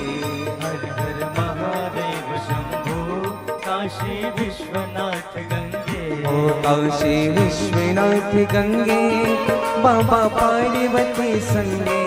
काशी विश्वनाथ गंगे बाबा पार्वती संगे। ओ काशी विश्वनाथ गंगे बाबा पार्वती संगे। काशी विश्वनाथ गंगे बाबा पार्वती संगे। हरे हरे महादेव शंभो काशी विश्वनाथ गंगे। हरे हरे महादेव शंभो काशी विश्वनाथ गंगे। हरे हरे महादेव शंभो काशी विश्वनाथ गंगे। हर हर महादेव शंभो काशी विश्वनाथ गंगे। काशी विश्वनाथ गंगे बाबा पार्वती संगे। काशी विश्वनाथ गंगे बाबा पार्वती संगे। काशी विश्वनाथ गंगे बाबा पार्वती संगे। काशी विश्वनाथ गंगे बाबा पार्वती संगे। हरे हरे महादेव शंभो काशी विश्वनाथ गंगे। हर हर महादेव शंभो काशी विश्वनाथ गंगे। हरे हरे महादेव शंभो काशी विश्वनाथ गंगे। हर हर महादेव शंभो काशी विश्वनाथ गंगे। ओम नमः शिवाय ओम नमः शिवाय ओम नमः शिवाय। ओम नमः शिवाय ओम नमः शिवाय। ओम नमः शिवाय ओम नमः शिवाय। ओम नमः शिवाय ओम नमः शिवाय। ओम नमः शिवाय ओम नमः शिवाय ओम नमः शिवाय। ओम नमः शिवाय गाइए बड़े बाबा। ओम नमः शिवाय ओम नमः शिवाय। ओम नमः शिवाय ओम नमः शिवाय। ओम नमः शिवाय ओम नमः शिवाय। ओम नमः शिवाय ओम नमः शिवाय। बोले विश्वनाथ भगवान की। बोले अम्बे मैया की। नमः पार्वती पतये हर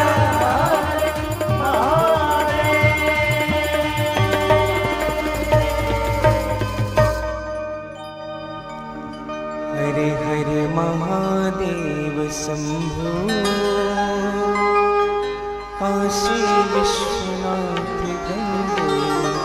हरे हरे महादेव शंभो काशी विश्वनाथ गंगे। हरे हरे महादेव शंभो काशी विश्वनाथ गंगे। हर हर महादेव शंभो काशी विश्वनाथ गंगे।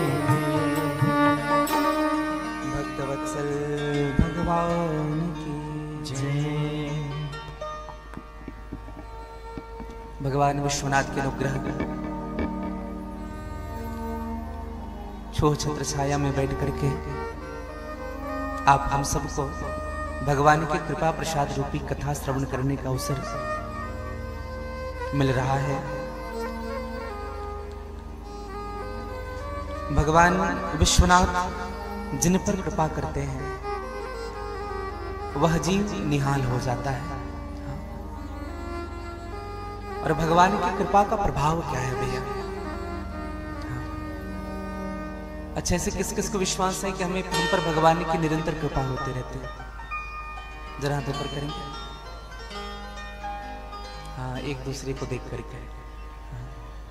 खुद पर भरोसा नहीं, बगल वाले हाथ उठाया तो हम भी नहीं तो हमें क्या कहेंगे?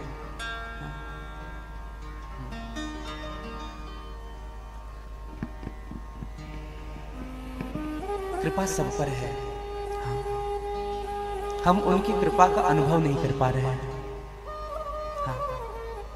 भक्त के जीवन में भगवान की कृपा का अनुभव ही भगवान को प्राप्त करने का भाव होता है, समझिएगा।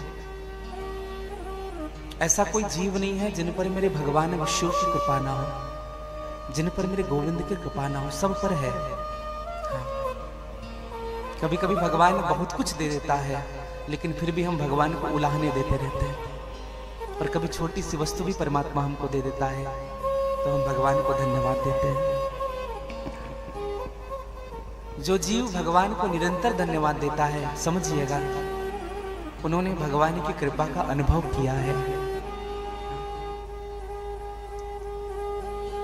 नहीं तो बहुत कुछ मिलने के बाद भी ना मन में दरिद्रता भरी रहती है।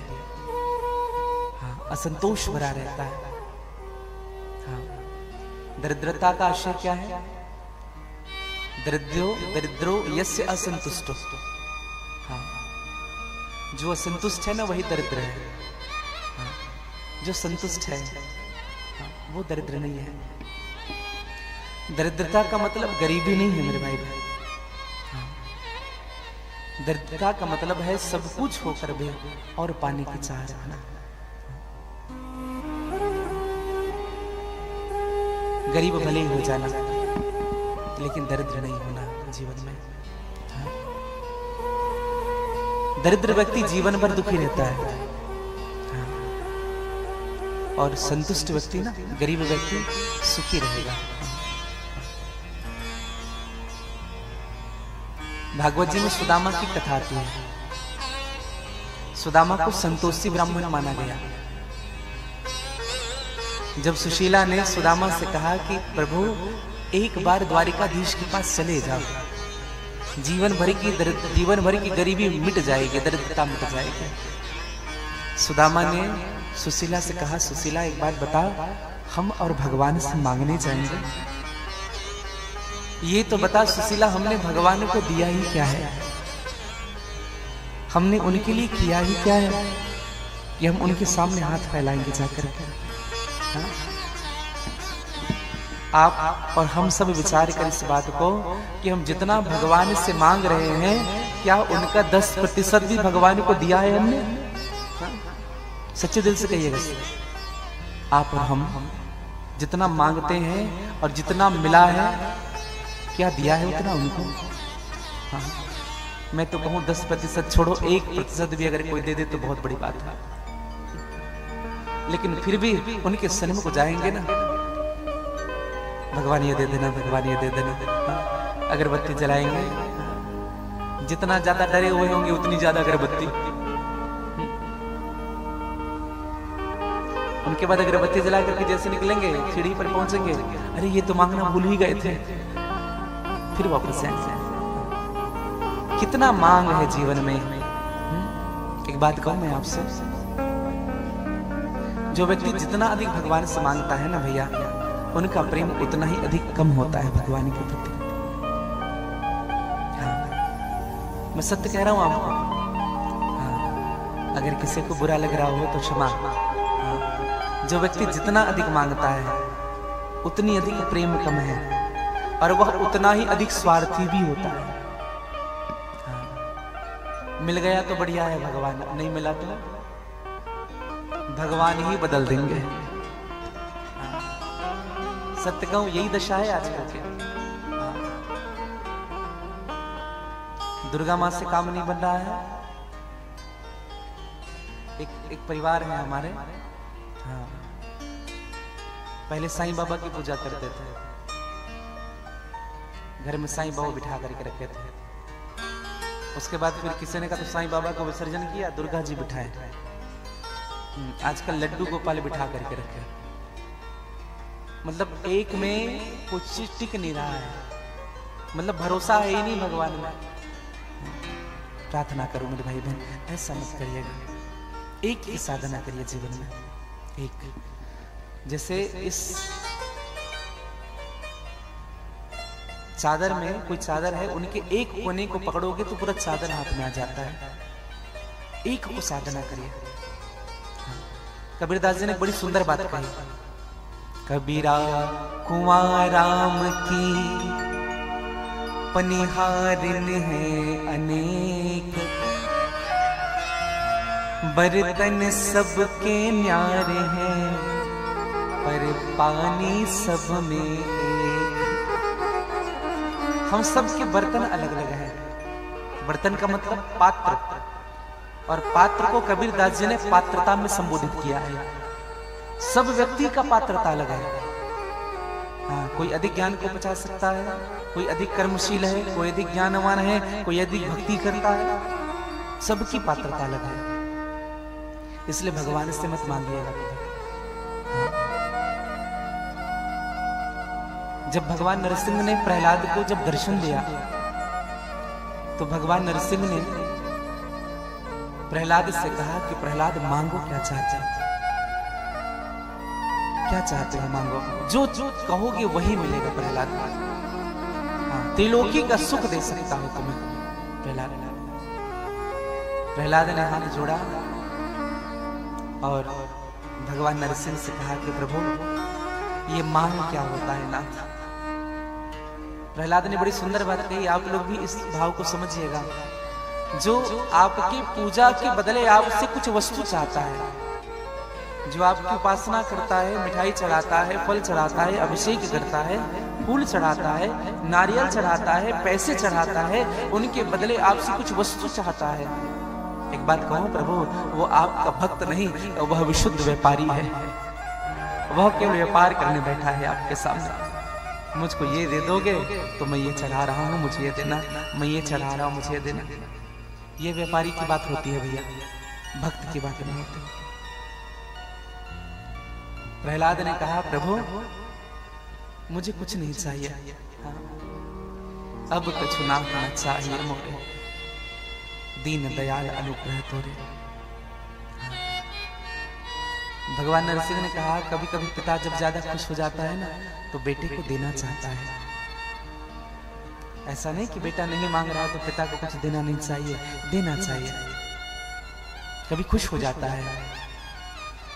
तो प्रहलाद ने हाथ जोड़ करके एक ही वस्तु मांगी, और मैं आप सबसे भी यही कहूंगा, जब भी भगवान के सामने जाए, मंदिर जाए, बस यही मांगना,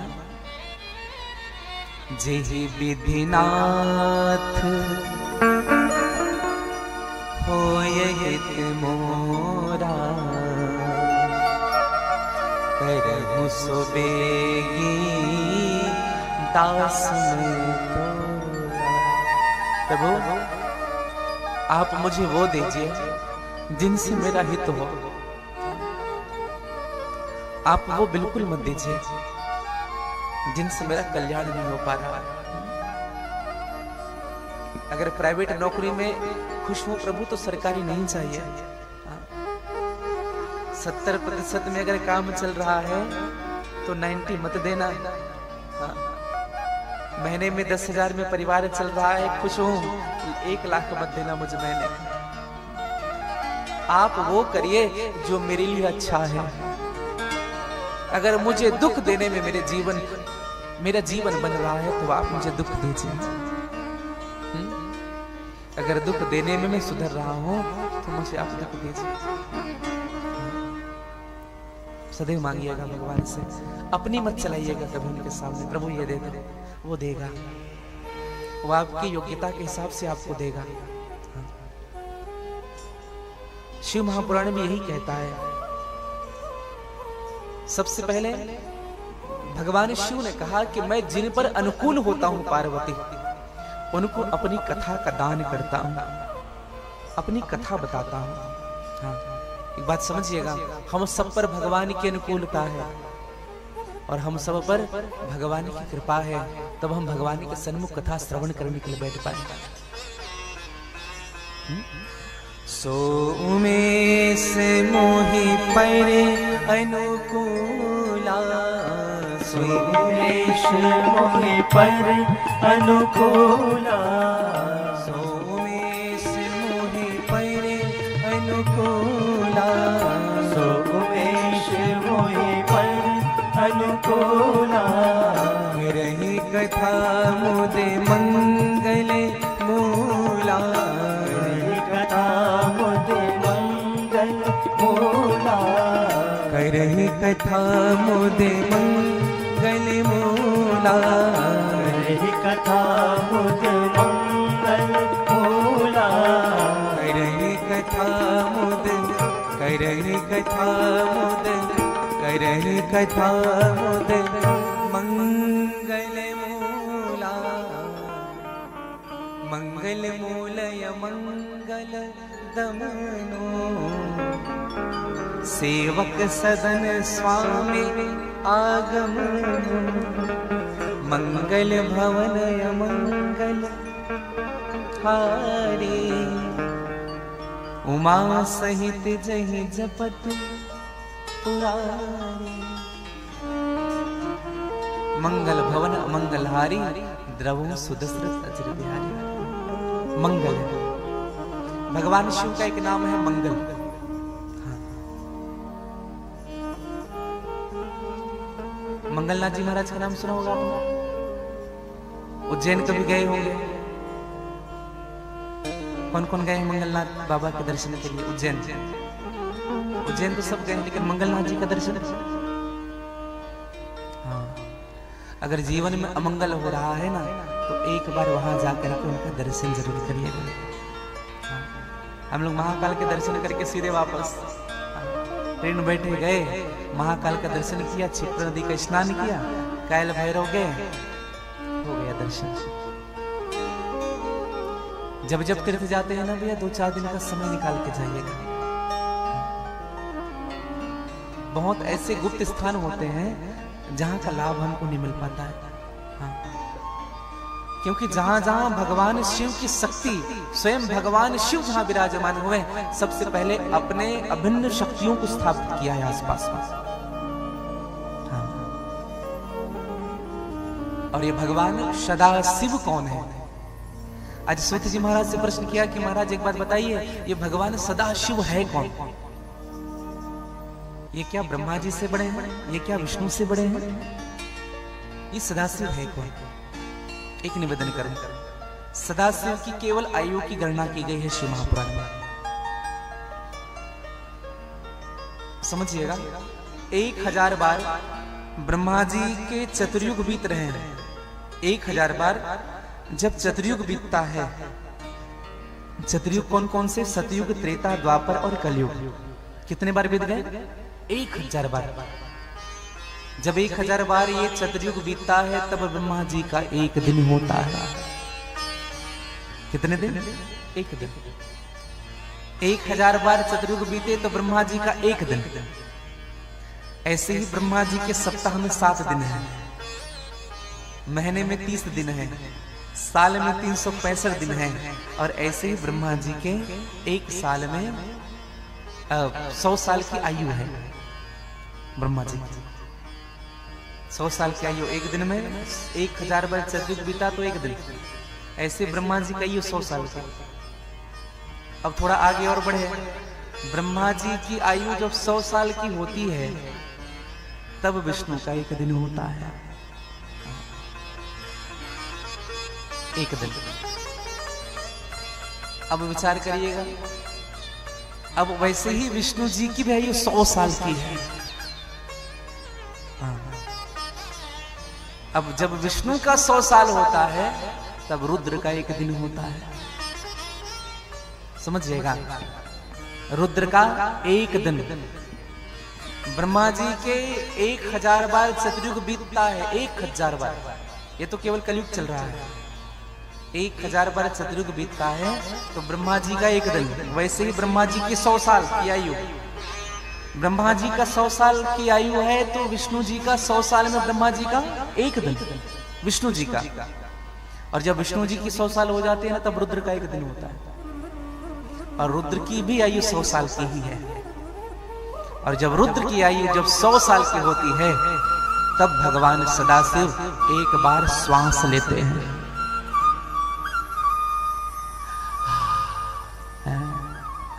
कुछ लोग कहते बाप रे बाप। अब बताओ सदाशिव की आयु क्या होगी? एक बार श्वास अंदर बाहर करते हैं। ये भगवान सदाशिव के आयु की गणना है। सदाशिव, और यही सदाशिव है जो निर्गुण है, निराकार है। हाँ। जो भगत के लिए सगुण के रूप में जन्म लिए हैं। देखो, एक निवेदन करो आप सबसे। कुछ लोग निर्गुण की उपासना करते हैं, कुछ लोग सगुण की उपासना करते हैं।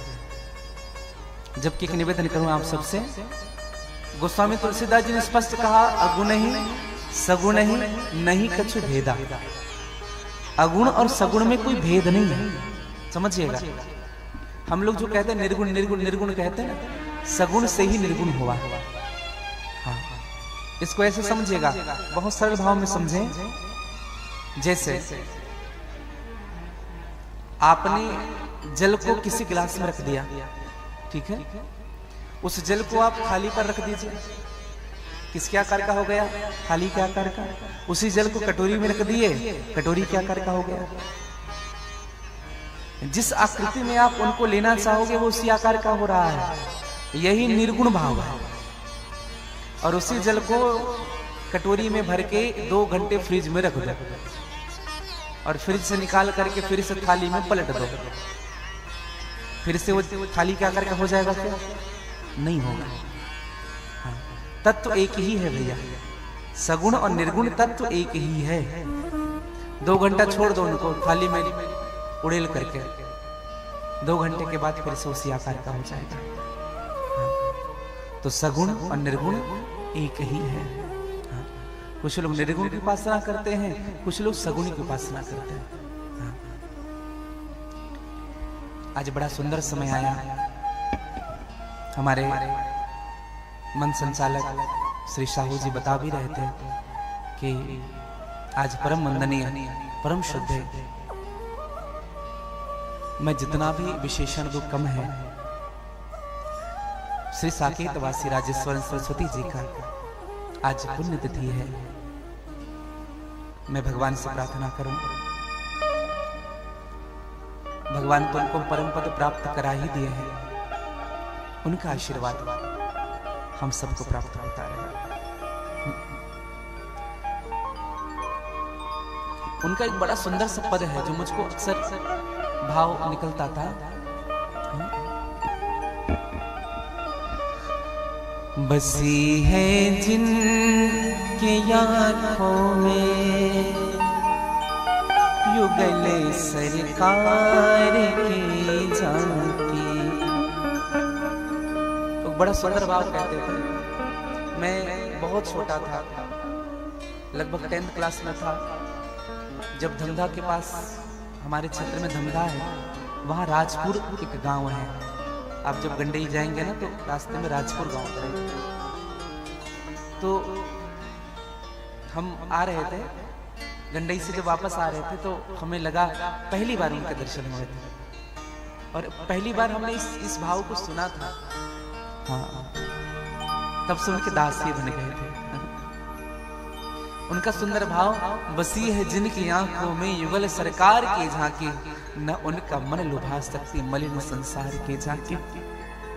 हर रज्जित रंग मेघों का वो दामिनी की दमक लज्जित है, जन राजेश के खातिर है ये उद्धार की झांकी। गाए जा निरंतर श्री राम जानकी का जस, राम नाम मत नित्य वाणी को जपाए जा, पाए जा पदारथ चार संतों की सत्संगति में, भूल के कुसंग में न मन को फसाए जा। लाए जा पवित्र भाव अपने मन मेरे, तुलसी कित रामायण में डुबकी लगाए जा। और लाए जा पवित्र भाव अपने मन मेरे, तुलसी कृत रामायण में डुबकी लगाए। हर भाव, हर क्षण हर भाव उनका है। आइए उनकी एक सुंदर सा पद आप और हम गाएंगे, क्योंकि जीवन में सच में जीवन का कोई ठिकाना नहीं है। महाराज श्री ने जब अंतिम श्वास ली तो हम लोग थान कमरिया में थे, है ना? थान कमरिया में कथा चल रही थी और कथा में बता रहे थे हमारे जो संचालक साहू जी हैं कि वो उनके सामने की घटना। रात्रि में कथा हुई, विश्राम कर रहे थे महाराज जी। विवेकानंद आश्रम की बात मैं आपको निवेदन कर रहा हूँ। रात में लगभग एम्बुलेंस आया, कितने बजे? 12 बजे, लगभग 12 बजे एम्बुलेंस आया और पता ही नहीं चल पाया। ऐसा लगा कि पूरी दुनिया ही ले जा। और उस दिन वो इतनी बात कहे थे, हानि लाभ जीवन मरण यश अपयश विधिहान। ये चार चीजें हमारे हाथ में नहीं होती भैया, हानि लाभ जीवन मरण यश और अपयश। उनकी एक बात मुझको बड़ी अच्छी लगी, आज भी बात याद है। कोई व्यक्ति दौड़ रहा है ना? कोई व्यक्ति दौड़ रहा है तो दौड़ने से ज्यादा आराम चलने में है कि नहीं? है कि है ना? अच्छा, कोई व्यक्ति चल रहा है तो चलने से ज्यादा आराम खड़े होने में है कि नहीं? कोई व्यक्ति खड़ा हुआ है, उनसे ज्यादा आराम बैठने में है कि नहीं? अच्छा, कोई व्यक्ति बैठा हुआ है, उनसे ज्यादा आराम लेटने में है कि नहीं? और कोई व्यक्ति लेटा हुआ है, उनसे ज्यादा आराम सोने में है कि नहीं? अच्छा, कोई व्यक्ति सोया हुआ है, उनसे ज्यादा आराम मरने में है कि नहीं? बहुत सारी उन्होंने बातें कही थी उस दिन, वो बात कभी नहीं भुलाई जा सकती और उन संत को भी कभी नहीं भुलाया जा सकता। मैं सत्य कहूं, ऐसे तो मुझे उतना अनुभव नहीं है, मैं तो बहुत विद्यार्थी हूं कथा का, लेकिन मैंने वैसे वक्ता नहीं देखे जीवन में। मैंने उनकी सहजता जो देखी भैया, वैसी सहजता मैंने नहीं देखी जीवन में। जब कोई उनसे मिलने के लिए आते थे ना, मैं एक बात कहूं आपसे, जब कोई उनसे मिलने के लिए आते थे ना, तो उनके शिष्य अगर किसी को रोक देते थे तुम नहीं मिल सकते गुरुजी से, तो अपने शिष्य के लिए बिगड़ जाता था। तुम्हारी हिम्मत कैसे हुई? क्या पता ये मिलन आखिरी भी तो हो सकती है।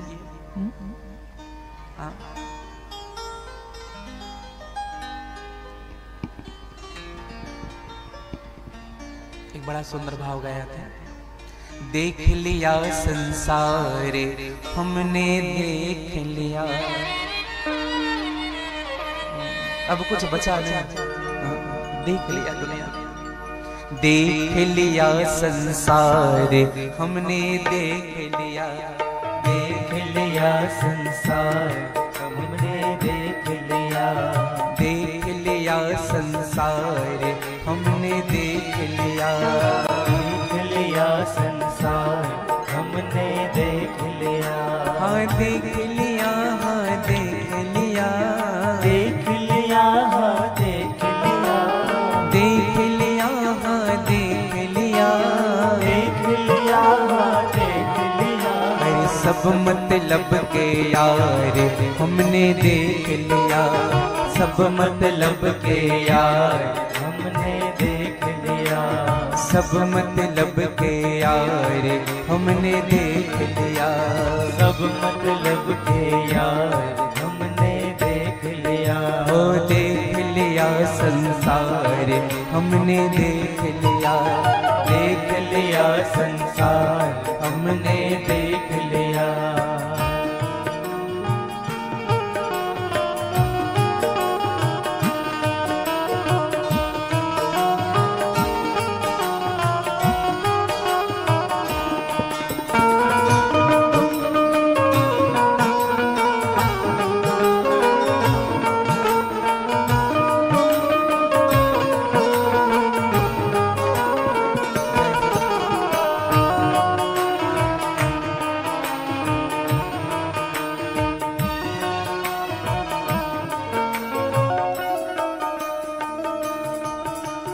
कहीं चोट लग जाए न तन को, कहीं चोट लग जाए न तन को, कहीं चोट लग जाए न तन को, कहीं चोट लग जाए न तन को। लोग ढूंढते हैं निर्धन को, लोग ढूंढते हैं निर्धन को, लोग ढूंढते हैं निर्धन को, लोग ढूंढते हैं निर्धन को। और उन्होंने एक बड़ी सुंदर बात कही, किसी व्यक्ति में प्रतिभा है ना, प्रतिभा उनका मूल्य नहीं होगा, जिनका प्रसार होगा ना उन्हीं का मूल्य होगा इस दुनिया में। प्रतिभा का कोई मोल नहीं है, प्रतिभा का कोई मोल नहीं है, प्रतिभा का कोई मोल नहीं है, प्रतिभा का कोई मोल नहीं है। सफल सिद्ध अनमोल वही है, सफल सिद्ध अनमोल वही है, सफल सिद्ध अनमोल वही है, सफल सिद्ध अनमोल वही है। अरे जिनका प्रबल प्रचार हमने देख लिया, जिनका प्रबल प्रचार हमने देख लिया, जिनका प्रबल प्रचार हमने देख लिया, जिनका प्रबल प्रचार हमने देख लिया। अरे देख लिया संसार हमने देख लिया, देख लिया संसार हमने देख लिया।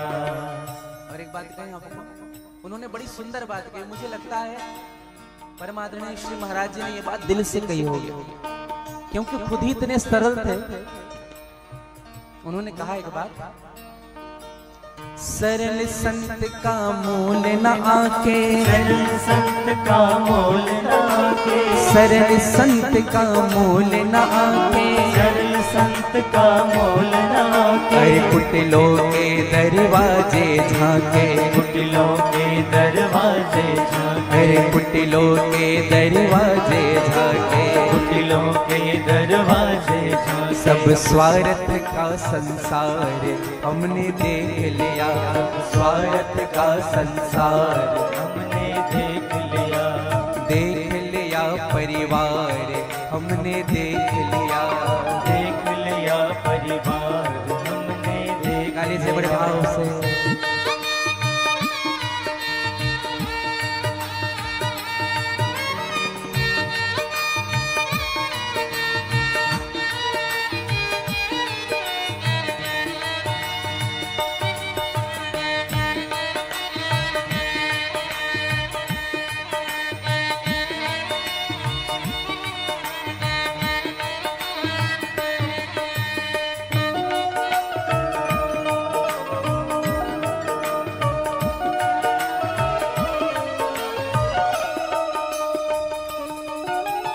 संतों का उपदेश यही है, संतों का उपदेश यही है, संतों का उपदेश यही है, संतों का उपदेश यही है। मूल मंत्र राजेश यही है, मूल मंत्र राजेश यही है, मूल मंत्र राजेश यही है, मूल मंत्र राजेश यही है। हरि हरि सुमिरन में, हरि सुमिरन में, हरि सुमिरन में सारे हमने देख लिया, हरि सुमिरन में सार हमने देख लिया, हरि सुमिरन में सारे हमने देख लिया, हरि सुमिरन में सार हमने देख लिया। हरि देख लिया संसार हमने देख लिया, देख लिया संसार हमने देख लिया, सब मतलब के यार हमने देख लिया, सब मतलब के यार हमने देख लिया, देख लिया परिवार हमने देख लिया, देख लिया परिवार हमने देख लिया, सब मतलब के यार हमने देख लिया। आज परमादरणीय श्री साकेतवासी राजेश्वर सरस्वती जी के श्री चरणों पर मैं व्यासपीठ से वंदन करूं, प्रणाम करूं। आपकी कृति, आपकी भजन, आपकी रचना, आपका दृष्टांत से कई वक्ताओं का घर चलता है। मैं उनके श्री चरणों पर वंदन करूं, प्रणाम करूं। बोले विश्वनाथ भगवान की जय। तो मैंने कल निवेदन आप सबसे किया, परसों निवेदन किया था भगवान के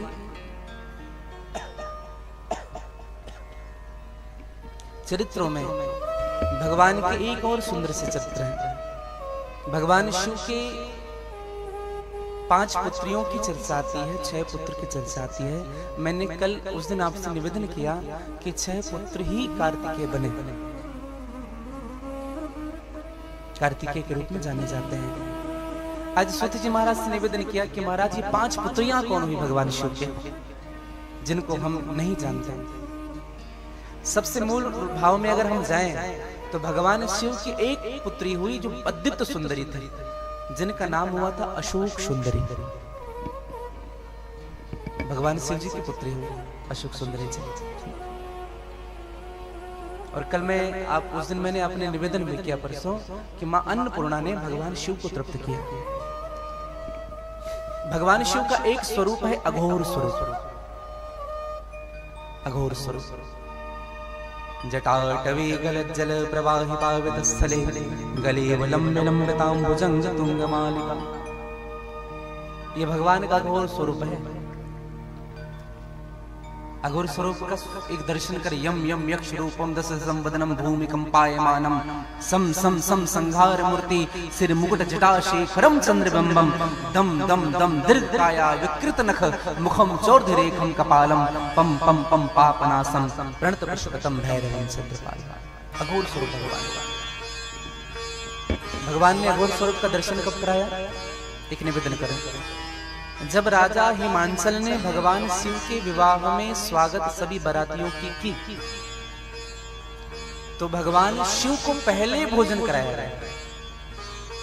जब सबको भोजन परसाना, जितने उनके भूत प्रेत पिशाच गण थे, तो सबने एक शर्त रखी, जब तक मालिक नहीं खाया तब तक हम कैसे खा सकते हैं, पहले हमारे प्रभु को भोजन कराएंगे। और भगवान शिव को अंदर बिठा करके भोजन कराया। हिमवान ने 56 प्रकार का व्यंजन बनाया, भगवान शिव को परोसा गया, अघोर शिव को, और वो भोजन करते गए करते गए करते गए। पहले एक परात में दिया था, पूड़ी, हलवा, तिखुर, सिंघाड़ा पूरे भरे हुए थे, और 5 मिनट में साफ। अब हिमवान ने विचार किया, अब क्या हो रहा है? हिमवान ने विचार किया, शायद ही हमारा दामाद परीक्षा ले रहा है हमारा। फिर भोजन कराया। 2 दिन बीत गए भोजन करते करते, केवल भोजन, जल भी नहीं पी रहे हैं। हिमवान ने जितनी खाद्य सामग्री थी ना, आटे, चावल, दाल, सबको बनवाया, सबको लाया। अब बनता भी नहीं था तो भी सामने उड़ेल देते थे लोग, खाओ, और उसको भी खा जाते थे भगवान। अघोरी जो होते हैं ना, आपने देखा होगा, कभी कुछ भी खा लेते हैं। हाँ, मुर्दे को भी। भगवान शिव जी तृप्त नहीं हो रहे हैं। दशा ऐसी हो गई भैया कि हिमवान की तो रसोई पूरी खाली हो गई, उनका भंडारण पूरा खाली हो गया, स्टोर रूम में कुछ नहीं है। अब तो हिमवान ने मन में विचार किया, अब क्या होगा? जब मैं दुल्हे को संतुष्ट नहीं कर पा रहा हूं तो बाराती को कैसे संतुष्ट करूंगा। तब पार्वती के पास गए, कहा कि बेटी दामाद इतना खा रहा है कि अब हमारे पास कुछ नहीं उनको खिलाने के लिए, निंदा ना हो जाए, तनिक तुम जाकर के समझाओ। और मेरी मां पार्वती आई है, और मेरी मां पार्वती का एक नाम है अन्नपूर्णा। बोले अन्नपूर्णा मैया की जय। परसों मैंने निवेदन किया था अन्नपूर्णा के विषय में। अन्नपूर्णा का वास कहाँ है? अन्नपूर्णा देवी कहाँ वास करती है? रसोई घर में। और मूल रूप से अन्नपूर्णा जी का स्थान कहां पर है? पृथ्वी में। अच्छा चलो एक और, द्वादश ज्योतिर्लिंग में अन्नपूर्णा जी कहां वास करती है? विश्वनाथ में। हाँ। एक बार ताली बजाइएगा। इसलिए कहा हूं केवल विश्वनाथ जी के दर्शन करके नहीं आना, अगल बगल भी बढ़िया दर्शन करना।